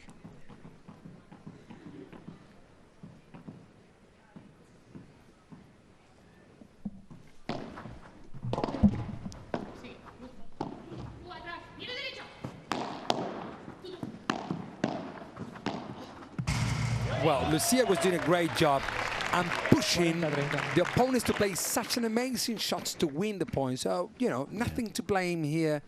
No unforced error, no nothing. Just a great winner cross-court from Delphi. Yeah, well, she was like a wall up until that point, Saints. Thou shalt not pass. Oh, yes, we will.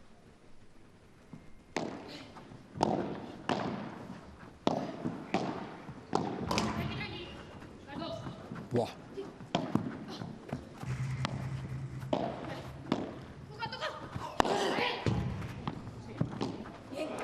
Well, I think, anyways, Lucia is doing the job. She's doing well. But the opponents are doing a little bit better. That's the only thing, you know. It's not like, oh, yeah, Lucia should have done this, or Ari Sanchez should have covered it. No, they're doing okay. But the thing is that in front of them, they got these two fantastic players who are pushing them a lot. Yeah, they are, and they're gelling so well at the moment, Mari. Yeah, actually, Delphi Brea has played more unforced errors, more bad tactical shots, but they're still winning. So that's what I mean. That if Delphi does a better job than what she's doing now, imagine the difference, how it could be. Yeah.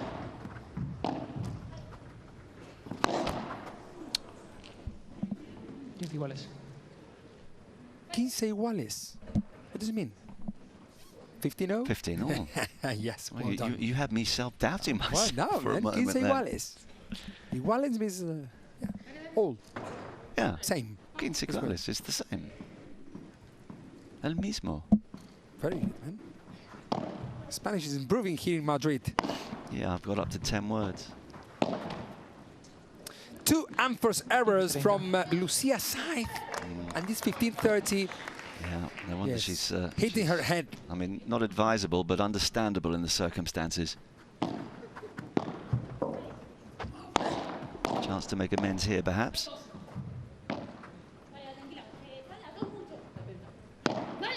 And she does. No way. Does she? Oh, eventually. My goodness. Face off. Never give up. Never give up, as Sofia Araujo did. Look how she reached that ball with the backward post fantastically well. Then you might be thinking, whoa, but if you reach that backward post, the opponents can win. Yes, but they can also lose. So you never give up until the ball bounces twice. You just carry on with the point.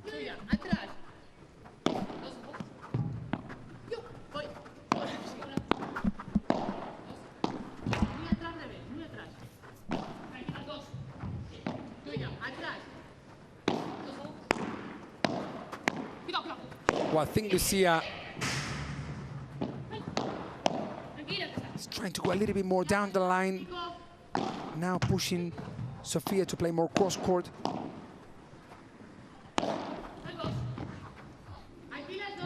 Wow, my goodness. Such a love from the Argentinian player, Delphi Brea. another backward post. Well, we've had every shot in the book during this rally.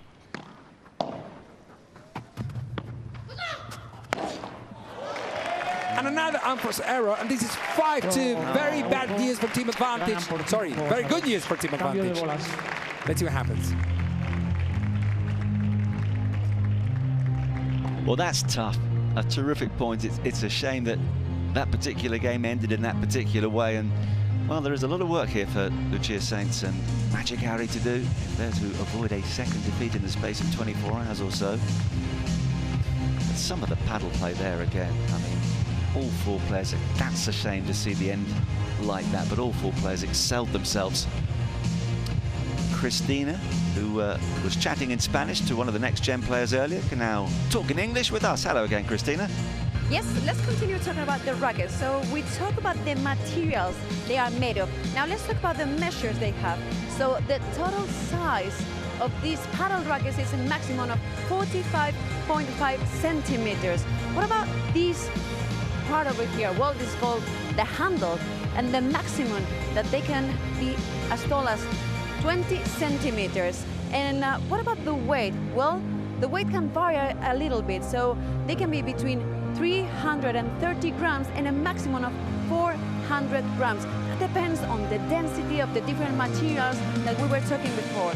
The foam, the fiberglass, the carbon glass. So you to know that the different players use these type of materials to check the density and also the sensations when they hit the ball. Wow, good stuff. Yeah. I tell you what, Mary, if I was going on court to play something like Arturo Cuello, I'd like a racket that big just to hide behind. Yes. That racket was a little bit longer than 45.5 centimeters, but that's what the regulations of paddle say. And actually, it would tell you one thing. You know that if you put two rackets, one above the other one, that is the measure of the net in the corners. Actually, it's 92 centimeters in the corners, a minimum of 88 centimeters in the middle. Your knowledge is quite extraordinary. I can see your mastermind. Specialist subject. Everything to do with paddle. Now, in the blink of an eye, this first set looks as though it's about to 5-2 and 30 love. No need for a review there. That first serve was clearly long. That wasn't the edge. No, but was in. It was in, and this is going to be 40 love because this is a dangerous challenge, isn't it? I mean, I call it. The umpire didn't. So now, because the umpire thinks that ball was in, so Ari Sanchez has to call it, challenge it. Well, they've already been bitten once. Then it's 40 love. Yeah, they've already got and this wrong once. And I think it was in.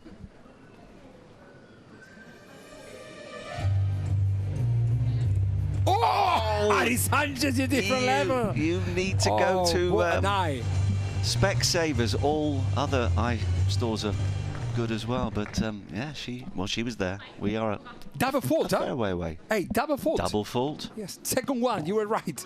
Okay, let's go down to 2,000 instead of 10,000.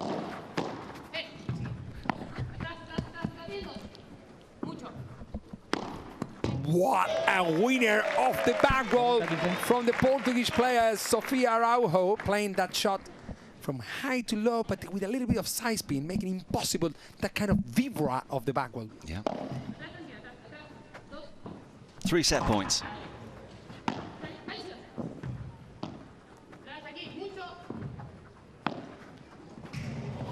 Oh, that is brilliant.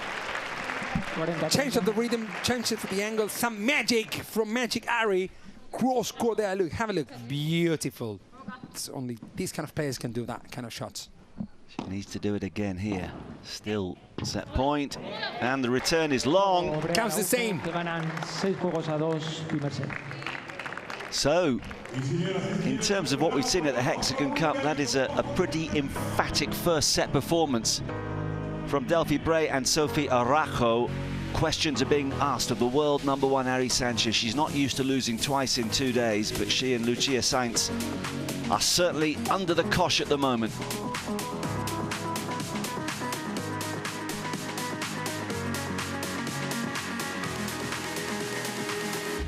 Urgent discussions required here, Mary. And by the way, I just want to let everybody know that I do know that the proper word for an eye store is an optician. So I'll just correct myself there. Mary, have a look with your eyes at those stats.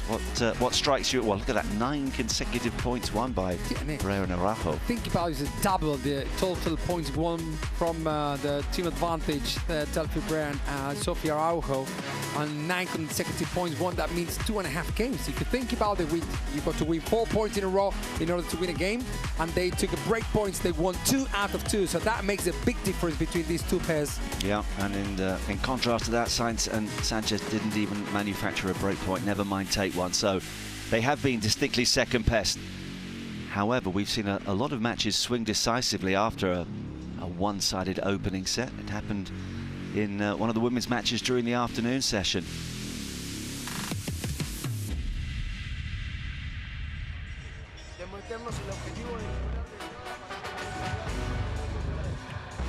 Now, the vertical coverage from Brea and Araujo, what does that tell you, Mary? Well, actually, it's telling me that it's that is unpredictable at some point, because they're covering, of course, they're very close to the net. They're not kind of players who are going to be very close to the net. So they will cover more the transition area and the back area, but they are not like more in one side than the other, which means that they're doing variations all of the times when they're playing, pushing the opponents, in this case, Lucia, Said, and Ari Sanchez, to take different decisions. And because decisions in the sport of padel make the difference, you know, that's what we were talking about transition area before. You know, it depends who you're playing against. But if your players are changing positions all the time, make it to decide all the time differently. Another first serve missed by, oh, Christina's going to get into trouble here. She's just walking at the back of the court. Christina. She apologizes there. Christina, come on, well done. Different level. You should be on court playing those bandejas.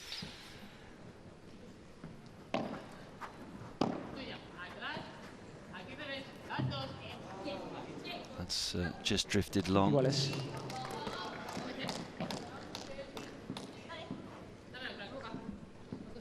Sophie, you know, I love her. She's so good, and you know, I very get on with her. And actually, you know, I like because she's winning. She can be winning 6-0, but she makes one mistake, and it's like, oh, life is very bad. Just for one point, but that makes you very competitive. You know, there are many of the players who are like this, but actually that happens. I think that was out, huh? I think it was out. 30-15. Yes. Yes. But actually that makes you, you know, more a left side player. If you follow me with this, you know, Dineno is not gonna, for example, you know, in this case, or Delphi Brea, to be like a little bit more conservative, even if she doesn't, even if she is hungry, she's not gonna look angry. You know? The thing I'm going to say about that, though, Mary, is, yeah, competitive and great, but it must be exhausting when you're that hard on yourself on a regular basis.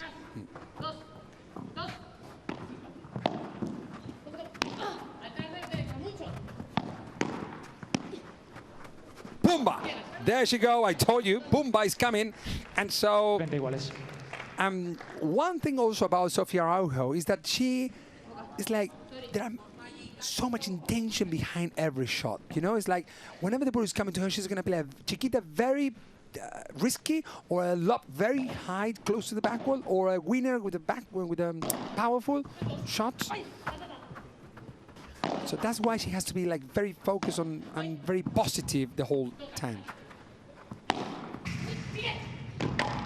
She reached that shot. No. Ooh, almost there. Yeah. 40-30. 40-30, and just to give Sanchez and Sainz a little bit of encouragement, I mentioned that earlier today we saw a match that proved to be very topsy-turvy. Alejandro Salazar and Aranzazu Osoro up against Claudia Fernandez and Tamara Ikada, who won the first set 6-love, then lost the second set 6-4, eventually won the tie-break by 10 points to 5. So there's still plenty of time for these two to get back into business. And indeed, they get their name onto the scoreboard at the start of the second set. Where's Christina gone in the meantime? She's skulking now in the shadows after thrusting herself into the spotlight there.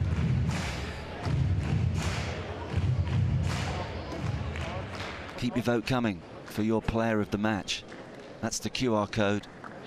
We'll have to get your thoughts on who's capturing your attention and who come the end of the week will be the player of the week, helping their team to a €1.2 million jackpot. Yeah, we'd all give the thumbs up for that.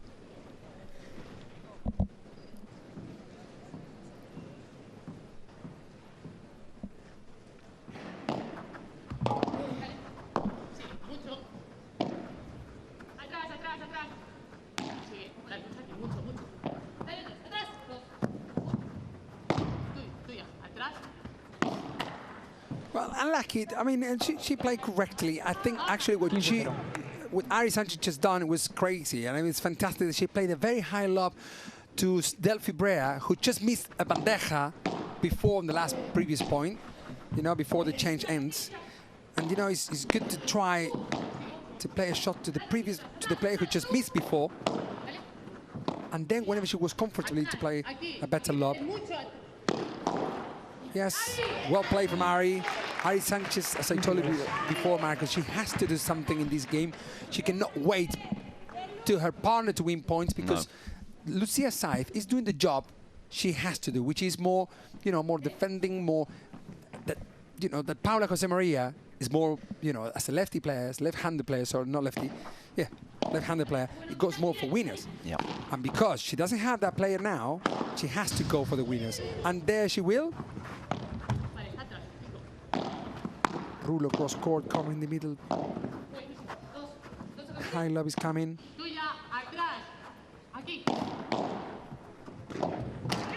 Great block from Delphi.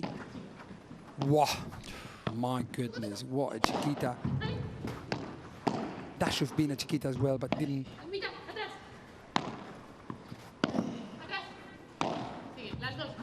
And they play very, very close to the corners.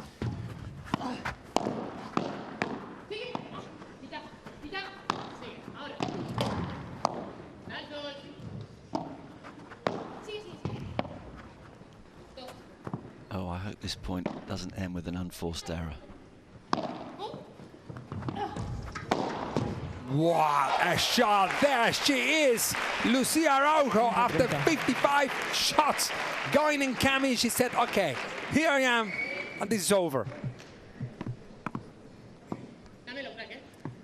It was very powerful, but very low. Yes. Not allowing any time available to your opponents just in case, you know? Yeah. Boom, that's it. Yeah. Close and the ball bounces, you know, because I always say that the good shot says the time available to your opponents to hit the ball back. So if you play a powerful shot, but the ball bounces and rebounds high, you're giving time to your opponents to reach that shot.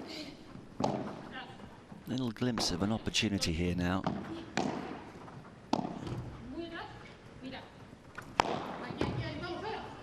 Oh, not quite.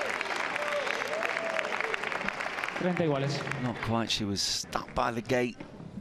Tried to get a little touch there, but the ball was too high.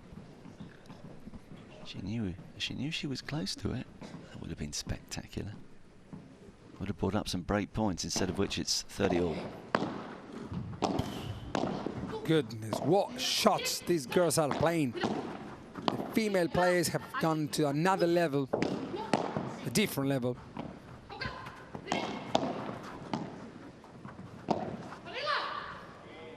Yeah, they knew that was out from the moment the ball left the racket.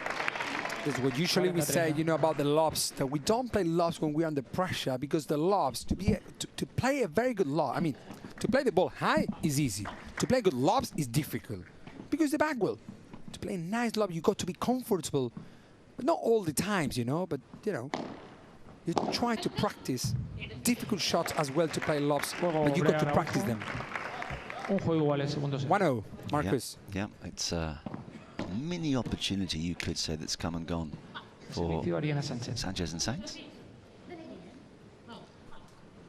Team advantage there with the coaches, Christian Gutierrez and Seba Nerone, Do you know one thing I want to ask you? I mean, we hear a lot from the coaches during the change of ends. Oh, I mean, there's so much communication on court. It's very, very vocal, and particularly if the crowd's not making a lot of noise, you can hear it clearly.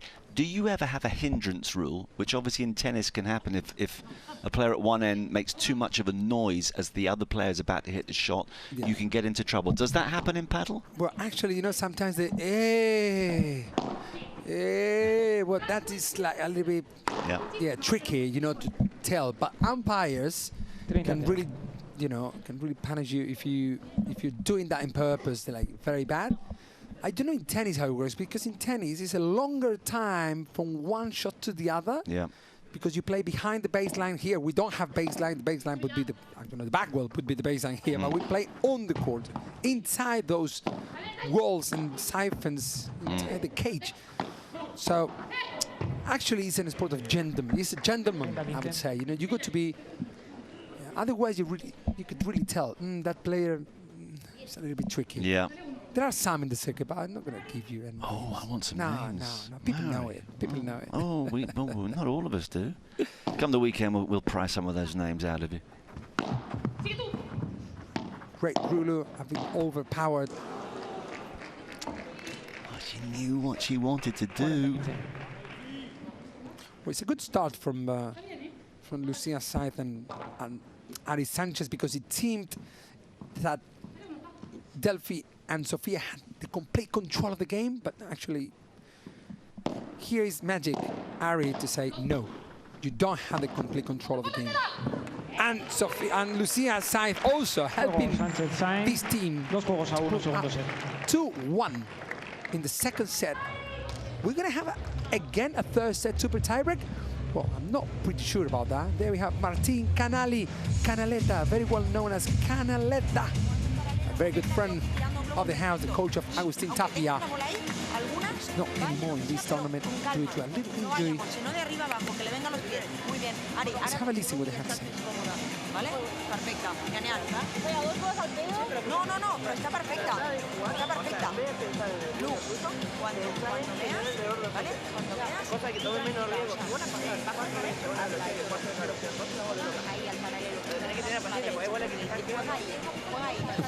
It's actually a little bit hard market for me, because there are two coaches talking at the same time to different players, you know. So, but what I heard from Marcela Ferrari, they're talking to Lucia Saith, is that shot in parallel that she's playing a little bit flatter and harder, you know, is paying off. And actually, you know, she's asking sometimes after one or two bandejas, because they are avoiding at some point Ari Sanchez's overhead shots, the area game. Yep. They're playing more lobs to Lucia Saith, so the coach is asking, okay, just do a little variation, and whenever you're going to go harder, just go that flatter shots down the line.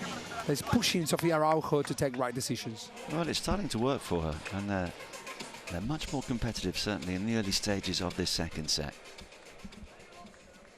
With one more match still to come. You're looking forward to it, aren't you? Yes, the big rocker, Mr. Paquito Navarro, with the Argentinian player, a great player, Alex Chozas, who used to be next gen a year ago, but now he's not next gen anymore. He's into the best players in the world competing in this place called Hexagon Cup in Madrid Arena against Alex Ruiz and Franco Estupatuk. The first match they're going to play in this purple heart of paddle. Yeah, absolutely.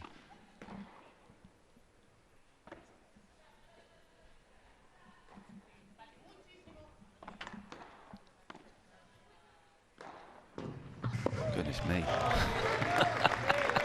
She didn't know what happened there.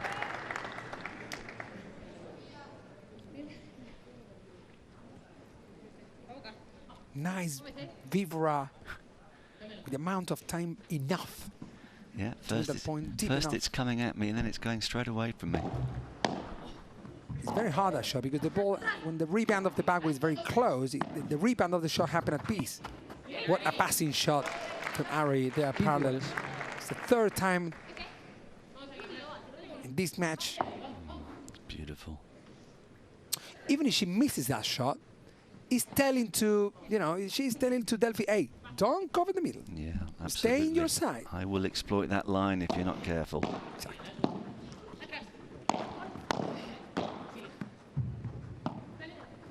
What a chiquita from Ari. Now, There should have been a lob in parallel. But because she got the magic, how do you call the... Yeah, well, Varita Mágica, the magic bar, the player that... The wand. The wand. The wand.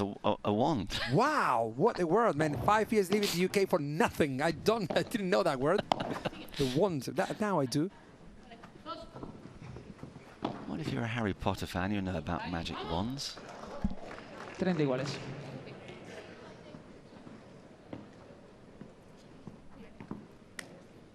Okay, 1-2, 30 all.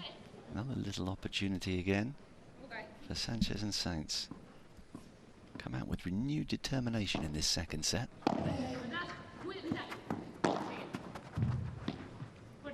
Will she go? Of course she will. She's Sofia Araujo, such a powerful smash. Big acceleration with that wrist movement.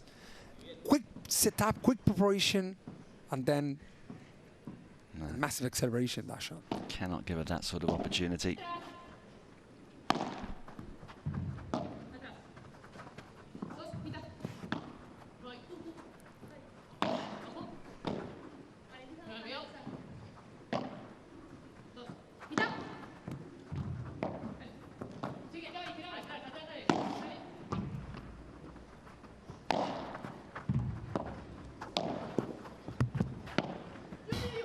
It's amazing how these 4 players are defending, actually, because they're more defending than being offensive at some point, because they're just waiting for the right moment to go for a winner. Exactly, that's what I mean. You know, they're just waiting just slightly more, one more shot. And because, as I said many times, Padel is a sport of unforced errors, so not like winners like in tennis that you practice winners in order to win. Here you practice not to lose in order not to lose. Different mindset. It's hard, you know, exactly. But they all want to win this point. It's a golden point.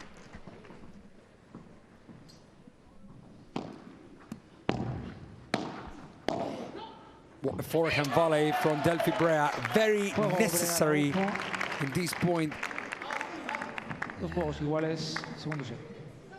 2-0, and now, you know what happens, Marco, usually when you are that close to the edge to get the break, usually you get the break back. You dip, exactly, yeah. Happens to you, home, happens to everybody. We're all humans. Well, that will ease their apprehension as that return drifts along.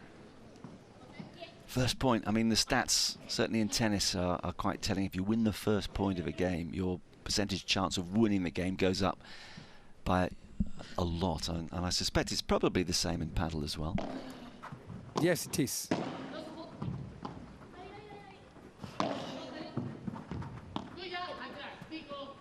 I always say to my players, you just make sure you play as you wish, as you want, but just make sure you win the last point of the match. It's as simple as that. You do that, you'll be world #1 in no time. Yes.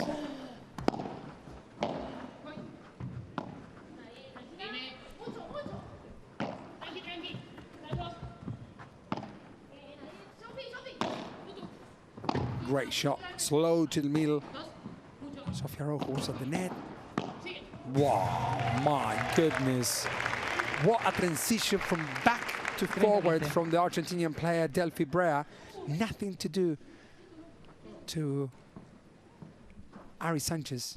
And I'm telling you, Delphi Brea will play with Gemma Triay this year for the first time, and they're trying to get the throne, the #1 in the world, against Paula Jose Maria and Ari Sanchez, who will have to... You fancy their chances? I think so. It's a very bad news for Ari and Paulita that Delphi and Gemma play together. But we got to see how they play together, because you never know. You never know. Oh, what a point we're watching. What a point we're watching. And usually when the point is amazing, it ends with a great winner or with a very bad unforced error, and that actually what happened. Yes. Look at that. What a recovery. You know, you try. If you never try, then you never know. Oh my goodness. Sorry about that, Marcus. Have we got to that stage of the evening? What Coldplay was your preferred choice. Or you can give us a bit of Freddie Mercury later. Yes, I know you're a big fan of his. I'll give you one later on. Okay. It's 2-0, 30-0.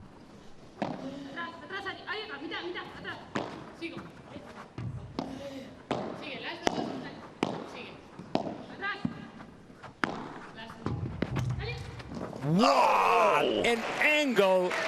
Only magicians could do that. Such a fantastic shot. Man, that is ridiculous. Well, so now it's 40-30. So yeah. And the pressure. Or even better, it's a kind of magic. I trump you on my queen you knowledge. Got me there. You got me there, 100%.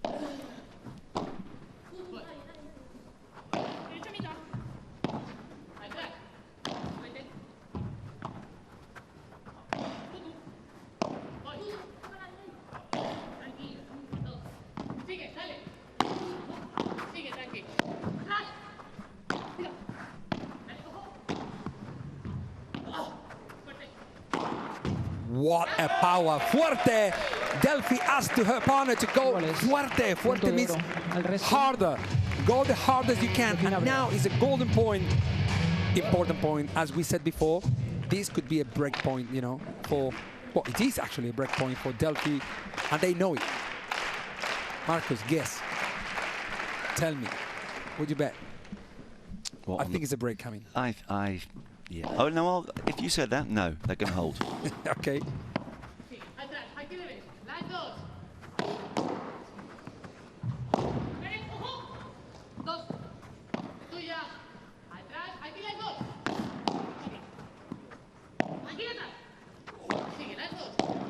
I got you there. Well, just 34 boys watching this. No, but anyways, hey, they've done a great job. But wasn't enough. Delphi Brea and Araujo. I will always follow your advice. Chance is coming, and you've got to take them. Ironically, in the last game we saw, the last match we saw, the 3 golden points were all won by the team that actually lost, but that is not normally the case. We know that racket sports in particular, tennis, paddle, it comes down to the big points. It's much more interesting this set than the first one, I would say. Yes, but still you have the chance to vote for the player of the match, the MVP. If you want to, would you do it? I would do it now. Well, I'll tell you, you get that QR code going and you can influence these percentages. Mary, it's Sophia at the moment with 44.8. Then Delphi, if you're a Lucia Saints fan, get in touch quickly because she needs some love. Well, I think Sophia, yeah, I would also say that Sophia, since the beginning, she's been doing a great job in this match. But also, Sophia Araujo, also Lucia Side, is also doing a great job. You know, she's very under pressure in this situation.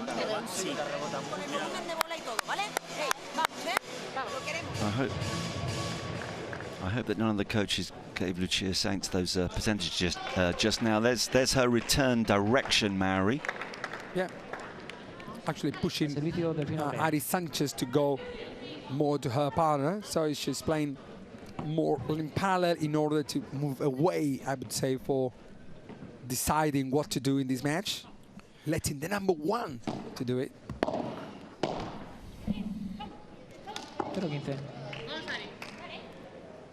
Well, the one thing I'll say about Lucia Saints, a successful tennis player, a world number 1 in paddle, and you can see from her demeanour she's got that steely determination. Okay, the scoreboard doesn't look good at the moment, a set and a breakdown. Don't rule her out just yet, not when she's got Magic Ari next to her as well. Well, 2 first adversaries. First was Delphi going forward with that transition volley, split step at the right time, and still rushing, so that's why I forced her to play that volley to the middle. And now the unnecessary mistake, I would say, from Ari Sanchez with a lob, actually.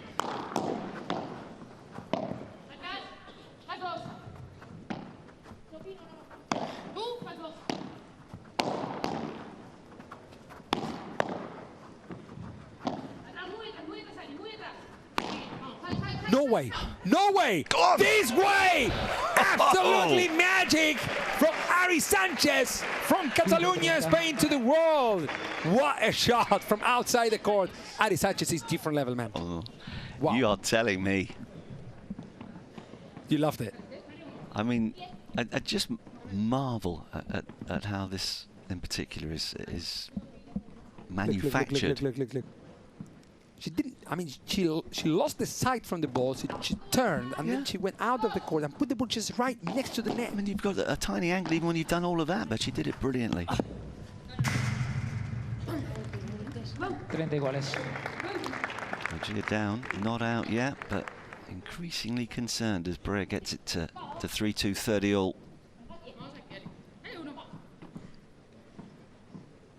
Need to break back quickly. It's obvious, but imperative. Oh, and that return. Thought about just dropping over the net, but bounces back their side. Sometimes there are some unforced errors that you think, why? Well, but, you know, the opponents are pushing you to play those unforced errors, you know. It's not because you want to. If you got your opponents at the back of the court, she wouldn't do that unforced errors, you know what I mean?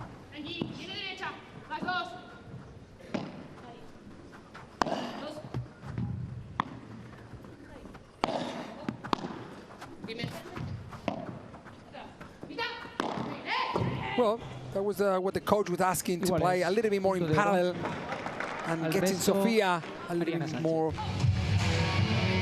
play. Now he's deuce. Another golden point, and in the Hexagon Cup, fortunately, thanks God, we play golden point. Many people love it. Actually, in the current circuit, we don't have the golden point yet. Not 2025 is not going to be the year that we see golden point, perhaps in the future. But this event has the golden point.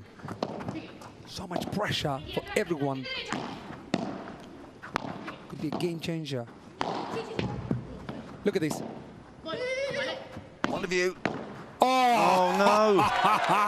Look at that back and down the line. Love it.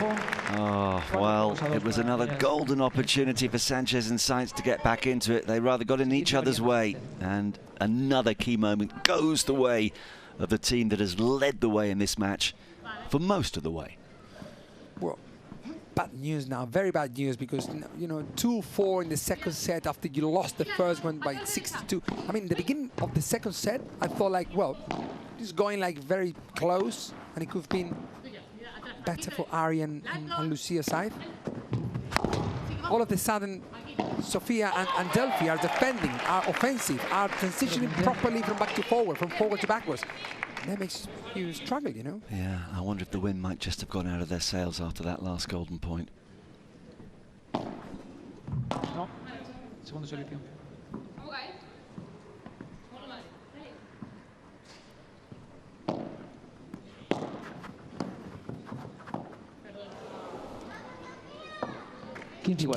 Chiquita.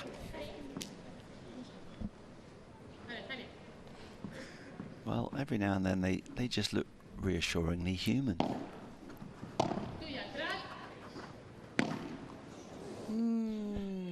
No, not now.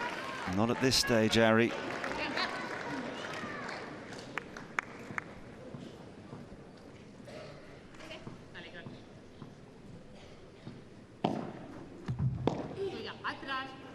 Two, 4, 15, 30, that could be kind of the design point. And yes, I'm telling you, this is 5-2 up. No, sorry. This is 15-40, almost 5-2 up. I think you're seeing into the future. It possibly will be in about 30 seconds' time. It's just because what I see from the body language, from the tactical point of view, the problem that Ari and Lucia have to do something like the previous match with Gato Tello and Dineno, you know, that demonstrates that they were almost there, but still. Yeah, well, not this time from Arajo, but still 2 more break points, which are virtual match points, you would feel.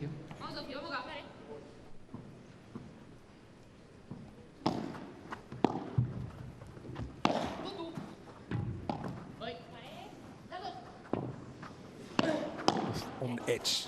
Inch perfect, but then at the net, another error.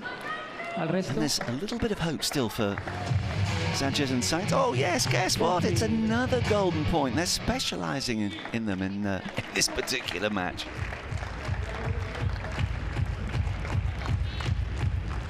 Now, the two S's have got to win this one. Wow! You wanted magic? There you have it. Man, absolutely fantastic rulo to the side fence. Impossible for Sofia Araujo.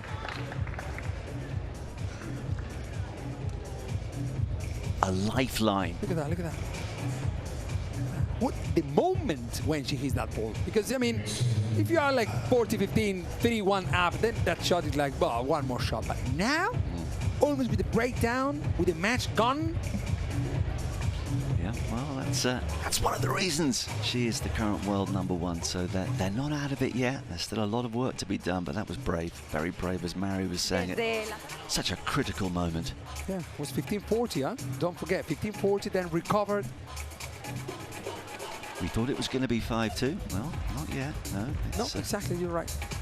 It's still, if not in the balance, at least offering the S&S team a chance to get back into it. But for Team Amazon, Team Advantage.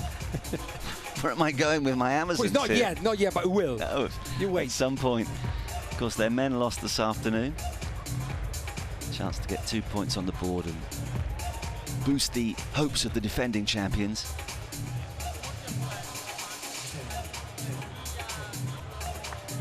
Team Robert Lewandowski, well, some concerns. Their owner, by the way, was in Champions League action last night playing for Barcelona, who drew 2-2. He didn't actually score, but Lewandowski's had another great season, 29 goals. Remarkable player. Polish international, one of the great strikers of all time. Talking of great strikers, we've seen Sergio Aguero here. David Villa is here today. Well, those shots that when you play it very to the corner, you know, it can make your opponent to struggle, like Lucia now, you know, the player we watch now, is because the ball can bounce and rebounds off the sidewall or the backwall first, and they change complete direction of the shot. So pointing to that area of the court when you play the Vivoras, you know, it could be a very good option. First, because the court is longer, and secondly, because it's unpredictable to your opponents, either if the ball is going to rebound on the sidewall first or the backward first. That one hit the backward first. It did. But very first. By the way, you know, Christina, you were hanging around in the VIP area earlier. Christina, for Spanish television, is interviewing a very famous Spanish actress at the moment. Yes, we'll find out more about that later. And talking of super strikers playing paddle, I did see some footage last night of Gary Lineker, who was one of England's greatest ever footballers, playing paddle with the current Liverpool manager, Arne Slot. So everyone's at it. I've got to say, Lineker's technique didn't look great. Certainly not in comparison to these four. Wow. Yeah, she reached it. She got there. And now they're in troubles. Ari is doing such a great job now, pushing the opponents to the highest. Still amazing.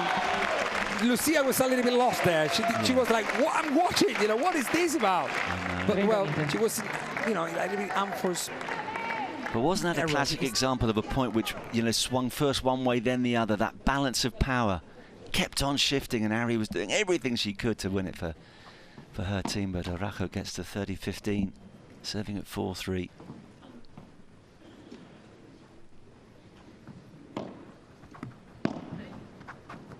Beautiful Chiquita there. Have it to the corner. Amazing. No. Unfortunately for Lucia Sainz, it's just not quite working, going for a very ambitious short angle with a forehand volley. Not to be. I don't think that's going to help get her percentage up in terms of the vote for player of the match. You know, it's the time where she should, like, you know, move your feet and try to get on the court, like, and get into the tactics of the game, because, you know, a very short adjustment of your feet can help you out to be positioned better, because you are next to the #1 in the world, and what happens is that, you know, when you are not you're 100%, this could happen, that you go for 1 or 2 unforced errors that could cost the whole game.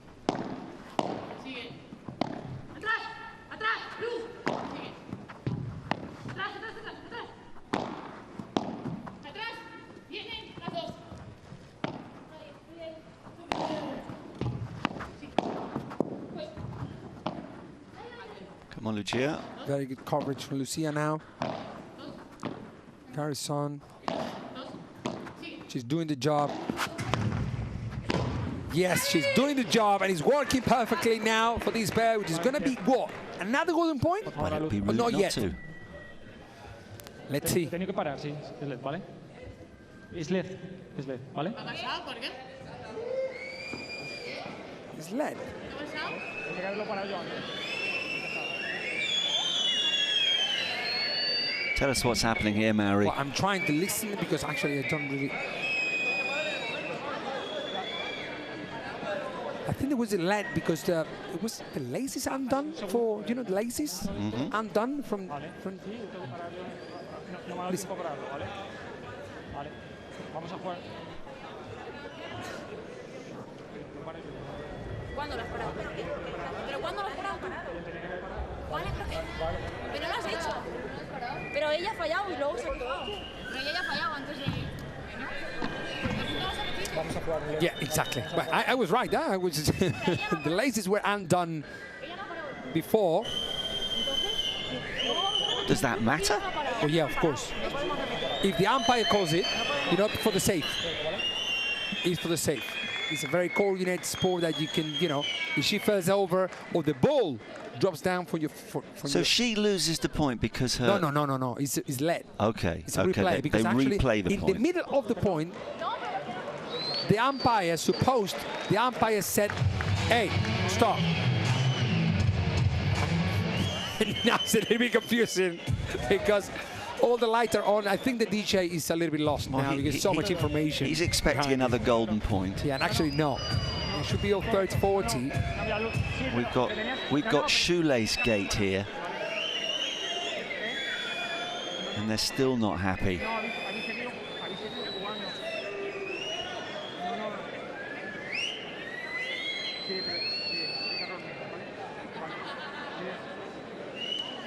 No, pero tenían que haber parado el juego. Tenían que haberla parado.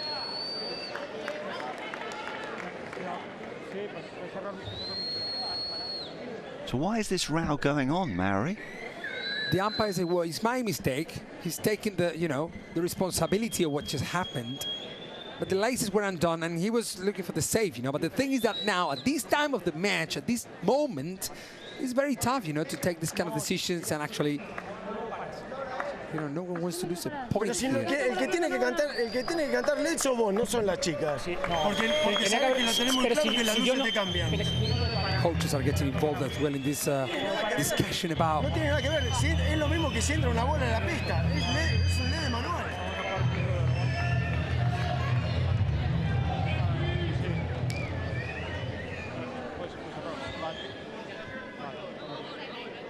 Wow. Yeah. Well, coaches always, as I told you, involved in this discussion. And actually, it's a golden point. So actually, it wasn't led. They gave the point. So, hey, and listen, this to Sofia Araujo. If they lose this point, just be ready because she doesn't like this situation at all. So they didn't call led. Actually, they gave the point to Ari Sanchez. On Lucia's side, of course.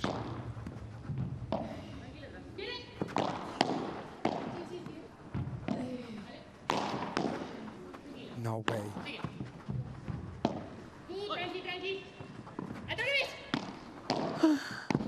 Atrás revés was a big little mistake from Delphi there, playing to Sofia Araujo. To Lucia's side, sorry. Oh! Ari Sanchez can't believe Lucia neither. This, I promise you, could have been the game changer at that point. Wow. I mean, it's all happening, and poor old Lucia Saints is enduring a torrid time of it out there. Likewise, the umpire. I'm still confused by that whole shoelace issue, Mary. You know, what I mean is that, you know, now I would tell you that Sofia just forgot about what happened. But if Ari and Lucia have won that point, which was a little bit, then perhaps Sofia will go down on her performance just because that point. It could be a complete game changer. But now, I don't know. Wow. Let me see. I think could also be a break again, but I'm not sure about that. Let's see what happens. Well, what we can promise you is that Cristina will have a chance to talk to the winners afterwards, and maybe we can get to the heart of that particular shoelace incident. That was wild. 30-0.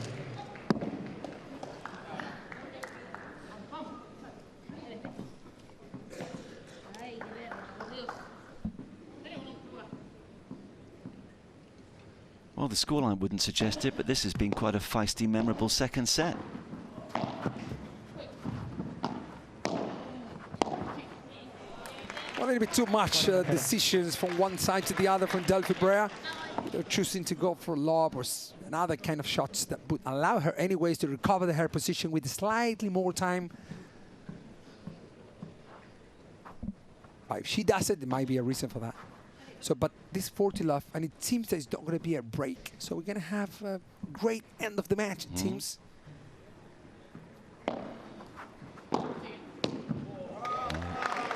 But you might be thinking, what a shot. She didn't do that before. Well, it's a love 40. I mean, it's nothing more to do like perhaps going for a winner or like these kind of shots that perhaps now, if Delphi and Sofia do another good point, it could be that they change the direction of this game and win the set in the match.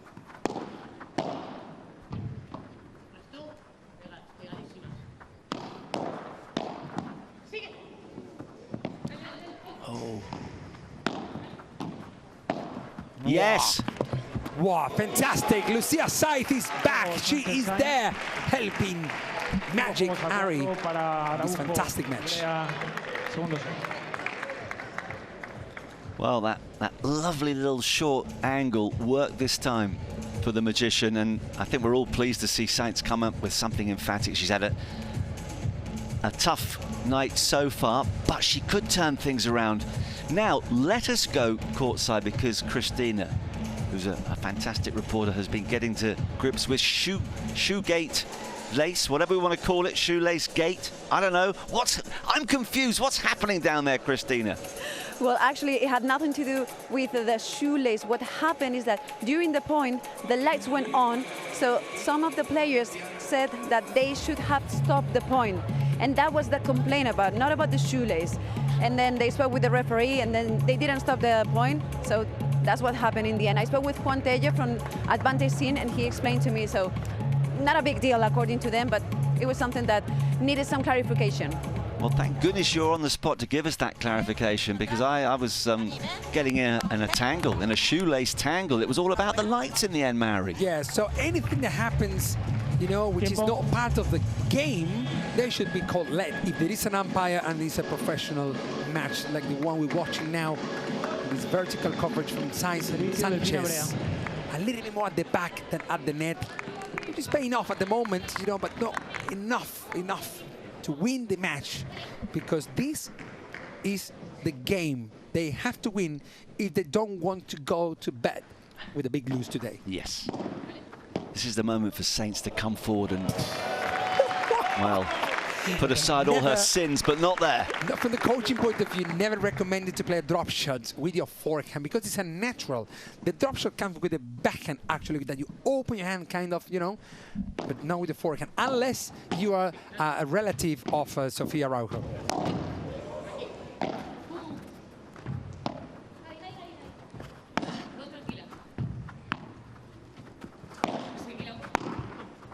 Double-handed backhand from the Portuguese player. You know, if there are players asking me, Mario, because in Padel we used to play, or we play with one-handed backhand.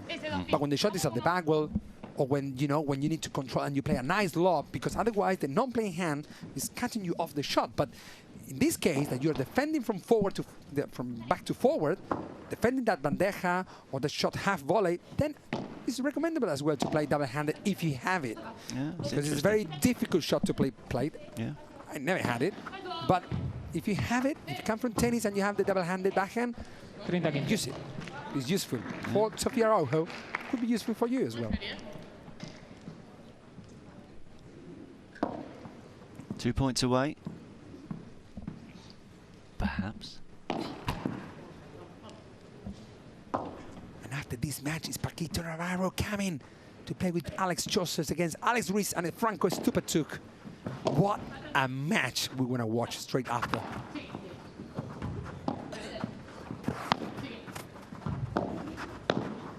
Another drop shot. Very well played from Sofia Araujo. Marcus. I mean, she... I smell... Yes, it looks as though the writing is on the wall here. Those sentences, I got to learn some of those. But no, that's what you hear, man. You're just amazing. No, listen, in your second language, you are fantastic. But here's 3 match points. Not that one. No, not quite. 40-30.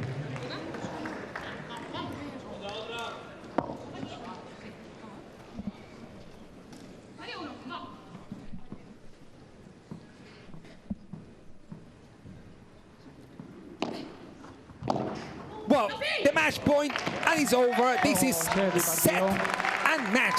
Marcus, all yours. Well, thank you, Mary. Yeah, I think it's fair to say that the stronger team throughout deserved that win.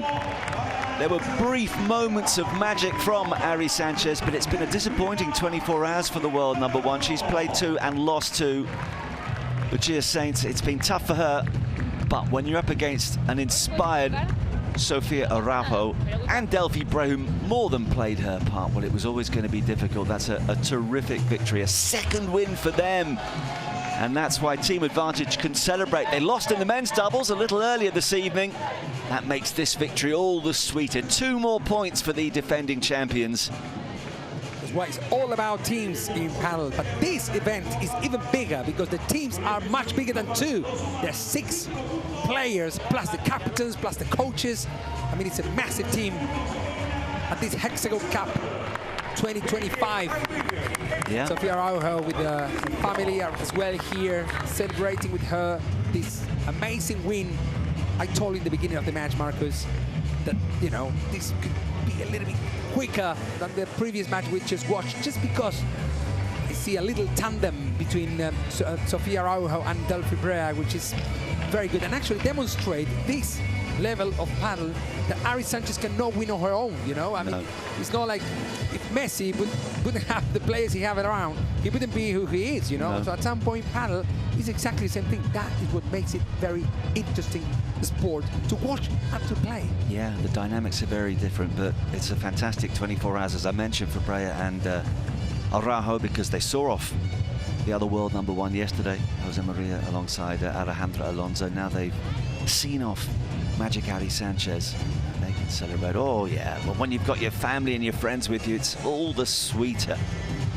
I mean, when you're sitting in the crowd watching your loved one and you can do nothing about it, the tension's horrendous, so let out all that energy afterwards. Confirmation it's finished 6-2, 6-4, the 5th of 6 matches on day 2 here at the Alpine Hexagon Cup. As Mary's mentioned a couple of times, once more we may well have saved the best until last, with a fabulous men's doubles encounter to come.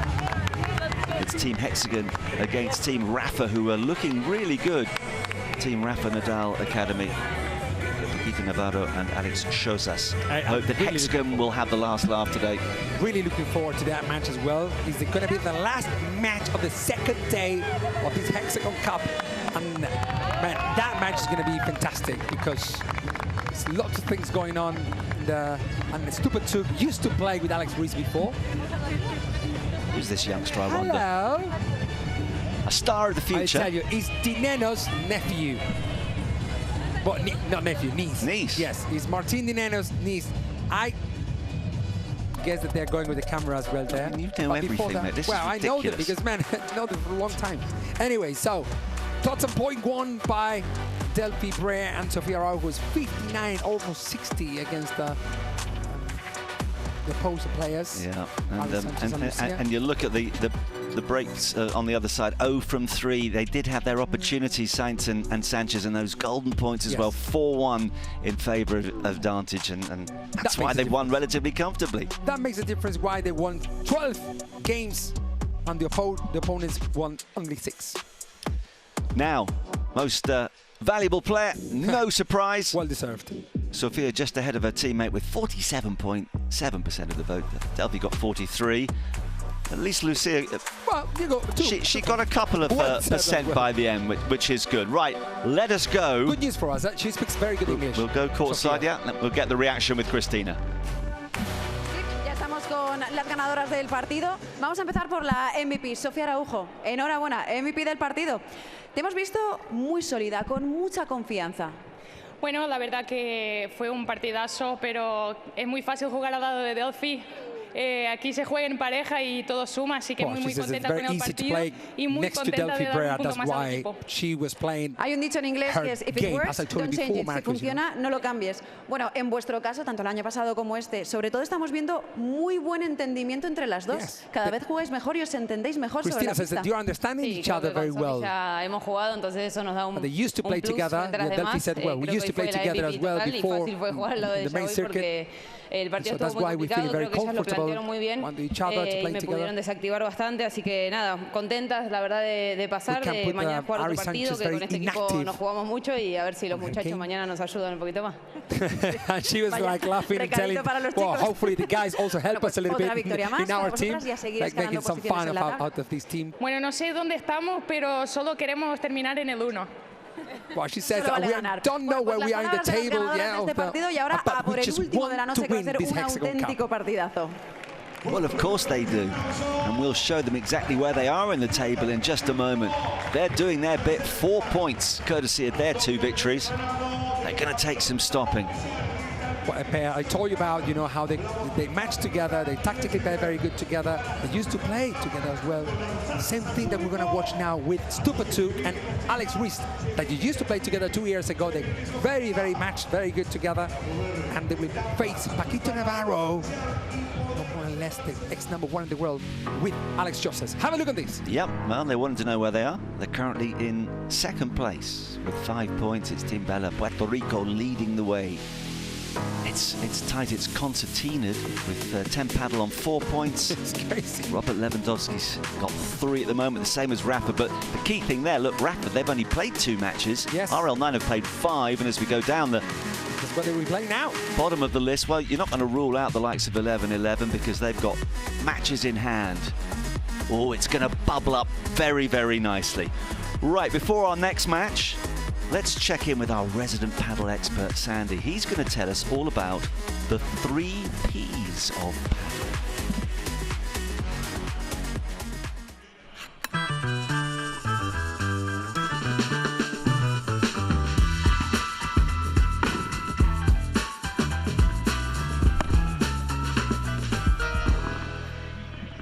If you are relatively new to paddle, I'm going to give you the 3 Ps in order to improve your game. Number 1 is positioning. Get your positioning right on the court. If you're at net, you want to be around that 2nd post in this position here, or at the back of the court, but you don't want to get muddled up with you and your partner. Number 2 is power. Understand that brute force is not always what is going to win you matches, and actually soft controlled shots can be a lot better. And number 3 is patience. Consistency is king. If you want to win your matches, you need to be more patient on the court. It's not rocket science. Well, it's not when you listen to Sandy. Okay, the 3 Ps. Positioning, first of all, and I must say, from my own personal experience, I had no idea where I was meant to be on the court. Is it a case of just playing on a regular basis that helps you to develop that side of it? Yeah, well, at some point, it's a matter of all those points that he just mentioned, as well of, if you need a little bit more time in order to get the rhythm of the game, always play a little bit more behind. You better play shots from behind, because at the net, everyone wants to be attacking all the time, but attacking doesn't mean that you're at the net position. When you're at the net position, it means that you are in an offensive game position. Doesn't mean that you're attacking. That's the misunderstanding sometimes for tennis players, that whenever they're at the net, boom, they go to attack. And then the 2nd P, the power, and that's what I've really noticed. We see plenty of power, but sometimes it's those deft touches that are so significant. Faster doesn't mean better all the time in padel, unless your surname is Coelho. And finally, patience, it's a virtue. Yes, patience will always give you a good options, you know. If you're kind of Delphi Brea, you can win even to Magic Ari, you know. So patience is a very big advantage if you know how to manage it. And I'll tell you what, Mari's shown patience, and he's about to be rewarded because some fantastic food's come up here. Not from Christina, I hasten to add, but from Jose. Jose is the top man, and he's gone out of his way to bring us some dinner, which we shall enjoy while we get ready for the final match of the evening. Harry's built it up quite rightly. It's Team Hexagon, it's Paquito Navarro and Alex Chozas, who beat Augustin Tapia and John Sanz yesterday 3-6, 6-4, 10-7, up against Team Rafa's Franco Stupacuk and Alex Ruiz, who are making their first appearance, but they have played together before. They are going to be quite a combination. That's coming up. We'll be back soon after we remind you of what we've just seen.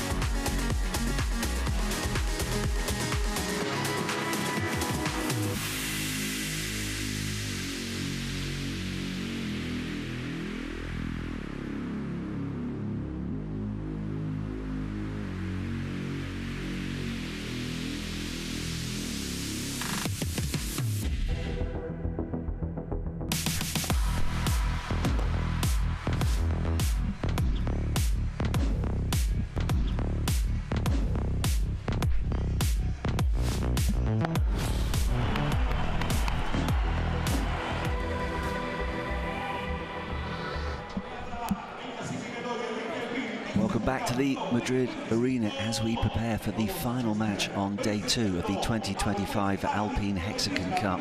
Terrific atmosphere inside the stadium. We've just seen Ari Sanchez, the world #1, lose for a second time in 24 hours. It has been an unexpected tale for some of the biggest stars in the game. there's confirmation of what we've seen so far today. Team Bella getting off to a great start against Crew Padel. Jessica Castello has been magnificent alongside Madrid Ustero. Eduardo Alonso came in today with John Sanz, and they were too strong for Fernando Belasteguin, and Valentino Libac as RL9 beat 11-11. But the results today have left a fascinating table. Every single team is still involved, and who knows what the situation will be in an hour or two. Hexagon team up against the Rafa Nadal Academy, who have made a blistering start in all forms of the Hexagon Cup.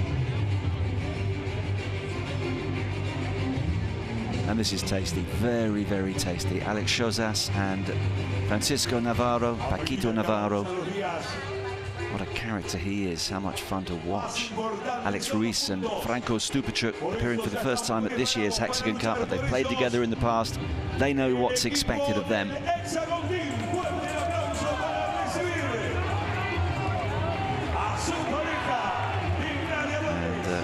quite a cheer as these two stars make their appearance.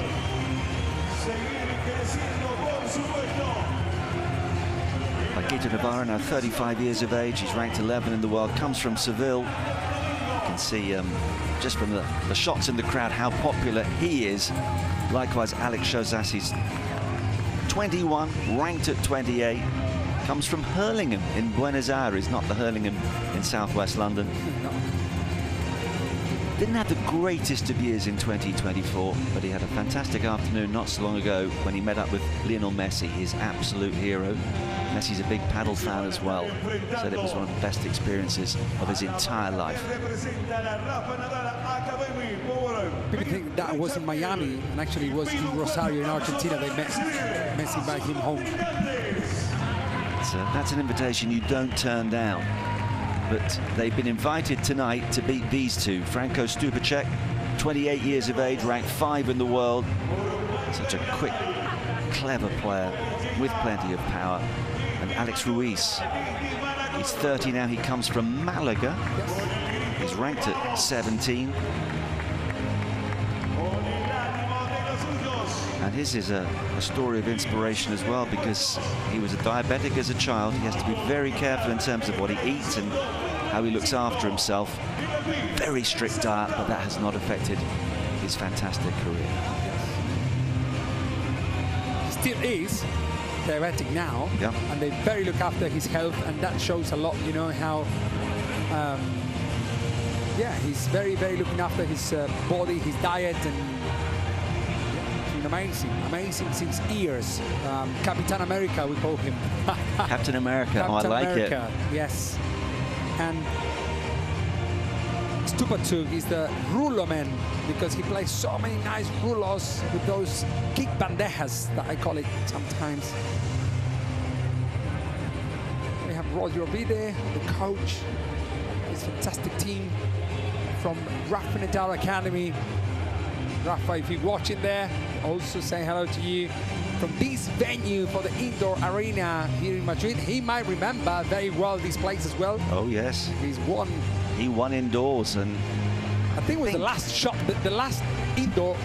I think it was the only indoor title of his career, and that's before the Madrid Masters went outdoors onto the clay, where of course he won it again. I mean, when clay he was quite good. He was pretty good. Yeah, I mean, maybe a little no room for improvement. He was quite remarkable, the king of clay, and of course it's his sister Maribel who is running the operation as far as the Rafa Nadal Academy is concerned. We heard from her last night. So many illustrious owners. Sergio Aguero has been here today, keeping an eye on his 10x paddle team.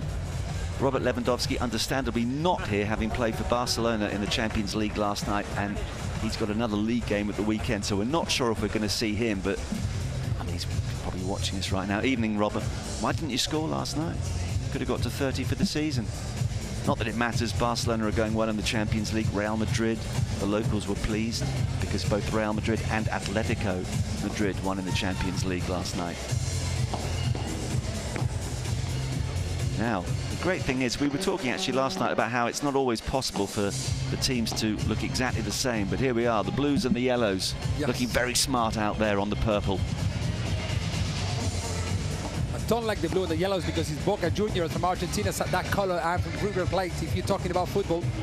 But we are watching panel. Actually, you know, it's quite similar. Defending, offensive. Before you get upset about mention of Boca Juniors, let's get back down to Cristina. Yes, I'm now with Jorge Juan Lopez. He is the psychologist of the Hexagon team. Now, we know that the mind plays a key role when we talk about professional athletes. Now, how do you train your players to cope with the high pressure that they have here in these kind of tournaments? Well, when we talk about pressure, at the end what we say is that every player will only achieve its fullest potential when there's some pressure.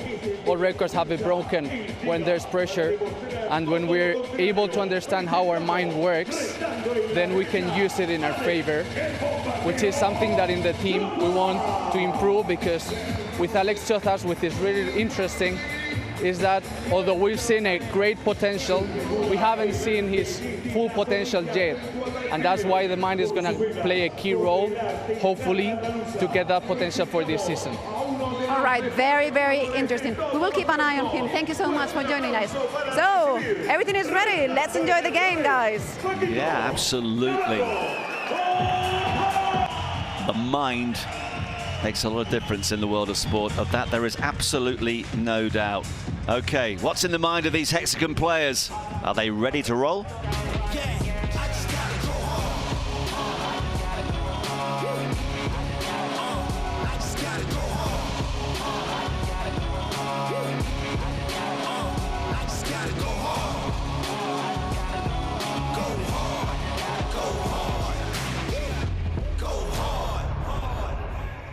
Oh, he's got a cheeky smile, has Paquito Navarro. But before we talk about him, Maori, Alex Chozas, 21 years of age, as I mentioned, huge football fan.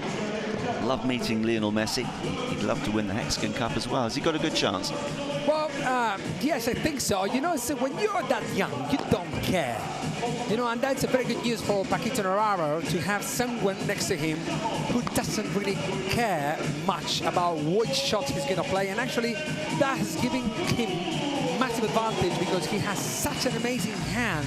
You're going to see some tricky shots today.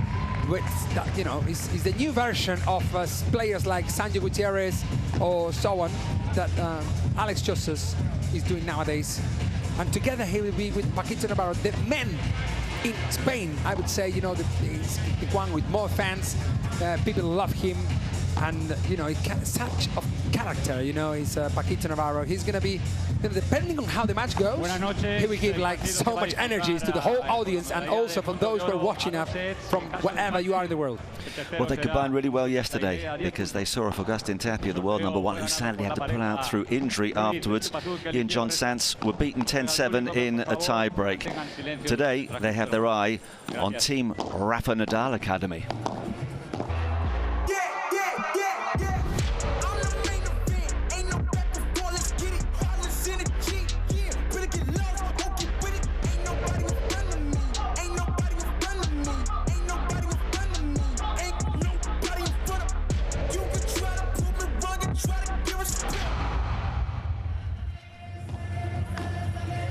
Well, they're entertainers, they're winners. Alex Ruiz, 30 years of age now. This battle he's had with diabetes has merely made him, I think, stronger on court. What in particular can we expect to see from him tonight, Mary? Well, I think, you know, to be a left-handed player, that usually, I'm telling you, because I'm also left-handed player, we are usually like very, you know, very emotional, and very, you know, we go for sometimes amorphous errors. He's more steady player to be a lefty. You understand what I mean? So it's very good to have him on his side to Stupa too, because Stupa is a kind of player who is a very defensive, very quick, allowing Alex Ruiz perhaps to go for some winners that they will really need to beat Paquito and Alex Chozas. And in this side we have the Argentinian player Franco Stupatuk, I would say one of the quickest players on the circuit. Very fit, very slim, that makes him, you know, run all around the court without any problem. He can be running for 7 hours. So, so better for Paquito and Chosas to rush to win this match. Otherwise, you know, could be that the fitness start taking a big role into this game and allowing Stupa to do his job. Well, Stupa's been super for a very long time, of course. At the start of his career, he partnered Martin Dineno. They were the super kids, los super pibes, I think. Super pibes, yeah, well done. Yeah. It's like the super kids. The pibes we call in Argentina, no, in Spain. In Argentina, we call it pibes. Hey, pibe. Actually, to my brother, man, you're not going to believe this. You're not going to believe this. Now I'm with Marcus. I will show you. My brother is Santiago, is called, and I call him Santi Pibe. Ah. Yeah, I'm showing him. I'm showing Marcus in my mobile phone. To my brother. Well, we were seeing earlier what some of the players have on their iPhones, and we'll have a look at yours. How old is your brother? He's a bit old to be a super pibe now, isn't he? It's not big. He's 44. Oh. He's 4 years older than me. And you know what? My brother used to play with Bella as well. Yes. The great Bella Stegin, who was in action earlier today, who inspired our Sandy as well. When he switched from tennis to paddle, he's had a huge influence on so many people. And may yet have an influence on the Hexagon Cup as well. Who knows?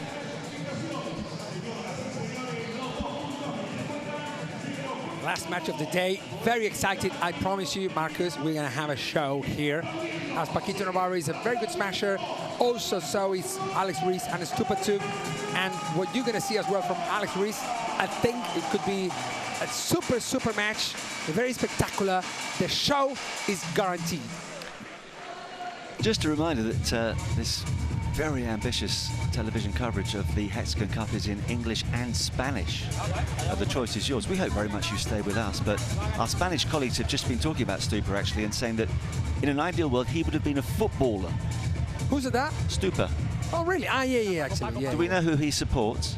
He comes from Chaco? Chaco. Yeah, Chaco, the north of Argentina. Same as Virginia Riera, also right side player. It's amazing actually how many footballers want to be paddle players and the other way around. We're the English guys. Marcus Buckland, well, I'm English. The great Mauro Andrini is... No, you're not English. You're Argentinian, but I mean, you could be English. You speak the language so well. Great to have your company wherever you are in England, Argentina, Spain. In Argentina, I think it's going to be a little bit hard to get people, but there are some people watching from there as well, I believe. The fact that you're working on this broadcast hopefully has persuaded a few of them to improve their English and get the full flavour.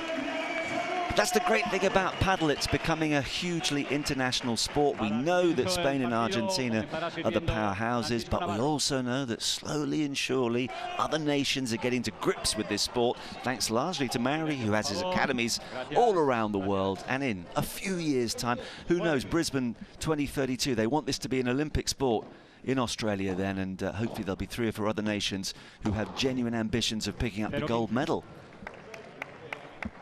Wow. That could be a dream. But right now, it's all about picking up 2 more points in the battle for the Alpine Hexagon Cup.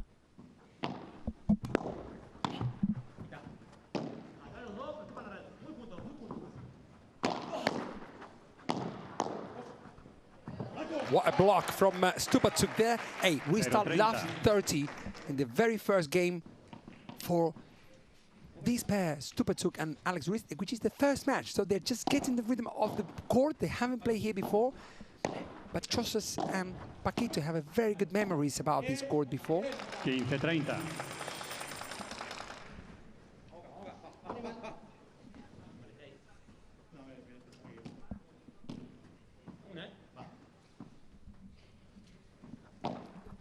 No. Serving with the backhand. Sometimes some people might be thinking, why Paquito serving from the back? Yes, Paquito serves with the backhand from the left side of the court in order to reach that angle, helps him to reach the proper net position when he plays cross court. But when he serves from his partner's side, he will serve with the forehand. You'll see. That's interesting. Do a lot of players do that? Wow, not many, but there are some of them. Pinned him. Hey, listen, 15-40, huh? Yeah. 15-40. Stupa wants to get on with this. Been chomping at the bit. He's had to wait best part of 2 days to make his first appearance. You see, there he served with the forehand.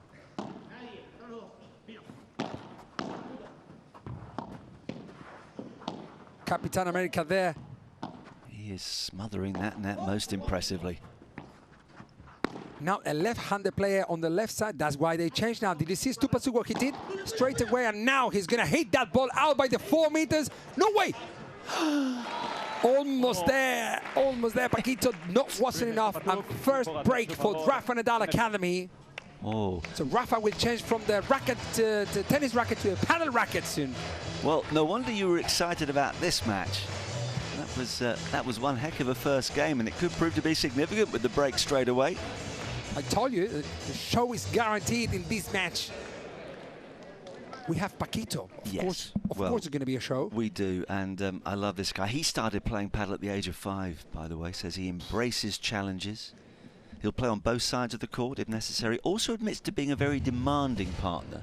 Now, as you've rightly said, you either win together or you lose together. But I guess some players can be a little tougher on their partners than others. It's part of life, you know. At some point, everyone has something very good. Everyone has something very bad.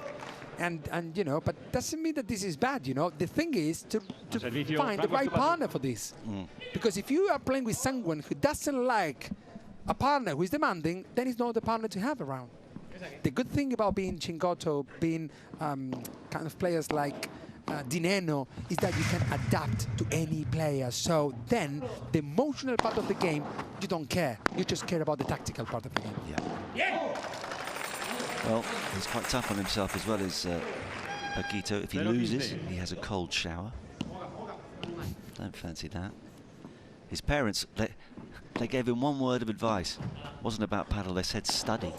Well, I'm sure he did a bit of that, but he then studied how to be a great paddle player. And did he get a feather light? Was there a touch there? No. It was a great smash from Stupasuk. It's a Polish surname. Actually, he holds a Polish passport as well. He's Argentinian, of course. So he plays for Argentina in the World Championship. But whenever there are other Argentinian players better than him, I am sure he will go to play with the Polish. Also, in Poland, there are very good players, man. Very good players. So I say hi to Poland. I think I'm coming to Poland in April. Yeah, June. To open another academy? Yes. No. I will do just a course for coaches there with the federation, but all good. Okay.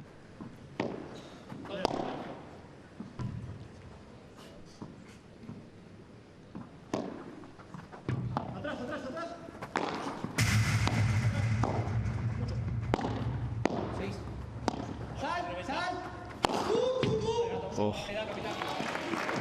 I said he's powerful. 40-15. You know what happens there? If Alex Ruiz plays the kick por tres, then he risks that Alex Chosas goes out the court and wins the point. So for him, it's easier to play in parallel, but the shot has to come up very high. 40-30.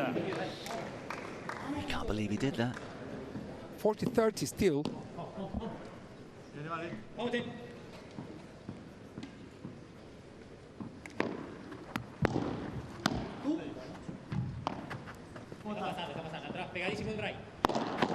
What a shot from Alex Ruiz there.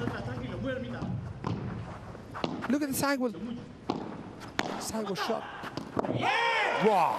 If Stupa cannot reach that shot, I'm not sure who can run. Well, someone with a motorbike or something like that.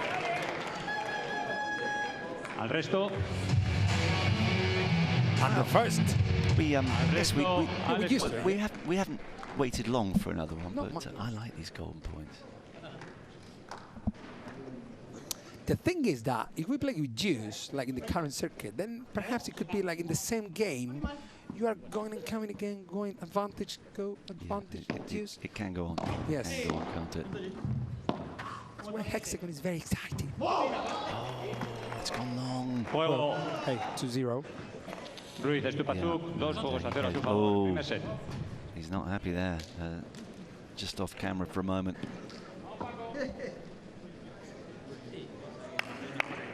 Paquito just wandered across, he marched across to the chair, took a swipe at something. He's trying to steady himself because so far so very good for Alex Ruiz and Franco Stupacek.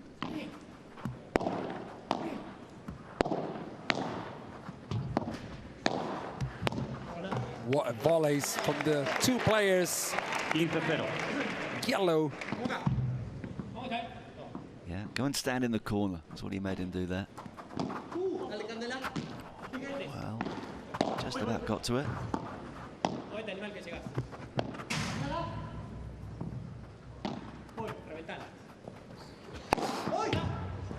Wow. Reventala means just destroy the ball. Stupa said to the partner, and actually that's what he did. Yes. As I told you yesterday, if your partner tells you, hey, just go for a win, then pushes you. Frees you up, doesn't it? Exactly, frees you up. Well done. That's becoming a recurring theme already, this power from Alex Ruiz. Mind you, anything you can do, I can do better. That'll make Paquita feel just a little better. Didn't need any advice for the partner in that point. Paquita just let me do this.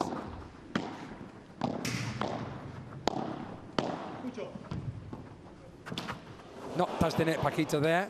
So the match goes fast.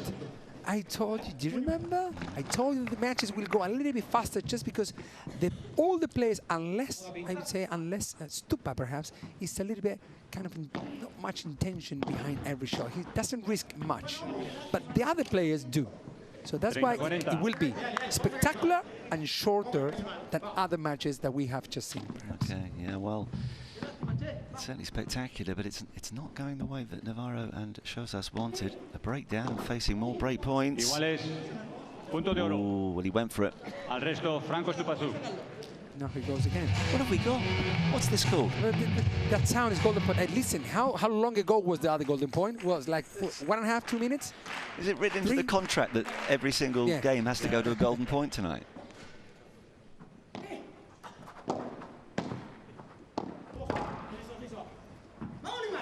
Well, good start for this fantastic match we have ahead.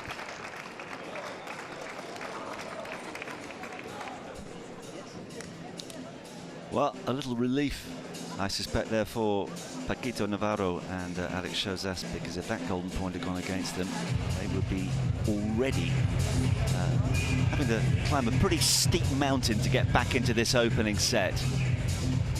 Now, Cristina, she likes to mix with the important people inside the arena, and she's with one right now. Cristina. Let's get the impressions of one of the owners of the Rafa Nadal Academy team, Antonio Arenas. Antonio, this victory might be vital because these 2 points, now you're sitting 5th on the table. So if you win tonight, you could climb up to the 2nd position. Right now, the most important thing is that we are the only team that we haven't lost a match. We just played 2 matches. We won yesterday, the girls, early in the morning, the next gen, and right now winning today will be amazing. And it's showtime. Yeah.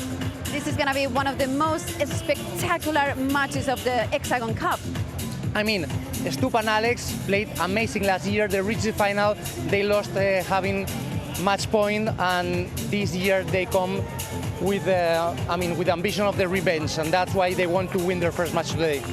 So let's see what happens. Now it's time to go back to the court. Thank you so much, Antonio. Good luck. Thank you. Yeah, it's a very good point he's made. They are proving just about unbeatable, Team Rafa Nadal Academy at the moment. Memories are long in Padel. We've seen how fortunes can change. Dineno and Teo, the champions of 12 months ago, have lost both their matches. And how the pair that came so close last year would love to go one better this time around. A lot of paddle to be played before that happens. Well, this has been an explosive start to the final match on day 2. And, do join us again from 1 o'clock Central European time. We'll have 6 more matches for you. Jonathan Ledgard will be back in the commentary booth alongside Sandy Farquharson for the first 3. And Mary and I will reappear alongside Cristina in the evening.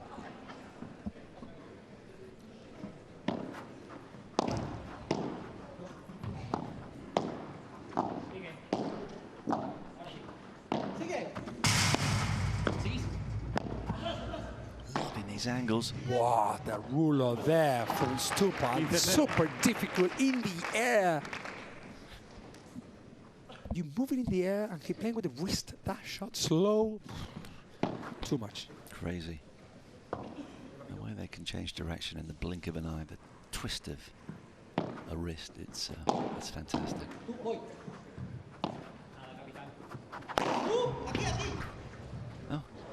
Wow. Well, you know, for Alex Ruiz, it's very interesting and very nice to play side of Stupa too, because Stupa, of course, is higher in the ranking than Alex Ruiz is. So for Alex, it's good to demonstrate that he can also be top. He would play with Stupa, although Stupa chooses another partner to play in the current circuit. 30-15. Yeah, Stupa currently ranked at 5 in the world at the age of 28. Ruiz 2 years older, 12 places lower. He's the 17th best player right now. But based on what we've seen earlier, well, in the first few games, he's definitely got the ability to get much higher again. No!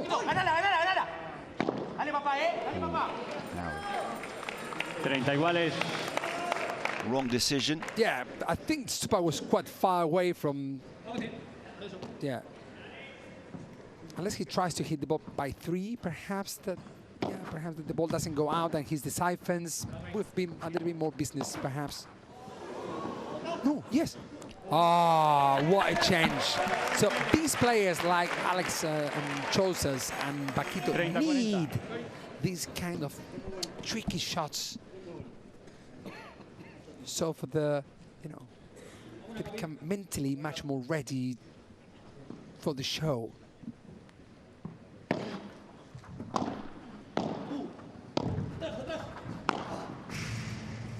Can't get it. Iguales, punto de oro. Oh no, what's Al coming? resto, Francisco Navarro. Another golden point. Well, they had a couple of breakback points. They can still get it here with this sudden death decider. You wanted paddle? Here you have paddle. And there you have the very powerful smash, almost hitting the back wall again on his side. What a power from Capitan America. Oh, ruthless Ruiz. Captain's example, no doubt about that. A battle up from Alex Chosas down to... you think about when you play the smash, the ball is in line with you. You cannot play the smash next to you. There's a bandeja. But if the ball is coming towards you and you're a powerful player like Alex Chosas, that means that the lob was incorrect. And there he goes. That por tres is correct from Stupa 2. 0-15. Yep. Aim the por tres because it's gone over the 3-meter wall. If it goes over the back of the wall, it's your por cuatro. That means 4. Which means 5-4. Yeah. Segundo servicio. Misses with the first serve.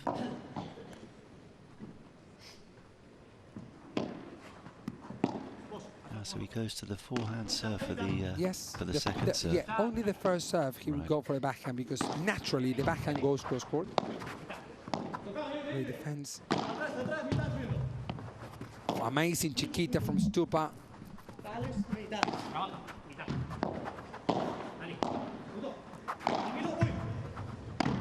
Yes, will he go for it? Yeah, but Stupa will reach it. No. So bad mistake, and Paquito knows it. 0-30.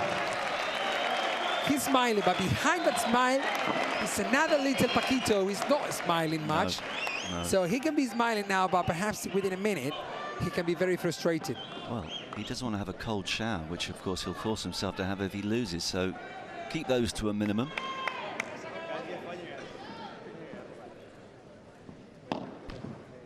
The 30-second serve again, playing with second serve. Load of the times. No good business for the Seville player.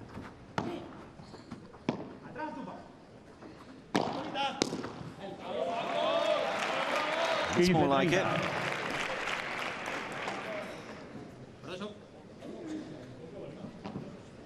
Wonderful part of Spain, Seville. No wonder he's got a smile on his face, has so much to offer down there. Nice weather most of the time as well. Anyways, he lives here in Madrid, but he's has the Andalusian blood. Shot of the back wall? Not really. 30 iguales. Well, 30-0. Good news for Paquito and Alex Josas. Actually, they're not playing much to Alex Josas at the moment. Let's see if this is kind of the fridge that they're thinking on, or... Because Alex pushes you a lot. 30. And with the Vivoras, the way he holds the racket is quite tricky, because it's not something you teach, actually. It allows him to move the wrist a lot.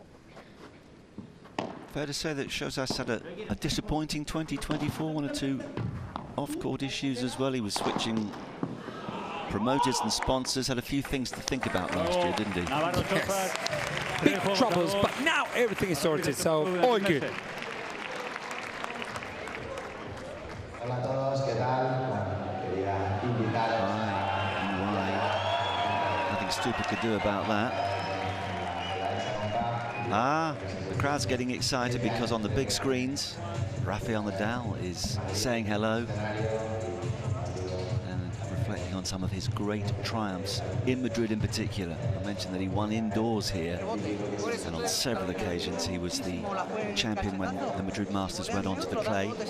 Although the year they played it on blue clay, I recall, Roger Federer actually came out on top. It was very strange that year, blue clay. Good on television.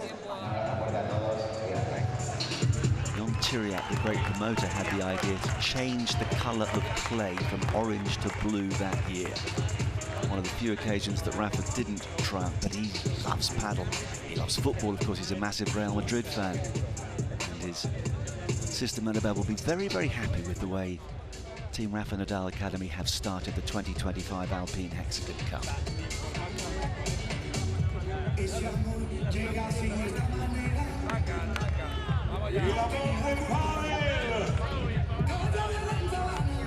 you look to the bottom left of your screen, where is she? Christina is there somewhere, interviewing another of the next-gen stars. There she is in the white trousers. That's for the Spanish side of our operation.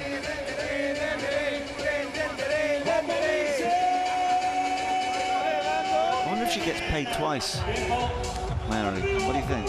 Why? If she's doing Spanish and English. Well, at least half more. Well deserved for Christina. She's doing a great job there. Well, she still hasn't brought any food up here, so I won't get too carried away. I still she's doing a great job there, not here. She didn't come with any of the cereal bars and the protein bars she had yesterday. And actually, when we bumped into her outside just before we came in today, she made a point saying, "Oh, I've left my food in the car. I shall go and get it." I bet she's got a 3-course banquet meal that she prepared for, or someone prepared for her earlier. Great lot in Padel from Paquito. Portres, no, Portres didn't work. Wow, what a recovery from Alex Josas, giving another chance to those shots. Actually, the lob was quite short, but was quick.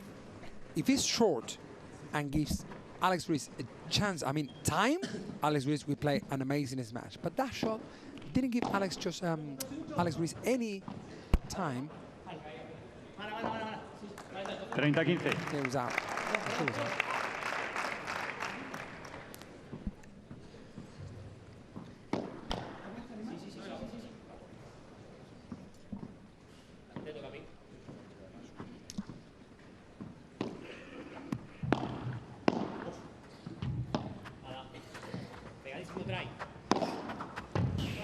What a shot down the middle. That's what we said yesterday, Marcus, about the middle, yeah? And I love the way there that Ruiz had plenty of time to look and see what his two opponents were doing before deciding exactly where to place that ball. What a cool customer.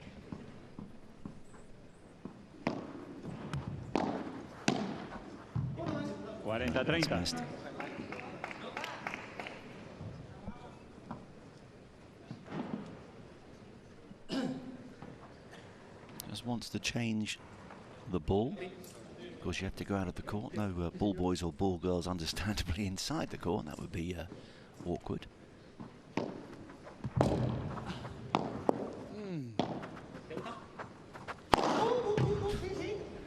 Well, yeah, he did. Got it. He did reach it, but touched the net. So the umpire said touch the net. Alex didn't feel that he did it. But if the umpire calls it, it's because, you know, as we were mentioning yesterday, you see, sometimes you just carry on. You don't really know. No, because you are in the motion of the shot. Yeah, I mean, he definitely we can really see. Yeah. As we said, you know, from here, from the commentary box, we can play amazing víboras, we can play por cuatro, por tres. Yeah. Yeah? Fantastically well. We'd be decent umpires as well, wouldn't we? Until a shoelace comes undone or the lights start misbehaving. So the advantage is maintained. It's 4-2. Shows us now serving.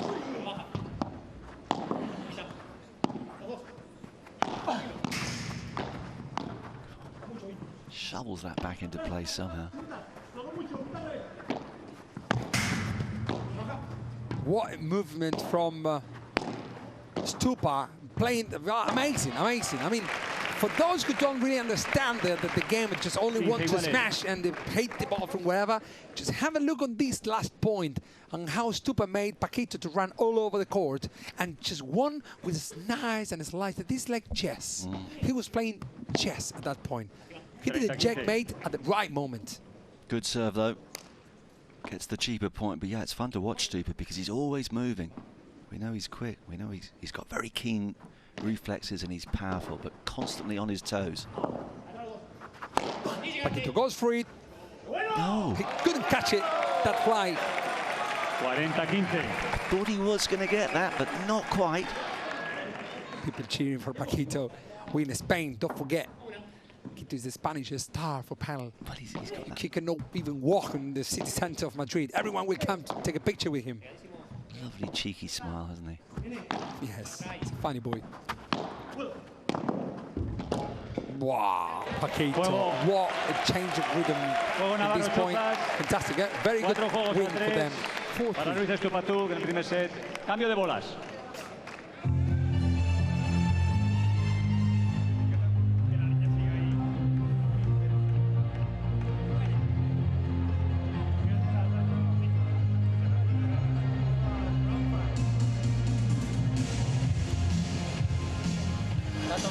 Well, we're getting to that moment again where you can start voting for your player of the match.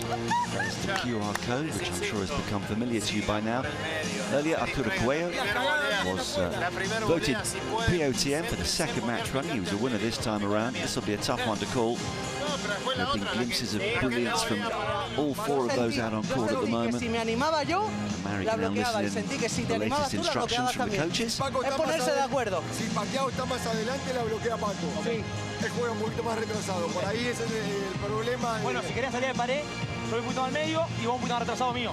Por si pasa ese, la puesta para vos capaz. Perfecto.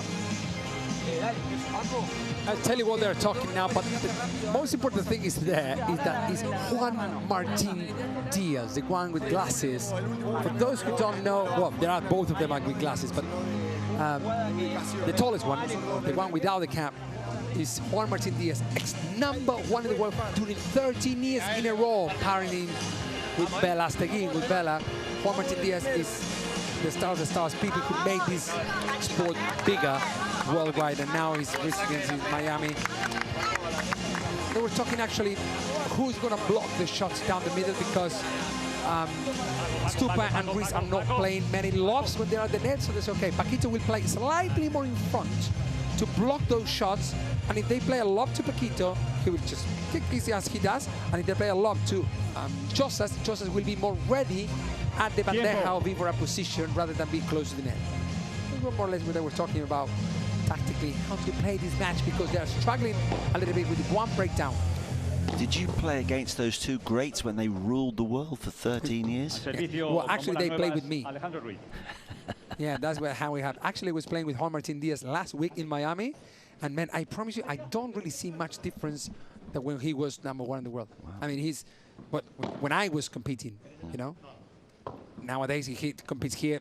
He's not going to have a chance to win, but he has to compete. And he's 49 years of age. Crazy. Juan Martín Diaz is a different level. Yeah.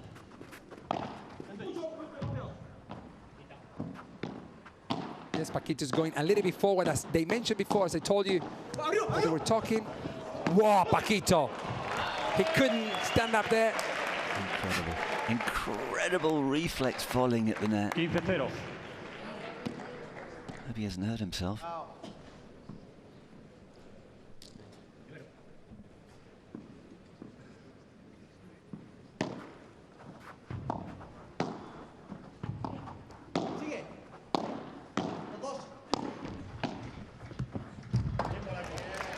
Well, before, I mean, we were talking just about whether we're in the bench of Paquito and Joseph, but in the other bench, I just heard that when they were talking to play the volleys down the middle, and actually what they've done in the previous point, playing more shots with the volleys down the middle, and then wait for the lob or the unforced error or the opponent. Well, that's what he was trying to do there, but an unforced error. Yeah, but that shot should be down the line. Yeah. Down the line. Left, yeah, that shot is down the line because naturally he's running forwards. He's running forwards, and for a left-handed players, it's much more natural to hit that ball down the line rather to hit to the middle because the angle changes the height of the ball. That's why he missed to the net and not to the back. Well, it's quite tricky to explain it, but no, that's hope a great insight, Mary. Oh, there we go. Here's where we start. I mean, Paquito's asking for the height of the serve. Yeah, so Paquito's calling that serve. And to see if Alex, Alex was doing like a joke, hitting the ball from very high. So remind us of the actual rule. Yeah, waist height, belly button, not above that. Oh, yes. Paquito was right. That was a bandeja. That wasn't a, look. Yeah, he's right, man, because with the first maybe a serve, slight exaggeration, but yeah, he's made the right point there. Oh dear.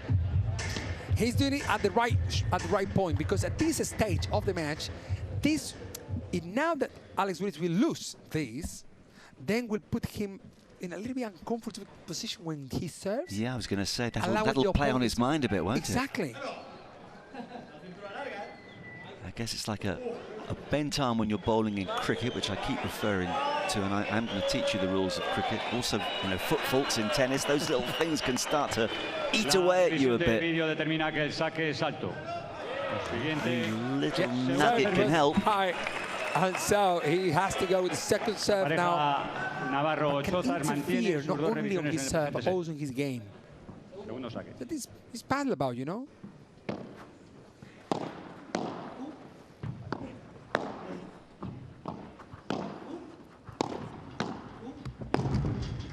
How often does that happen, Mary? It's the first time I've seen somebody query a serve this week. It does. Well, yes, in this tournament, but sometimes, you know, and usually happens when it's, for example, 15-30, 15-40, like, so you go with the first serve slightly more, because at the level these players play, if you're an intermediate or beginner level player, don't do it, because actually the difference is not much. But at this level, the players can produce such an amount of power and spin from above the waist height, and Paquito's shot is not enough, allowing Stupatuk to kick it out por cuatro. And if you keep doing it, if you keep being found guilty of that, do you eventually, does it go sort of one warning, fault, point lost, or how does that work? Sorry, second, Marcos, I was just... I'll come back to it after this rally. What a blocking, actually. So you get your... If you persistently are found to be serving illegally, do you eventually lose the point automatically? Yes. But exactly. If it's a second serve, you lose the point. Yeah, okay. But that was first serve, that's why it was... So, yeah, but I just wonder if eventually you just left. lose the point automatically. No, okay. If it's second serve, yes, you lose the point. Yeah. If it's first serve, you lose the first serve. Got you. He's got hold of that one. 15-30. That was above waist height. That's why Alex Josas, the new generation of players, I don't know where the future of Padel is, but Alex Josas will try to help us to this show to make it even more spectacular in the coming years, as well as Tino Lieback, Lewis Burger, Tapia, Coelho, all the players, even those who are here on this main court of the Hexagon Cup. What a smash! Oh, yeah, that was really important as well when you look at the scoreboard. That could have been a couple of set points. 3 set points, in fact, of course, with the golden point rule. And he was, well, he wasn't far away from it.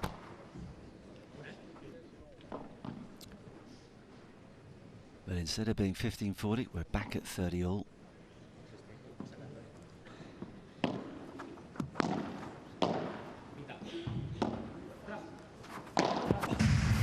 What? Not there. Alex Ruiz, Paquito said, don't play open angles to me because my rulo is like this. He enjoyed that. Off court, he enjoys golf and having long lunches, does Paquito. Enjoy it if they can get out of this game, which they do. So the set continues. Couple of tight moments there, and that was a really important point at 15:30. Went the way of the team in yellow, but of course in a moment an opportunity for Stupa and Alex Ruiz to serve out for the first set. A little change up in the musical accompaniment tonight.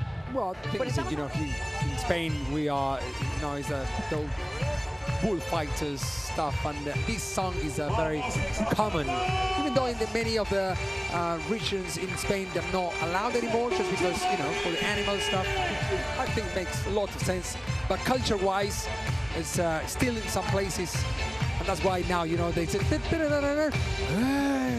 It's a kind of a game that the DJ is doing with all the people who came over to this arena in Madrid. So if you're home and you're willing to watch the most spectacular event in Madrid, this is your weekend. You still have the chance for tomorrow and Sunday, because Saturday is what?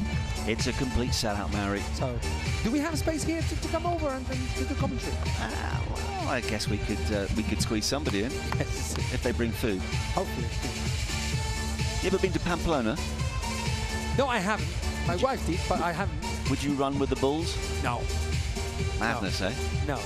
I put them after they're crazy. No.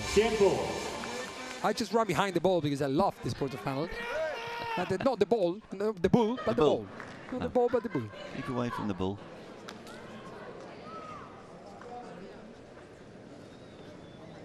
Who will the Bulls run for in this game? Al servicio, Franco Estupazú.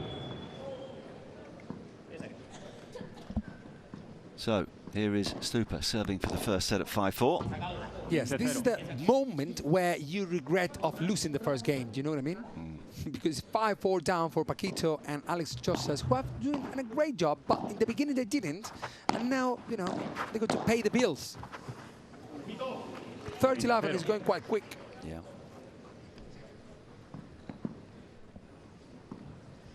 Yeah, you're right, that slightly slow start. Just, I think going to prove the difference in this first set.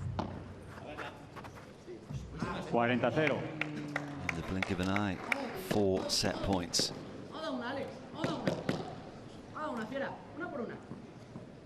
One by one. Come on, Paquito says to the partner. Let's see. Wow. What a shot from Paquito. Hey, that shot is, yeah, he's smiling because, like, well, I play the shot I can. I mean, just go for it. He played topspin backhand volley. Incredible. Well, yeah, no pasa nada, Paquito said. Doesn't matter, no worries. Willing to go to the second serve, and perhaps who knows, to a super tiebreak in the third. Still time to turn it around. We've seen that on plenty of occasions so far. But just a little opportunity to reset. Have a look though, I just like watching Navarro because he admitted himself he's quite a nervous character, can struggle with his breathing, either using the towel to wipe his face or leaning forward to have a drink. Just wants to get going again as we have a close look at those statistics. The golden points going 2-1 in favour of Ruiz and Stupacek. It's not a big difference, huh? It's not a big difference at all throughout the whole thing. The only thing is the break points won by Franco Stupacek and Alex Ruiz. That's the only one difference, I would say, that is like big. which is nothing actually. Yeah. And it's only 1 golden point won by Franco and Alex. Which suggests we could still have a long way to go in this one before day 2 comes to an end. Oh, the crowd's getting vocal now, Mary.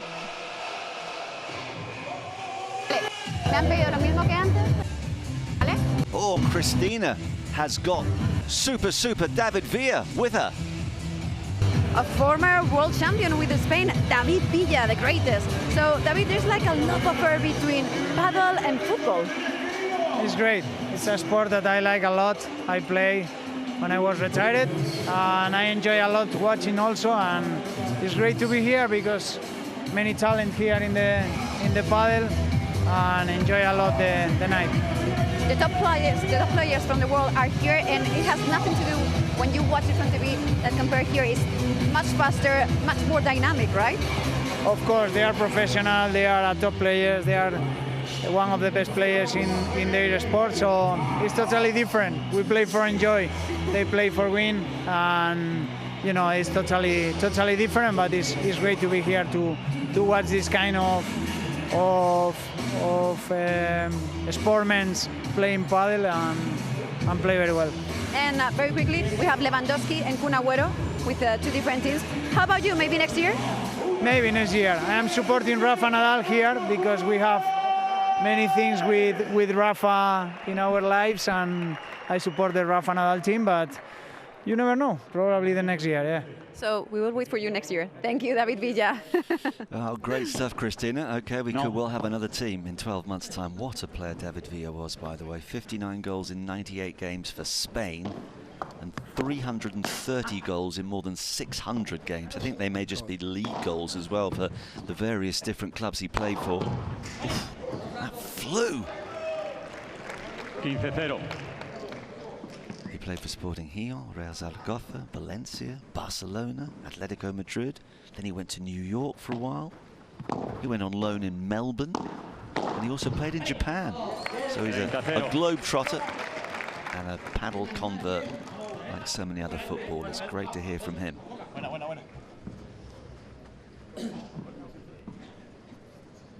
Thirty love starting a little bit better than the first set.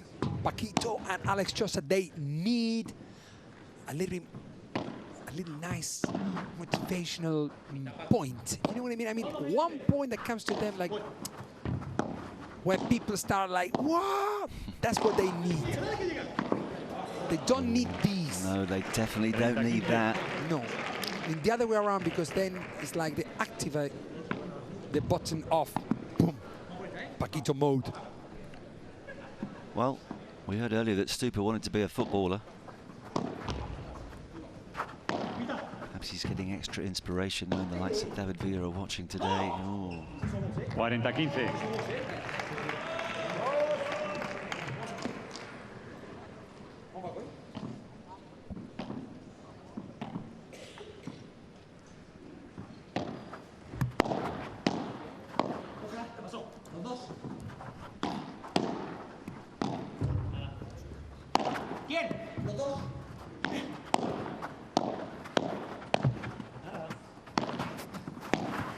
Wow.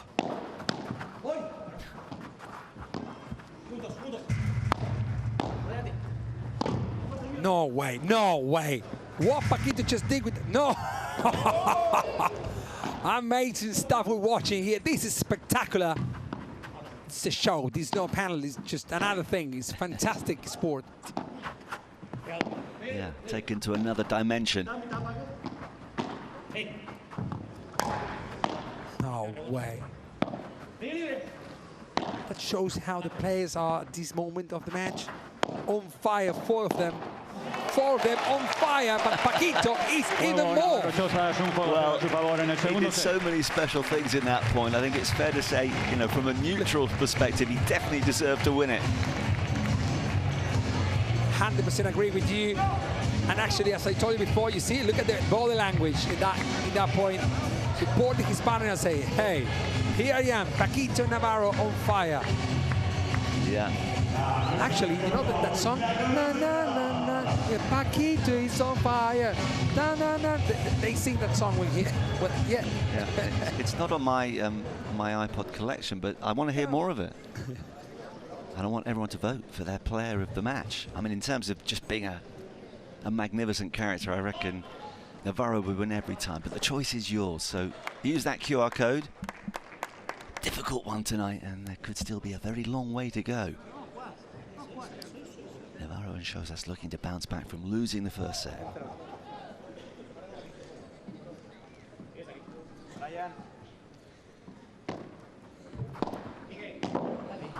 Good stretch. Yeah, the thing is that, you know, for Alex, what a smash.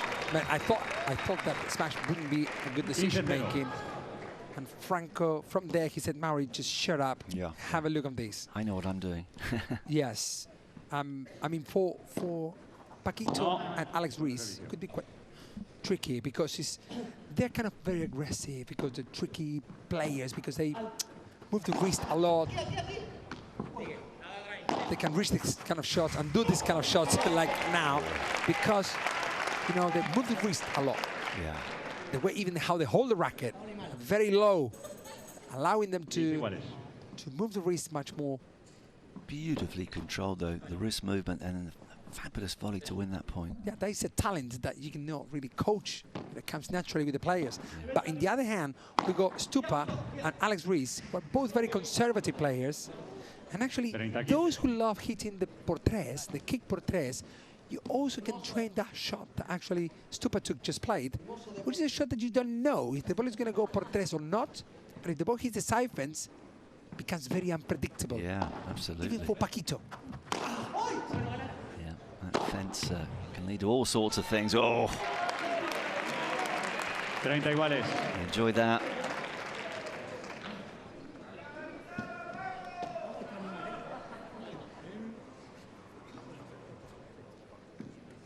Nice moment when you get in the position, the opportunity arises, and he took it with aplomb.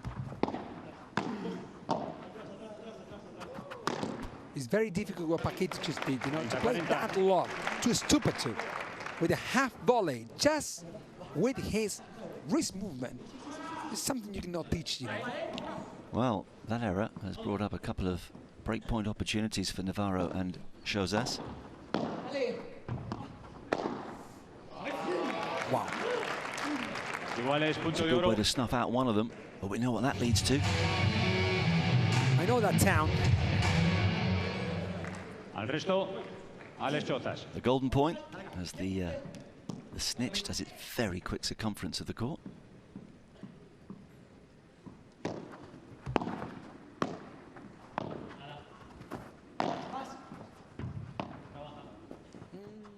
Smells a breaker, smells a breaker. I told you, smells a break. And there they go. These two players, when they like the game, is danger. And they're liking the second set. Yeah. They're definitely coming to life.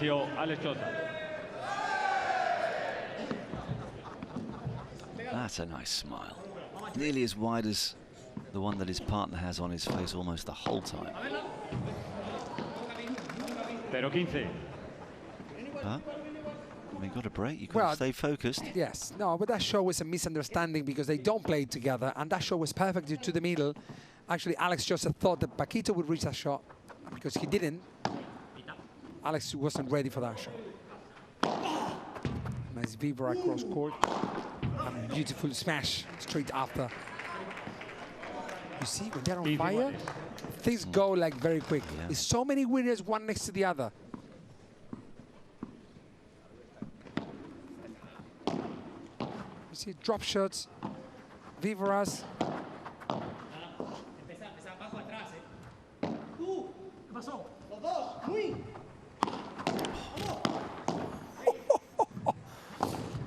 Oh, you were winners. That was magnificent from the man in our screen there.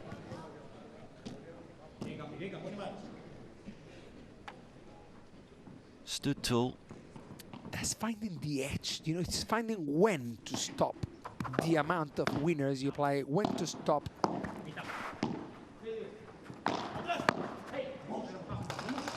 know, Paquito was clever enough there to just slow down a little bit the shots. Pinned him.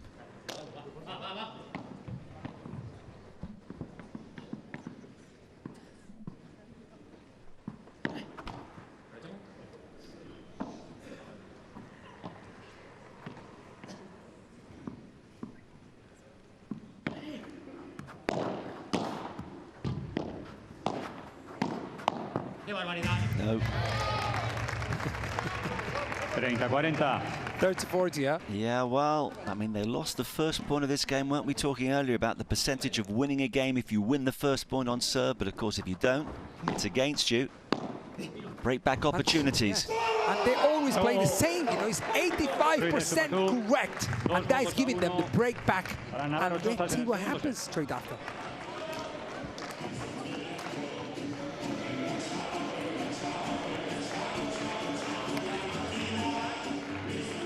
I feel as though we've been robbed of a golden point, though, Maori. Yes, it's true, man.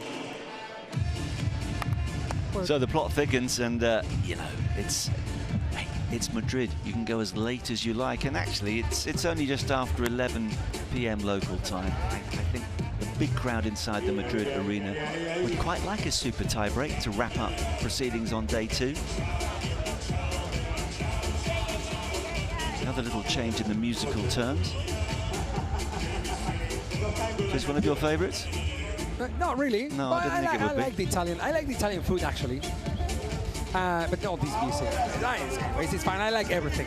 Because we're here at the Hexagon Cup in Madrid for the second time in history. These kind of events happen.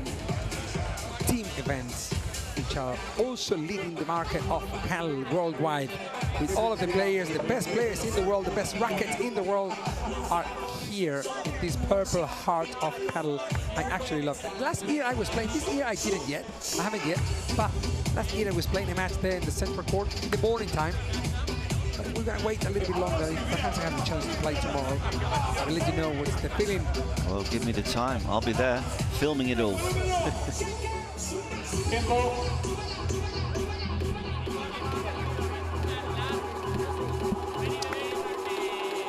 So regarding how the match is going now, is the, you know, I mean, Paquito and Alex Ruiz can go for very quick winners, but also they can also lose very quick, you know. And that's why they are kind of that. I don't know, they handle the at some point the rhythm of the game. It's like, here we go. So we beat you 6-1, 6-2, or we can lose 6-4, 6-3.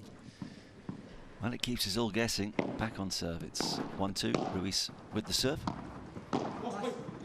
But sure that because the wrist movement they got, that talent, with the natural talent they have, they can go for an amazing shot that we're not going to watch perhaps on the other side of the court.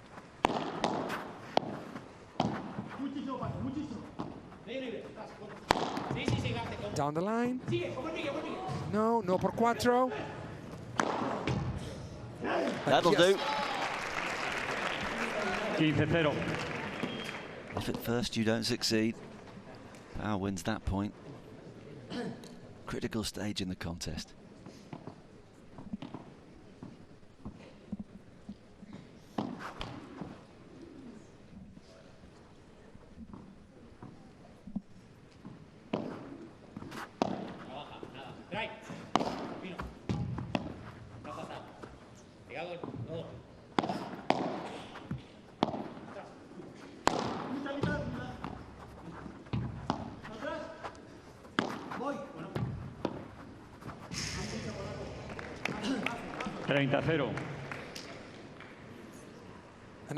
An unforced error there from Paquito, pushed by Stupatuk, moving all over the court, doing a very good job there with that little rulo. And Madejas. Look at that shot. Oh, you just stop it. This is the Hexagon Cup, the show of the year. Look at that shot, and look at that drop shot there through the door. Absolute different level.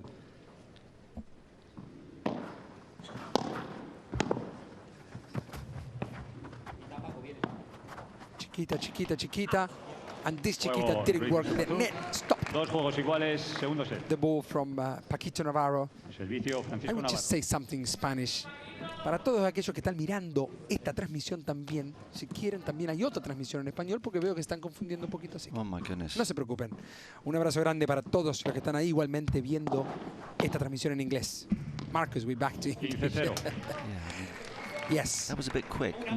Muy rápido. Muy rápida, man. You surprised me more than my Spanish. Is your Spanish? It's very, very limited.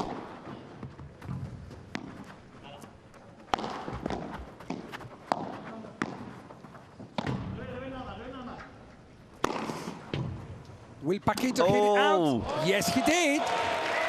Oh, I like that. Crowd loves it as well. The showman. So Paquito does. And he needs this as well.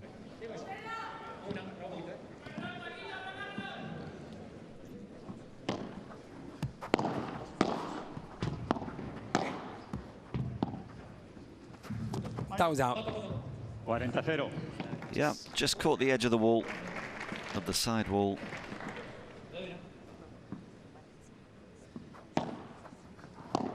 What a serve.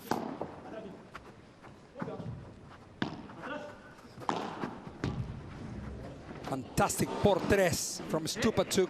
It's very hard to do that shot with a short amount of time because the lob was a quick lob. But I think Stupa knew that lob was coming, so that's why he was ready to kick the ball out by 3-meter siphons.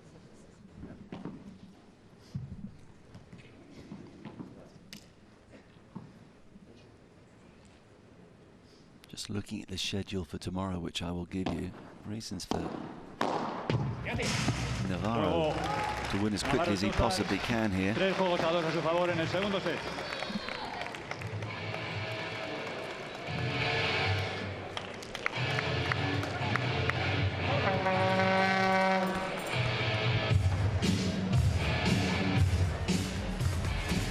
Ian shows us are back on court relatively early tomorrow. Our coverage gets underway again at 1 o'clock local time. First of all, Delphi Brea and Sofia Rakov. We know how impressive they've been so far with 2 wins from 2, representing Team Advantage up against Claudia Jensen and Veronica Vesedi. Jensen had a few issues. I think it was with her lower back earlier on today, so hopefully she's going to be okay. That's the crew team. That's followed by Belastagin, Fernando Belastagin and Valentino Lebac. They lost today. They play Paquito Navarro and Alex Shoza, so they won't want to be too late tonight if possible. Of course, if they win, they'll sleep reasonably well. Keep the boats coming, by the way, for this match using the QR code. And I wonder who's... Let's have a little look at the percentages, Mary. Who's on top at the moment, do you reckon? Stupa. Well, it makes sense, actually. It does. Usually you see, I mean, most of the time are the left side players with Sofia Araujo. You know, this usually happens that the left side play, because as the coverage, from the tactical point of view, they cover much more, so they decide more things, they hit more balls. Well, it makes quite sense for the tactical point of view of the game that people choose players who hit most of the shots, but of course it's helped by the right side players who do a tactically a great job as well. Just to finish off tomorrow, Jessica Castello and Madrid Ustero, who've been magnificent, played 2-1-2. They had to come together very late on when Bea Gonzalez was forced to pull out because of injury. They're up against Alejandro Salazar and Anna Osoro. That will be a good one. They're involved in a bit of a ding-dong battle today. Then it's Chingo time with Momo Gonzalez. How good were they last night? Yeah, we'll be on for that one. Up against, well, it's Ruiz and Stupa are back on. Battle between Crew and Nadal. Followed by Martha Ortega, Gemma Triay. They play Paula Josemaria and Alejandro Alonso, who need to win, of course, after losing yesterday. What a lineup tomorrow. And last but by no means least, it's Mike Yanguas and Javier Garrido. We saw them impress everybody last night, and they are playing Martin Dineno and Juan Tegeo, who've played 2 and lost 2. So obviously they've got to put the record straight before it's too late.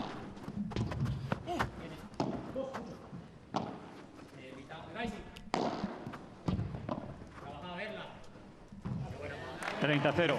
All those matches live from 1 o'clock tomorrow.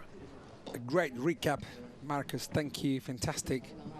And now it's 30 love to Rafa Nadal Academy team. Well, leading the first set, but not in the second. Yeah, you sense, having heard from a couple of the owners of the Rafa Nadal team, that they really fancy their chances this week. You know, they're not losing matches. They've got a strong lineup. I'm inclined at this relatively early stage, Mary, to install them as favourites for 2025. Kiss of death. They'll not win another match now. What a volley. Great defending from Alex Chosas. Choosing the right shots to go for lobs from Paquito and Alex. Well, unlucky there for Paquito. The perfect speed of that backhand shot of Franco Stupacuk, that after the ball reaches the highest point, hits the siphons, then the ball dies straight after the siphons. So, what's that? What's that? Oh, is that a golden point again? Really? Have we had one of these before? Actually, I love to see these also, because you think about all these players, they never played together. I mean, they did, for example, Stupacuk and Alex, but what, 2 years, 3 years ago? So it's very nice to see the level, how it's very similar. Before, I played a long time, but let's say not far ago, like 7 years ago, they were leading the ranking like 1 or 2 pairs. Oh my God, look at such a mistake. So it's 3-0. But nowadays, all the players are very similar level, you know. So, so that's why also it might be also why players change partners, because they believe, and actually it does happen. For example, Paquito and Alex Chosas could easily play on the main circuit as well. You know why not? What a shot from Stupa there.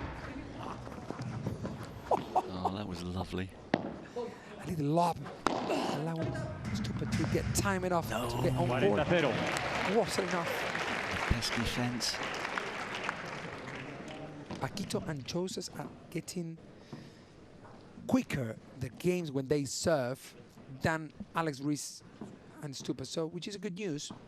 Doesn't say much, but it says at least that they're winning points like this one. Oh, Paquito's drop shot. What a stunning slice drop shot that, you know, even if you're the quickest man in the world, you're not going to get to that. Brilliant.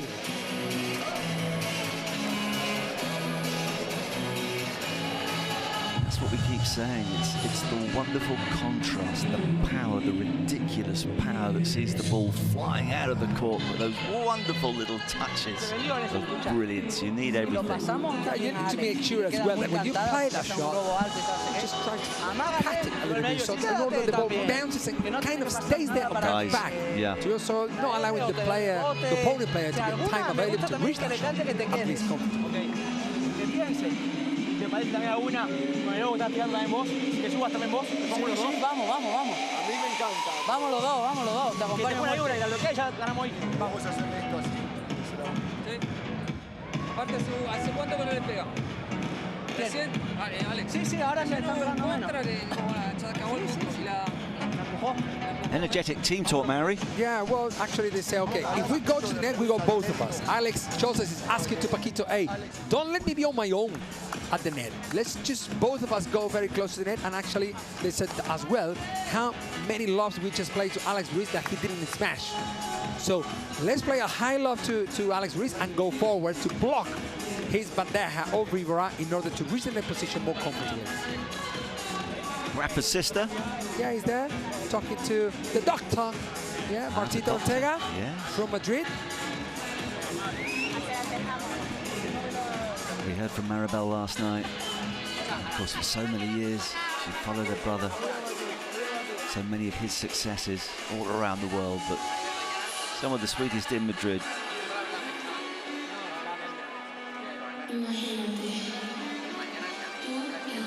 I wonder if she still gets really nervous and tense when she's watching a match that has some emotional interest. I guess it helps when your brother's Rafa and he wins more than he loses.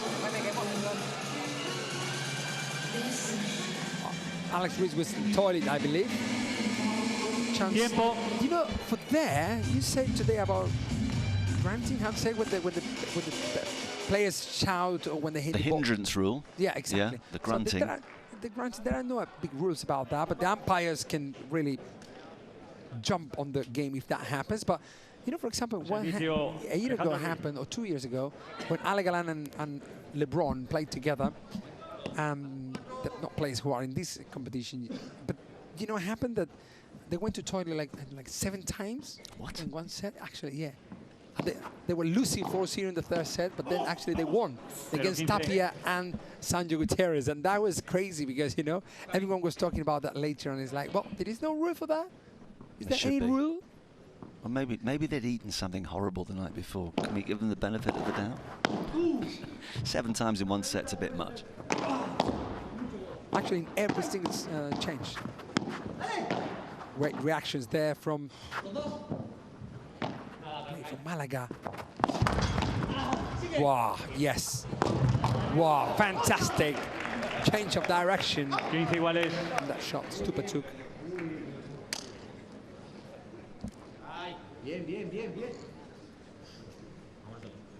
Oh, that answers the question as to whether Mirabel still gets tense and animated. Because Alex hit himself with the ball. That's why they were celebrating, and then all of a sudden, like, oh, sorry. He's playing that natural sidewall post. Paquito will reach that shot. Playing a beautiful por cuatro from Seville to the world. Paquito. I think he rather enjoyed that. Vamos, Paquito, vamos, Rafa. What is this about? Rafa, they're calling you to come and play and join the Hexagon Cup as well. Hopefully soon he's coming as well to visit us. Well, if his team keeps winning this week, he's going to have to turn up on Sunday. Of course, the big problem for him is he long ago ran out of room for all his silverware, but I'm sure he can find a place for the Hexagon Cup. Rafa, te esperamos, eh? Just something in Spanish, just in case. 30-40. Hey, be careful here. 30-40, big chances for Paquito Navarro and Alex Chozas. Hey, they will go. I promise you, they will go for a winner. They will play something. Yes, that shot in parallel. I knew. Well, it could be a winner, or it could be a loser. So if it's not a winner... Fair enough. But now they got another chance. They will be perhaps a little more conservative now. They might go for a high lob, perhaps, as they previously set on bench, and then go forward to Alex Ruiz. I'm just guessing, huh? Let's see if you're right.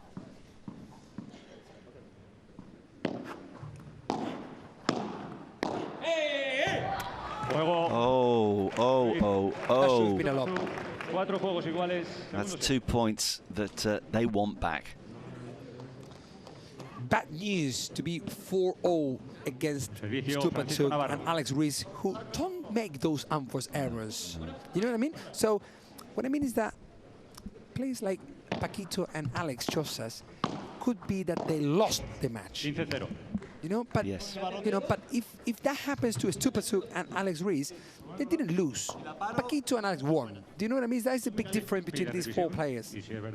Well, it's a good contrast, and it's making for a gripping contest. But at the moment, Paquito's getting a crowd involved again. At the moment, it's impossible to call this second set.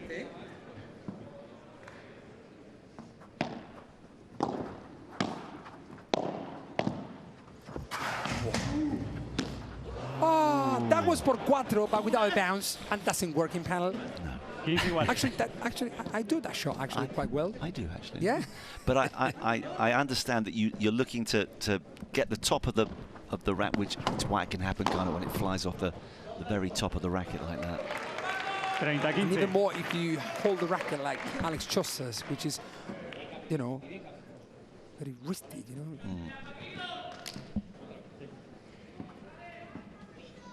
Wrist movement can make you lose the sweet spot of the racket, and you can make a massive unforced errors, but also the great winners, like this one. 40-15. Not quite what Stupa had in mind there.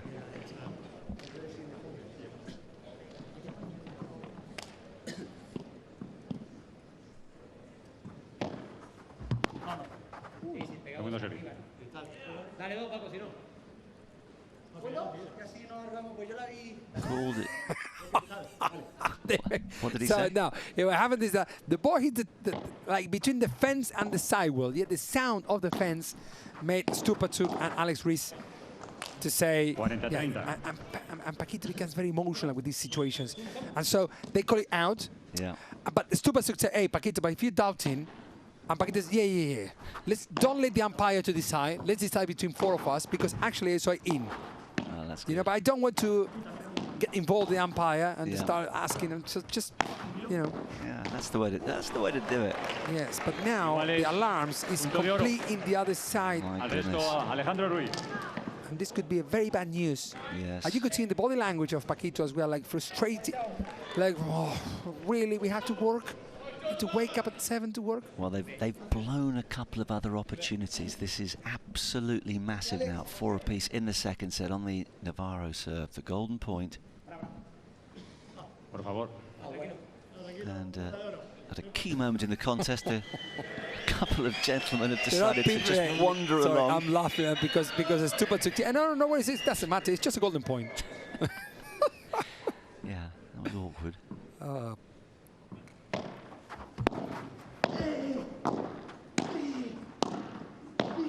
High lob is coming. Yes. Then here we go forward. Another lob. Good decision from Paquito. Yes. And the absolute different level. Paquito is on fire, and that's why it's 5-4. No chance to close the set in the next coming game. Segundo set. Well, no wonder the crowd love this man. He gives so much. The passion, the enthusiasm, the skill as well, and they're still alive after winning that golden point. It's those kind of players that, you would pay tickets to go and watch. So that's Paquito Navarro. Yeah, I enjoyed Chingo last night in Chingo Land. You were talking about that Paquito is starring and Cristina is somewhere amongst that Hexagon team as well. Yep, and with Alejandra Alonso from the Hexagon team, we have to talk about Paquito Navarro. That por cuatro, that smash, like, unbelievable. He's on fire. Yes, he now is very hot. He wants to win. He's deserving it. So we are trusting in the team, and hopefully we can go to the super tie and win like yesterday. Yeah. Alejandra, how difficult is it for you, the players, to change the purse for such an intensive tournament? Well, it's the first tournament of the year. It's like our pre-season still. So we have fun. We have different partners in this tournament, and we feel super good, and we want to enjoy. Yeah. Let's keep it up then. Thank you so much. Thank you very much. Thank you. Good luck. Alejandra Alonso from the Hexagon team with us. Yeah, thank you, Cristina, one of the superstars of the sport, a #1 in 3 different decades. She's had heart issues, lung issues, you name it, she's battled it, and she's still going strong. Clearly loving this environment. Yes, Alejandra Salazar was very, very top for many, many years. I know Alejandra Salazar since I was 12, 13. We know each other for a very long time, and actually, at that time of Padel, it wasn't that international. So, me from Argentina, she was from Spain. We met only in the World Championships every now and then, and we have a great relationship. And actually, I would say that she is the queen of Padel. For those who follow Padel for a long time, they would know where I'm talking about. That's good. So she's as lovely as she seems to be, Maori. Oh, he's gone quiet. He's blushing.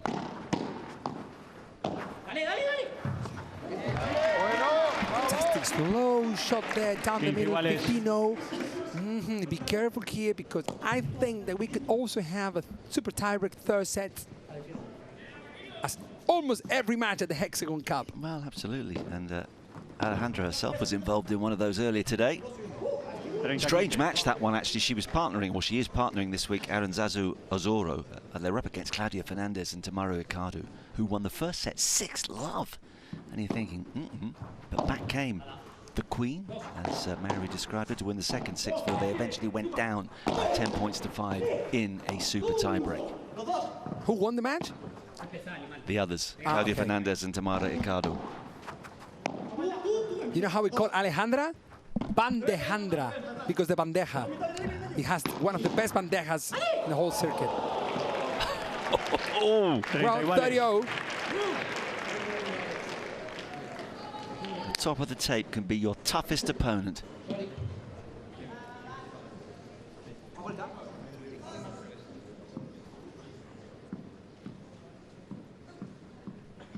Very important moment.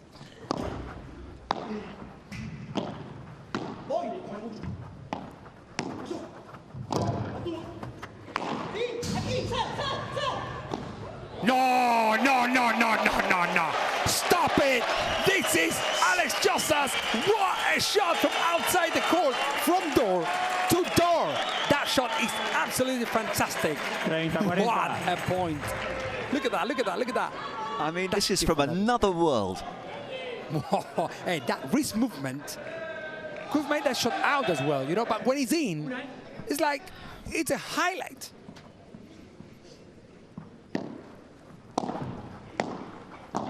$30-40.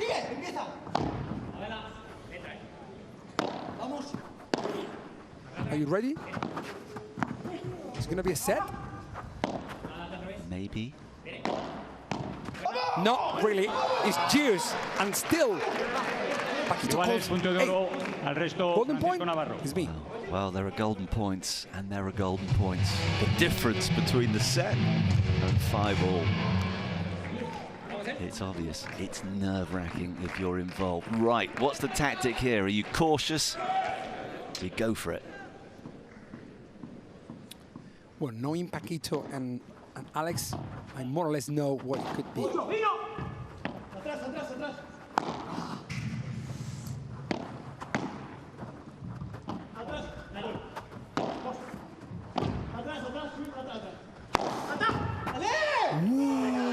I think Alex Josas should run forward there, knowing that Stupato will play the shot, the winner.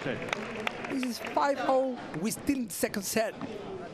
But the show must go on. Yeah. Amazing. Yeah, oh, he was frustrated there, wasn't he, Paquito, but that came back off the wall so quickly, he couldn't adjust in time. Oh, the difference between success and failure in these racket sports is so marginal. A point here or there makes the difference between a good night's sleep or, in Paquito's case, a cold shower afterwards in defeat.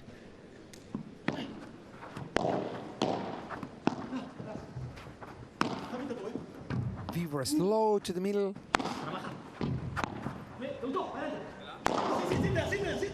Got it.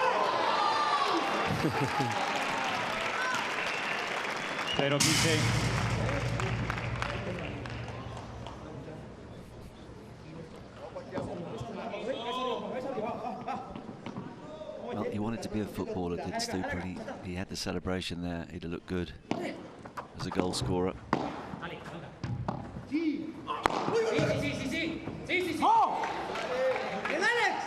See. Always the partner helping you, you know, just to motivate you, even though you perhaps know that your partner cannot reach, but anyways, you try to support at all the times until the ball bounces twice. Yeah, because you never know.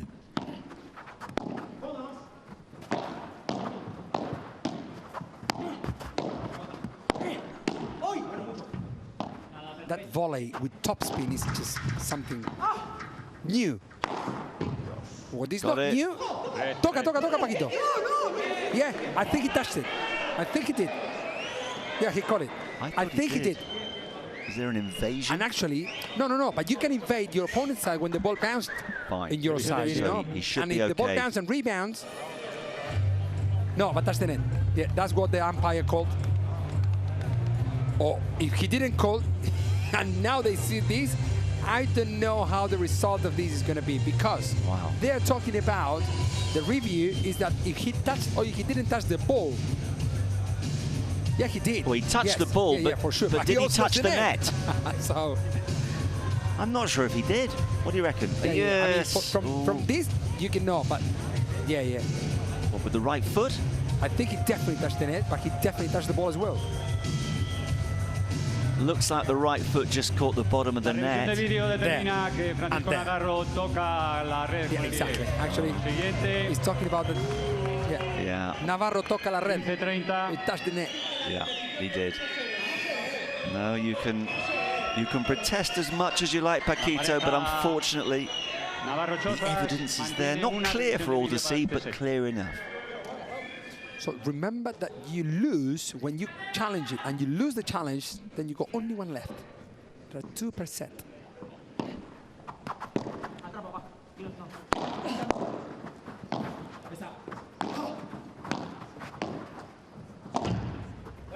Good coverage there from Stupacuk. Down the middle with that volley, blocking volley, allowing the pair to reach the net, keep the net, and put peace. 40-15.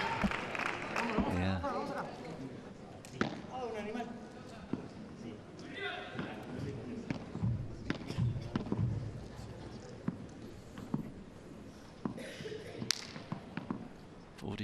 But in fact, of course, 15-40, which brings up all these break points at a key stage deep in this second set.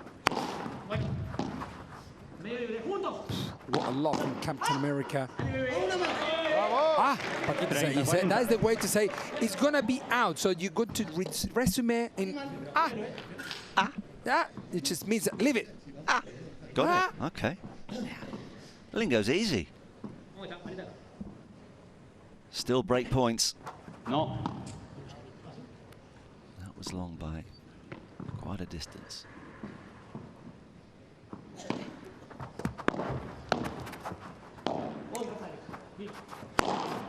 What a vibra from Paquito.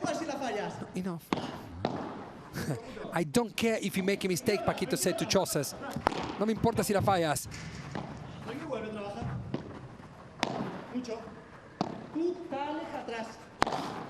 What a vibra from Alex Chosa. What an amount of power with that wrist movement from the Argentinian player. Have a look at that.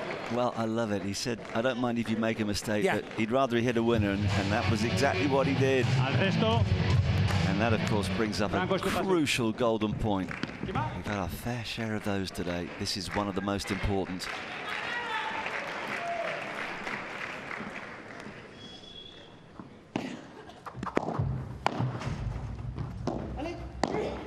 What a backhand volley. Okay, Paquito will go for it. What a win from the Rulo man! That's Stupacuk putting this score in the 6-5 to them. So Rafa Nadal Academy is happy. Yes, yes, massive point.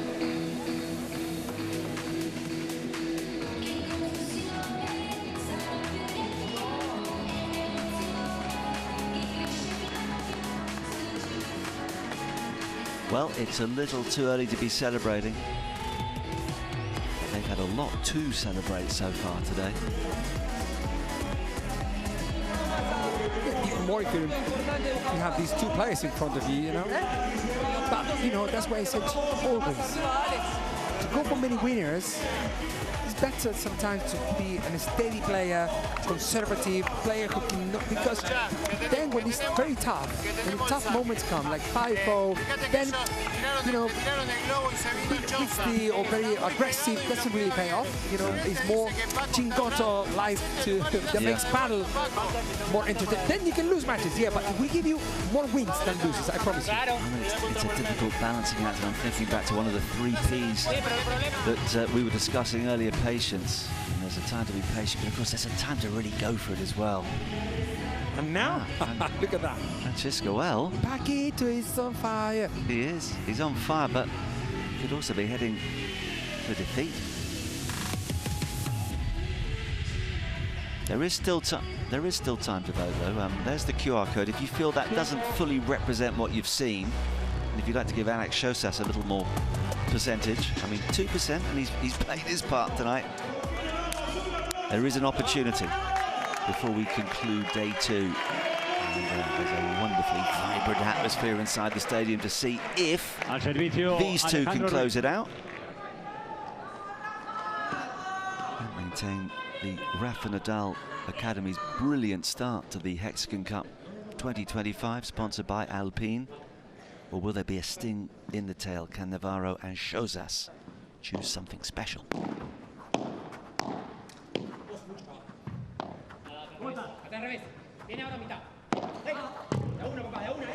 Well, there was error there when Paquito was behind, you know, not necessary to go that quick and miss off the backward. You can miss, like, I don't know, the player, as you always say, you know, just to play, try to play to the player, not to the net or the backward.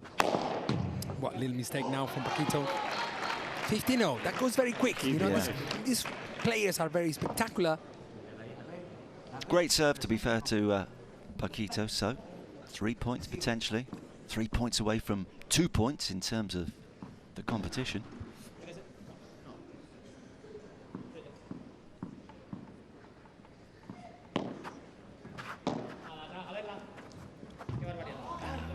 Oh, Stupacuk, Colin. He said to the partner, let me see. A verla, a ver. Yeah. Man, let me watch if that ball is in or out. Sometimes you're running backwards. You know, you're thinking more of hitting the ball than judging it. Exactly. What a defense from Paquito.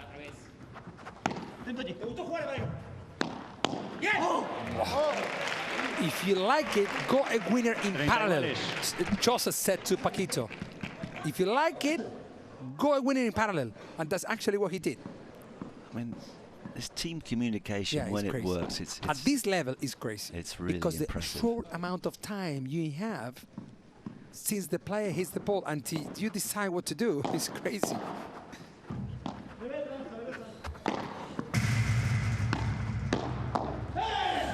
Let it go. Let it go. They did.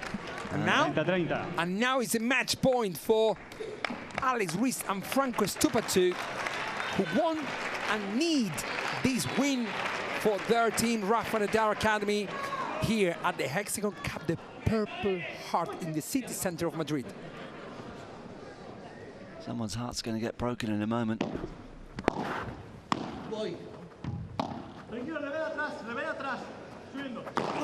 Very high lob.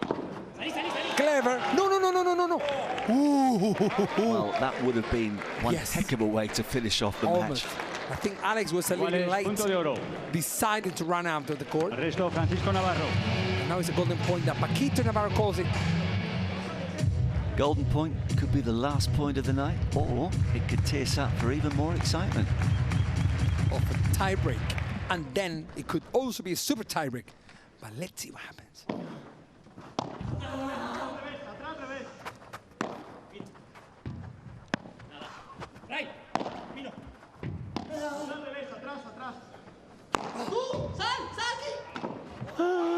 He's got it. Can he get it back? No. No way. What Alex Joseph just did, making the ball bounce, yes, they call it. That's why I'm thinking about, because if that ball, where the ball bounces, is out, no, that was in. That was in. They win, and this is 6-0. That's going to be a tie break. Fantastic point from Alex Joseph. So, Mary, just explain to us what makes it in or out. If that ball bounces outside, unless he touched the net or something, but I think they're watching if the ball bounced inside or outside the court with that shot that Alex Joseph did. Hard to tell from that angle. Here. This is the one. No, the ball bounced in, I think. I reckon the ball bounced in. It didn't touch the net. The ball bounced in, and that should be, I think, 6-0, and we go to an amazing tiebreak in the second set. Wow. We've had our fair share of drama tonight. Several point reviews have been think required. That was on the edge, huh? Very on the edge. La revisión de vídeo determina que el bote es bueno, por consiguiente. Yes, it was in. The ball was in. Yeah, we go on. Juego Navarro Chozas. 6 juegos iguales. 6-0. Tie break. What else do you want if you love paddle? You may be loving this Hexagon Cup 2025 version. Amazing. Fractions away from losing, but that was brave and brilliant.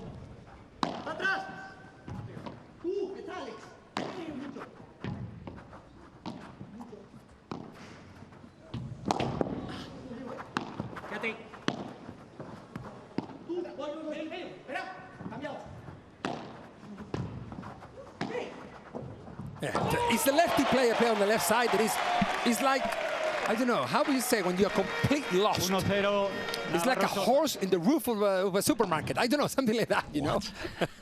It's like you're completely lost. You don't know where you are. If you're a lefty, that you play, Alex Ruiz might have been playing 25 years of his life in that side of the court. You never even train in the other side if you're left-handed. And that's why I get your point, but the horse in the roof of a supermarket is new to me, Mary. Oh, goodness. 2-0, Navarro Chozas. Mini break, and now, what more when we came within, you know, an inch of this match being over. Primer servicio. Man, this is Padel about crazy stuff. I love it. So if now the good thing about the Hexagon Cup is that you play super tiebreak in the third set. So have a look on this. It's 3-0. Actually, they were losing. They were one break down the whole set, Paquito Navarro and Alex Chozas, and now they are leading in the tiebreak for 3-0. And if we go to third set, as we do golden point in the Hexagon Cup, third set is not going to be a full set. It's going to be a super tiebreak. So it's what a moment to finalize the second day of the Hexagon Cup.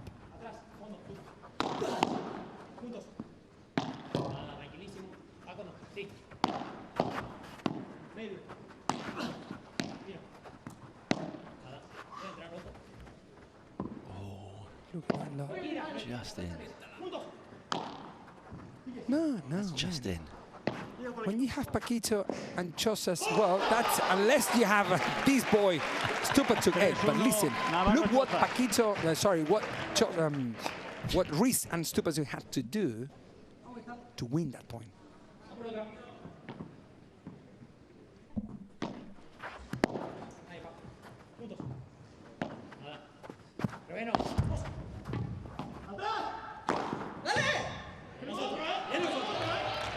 Too good. 3-2, Navarro Chozas. And suddenly it's very tight again.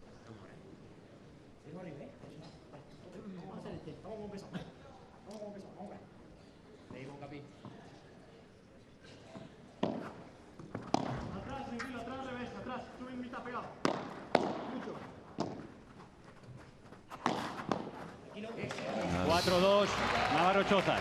At the feet, couldn't control it. They'll change ends. The advantage is with the team that somehow kept themselves alive towards the end of that second set. Navarro and Chozas, one more little chat with the team, one more huddle. We could well be heading towards a super tiebreak, which is, I think, deep down what Mary, who's totally impartial, wants, because, like the rest of us, he can't get enough paddle. Well, now, you know, it's 4-2, it's just one mini break, but it's a tie break, you know, so it's every point counts. A lot, actually. Well, they're looking relaxed, aren't they? Or trying to, at least. Although, I think the tension in the eyes there was the thing is that Stupa and Ruiz know that if they lose this, they got a super tie break anyways. But also, on the other hand, Alex Chozas and Paquito, they're winning 4-2, so they're also relaxed. That's why it looks quite relaxed, this part of the game. I promise you, there is much more to watch now. 4-3, Navarro Chozas. Well, he's prepared to try anything. That didn't work.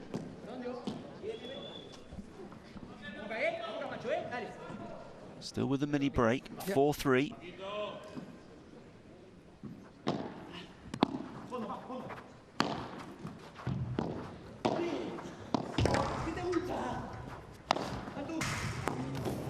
No way.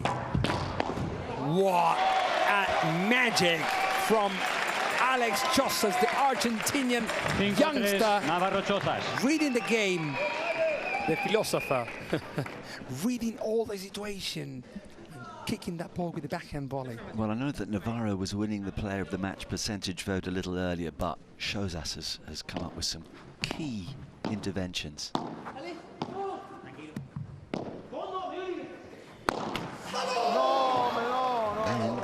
Just when you think the power is in the arms of the players in yellow, that happens, and this tiebreak is on a knife edge again, back on serve at 4-5. Yeah, no breaks now, no mini breaks.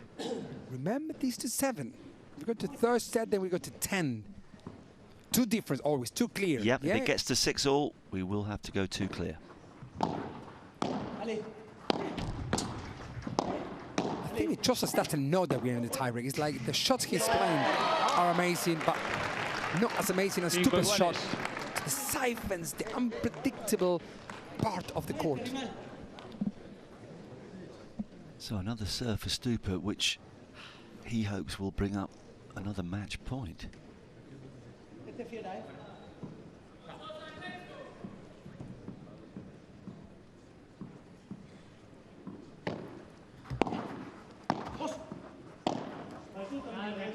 What a lob.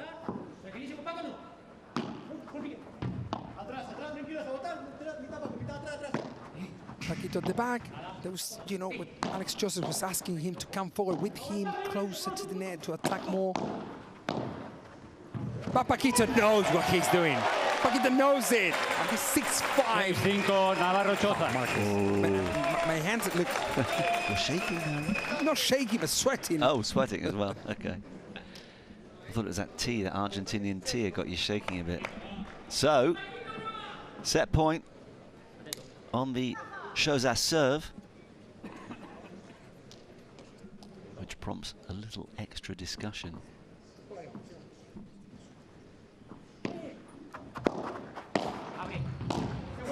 There we go. We go to 3/3 match, a super tiebreak.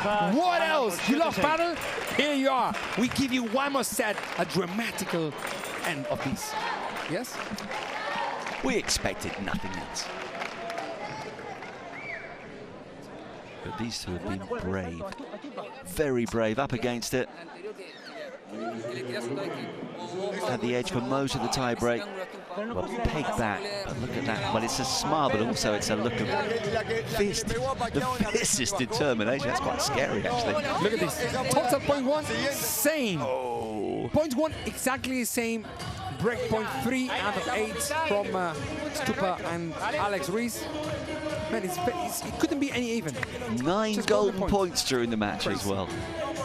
Crazy. You did say this would be the match of the day? Yes, and I think it is. I think you're right. It's very spectacular. I mean, when it's Alex Chosas, when it's Paquito, Stu, Alex Ruiz, you know, I told you, the show is guaranteed in this match, and I think it's happening. The end of the match is going to be super tight with 10 points. The new version of the Hexagon matches. Denle bola al saque. Yo jodo, pero denle bola al saque, boludo. Vamos. Es importantísimo, Vamos. Juan Martín Díaz, former number 1 in 13 years, ask you to the players, look after the first serve and make sure that you win all the time you serve. Alex Joseph says, well, it's like we're going to play 3 games. I love the dynamic of those two. I have to say they're so demonstrative, very likable. New balls? No, no new balls. Or yes, I'm not counting. No, I mean that would. Well, you need to. Obviously, we learned earlier you play 7 games at the start with the balls because you've also used them in the warm-up. Then it's every 9, and I'm afraid my maths does not tell me at this stage after all the games we play whether or not new balls are required. But those are the balls that are going to be used, whether or not they are new. Last chat with coaches. We'll jump on board again, trying to win the next 10 points before the opponents do. It's a nasty cut. Yeah. It's the fight of the Captain America superhero.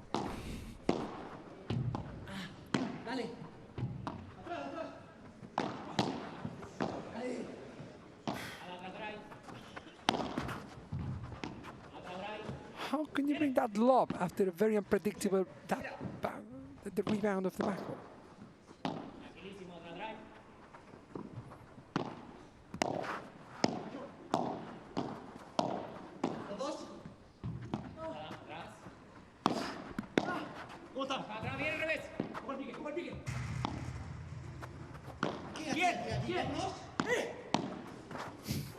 Definitely, this is the tiebreak to watch. Fantastic, and actually there was something happened very interesting. Actually, you know, the players, when one is at the net, one is at the back, the opponents say, okay, Paquito's at the back, Paquito's at the net, but because Paquito and Alex Chosas were in the opposite side, let's say, you know, that they're not playing on this side, Stupasu said the right side player at the back. Didn't say the name because otherwise Alex Ruiz could have been confused on where to play that shot. That tactical this match is at the moment.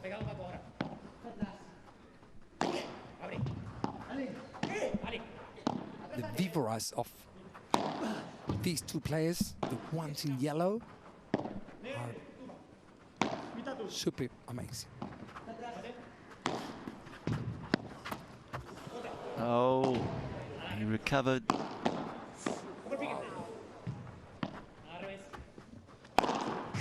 Well, they say, okay, you're going to stay there? Yeah. He says, Alex Ruiz, well, he's laughing. But he's like, man, if you're there, you're closing all the angles. I got to do something. Está todo mal. He said, está todo mal. Hey, all back with you, huh? It's all bad with you. Joking, of course. Players know each other. They know that if you are in that position, that could happen. Mini break. Who's your money on now, Mary? Man, I told you before, you know, I'm a padel coach, and I always coach, you know, to be more perseverant player. We give you more advantages. Doesn't mean that Alex and Paquito cannot win this, but you're edging towards the boys in blue.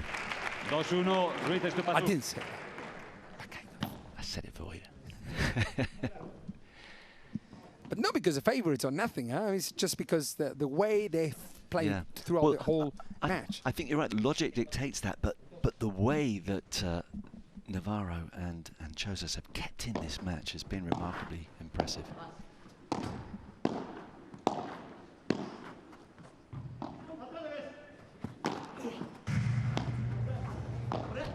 Hey, listen, I mean, Paquito and Chosas are... You could call it luck, you can call it skills, you can call it however, but they're playing some shots which are like unreadable, that you cannot read. How would you call that shot? Yeah, You don't know what's going to happen. That's very hard for your Stupa and Alex Ruiz. No, totally unpredictable, very lacking in convention at times. Unorthodox but effective.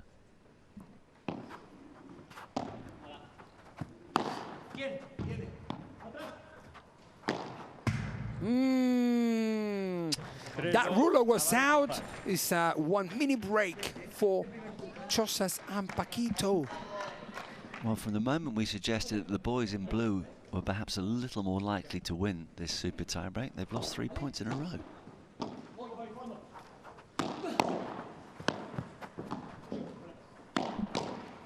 Marvelous. I mean, Paquito's playing every single shot is a winner. If he's a winner and works, he's a winner. That's why they're 4-2 up in this third set super tiebreak. But you know what I mean? That we have to carry on playing every single shot like that in order to beat. Yeah. Well, this is important. I mean, not just in terms of this match, but okay, it's still early when we try and attempt to work out who's going to win the Hexagon Cup. But to be fair, the Hexagon team haven't had as fast a start as the Rafa Nadal Academy. So this would be a huge victory for them as a team as a whole. And remember, they're coming back relatively early tomorrow to play again, and Navarro and Chosas. So obviously if they win this match, there'll be an extra spring in their step going into that one. So there's an awful lot riding on the next 5 or 10 minutes.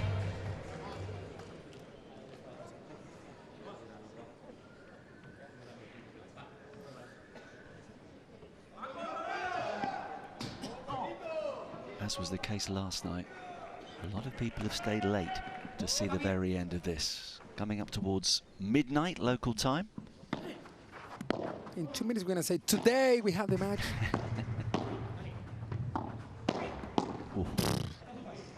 What a recover from Stupa. I think he didn't even expect to do that shot. And now it's 5-2, a big gap. And he owed him that one, didn't he? You know. You hit me. Everything is working. I'll hit you. Everything is working, you know, for Paquito and Chos. It's a very bad news for Alex Ruiz and Stupa. Yeah, it's 5 points in a row. Yes. So they need one more mini break here.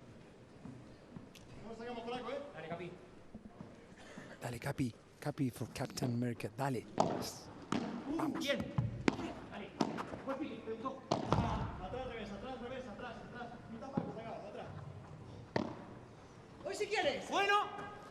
Look at this, huh? Let's call it the cuchilla, the knife. Whoa. Big risk. That shot from Alex Ruiz pays off. Well, he needed to take a risk, did Ruiz, having lost those last 5 points.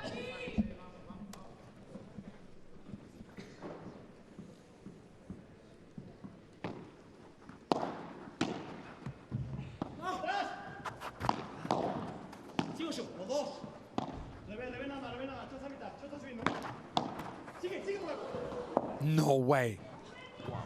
What? Stupa is everywhere at the moment.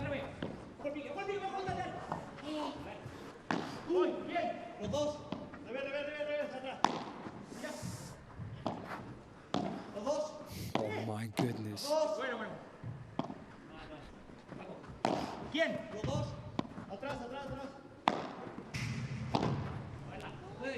It's going to be out. I think so. It is. Hey, what a point. So I think it's not a good business for Paquito and Chosas to let the point run, you know, more and more, because the more it goes, the longer points, they haven't won most of them. I think Ruiz and Stupatuk have won most of the long rallies, and Chosas and Paquito in the other way around. The short points after, you know, less than 10 shots, I would say, they were more succeeding in those points. The Ali Salazar again. They've still got the mini break at 5-4.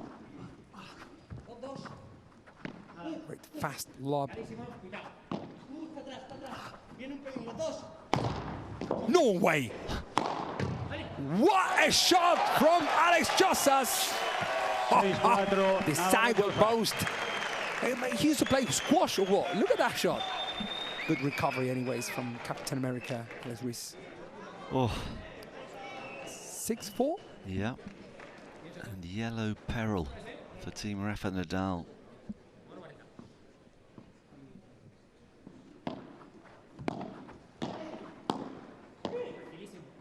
It's not a match point because we got to 10 points. Super tiebreak, no normal tiebreak.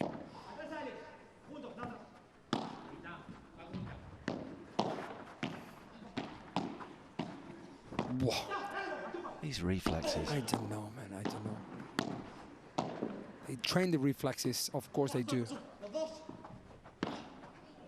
Oh, what an unforced error there. Chosas can't believe it. And the mini break is now back 6-5. Every time you think one of these teams is just going to get a grip on proceedings, something else happens.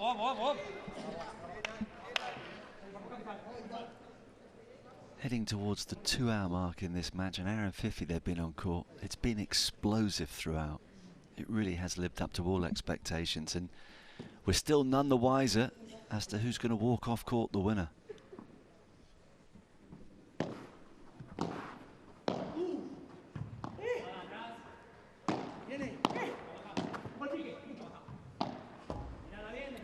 That's coming down with snow on it.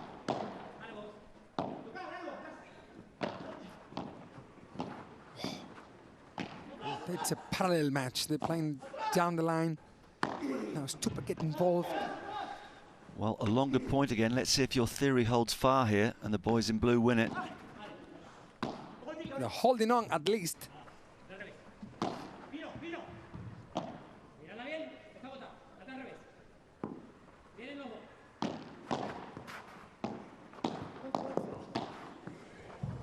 Man, Stupa is everywhere. Look at that. No way! No way! This is incredible! This is Hexagon Cup! Unbelievable point we just watched, Marcus. I mean, wow. I'm sorry, it's not good when you're a broadcaster, but I am speechless. Wow! Have a look at this point. You never give up. This is Padel. Unbelievable. The guys in blue a little bit back now. This 6-0, set 0, 0-0. It couldn't be more even, man. I mean, this could go on all night. Remember, we go too clear if it gets to 9-all. You know, remind me when it's 3:30 and it's 48-48 that we could have had a match point 5 hours earlier. A couple of match points. Tiempo. Yes, so which are the matches today? It's already 12 here in Spain. Well, I still have memories of John Isner playing Nicolas Mahut at Wimbledon all those years ago, the longest match ever. What was it, 70-68, spread over 3 days. They didn't have tie breaks back then. I don't think we're going to go quite this long, but I think an epic tie break is a possibility. Are we still thinking that Stupa is going to come through this one with Ruiz? Are you wishing to change your mind? No, not really. Okay. I was just guessing, but you know, you love it. You said that, Murray, you know something about this. No, I'm 5-2 down. I'm sticking with you, and now they've got the noses in front again, but it's on serve Shozas at 6-7. There are no breaks, no mini breaks, no nothing now. Sí, está bien, está bien.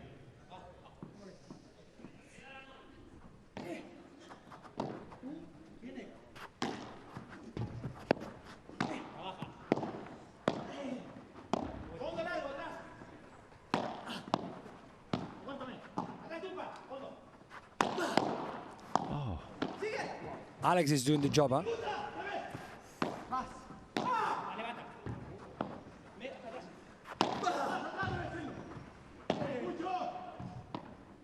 What a match. Sorry for those who are watching that we cannot even say a word. No.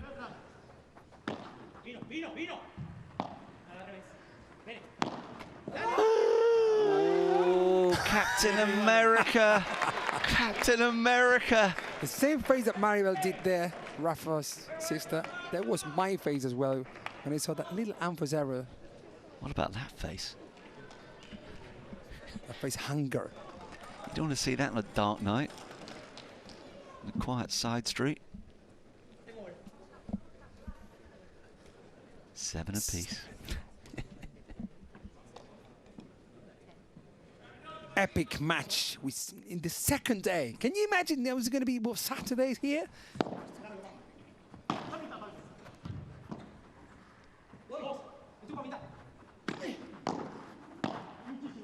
Stupa there in the transition area are waiting for Paquito's bajada off the back wheel.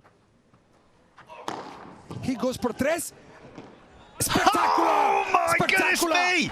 The shot of the match, Marcus. That shot was different level. Look at this. Look at that. Look how Stupa runs. Look how quick he goes. That is sensational. I mean, the angle that he's got there to get the ball back into play is, well, it's non-existent, essentially. Hence the reaction. Wow. Hey, and now they got a mini break, and it's 8-7. If they win these 2 points, they will go and have a great dinner together and to celebrate with the whole Rafa Nadal Academy team. I've been telling you all night the boys in blue are going to win this one. Marcus, you're amazing.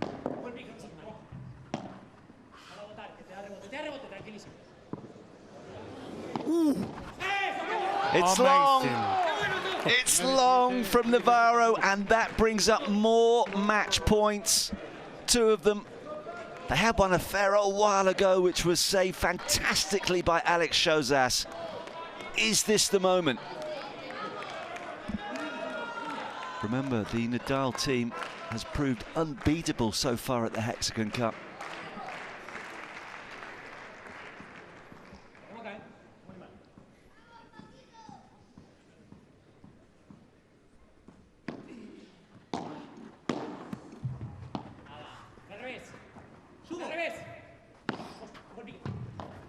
tomorrow. We're going to see them tomorrow, perhaps, but not today. A win for Paquito Navarro and Alex Joseph, because these two guys have done a little bit better job. Well, that was magnificent. It's a shame that Navarro ultimately committed the unforced error to decide the match, but an absolute thriller that spanned 2 hours and ends with the Rafa Nadal team winning again. 2 more points for them. And yes, we'll see Josas and Paquito come back tomorrow afternoon. They'll try to bounce back.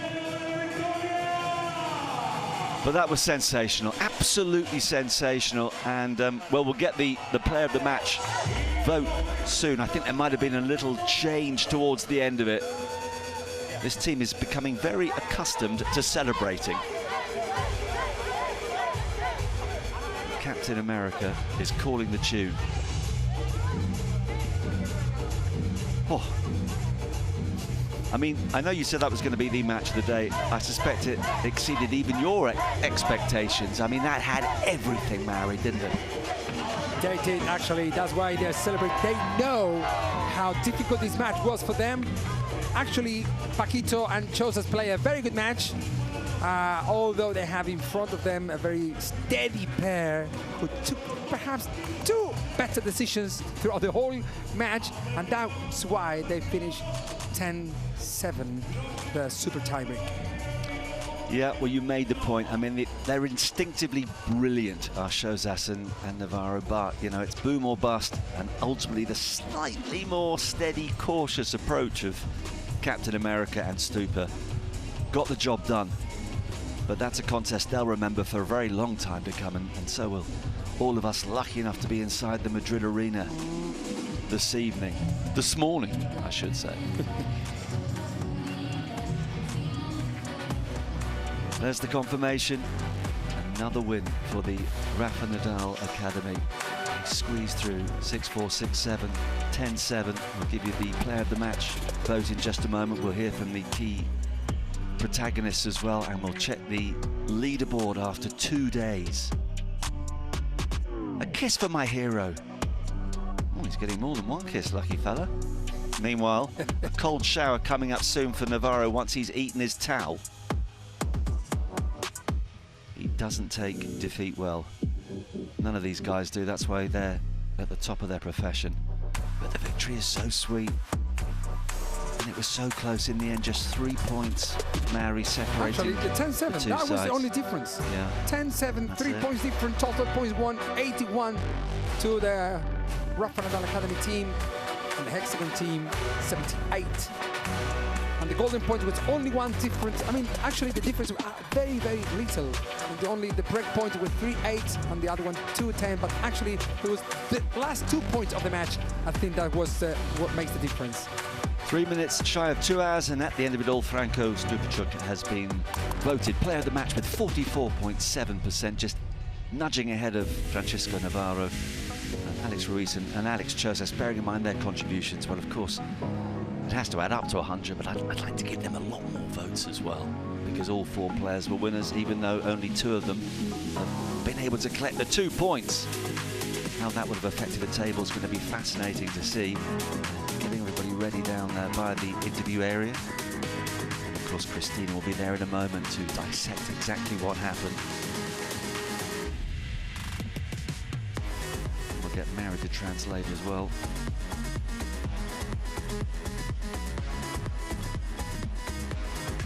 So, let's see if they can make sense of all the drama of the past 2 hours. We'll head down and rejoin Christina. Bueno, pues ya estamos con los ganadores del partido. Vamos a empezar con el MVP, Franco Stupachuk. Enhorabuena, MVP del partido. ¡Qué barbaridad! ¡Qué partido! ¡Qué broche de oro y sobre todo qué final de partido! ¡Épico! Bueno, muchas gracias. La verdad que épico, todavía no asumimos. Para mí es el primer partido de competencia de este año.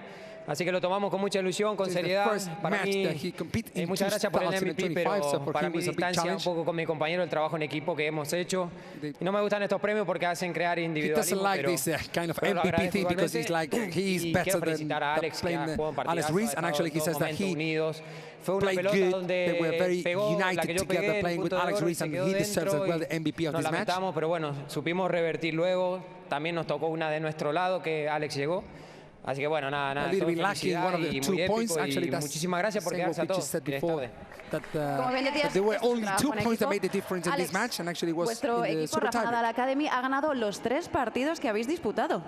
Sí, la verdad que súper feliz, ¿no? Enhorabuena al equipo, la Rafa Nadal Academy, porque más allá de que hayamos ganado todos los partidos, creo que estamos creando una unión muy bonita, como dice Franco, el equipo, ¿no? Y creo que eso es muy importante en este tipo de eventos, en este tipo de torneos. Y la verdad que a mí me flipa, ¿no? Jugar por equipo, se nota que hay ambiente diferente. Y la verdad que muy contento. United, el MVP, all the el teams polaco, going, 100%, o sea, que no dinner diga together, nada de- everything together, all the team is here supporting them. That helps them a lot to win these matches. Nosotros siempre sufrimos, así que no hay They nada always nuevo. suffer Hemos every corrido match, todo that's y la why verdad they que es got un partidazo injured, y and muy feliz. it's not an injury, Lo habéis but you know, peleado, merecidísima victoria y ahora a descansar, que mañana tenemos that el means that tercer they día. fight Muchísimas in every gracias. single Enhorabuena, point campeones. of the match, and Christine is congratulating this fantastic pair who just won Quite against right. Paquito and Alex Rosas. Quite right. They deserve all the congratulations, and he needs to go and get a bandage now, does Captain America. So, this is Went the to third situation. position. Now, the fact that they're third does hide the fact that they've only played 3 matches so far. Played 3, won 3. They finally dropped a set tonight, but they're on 5 points. It's Team Bella Puerto Rico who leads the way for the moment from the defending champions team advantage. But even at the bottom, 11-11, played 3, just the 1 point. They've still got a chance to change things around. Mary, thank you very much indeed for your company. From all of us here for now, it's goodbye.